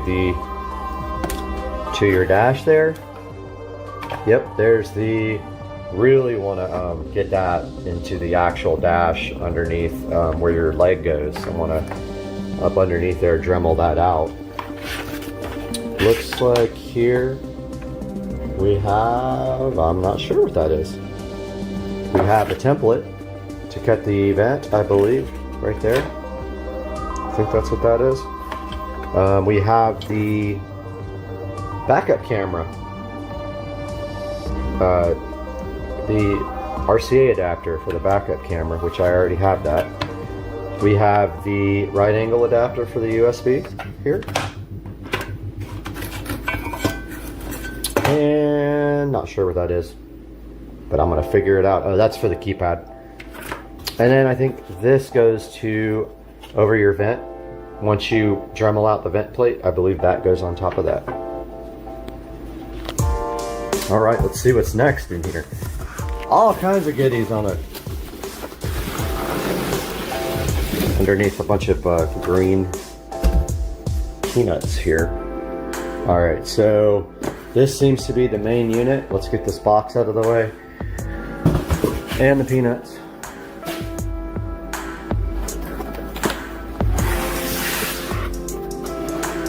Yep.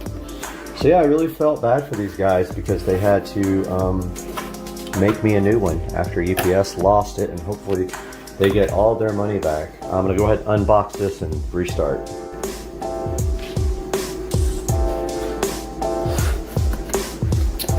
trying to get this open without stopping the video. I had to stop it once, but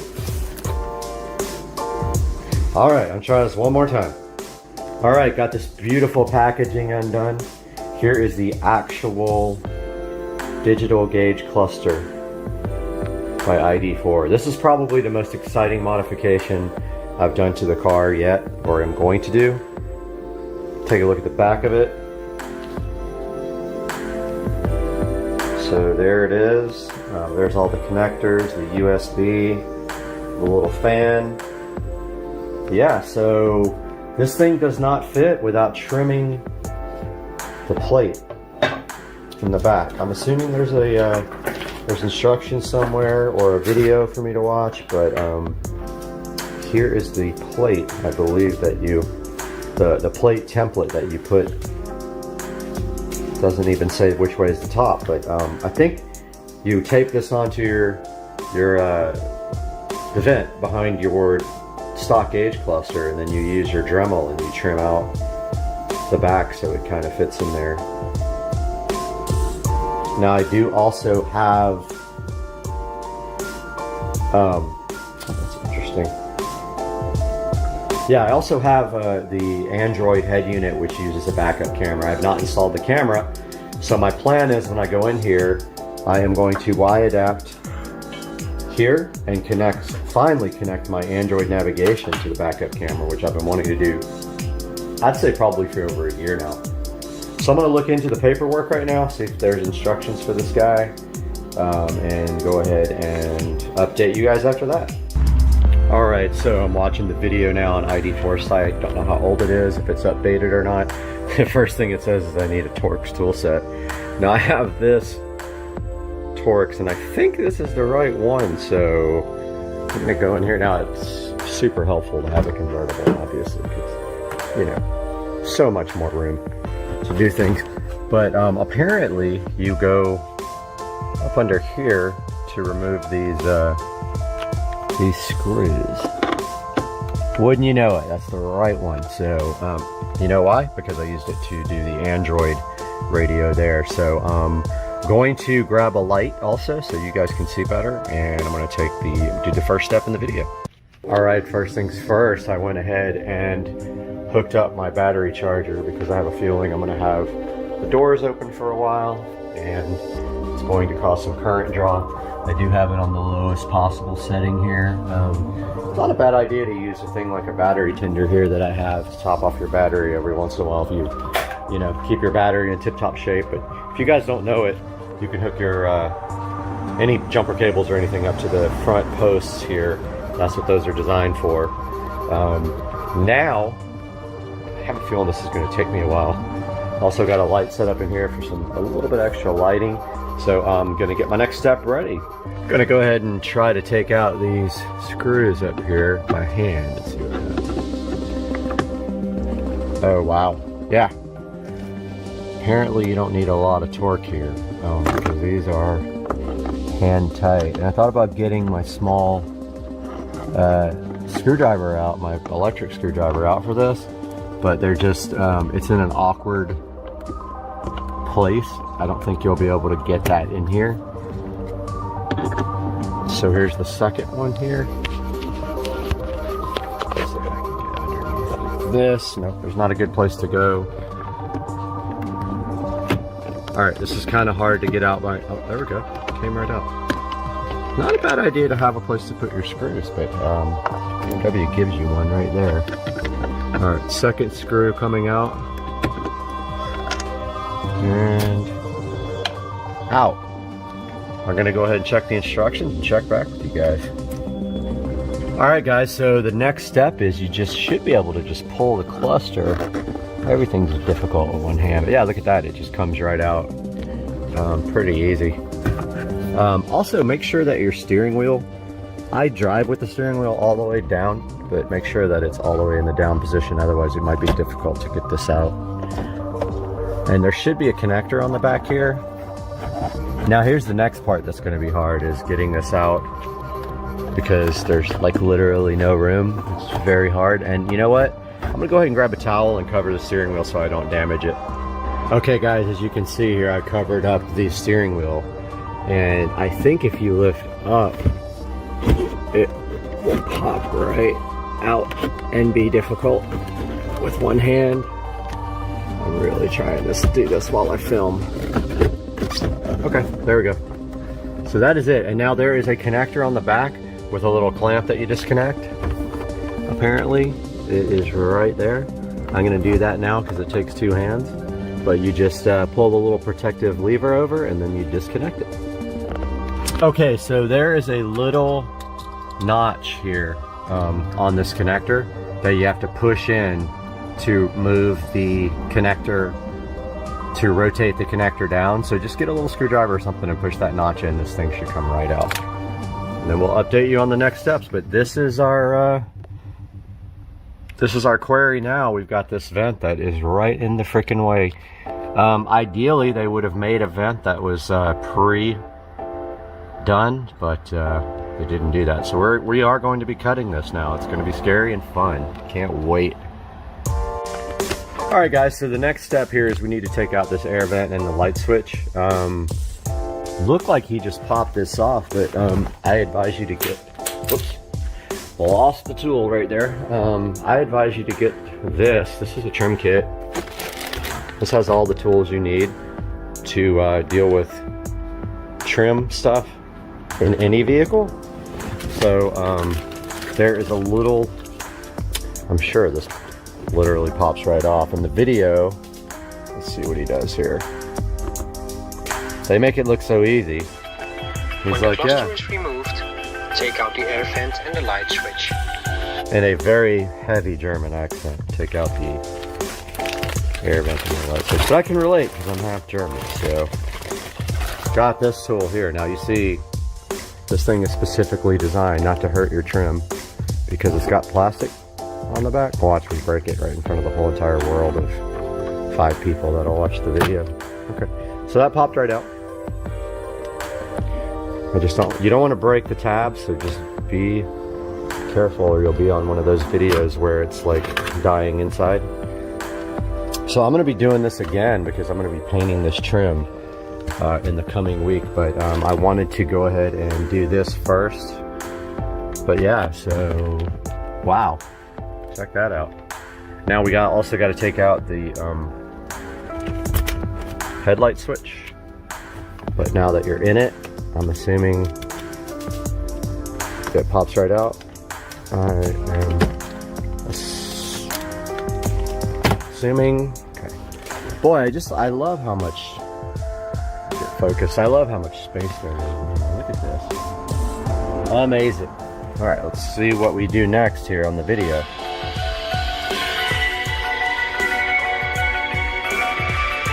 All right, so he's popping out that headlight assembly switch. I don't think we need to take it off. That seems a little bit too. It hangs down. Make sure it is aligned to the right on left-hand drive vehicles. On right-hand drive vehicles, it must be aligned to the left.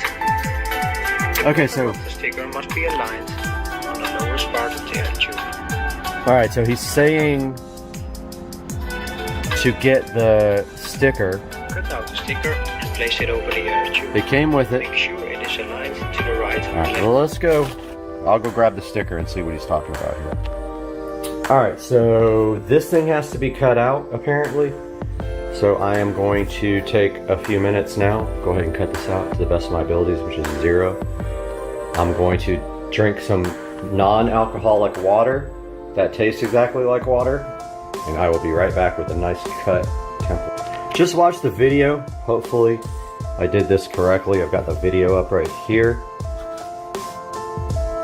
I mean, that apparently is how you cut this out, right? And then, so you do it. Make sure it is aligned to the right on left-hand drive vehicles. So, on right-hand drive vehicles, it must be aligned to the left. He's on a left-hand drive vehicle, so he's aligning it like this, and it kind of bends over, goes to the bottom of the air vent, As shown in the picture. and then you cut everything except this. Tube is still in the vehicle. Place the metal shield to cover the hole in the air tube. Metal shield and cover was. This is a good time to install the vehicle interface cable. I lost the metal shield and cover. Oh, right here. Go. Here's the metal shield and cover that goes over what you cut out. All right, let's go try the next step here with, oh, here's Mr. Bink. I know. Kitty, are you hungry? Oh, you're such a good kitty. Are you gonna stay with me forever? Okay guys, so I got this into the air vent area. It's gonna be an adventure. So I literally use shipping tape, and you can see where the lines are folded right here. So take your template, fold it over there. I taped it multiple places. I am going to get my Dremel. I'm gonna watch the video and make sure that I cut, you know, I think this is supposed to be like, yeah, okay, so I've got it taped wrong. So basically you Dremel the air vent there across where it curves, and you come straight down here. Mine is taped too low right there, so you can see where I messed up, but you get the idea. You're cutting the vent all the way from here over to here, and then straight down here to the bottom, and then you're going to match the picture here. Let me pull it up for you. So check this out. This is what's on the instructions. Place the metal shield to cover.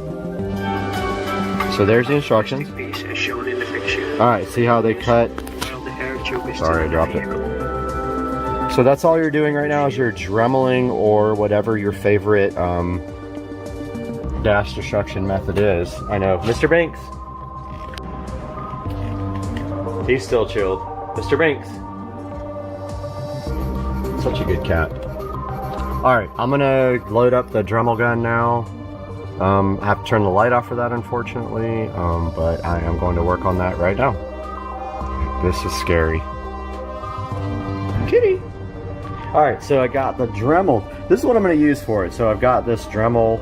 I think I lost like the real attachment, but I'm going to use this cutting disc right here and really destroy that dash. So I'm going to go ahead and put this, what? I know, dude. So I'm going to go ahead and put this disc on the Dremel. Get back with you guys. Got my Dremel tool all set up here, even though it refuses to focus. Good grief. Come on, man. So yeah, gonna go ahead and mount this to the Dremel, and I'm gonna Dremel out that air vent and destroy my car. Got my Dremel tool on here, so this is just a regular cutting bit. Variable speed Dremel here. It's gonna be hard to get this thing in here and cut that. Seriously? I already broke the... Okay, I already broke it. Real life here. Your Banks is so vocal right now, but seriously, these cutting discs are so fragile, and I just literally touched it to something. You'll have to play with the Dremel speed. I keep it on a pretty high speed. I'm gonna go ahead and try this. I've been dreading doing this for months. I can't do this and film, but you see what's gonna happen right there. Around that template, right around the edge of that vent, I'm going to cut that, and I'll get back to you guys after I have destroyed my amazing car. Okay guys, so trial and error. This is what I've got here. So basically what I found out after playing with this is your best bet for cutting this is not a Dremel. It's very thin. They don't explain this to you, but this knife here is all I needed. I cut this original slice with the Dremel. The problem is the Dremel can't get into the space, so I cut the rest with this. Now, it seems like, what good would this do? I don't understand. We're gonna find out here though very quickly, because this little piece is going to go here. I'm gonna retrieve that and see if I actually did this right, but it's really rough. You can see here, there's still like a little bit here. I'm gonna trim off. All that has to be gone for this plate to work properly. Yeah, I missed a little bit right there. I'm gonna go ahead and trim that off, and I'll get back to you. Okay, I wanted to update you guys. This is the cable for the backup camera. I am splitting that cable to go to my Android head unit. So I've got a Y adapter here. I went ahead and taped these up with electrical tape. That's a Y adapter. One of these will feed to the backup camera. The other one will feed to my Android adapter. Now I'm going to go ahead and tell you right now, I'm having a lot of issues getting the cluster in. It's very difficult to get it. I know, man. I know the feeling. It's really difficult to get it into the area. The steering wheel is in the way. It's tilted all the way down. I'm going to work on that for a minute, but I wanted to go ahead and get everything connected to it. So once I do get it in, I don't have to worry about connecting everything now. So I'll get back to you guys if I can figure out how to do it. Okay, so I connected all the cables that came with it. Obviously one of them is for the stop connection to the instrument cluster. The other one is for the keypad right there. Just the keypad here that mounts on your dash with double-sided tape. And then the third one is for the backup camera. So there's also this USB. I did get the right angle USB, so this will only go, the cat's so vocal. So only go in one way because, you know, lovely USB. So this makes it so it sits more flush, like that. Then you take this additional adapter and you mount this into your dash. So this is an extension for that. Now at the same time, this thing is very hard to get in the dash, so I'm still working on how to do that. And once I figure it out, I'll let you guys know. All right, so I'm having a lot of issues getting this cluster installed, and I figured out from a different video for the 5 Series, maybe it would help if I got rid of these little edges on the dash. So I went ahead and broke those off right there to see, because I got it almost in, but it's just very difficult. So let me try to do this now that I've got these little corner edge pieces broken off. I've got all the wiring run through the dash here, coming down through the dashboard and through the headlight jack. Let me give this a shot. Oh, also I taped up here because it started to, this is really like taking, my car's taking a beating on this. Yeah, see, I already scarred up my car. This is really, I'm having issues here. I'll be back. Okay, I'm ready to punch myself in the face. I think I've messed my car up so many different ways and scratched every single thing up, including my steering wheel, which was perfect. My dash was perfect. It's all messed up. This is a very hard install. I come to the conclusion that it has to fit behind the little tabs in the corner. I tried to Dremel them out so it could lay back a little bit more. It's not going to. I don't know if the cover is going to go on or not, but we're going to do a power on right now and see if it was worth it. Okay, well that's pretty freaking awesome. And if we go over here, we can get the Android. All right, so now the challenge is getting this thing mounted and getting this trim ring on. And oh, also, by the way, during this whole process, I lost this little clip. Yep. So now I don't know what I'm going to do about that. I don't have it. It fell into the dash. It's freaking gone. I'm going to work on this. Goodbye. All right, so it is the next day. Wow. What a night. What can I say? I spent 5 hours trying to get this thing installed yesterday. All I can say is this about this, because I don't want to give the company a bad rap at all. So the first package I got from them got lost. Not their fault. Second package came. I followed the instructions. I cut the air vent. Still, I could not get this thing installed. Now, I made the biggest mistake in the world. I didn't protect my steering wheel and my cover here for the steering wheel that great. And yeah, I scratched up my interior, which was perfect before. My steering wheel has marks on it now, which it did not before. So that was my impatience after being frustrated with this thing. Also, it is not lined up correctly. It needs to go down about 1/4 of an inch. So I'm going to be removing it again and cutting away some more of the vent. And I want to go get some of that flexible aluminum tape instead of the little cover that they supply to fill the vent. So for now, I stuffed a towel in the vent to keep the air going, but I want to show you guys what this thing looks like. And again, I actually scratched up the screen right here just a tiny bit, which I think might come out with plastic polish.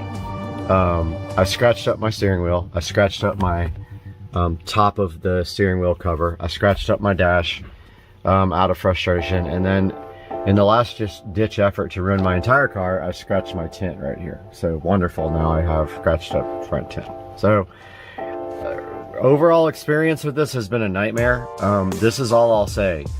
It is still so hard to get in that I had to force it into the position where it is now, and I didn't use the stock factory screw holes. I put self-tapping screws in wherever this thing would go, but it is in. But you can see at the bottom, the lip is showing there. That needs to be fixed. So let's start it up and show you what it's like. So I don't know why the, okay, so high battery drain is on, which I don't understand why. The car's been off. That's something I need to look at. And actually the car's on a charger right now, so that's interesting. High battery drain, okay. Increased battery. Okay, so that's new since I put the screen in. But as you can see here, I got the screen installed and I did configure it. There's the RPMs, and this is how it looks. And you can either use your stock here to go into the menu. So you push in the menu button there, and that's where you have the configuration items. I do have it on, I'm not sure which one I have it on right now. I think this is one of the sport ones. I think it's Fierce is what it's called. But inside that menu, that's where you set up all the options for the screen. You can set up a display for when you're normally driving, and then when you go into sport. So you notice how when I go into sport, I have it changed to a different theme, which is called orange. I don't know, sport orange or something like that. I can't remember what it's called. But notice, like, I've configured it the way I wanted it. I set up horsepower and torque right here as the extra gauge that I wanted. I got the M Sport logo. Pretty cool. Now it doesn't show boost. I heard they're working on that, but I don't know if that's ever going to be available. But I wanted to just show you guys because I had such an experience with this thing that was a nightmare, and still not right. I did not install my camera yet. I've got the cables all back here. The keypad for it, I did not install either because I was so frustrated at the end of my night. I literally just wanted to throw it out the window, and that's why I threw something at my front windshield. But honestly, my front windshield needs to be replaced anyway, so that's probably going to happen soon. But wanted to show you guys this, and if you go in here and you go into appearance and you go into themes,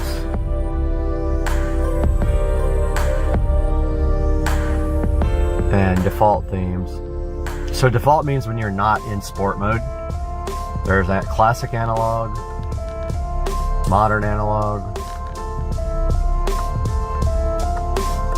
classic orange, modern orange,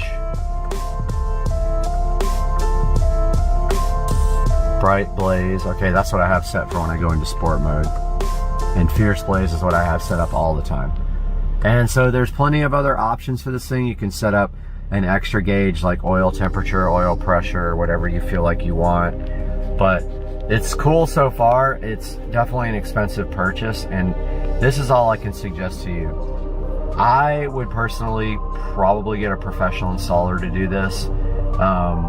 And honestly, I would ditch the plate that comes with it to cover the air vent, and I would just use the aluminum tape. Like, it's, you know, it's like flexible metal tape, because you can also push on that a little bit if you have to get this thing in. And I'm not kidding you, I had to force this thing in where it is right now, and still this bottom lip is showing, which is bothering me. So I'm going to take it all out.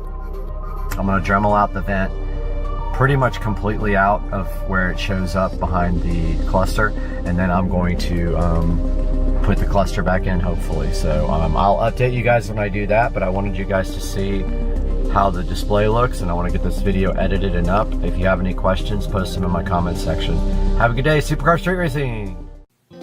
Hey guys, welcome back to Supercar Street Racing, and today we have the Marantz Cinema 70S, and we're going to be replacing this old, tired Pioneer VSX 1021. So hang out with us while we take a look at this flagship Marantz receiver.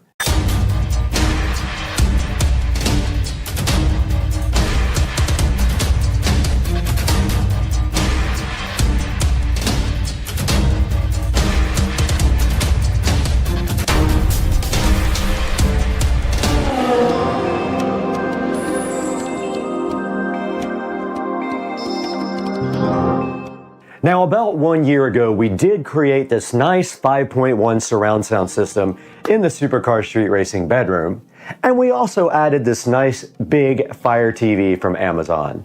It has a UE error 22 showing on the screen, and for some reason the sound cuts out all the time or just gets really loud and blows you out of the bed. So we're gonna have to disconnect this and get this brand new Cinema 70S connected. So let's get this thing unboxed and see what's inside. Okay guys, we got the brand new Marantz Cinema 70S in front of us. Let's go ahead and get this thing unboxed.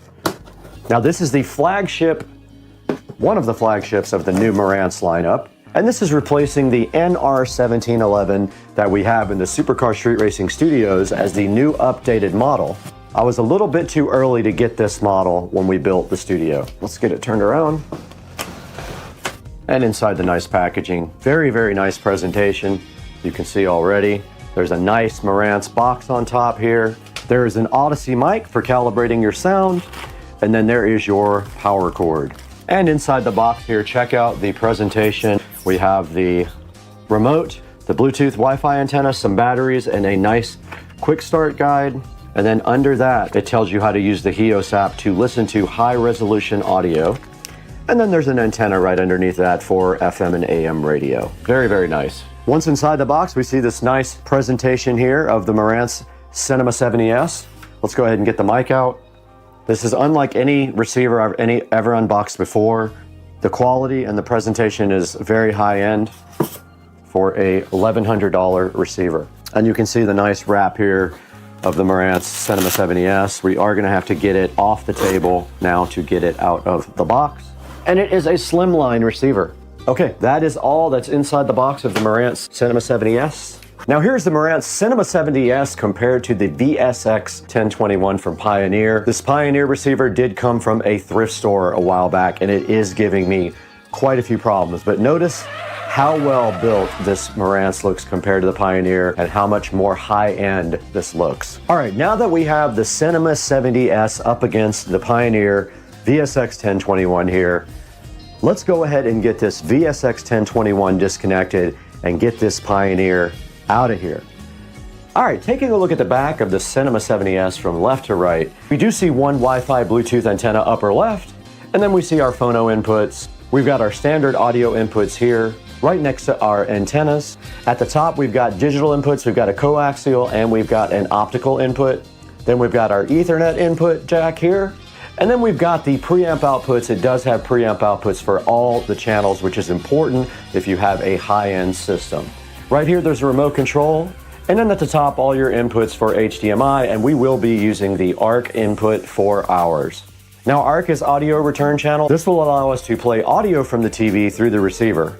And then you have your speaker outputs at the bottom, front, center, surround, and surround back, and then your standard power jack and your other Bluetooth antenna. Now, I did not label these wires when I put them on the back of the Pioneer. I have enough slack where it shouldn't be a problem.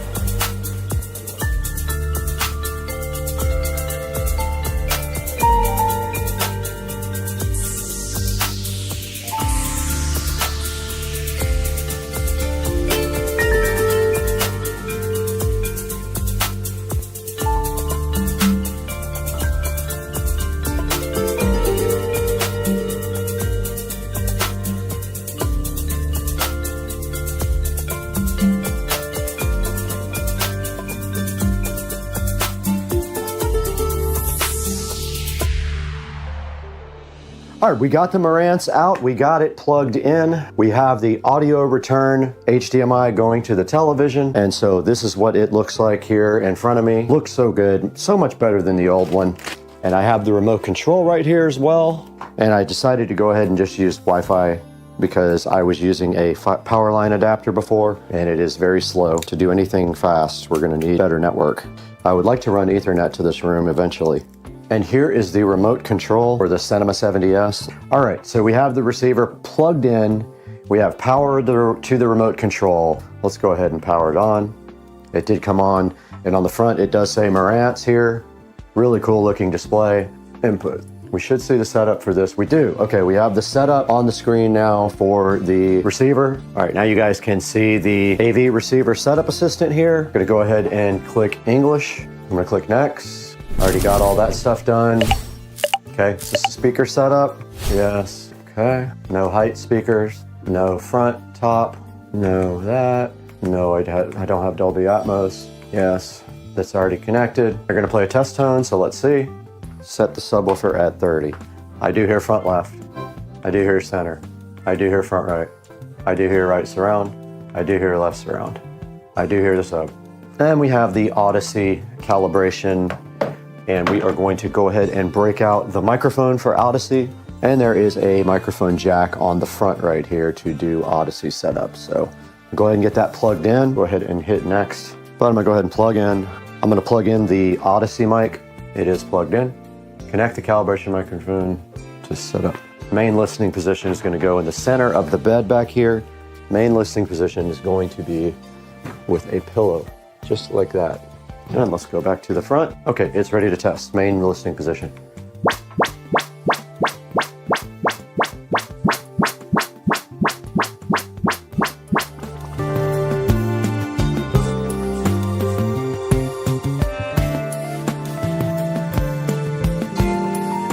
Okay, I'm moving the mic. All right, it is done. I stopped at the third listening position. It says disconnect the microphone. Went ahead and did that. The antennas are actually already connected to the back here, and it's going to connect us to network here. Firmware. Let's go ahead and try to update the firmware. Yep, there is an update.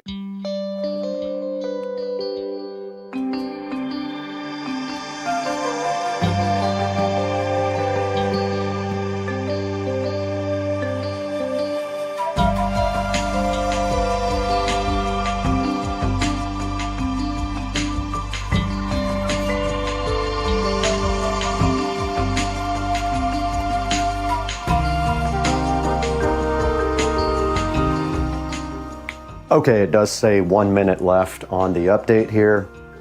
And you can see the TV went into screensaver because the receiver has switched off the HDMI signal.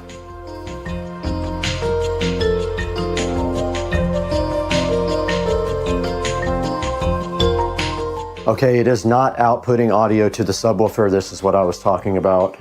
I need to find that setting. Okay, I did figure it out. It was set on full range. For the front speakers, I set it to crossover at 40 Hertz, and now we have subwoofer audio here on the front. And I don't know what surround sound mode we are in right now. I'm gonna go ahead and get the app opened up, and I'm going to record it when I do that. And let's find the app now. Marantz. Go ahead and open the app. Now don't forget we have 2 Marantz AVRs now. Now it's detecting. It found master bedroom and it found studio. I'm going to select master bedroom and it is loading. Now it is on Dolby Audio, Dolby Digital plus Dolby Surround, so it's on auto.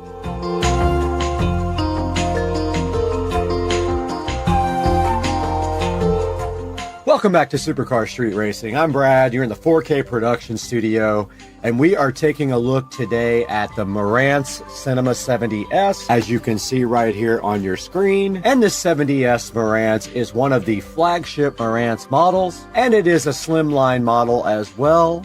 Now, this receiver has 50 watts on all 7 channels. It does 4K 120 and also 8K. Now, right here in the Supercar Street Racing studio, we have the old NR1711 from Marantz, which is also their slimline model. And unfortunately, I got it right before the 70S came out, so I wasn't able to pick up the new 70S. I did pick up the 70S for my bedroom, and you guys remember we did a 5.1 audio project in the bedroom about 1.5 years ago. And I did use a thrift store receiver at that time. It was a Pioneer, and I was trying to save money, so I just picked that up, and it got by for a little while.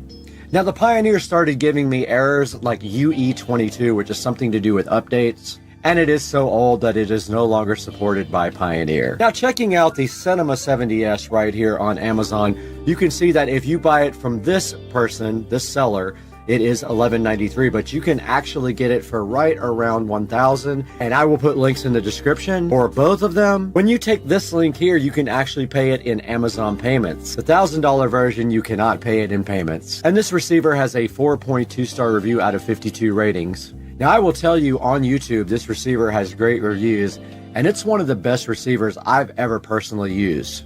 Just the packaging and presentation was so nice on this receiver. When you open it up, you immediately see the quality there and the effort that they put in to make this a little bit of a higher quality experience for its customers. And going online here, you can see the pictures here of the receiver.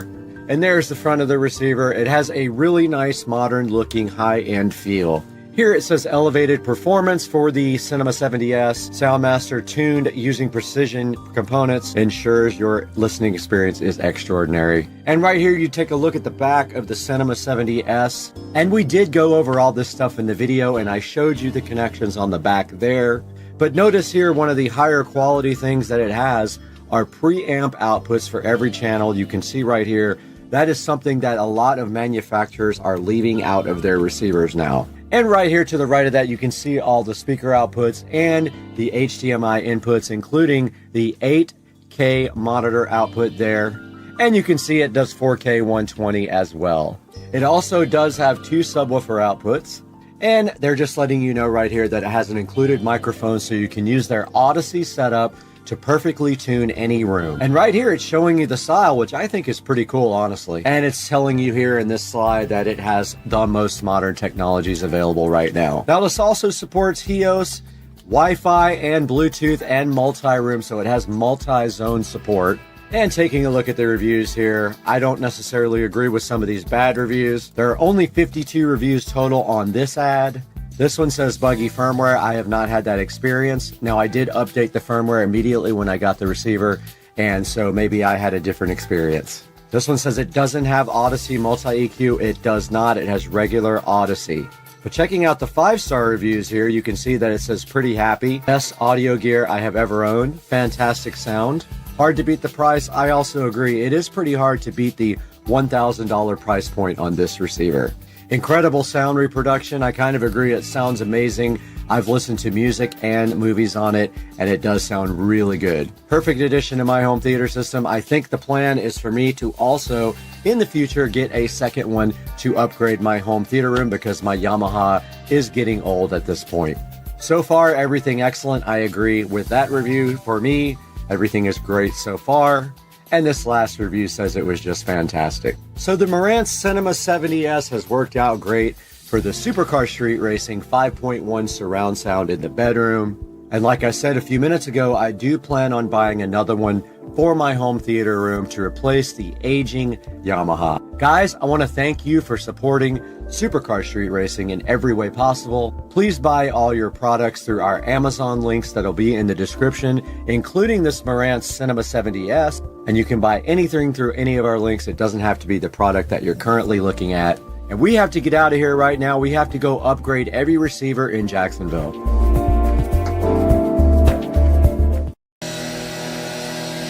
I think this is how you make your neighbors really mad.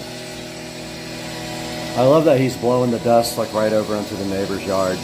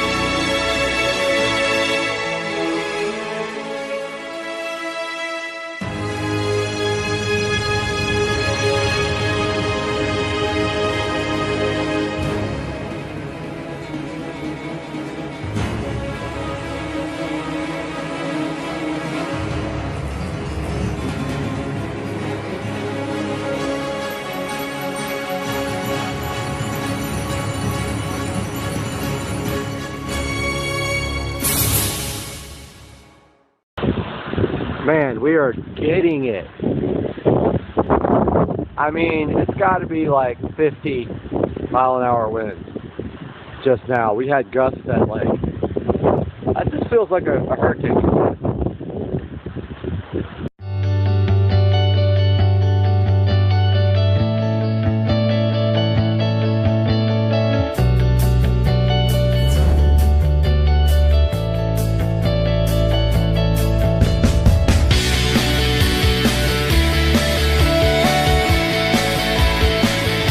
Alright guys, we're taking a look at the Biocold factory, wherever that may be, and yeah, so this is just a look at how they actually produce the mirrors. So you can see people working on the mirrors here, you can see them assembling, creating a little bar that the mirrors hang on, and then the thermal, the dehumidify thing that's on the inside there, you can see it part of this video. You can see them putting the frames on the mirrors too, doing all the assembly on the mirrors. Yeah, so I just thought it was kind of a cool little video to put at the front so you guys could see more about Biocold and the way that they create these mirrors.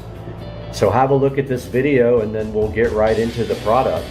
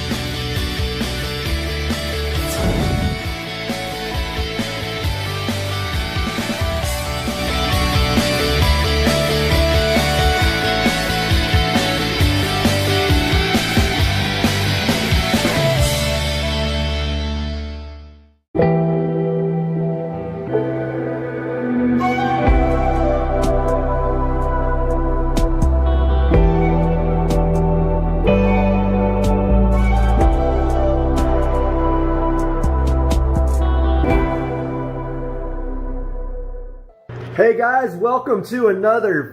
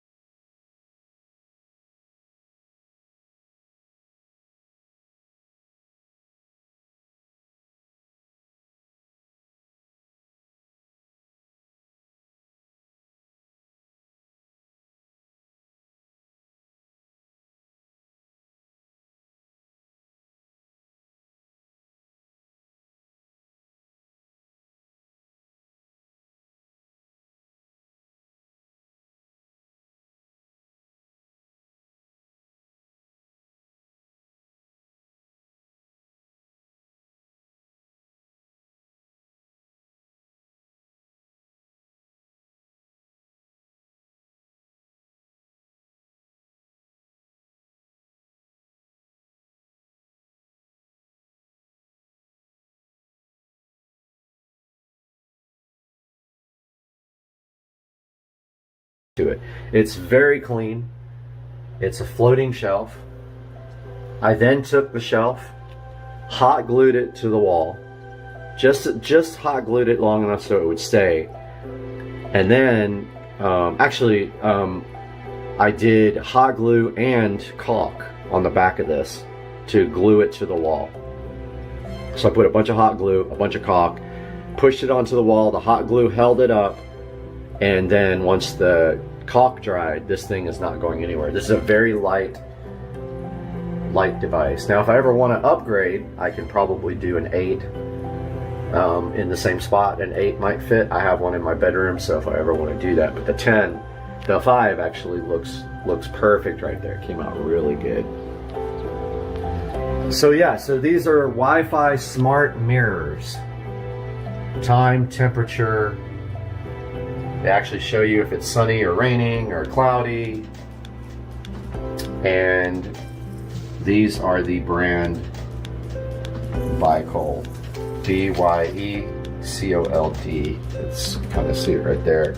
Yes, I do think these come off. I haven't tried to take the sticker off, but I believe they said they come off. And yes, they have to put those on there. Amazon forces them to do that. I asked that question, why would you do that? Oh, another thing. You're probably wondering why they're both on the left side. Why not do one on the left and one on the right? Well, I tried to get them to custom make one, even though they said they could. They could not custom create one with opposing positions or both in the center, like one here and one here. So that's just the way that is. So if you guys have any questions about this, please don't hesitate to ask, and by all means, please click through my links on the description, because I do make a tiny bit of money for my time, and actually I'm just buying equipment to make videos. I'm not profiting. I don't have monetization because I don't have 1,000 subscribers yet. So I'm working on that hard. I want to do a bunch of content, reviews. I want to do car stuff. And later on today, we should be able to take a look at my instrument cluster reinstall. So I'll have something on that. I hope you guys have a great Wednesday. All right, guys, taking a look at the Wi-Fi clock app for the smart mirror. Just wanted to go through this real quick with you guys at the end of the video here, but or I might just drop this in right where we were talking about it. But basically here you can see both of the mirrors here, and if you click on the mirror, you got your basic settings here. So you can change the clock format, make it beep when you press the buttons. You can change the month of day format and make the degrees Celsius or Fahrenheit. And then you can change, I guess, the brightness to full normally. Or you can let it, I guess it can come on at a different brightness. I don't have any alarms set on the mirrors. That's how you set an alarms. Here's where you set where you are. So that's how it knows the weather. Not sure what sleep mode is. Here's your firmware version. And it looks like that the devices are on the latest firmware, and then you can remove your devices here. But yeah, so you can choose between each mirror here, and you can see one of them thinks that the humidity is 24% and the other one thinks it's 25%. That has a lot to do with the position where it is in the house. And then if we go to the little menu screen, it shows you the software version and all that. So this is how you configure the smart mirrors. Okay, so it's rumored that you couldn't sneak in liquor or anything in a bottle on your checked-in bags, but on your carry-on you can. So let's see. Is it in there? We've been waiting. Is it in there? Is it in there? That's the key. Let's go! They stole it. They took it out. They took it. They took it. 100%.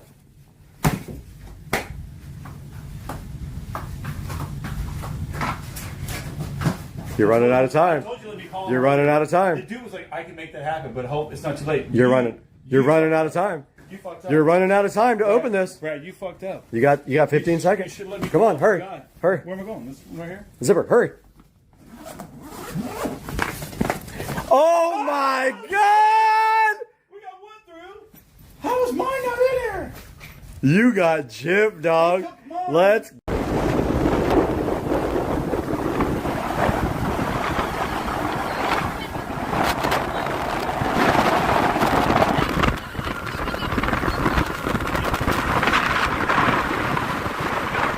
Alright guys, it's the next day. I was so frustrated with that Mac last night.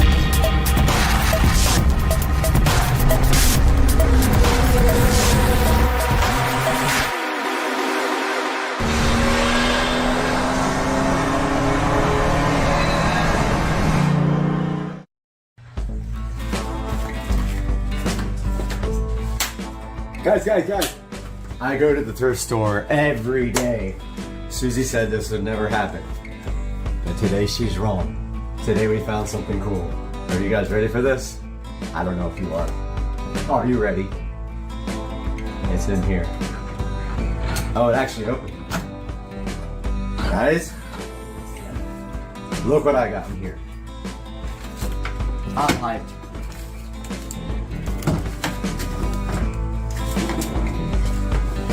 I found this at the thrift store.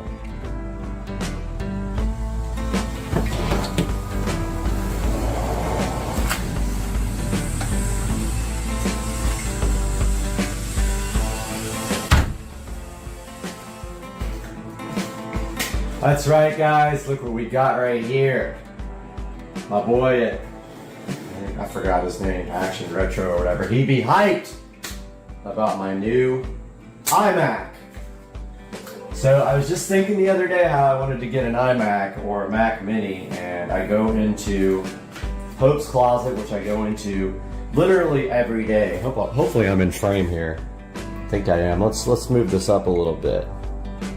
I go in there every day. I go in there today and look what's there. An iMac. Needless to say, I grabbed this thing before anybody could get it. I didn't even look to see what it was. It does not matter. Because $22. I don't know why it's $22. Maybe because it's 2022. I have no idea. As is, can't reset user. So they got this in at Hope's Closet. They were hyped, the girl said, but they can't log into it. Who cares? Like, that'll be fixed easy. First things first, we're gonna clean this thing up. All right, guys, like I said, I don't even know what we got here. We got an iMac, and so you can see the sticker right here, $22 as is. So let's clean this thing up a little bit. I've got my soft towel here and some Windex. Oh man, I'm so hyped. Yes, I am going to take that sticker off here momentarily. This thing's going to be amazing. I got so many plans for this. It's got some scratches, which I expected. Let's get this sticker off. Oh, perfect. It came right off. It does have some yellowing that we might... Oh, yeah, it came right off. Came right off.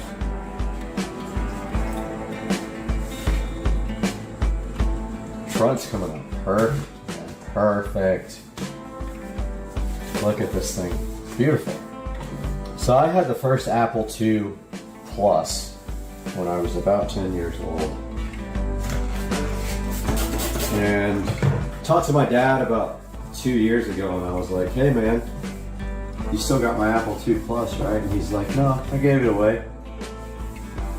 I'm like, dude, let me kill you. Little does he know what those things are worth. Now, let's turn it this way so you guys can see the side, because it's pretty nasty here. And yet, it all comes right out. But I buy a lot of things at the thrift store, and what I found mostly is that these items are just cosmetically dirty. They don't have real issues. Top's kind of dirty too. It's coming right out. You can see on the rag here, there's a lot of dirt on the rag already. Let's turn this bad boy around. Just like that. Have a look at the back there. So it doesn't really have any major problems. It has a few little scratches. It's very dirty. Probably had, 50 hands on it. But it is, all that stuff is coming out nicely. So anything that you can't get out with just regular spray, I have Goof Off. And Goof Off will take all these, if you want to, we'll take all these stickers off, any glue, anything like that that won't come off with just like a regular spray. Oh, by the way, we do plan to disassemble this because we need to see what the interior has in it, and we need to swap out the hard drive for an SSD because I would be surprised if this has an SSD in it. I've got an SSD that I was using for my Xbox, which I don't use at all. I never use my Xbox, so that's going in here. At which time we will install the latest and greatest Mac operating system on this guy. Don't forget to do the bottom too when you do this. I mean, you can't see it, but the bottom is gnarly. A lot of the cleaning is going to happen when we disassemble this, and when we blow it out, because it's going to have a lot of dust inside. We're going to take care of that thing. So the base is pretty bad. You guys might not be able to see that, but yeah, so man, this thing cleaned up nice. This is sick. Sick. Best thrift store find. Now we got lucky here because there's a scratch that missed the screen. Now, so this thing's cleaned up nice, guys. Look at this.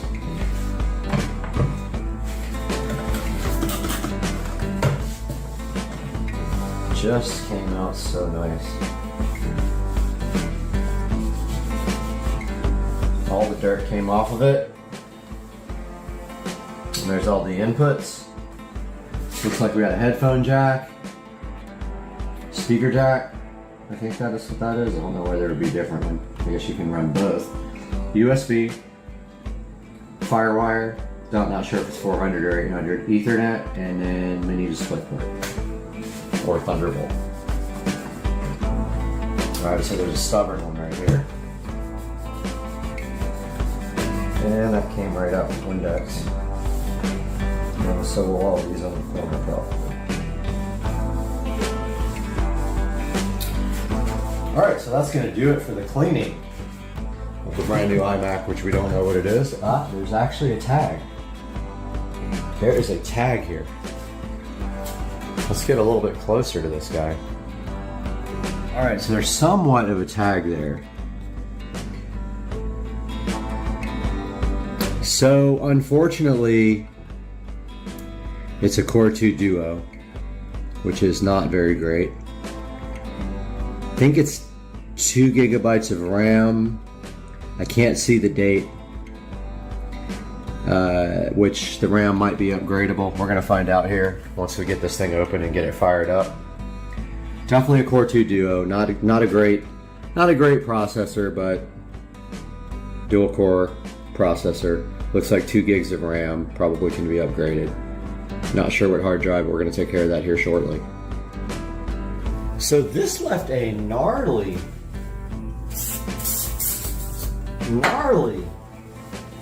coating on the screen, like a haze. So I got my secret formula invisible glass out, which I use for the car. Look at that. Came right out. I don't know why I'm so stoked for this. It's a Core 2 Duo. I was hoping it was an i5 or an i7. You can't go crazy with a thrift store find, but look at how shiny that thing is. You can see the reflection now for sure. This thing's all crooked. Alright, so we got it shined up. The first thing we want to do though is we want to get that OS backed off onto a hard drive. Pull the old hard drive out, put the SSD, well actually, maybe we just put a new drive in it and put a new OS on it with a, not sure. I gotta figure that out. I'm gonna check into that. and we'll be right back after I get a keyboard and mouse. Went into my closet, came out of the closet, get it? Came out of the closet, and found this mouse, this keyboard, just for this purpose. Fired up the good old iMac 4-tooth Duo. Get the plug back here. These just go to USB. Now, you guys probably know this, but an optical mouse won't work on glass. So we need something to put this on, and my CISSP box looks perfect for this. So, I think it's time to see if this guy fires up. What do you guys think? Should we put some light on the situation or just leave it like it is? Guys, where's the power button on this thing? Aha! Power. Let's see. What do you guys think? Is it going to fire up? Let's see.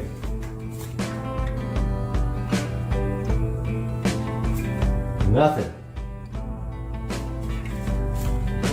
Did it come unplugged? Yep. Came unplugged. Scared the hell out of me. Alright, here we go. Ready?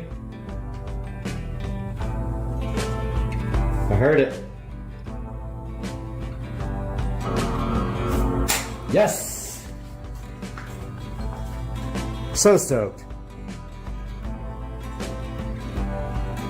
Alright, so thrift store says that this guy will come up and prompt for a password. Let's see.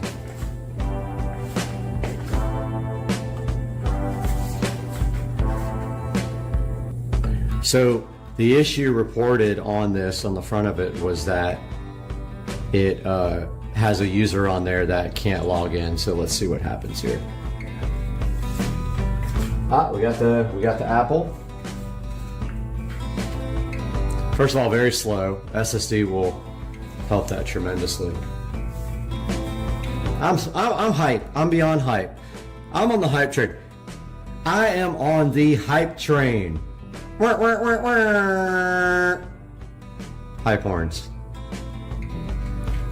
Alright, so we got our Apple, that's normal. This is the OS booting up. This thing looks good. Oh, we will totally remedy that that slow boot up. That's a promise. So what we feel like is going to happen right now is that the OS is going to boot, and it is going to be a login screen that we're not going to be able to get past. So what we're going to do when that happens is we're going to research how we can get past that login prompt, and I know we can. Still booting, guys.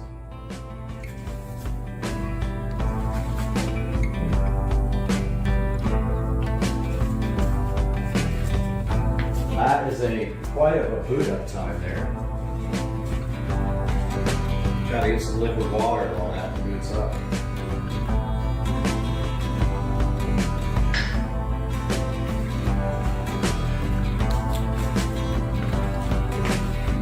Wow. That's bootlicious, isn't it? That is slow, guys.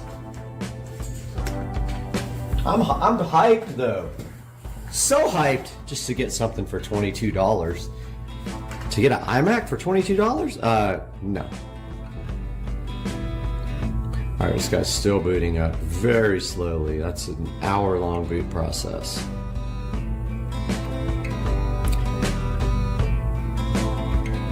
That is a very, very long boot. Aha! That sped by quite quickly there. So there's a way to get into recovery mode. We'll probably try that, and so I I used to be into Macs completely, and it's been forever since I've done anything with them, so I got to kind of relearn the environment. We do know this is a Core 2 Duo, and so it's an Intel processor, of course, which they were for a really long time. So likely we can put the latest operating system on here, and we got to figure out this 4 or 5 minute boot process. Come on, brother.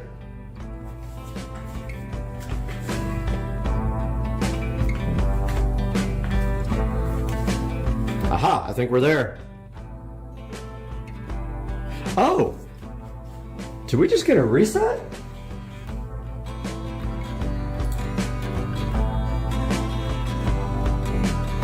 This is like it's never been done. Wow. Okay, so we're at the utility screen.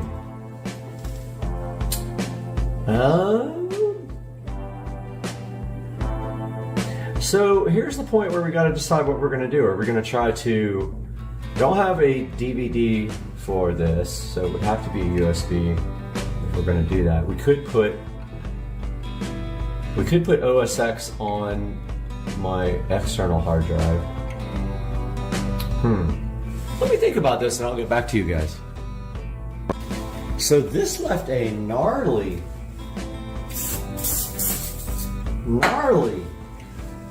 coating on the screen, like a haze. So I got my secret formula invisible glass out, which I use for the car. Look at that. Came right out.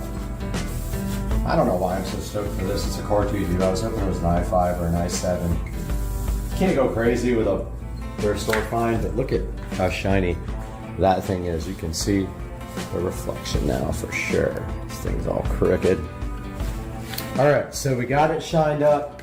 The first thing we want to do though is we want to get that OS backed off onto a hard drive. Pull the old hard drive out, put the SSD. Well, actually, maybe we just put a new drive in it and put a new OS on it with a... not sure. I got to figure that out. I'm going to check into that. And we'll be right back after I get a keyboard and mouse.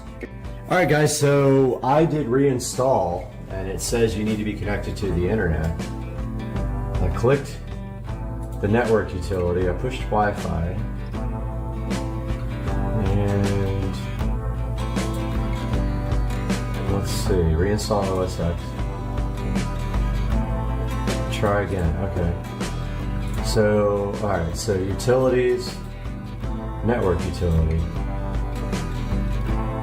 Ethernet? No. Wi-Fi.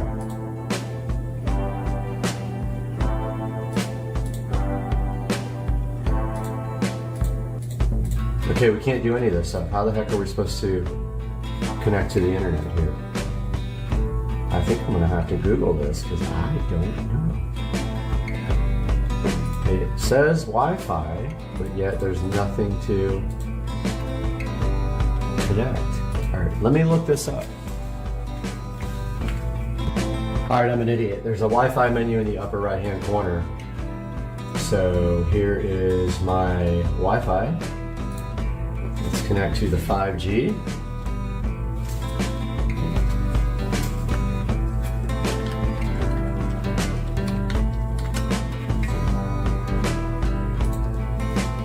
And looks like we are there. Let's do reinstall OS X. Yeah, we are. Oh, okay, it's letting me go past. Continue. Wants to verify my eligibility to reinstall POSIX. An error occurred, okay. Reinstall OS X, please.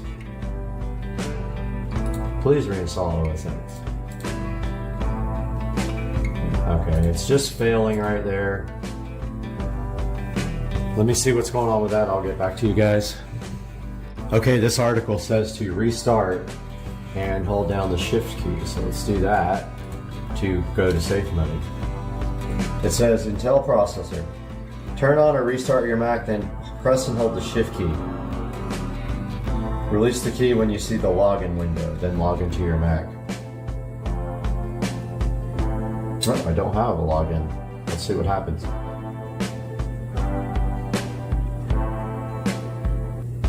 So we might be doing this for nothing because yeah, I don't have a login disk or login ID for this guy. No, we're gonna get this working. Don't you worry. We'll be back when we get a prompt. All right, so I held down the command, I think it was D, to reinstall this from. It's the same, so let's see if we still get the same error. Alright, we're on Wi-Fi. Yeah, we're connected to Wi-Fi. Let's try that.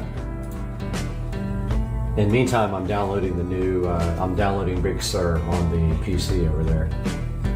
Let's see what kind of error we get here this time.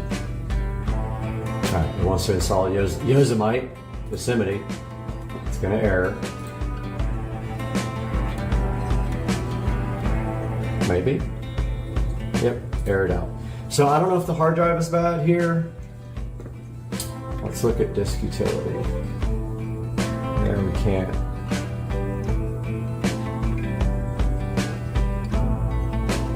Can't do disk utility. Interesting. Oh, there's disk utility. Man, it's been a while since I messed with it. Just let's see what hard drive is in here.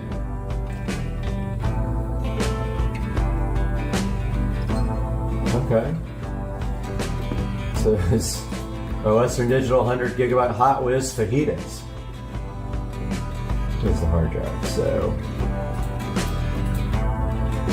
yeah. So I'm gonna go ahead and download OS X Big Sur on the PC. Put it on a removable hard drive and see if we can get that to install here.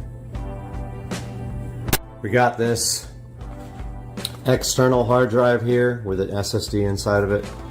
I was using it for my Xbox Series S. That's what we're gonna put Mac OS Big Sur on. We have our Big Sur downloaded, and the way we are gonna create this bootable disk is with Transmac. So we downloaded Transmac per this article. Then we right-clicked and formatted this disk. This is the external hard drive. We formatted for Mac disk. Now it wants us to name the disk. It says to pick a name. We did Mac OS bootable USB. 447 gigabyte, you want to continue? Yes. So it's formatting it.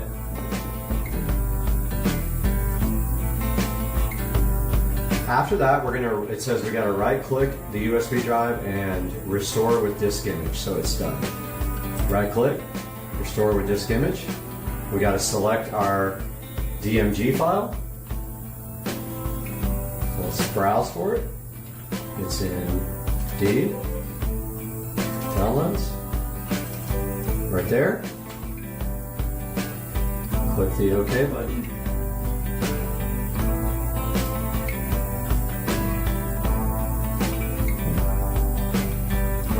And we say yes. And here it goes. So it is formatting our external hard drive.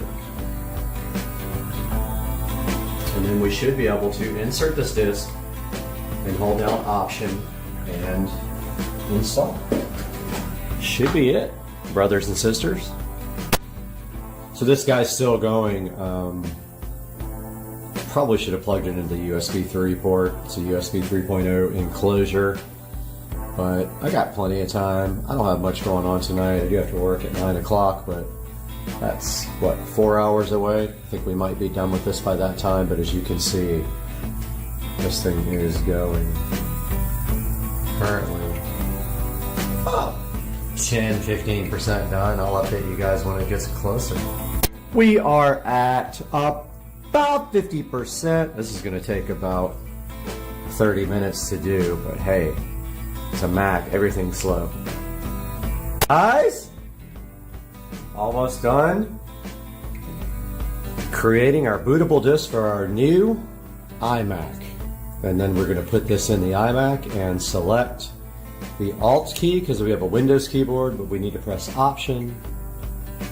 So this thing scared me a few times on the way and froze up, but like it just keeps on keeping on. Gotta keep on keeping on. And so once this is done, we'll bring you in the other room, boot this up, hit the Alt key for option, see if we can install Big Sur. We are back in the Supercar Street Racing Lab with the high-tech lighting environments, and I don't even think this thing has USB 3, but we're plugging in our hard drive here to the back.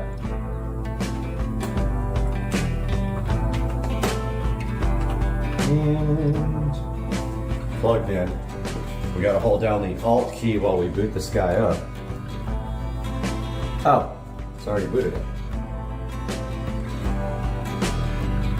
Let's go to restart and hold down that Alt key. See if we can get that boot menu and boot from this external drive. Got our Alt key held down. Come on, give us the boot menu, sucker. Yeah, so when you put the Alt key down, it's supposed to give you boot options. Let's see if that happens.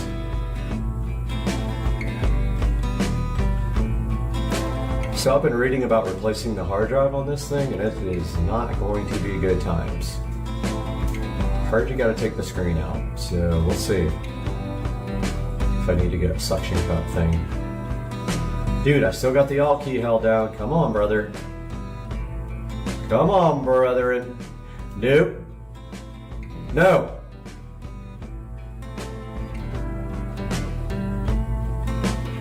Okay, that did not work.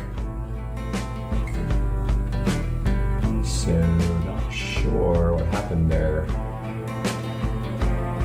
I'm supposed to get a choice for a boot up menu. Let's see. Get my tablet out here.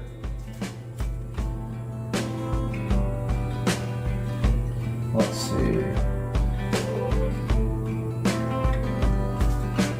Mac OS boot from external hard drive.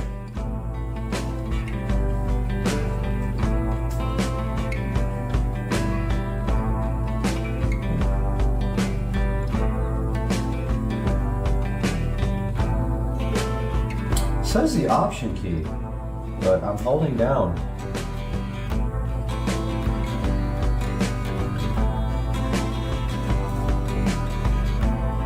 Yeah, it does not give me that option. Get it? Option key.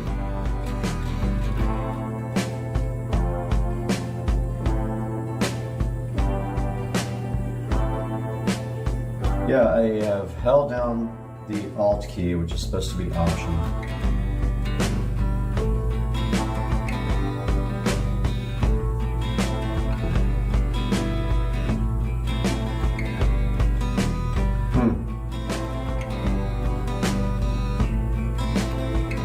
Yep, I'm looking at all the articles here. I'm going to do some more research and see what happens here, and then I'll let you guys know what happens. So latest update here, I cannot get this thing to boot from the USB drive to install OS X. I'm still fiddling with it, reading articles, and I don't know what I'm going to do next. But I'm going to figure it out for sure. I'm kind of clutching right now, but in the past I've had some experience with these. So I am restoring the external hard drive to the internal hard drive. That's my current plan. And then once that gets done, I will replace the internal hard drive to the external controller. I don't know what I'm going to do, but I'm figuring it out. I think restore to the internal drive, get that up and running, then swap the disks, restore to the, I don't know. It's going to happen one way or the other. Wait, I got it. I realized I had some vodka. Okay. So we're going to restore what's on the external drive, which is the installer image, to the internal drive. Once that's done, we will take the internal drive, restore that to the external drive, then swap them out, and we should be done. All right, so it got done restoring the hard drive to the internal hard drive, external to internal.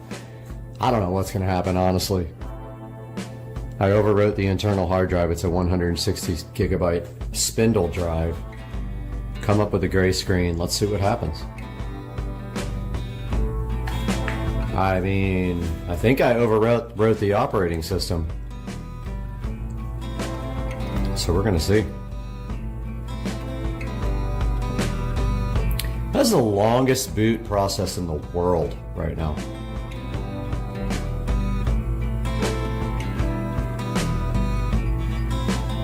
I mean, how is it booting? I just restored over the drive.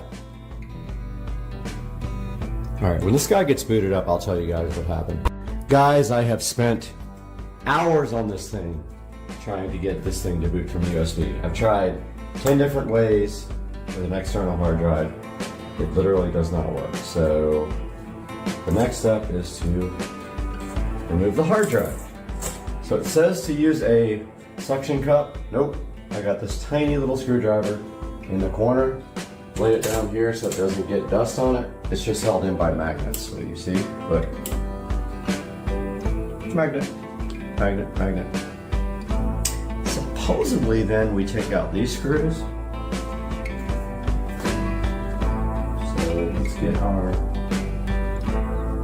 Phillips.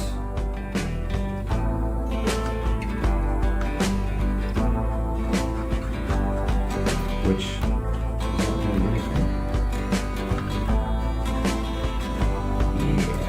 does not do anything.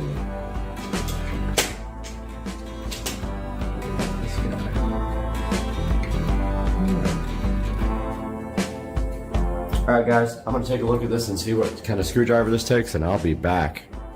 Alright, this is a Torx. So I got my Torx set out.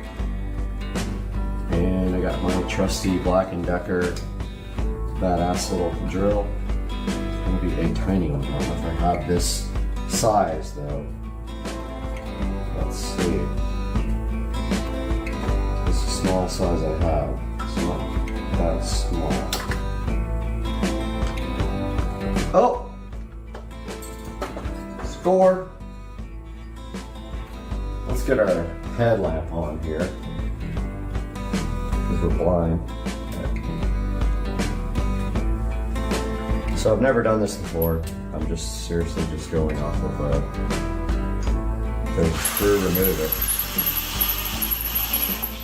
There's one.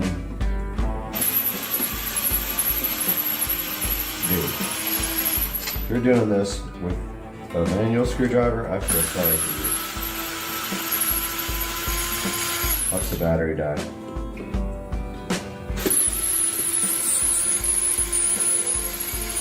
I think this takes the bezel off, and then we still have to take the screen off. They make it, like, why can't you just have a little cover on the back to take your, oh, some of these are short. Oh shoot, I didn't even look and see which ones were short. Okay, well, probably should have been paying attention. These are short, so I'm going to start putting them where they go. So they go like that. Yeah, I think these are the long ones down here, but I messed up. These are all short, but I have a few long ones that I don't know where they go. It's got to be these three down at the bottom.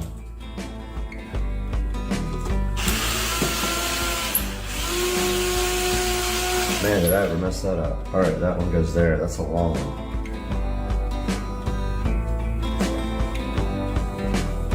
Alright, there's no screws left.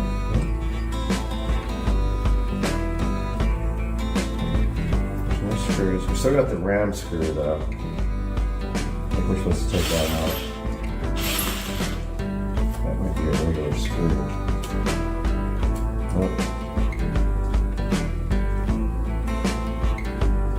Is that a regular screw? I can't even see it. I think it is.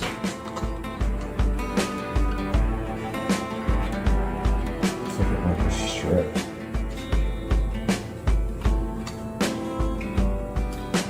Yeah, I don't know what's what's going on with that, but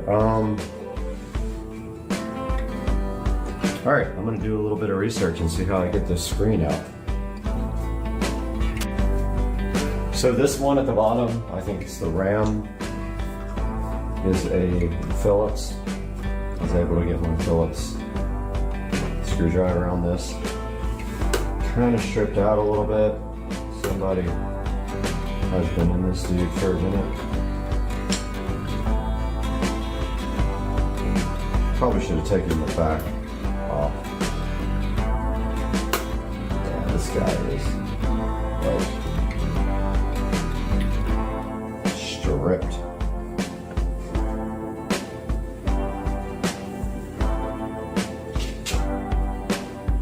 Boy, might be worse. $22 I've ever spent, and I was so hyped about it.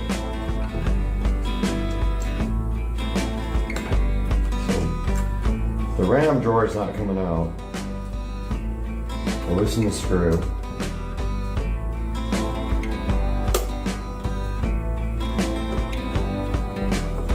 I think it's all the way loose.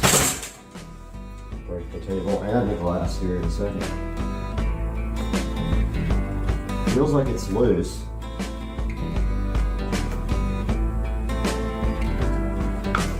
It's not coming out.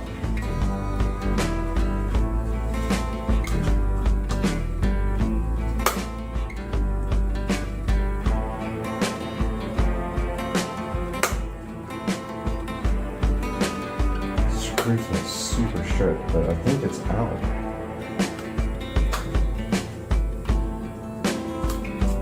Can't get anything in it. Just pry it.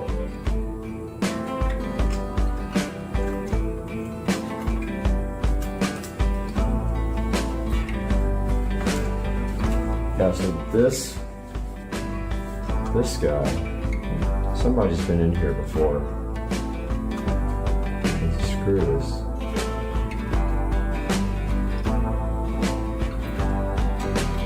It's too small for that guy and it's too big for these other ones. Yeah, I think we can do that.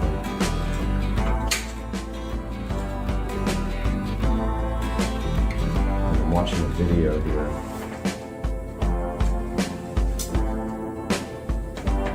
This guy's saying Phillips head.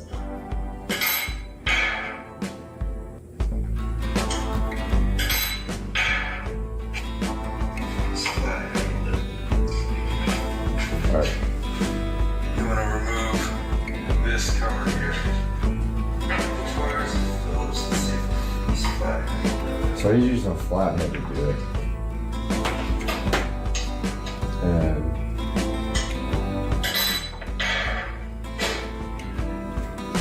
I'm trying everything right now. It's loose. So it's just kind of stripped.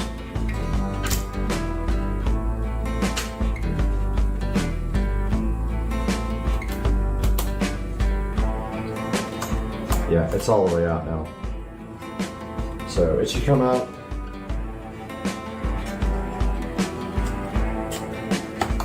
Yep, we got it, brother. Yeah. Got the rim cover off. It's got 2 DIMMs in it, so probably 1 gigabyte each. So let's watch this video and see what he does next. This piece of you're not to drop it real slow. This is full and down. Okay, so now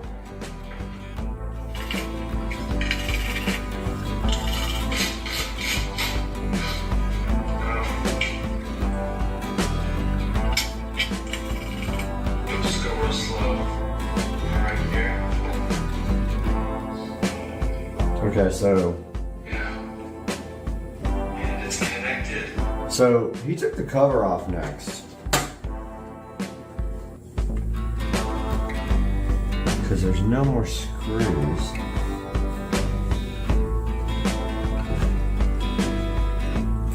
think that's what I saw. Cam right here.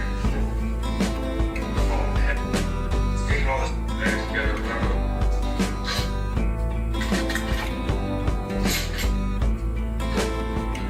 So I already took the RAM cover off. Okay, lay it back down. There's no more screws here. Remove screws using T8. I did that already, so I'm gonna remove the screws. Real careful, this screen right here.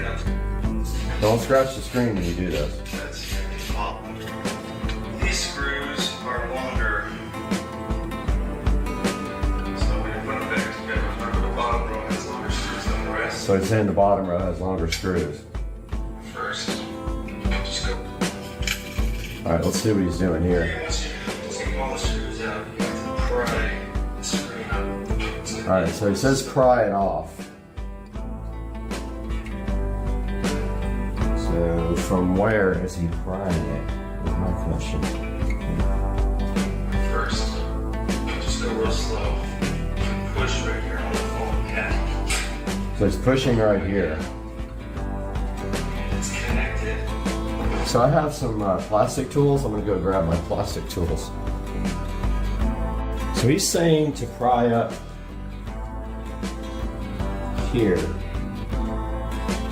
So I'm definitely not gonna touch that screen, but I have some plastic tools here that are, they're not that thin though. I'm almost thinking like a small screwdriver under the phone. Yeah, so that did it. All right, so I got the screwdriver under. The cover wants to come straight off now.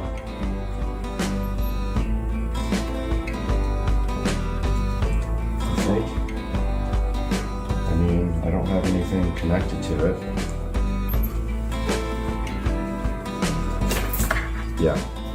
So that guy just came right off. Oh, I probably almost broke the camera. I shouldn't have pulled that hard on it. So that's the camera, which I literally don't care about. Let's see what he does next.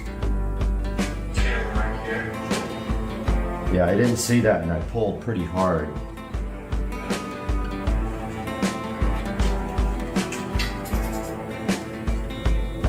What did he do to disconnect the camera? I mean, he just pulled on the little cable. I don't think I need to take that out. I can just... Alright, so I see the Wi-Fi module. I see the fans. I see a lot of dirt. I see the speakers here. RAM. 2 1GB RAMs. I believe it's 2 gigabytes. I haven't really looked yet. But we have to take off the screen now. So it should be important screws here. Be a miracle if this thing goes back together, honestly. I'm trying to put everything close to where it came from.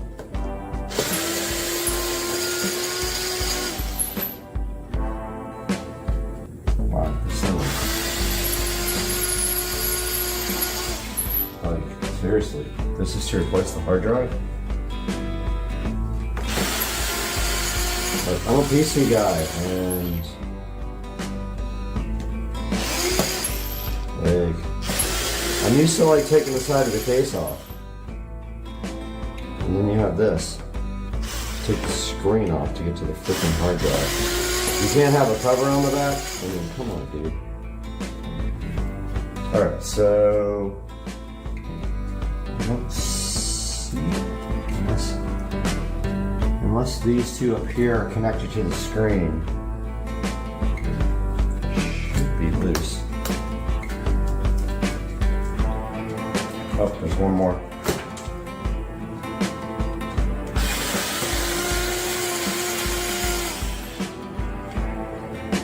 Okay.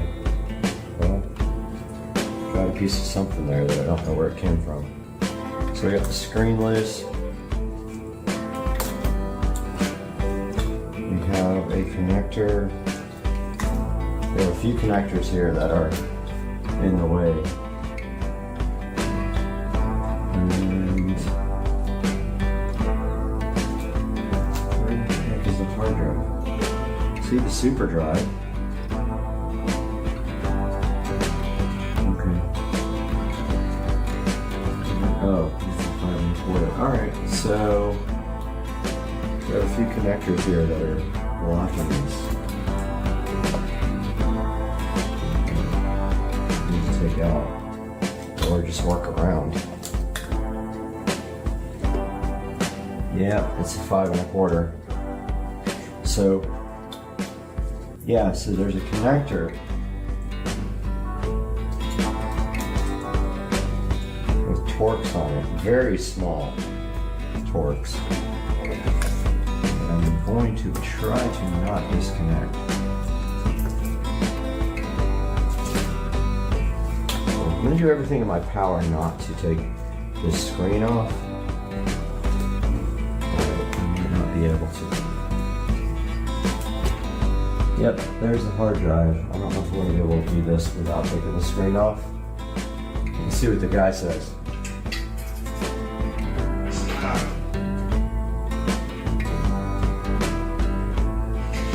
So he is taking the screen off now.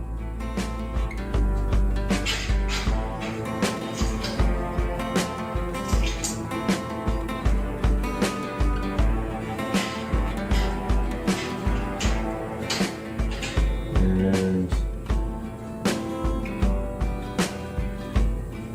he's saying unplug the cables. Yeah, I see the cables, dude. But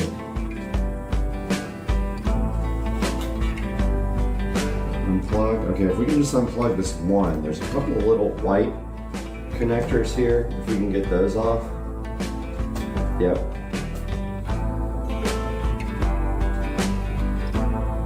I don't know how we're supposed to differentiate the two. I guess we'll just leave them like kind of close to where they go. You know what I mean?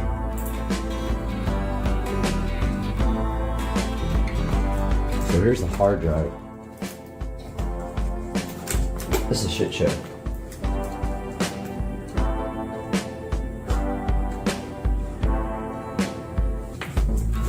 Hopefully I can get the drive out.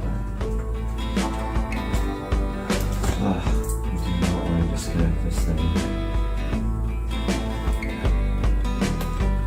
Okay, well, that's all we need to do right there. So there was another little connector right here I had to disconnect. Oh, this gives me anxiety to the end speakery, man. Now what? Alright, I'm gonna look at the video real quick. I will be back. So it says the hard drive pops out. The guy's like messing with it right here. What is he doing? I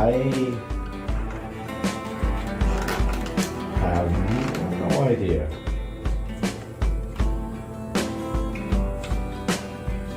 I don't know. It says it pops out. Let's see the video here.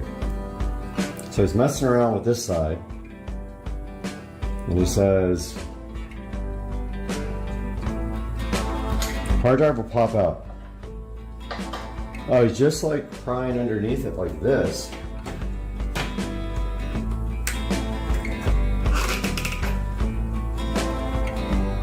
Dude, I don't know about popping out. Seriously?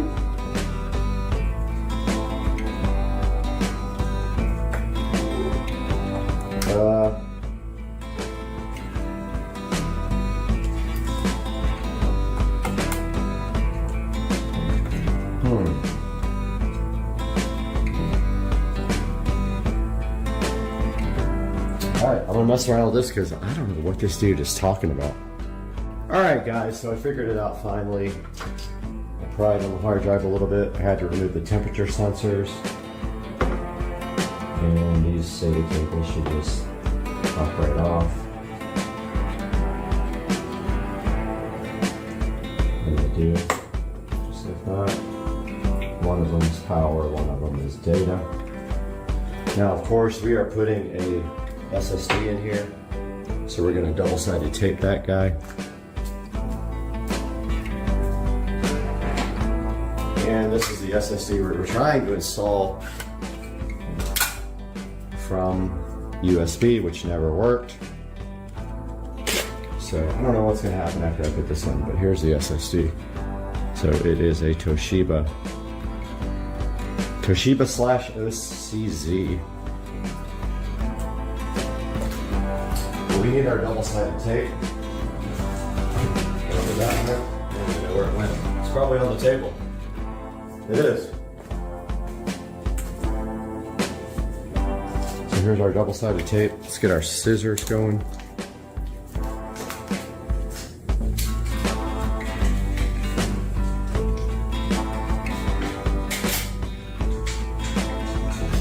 Get the scissors, guys.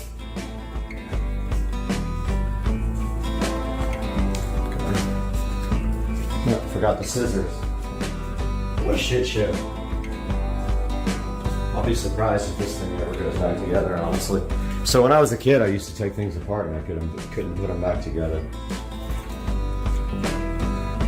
And my dad would get so mad at me. So we only need about that much.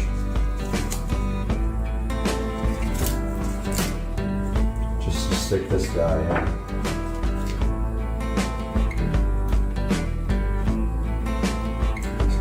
Cut a little bit of double-sided tape off and try to separate it. Of course, I'm never going to get it while I'm on camera.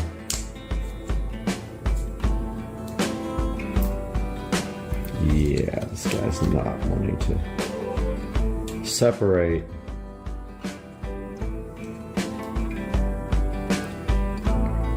Oh, can't even with this stuff.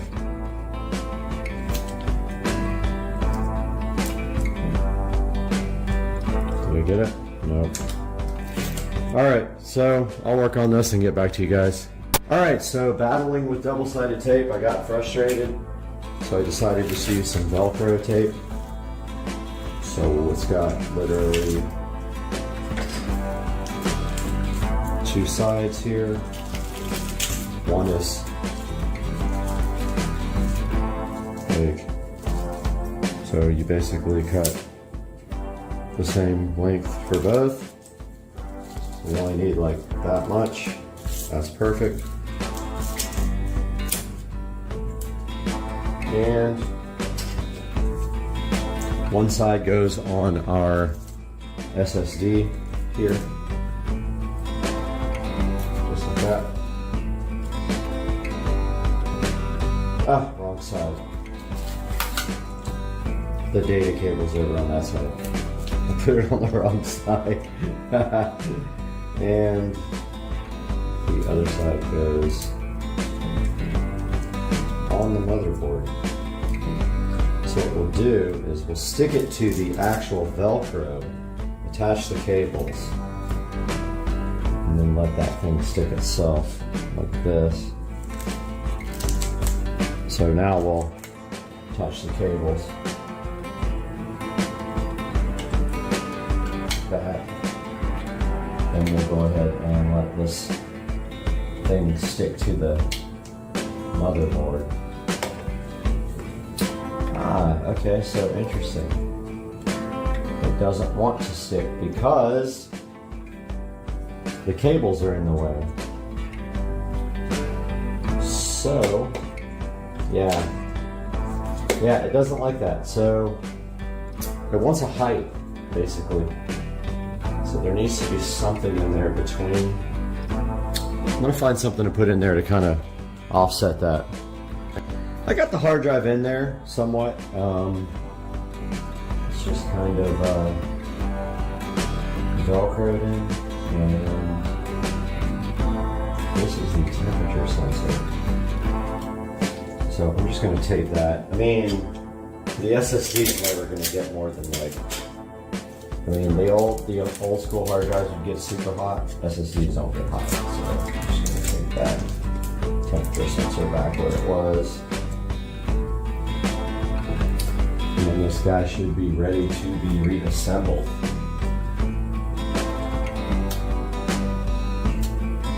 And tuck this temperature wire under.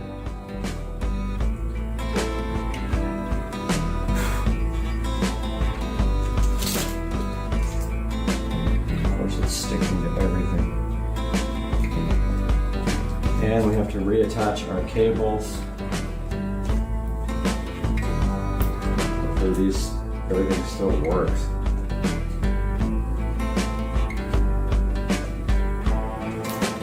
And then there's this. Oh, I forgot to blow it out. Yeah, I gotta get my air compressor in here. Blow this thing out. I'll be back.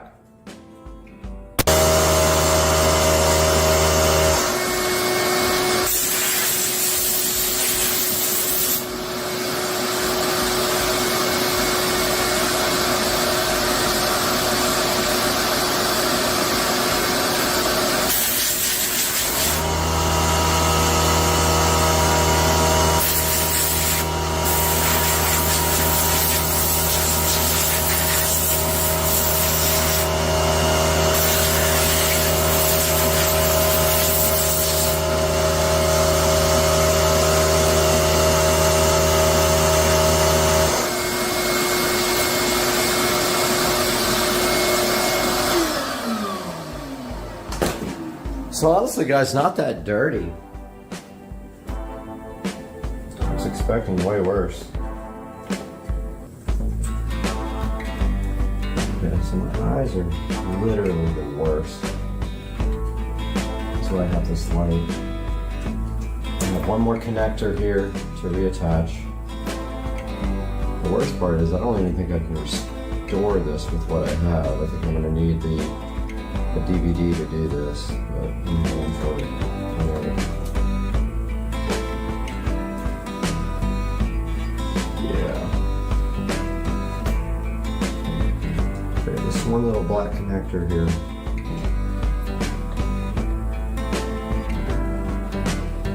That I literally can't see. Guys, this sucks in your eyesight.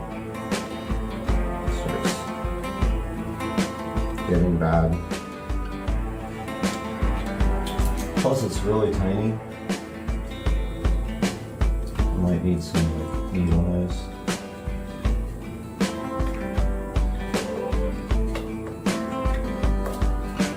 Yeah.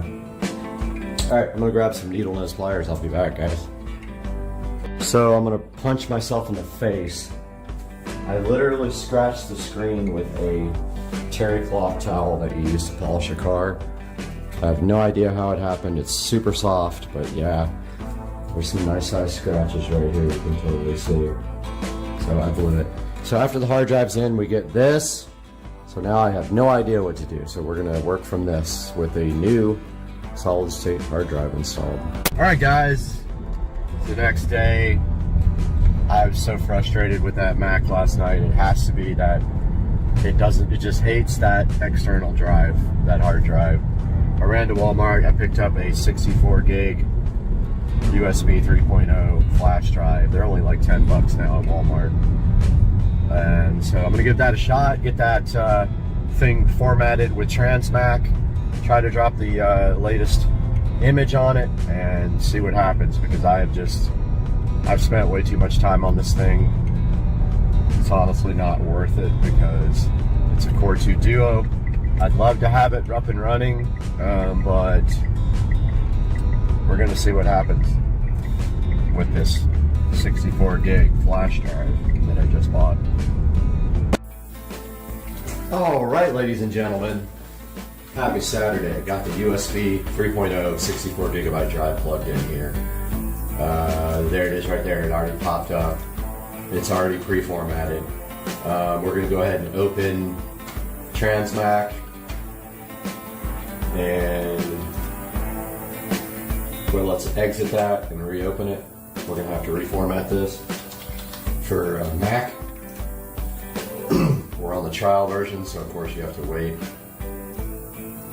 So we're gonna put the latest OS on, try that first. Alright, so here's Trans Mac. There's our USB disk. We right click it, format disk for Mac. It's gonna want to restart as an admin to do that.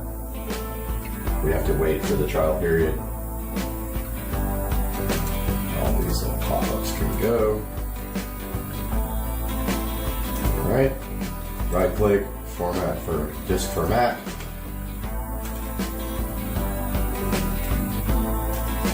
OS sucks. Still upset that I scratched the screen on that with a soft cloth, man. Those things are freaking very, very sensitive to scratching. If you ever do this, if you ever remove one of those screens, do not use anything but like a soft paper towel on it. I used a terry cloth and it scratched the heck out of it. Alright, so it's formatting the disk now. We shouldn't need this partition anymore.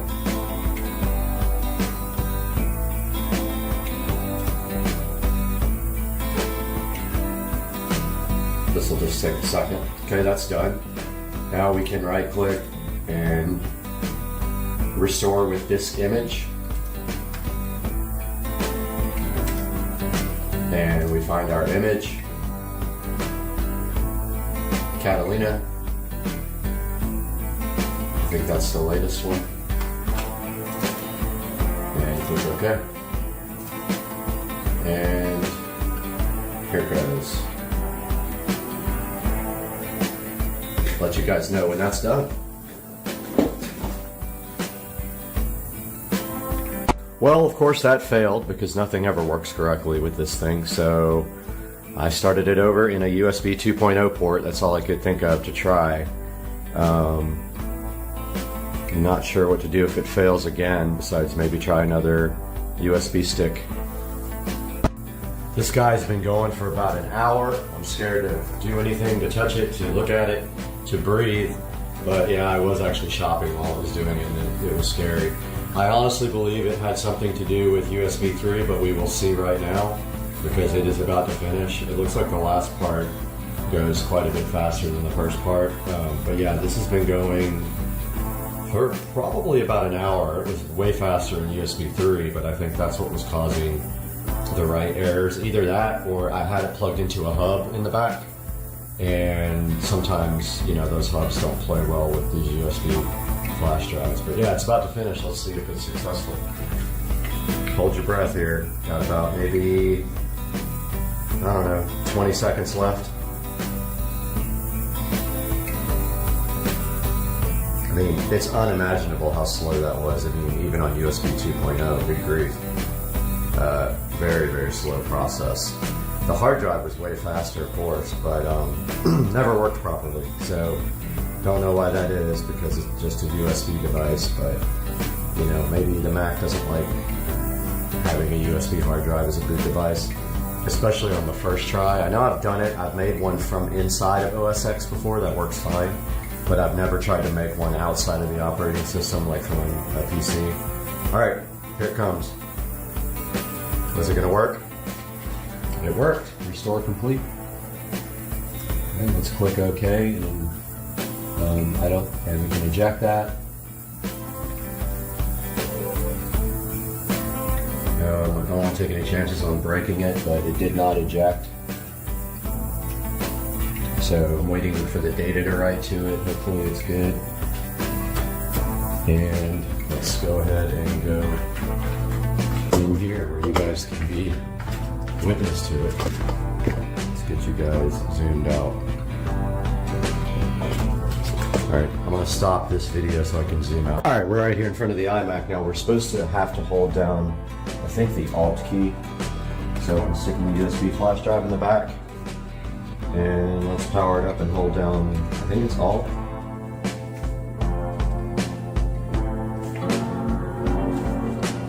I think.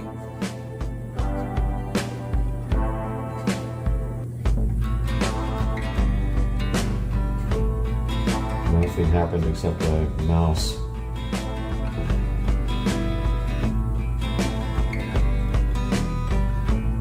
We'll try the other, we'll try the Windows key as well.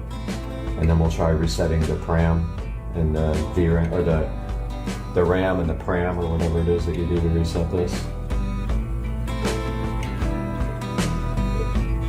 We're supposed to get a boot menu here.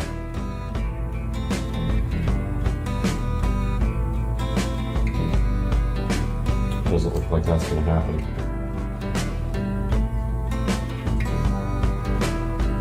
Let's try the Windows key.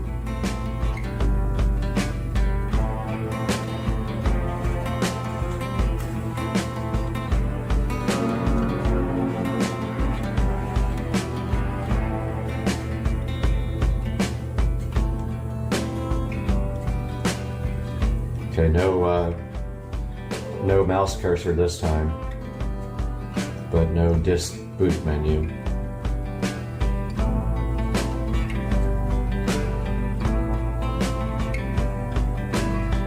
Might have to get my tablet out and Google how to boot from USB flash drive again. I thought you just held down the command key, which is the Windows key. Nope, we still got the flashing folder. So frustrating. I'm gonna search for this again. Mac boot from flash drive. Press and hold the Alt key. Option key. Alt. Okay. I did that already.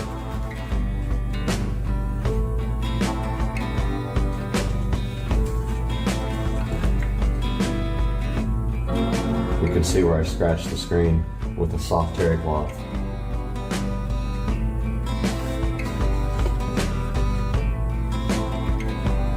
So I've been holding this down. I think we should have seen something by now.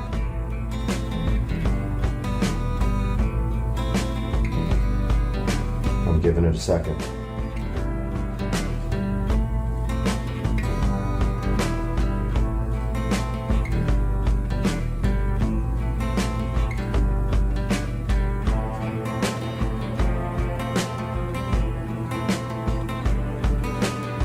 It says press and hold the Option key when you boot up. Not working.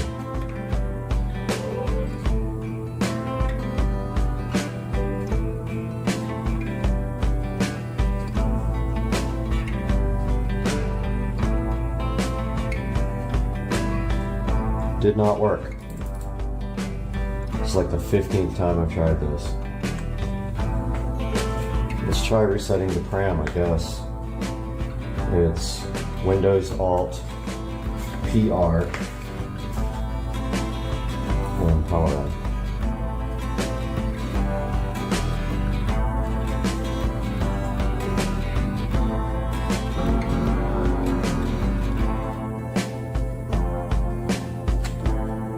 That should do it.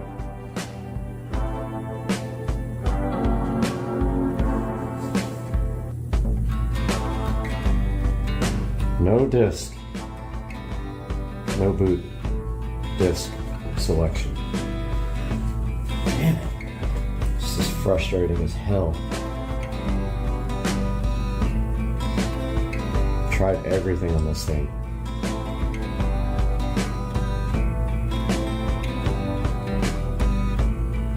Alright, I'm gonna play with this a little bit. This is getting boring for the video and nothing's happening. And I'll be back.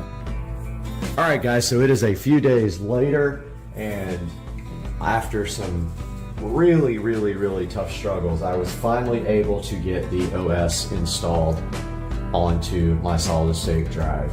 So here, what you can see now is coming up in the next video, and that is upgrading the non-supported 2009 mid-year iMac to High Sierra. Totally not supported, but I'm going to show you guys how to do it.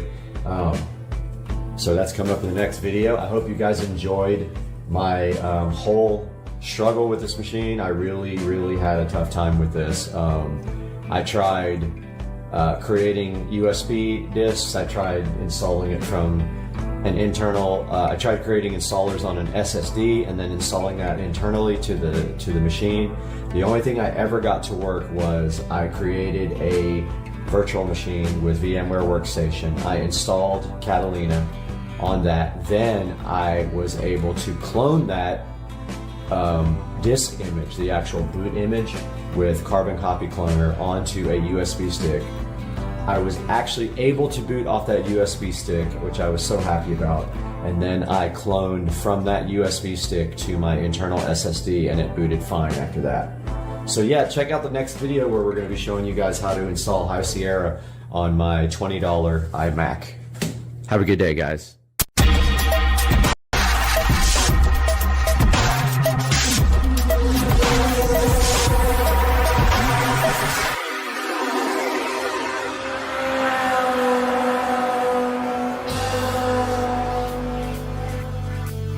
Guys, welcome back to Supercar Street Racing, and we have a huge update for Street Racing Studio, which we are currently in.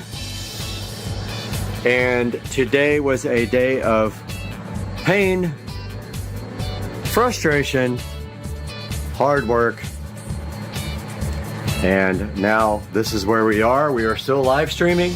We've been live streaming since this morning, and let me tell you what we got done today. All right, where do we start? What a day, man. 14-hour, 16-hour day, something like that. But check out the studio, guys. So hype train. Today I got this whole wall finished with acoustic tile. That entire wall finished with acoustic tile. Got it cut in all around the AC and the plugs. You can see it turned out so good, so hyped. I got the Govee 6-inch recessed lighting done. Look at it, guys. It's going to sync to the TV lighting too. Check it out. We got 6 of them, and they are programmed and doing an awesome job. Those are also Govee. This one's turned off, but the actual bulbs are Govee there as well. And we got all the speakers mounted, guys. There's the center channel. There's the side surround, side surround. All we have now to put up are the Harbinger that are going to be flying. Oh, also got the hooks and the chains up for the Harbingers. They're gonna hang off of these. These guys right here are flying. Guys, the studio is coming along so good, and I am sleeping in here tonight, so I got all my stuff out, and the AC is set to 68, and we're live streaming at the same time. But yeah, we got all our lights on, and we're just having a good time. Went out on the golf cart with Joe, had some liquid refreshments, and now I'm gonna upload this video for the daily update. And I'm crashing right there, get up early and start work tomorrow. Guys, tell me what you think about the Supercar Street Racing Studio. It's coming right along. A lot of hard work has gone into this. All we have left to do is this front wall, and that is going to be an insane amount of work. I have to, first of all, put the walls up, and then I have to do all the electrical and audio and video. We got 1, 2, 3, 4 electrical boxes to put in, all the HDMI, all the network, everything's got to go. The switch has got to go up there. The Harbinger's got to go up. It's another week's worth of work, easy. And then after all that's done, I still have to tile the ceiling with the acoustic tiles. That is a good probably 5 hours worth of work, because I have to cut in around all the speakers and the lights. So some of it will go fast, some of it won't. So yeah, guys, so hyped for this new studio. Thanks for joining us, guys. We'll talk to you tomorrow on Monday. Welcome back to Supercar Street Racing, and we have a studio update for you today. And I have been working hard in here, but also had some other things going on outside of this. So I took most of the day yesterday to go buy a beater car, which I will put on the channel soon. But what I have done in here is I have continued the acoustic foam tile work, and I have the acoustic foam tiles laid in on the ceiling all the way as close as I could get to here. But Joe and I are going to go tonight and get the foam board so I can finish the front wall.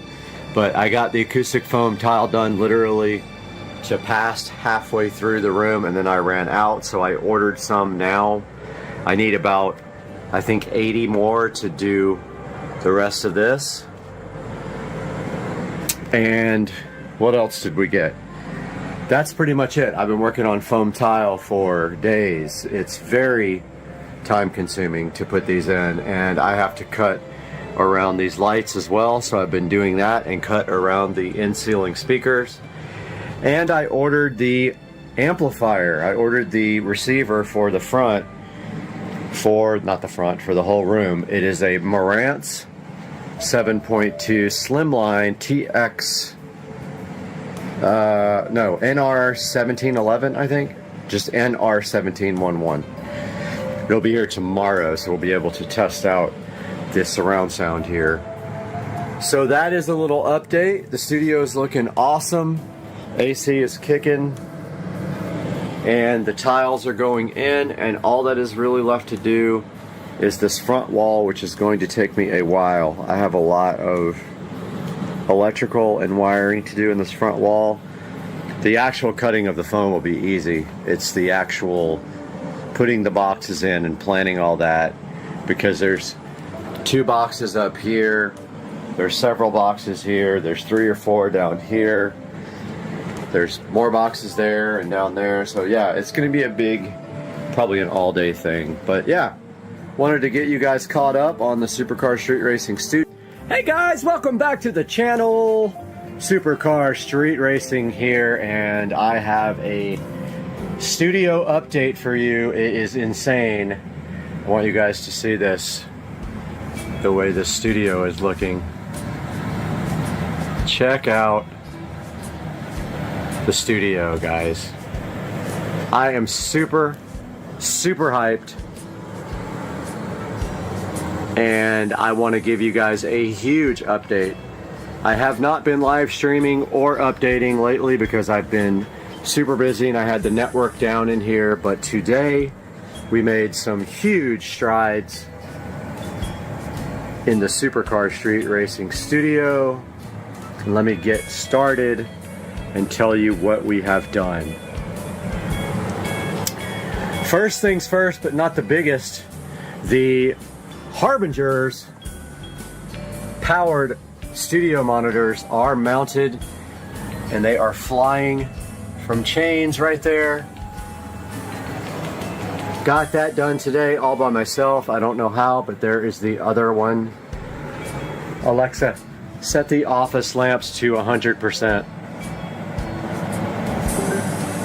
There is the other Harbinger flying from the chain and angled down at you for goodness. On top of the Harbinger. I haven't quite figured out how or what I'm going to do with this, but this is my 20 something whatever port. I don't forget how many ports it has.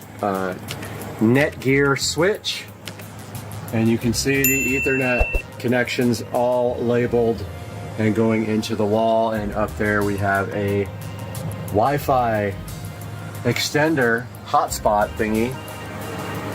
And that is connected to Ethernet.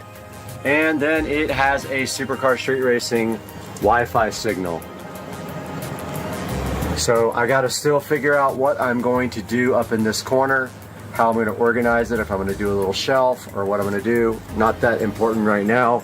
The biggest thing is I got the Ethernet connected. Secondly, huge.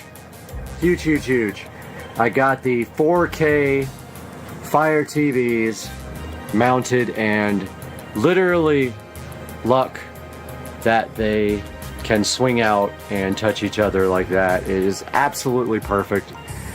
I couldn't have done it any better if I meant to, and I didn't mean to. And they are on these, they're not horizontal like usual plates or mounting plates, they're vertical. And they swing out and they are tilted down at you. And you can see right now they are playing 4K video from YouTube. Visual Dawn, one of my favorite up here too. Visual Dawn with the 3D animation spacescapes. So we got the 50s mounted.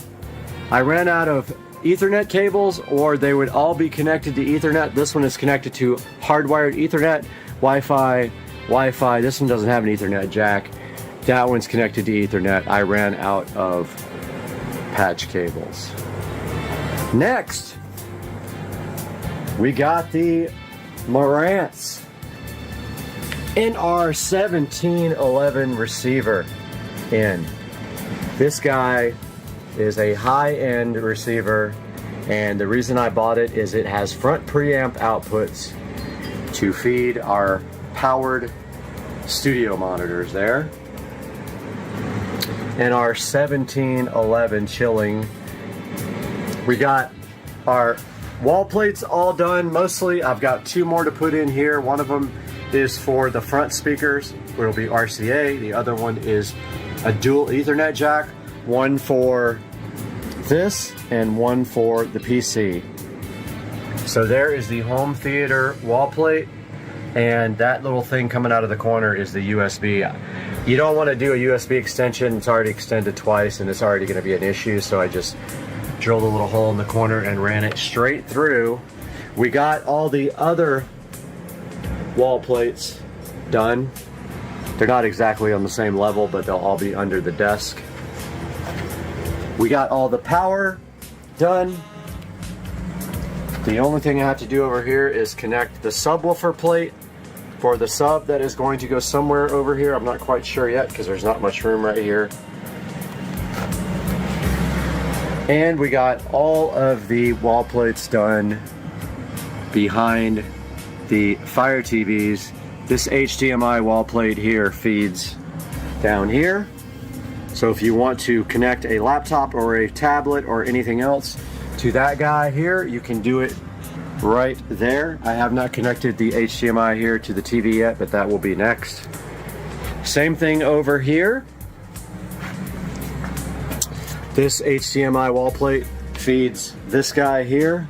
There's also network down there, so if you want to plug a laptop in and work on this 50-inch, you may do that via that port right there, HDMI.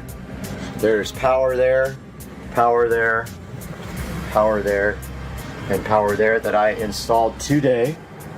And I did the power and the wall plate with the USB, HDMI, Ethernet, and coax. We're not using the coax. Those are behind every television. There is one back there as well. It's hard to see. Every place that you can possibly sit. Here's another Ethernet and HDMI. HDMI feeds the 32-inch, and you can connect a laptop or whatever here and have Ethernet. Every place has Ethernet. 1, 2, 3, 4, 5, 6. There's another jack there for just straight Ethernet. If you want to work right here on the couch, you may connect your laptop to Ethernet. If you want to work right here, you can connect your laptop to the 43-inch and you have Ethernet.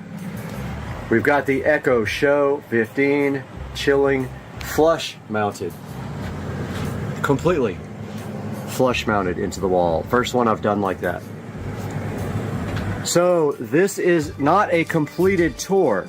When I am done, I will give a completed tour. I wanted to do a little update. Oh, also got the Govee recessed lighting installed. All of it. And it is all controlled by Alexa. Set the studio switch lights to purple. And there we go. They are purple. And I have power there subbed out and power there subbed out. It is permanently on power, and that is for lighting for shooting videos.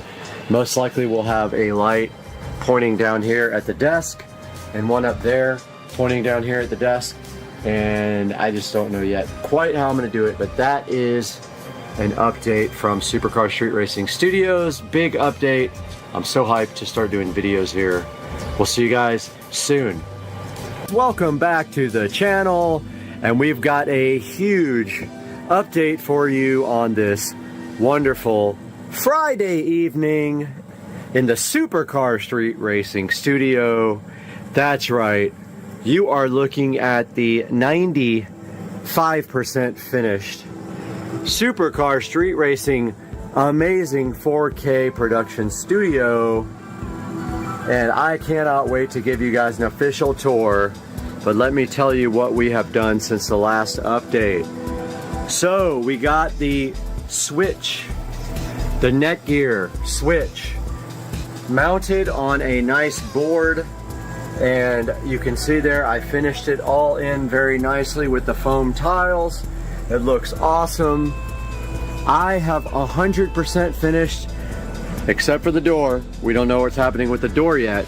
100% finished with all of the foam tiles in the whole studio. Some of them are falling off, so I have to glue them back as they fall. I put extra glue. That's okay. That's gonna happen because I didn't use a ton of glue everywhere, but yeah. The other thing that's not done is the studio lighting. So this is lights for maybe studio stuff, like a, you know, lighting for me when I'm doing productions. There's one on both sides, permanently wired on. That is not done yet. Everything else almost is done except for cable management. So I ended up buying this desk. It's very cool. It's actually a door that was made into a desk with IKEA legs. 90 inches long. It's actually perfect for what I'm doing here. It will fit all of the editing equipment plus my work stuff on this end. I'm going to shift everything down to the end and then move it right over into the corner. That's going to open up this whole space over here for whatever I want to do with it. It's going to leave this space open. There's the subwoofer. I did put the subwoofer connector over there in the corner, and that sub is too big for going in that little pocket right there. So I don't know if I'm going to move this couch that way or keep it that way. But either way, this can actually go under the table as long as it doesn't hit my feet. It's fine. We've got the editing rig down there hooked up to the 4K 50-inch TVs. Two displays there, two displays there, and of course when you move the mouse, you can move from one display over to the next display, and then down to this display and over to that display, where then you can open up a nice monitor session here for Supercar Street Racing. So that is all done. There is the Marantz NR1711, which is actually output from the PC is feeding it. So we're listening to Purple Planet, no copyright music, playing through the Marantz in... Oh, and another thing I finished the wiring 95% for the 7.2 surround sound. That goes down to the wall plate there. It all goes right there. And all I have to do now, right here, right now, tomorrow, because I'm burned out, is on the receiver end, I'm going to put banana plugs. So I'm going to shorten the wires once I get the table closer to the wall. You can see right now it's about 2 feet off the wall. When I get it closer to the wall, I'll shorten the cables, put banana plugs, clean that up, and then I've got tubing to run straight down because there's no wire management on this desk. What else did I get done? I got all the wall plates installed, all the foam tile done, all the speakers are on and running, and they have been set up with Odyssey, so they have been calibrated. That is probably not my final subwoofer. It might be, I'm not sure yet. I'm still looking for one. People think I'm a scammer on Facebook because I don't have a picture. Well, that's fine. I won't buy your stuff. Yeah, so we got Supercar Street Racing going on this monitor, some Visual Dawn up here, some 4K scapage, and that is going to wrap up this update until we do the full tour when I am finished. But guys, it's looking fabulous in the Supercar Street Racing studio. I hope you guys love it, and we will see you tomorrow with another update. All right, I dropped my mic feeding the alligators. I had to go figure that out. Are you guys ready to go beyond today? Because today we have the HP Envy, and it is from Best Buy. It has the Ryzen 7 processor and 16 gigs of RAM, 1 terabyte SSD. Let's get this thing opened up and see what's inside.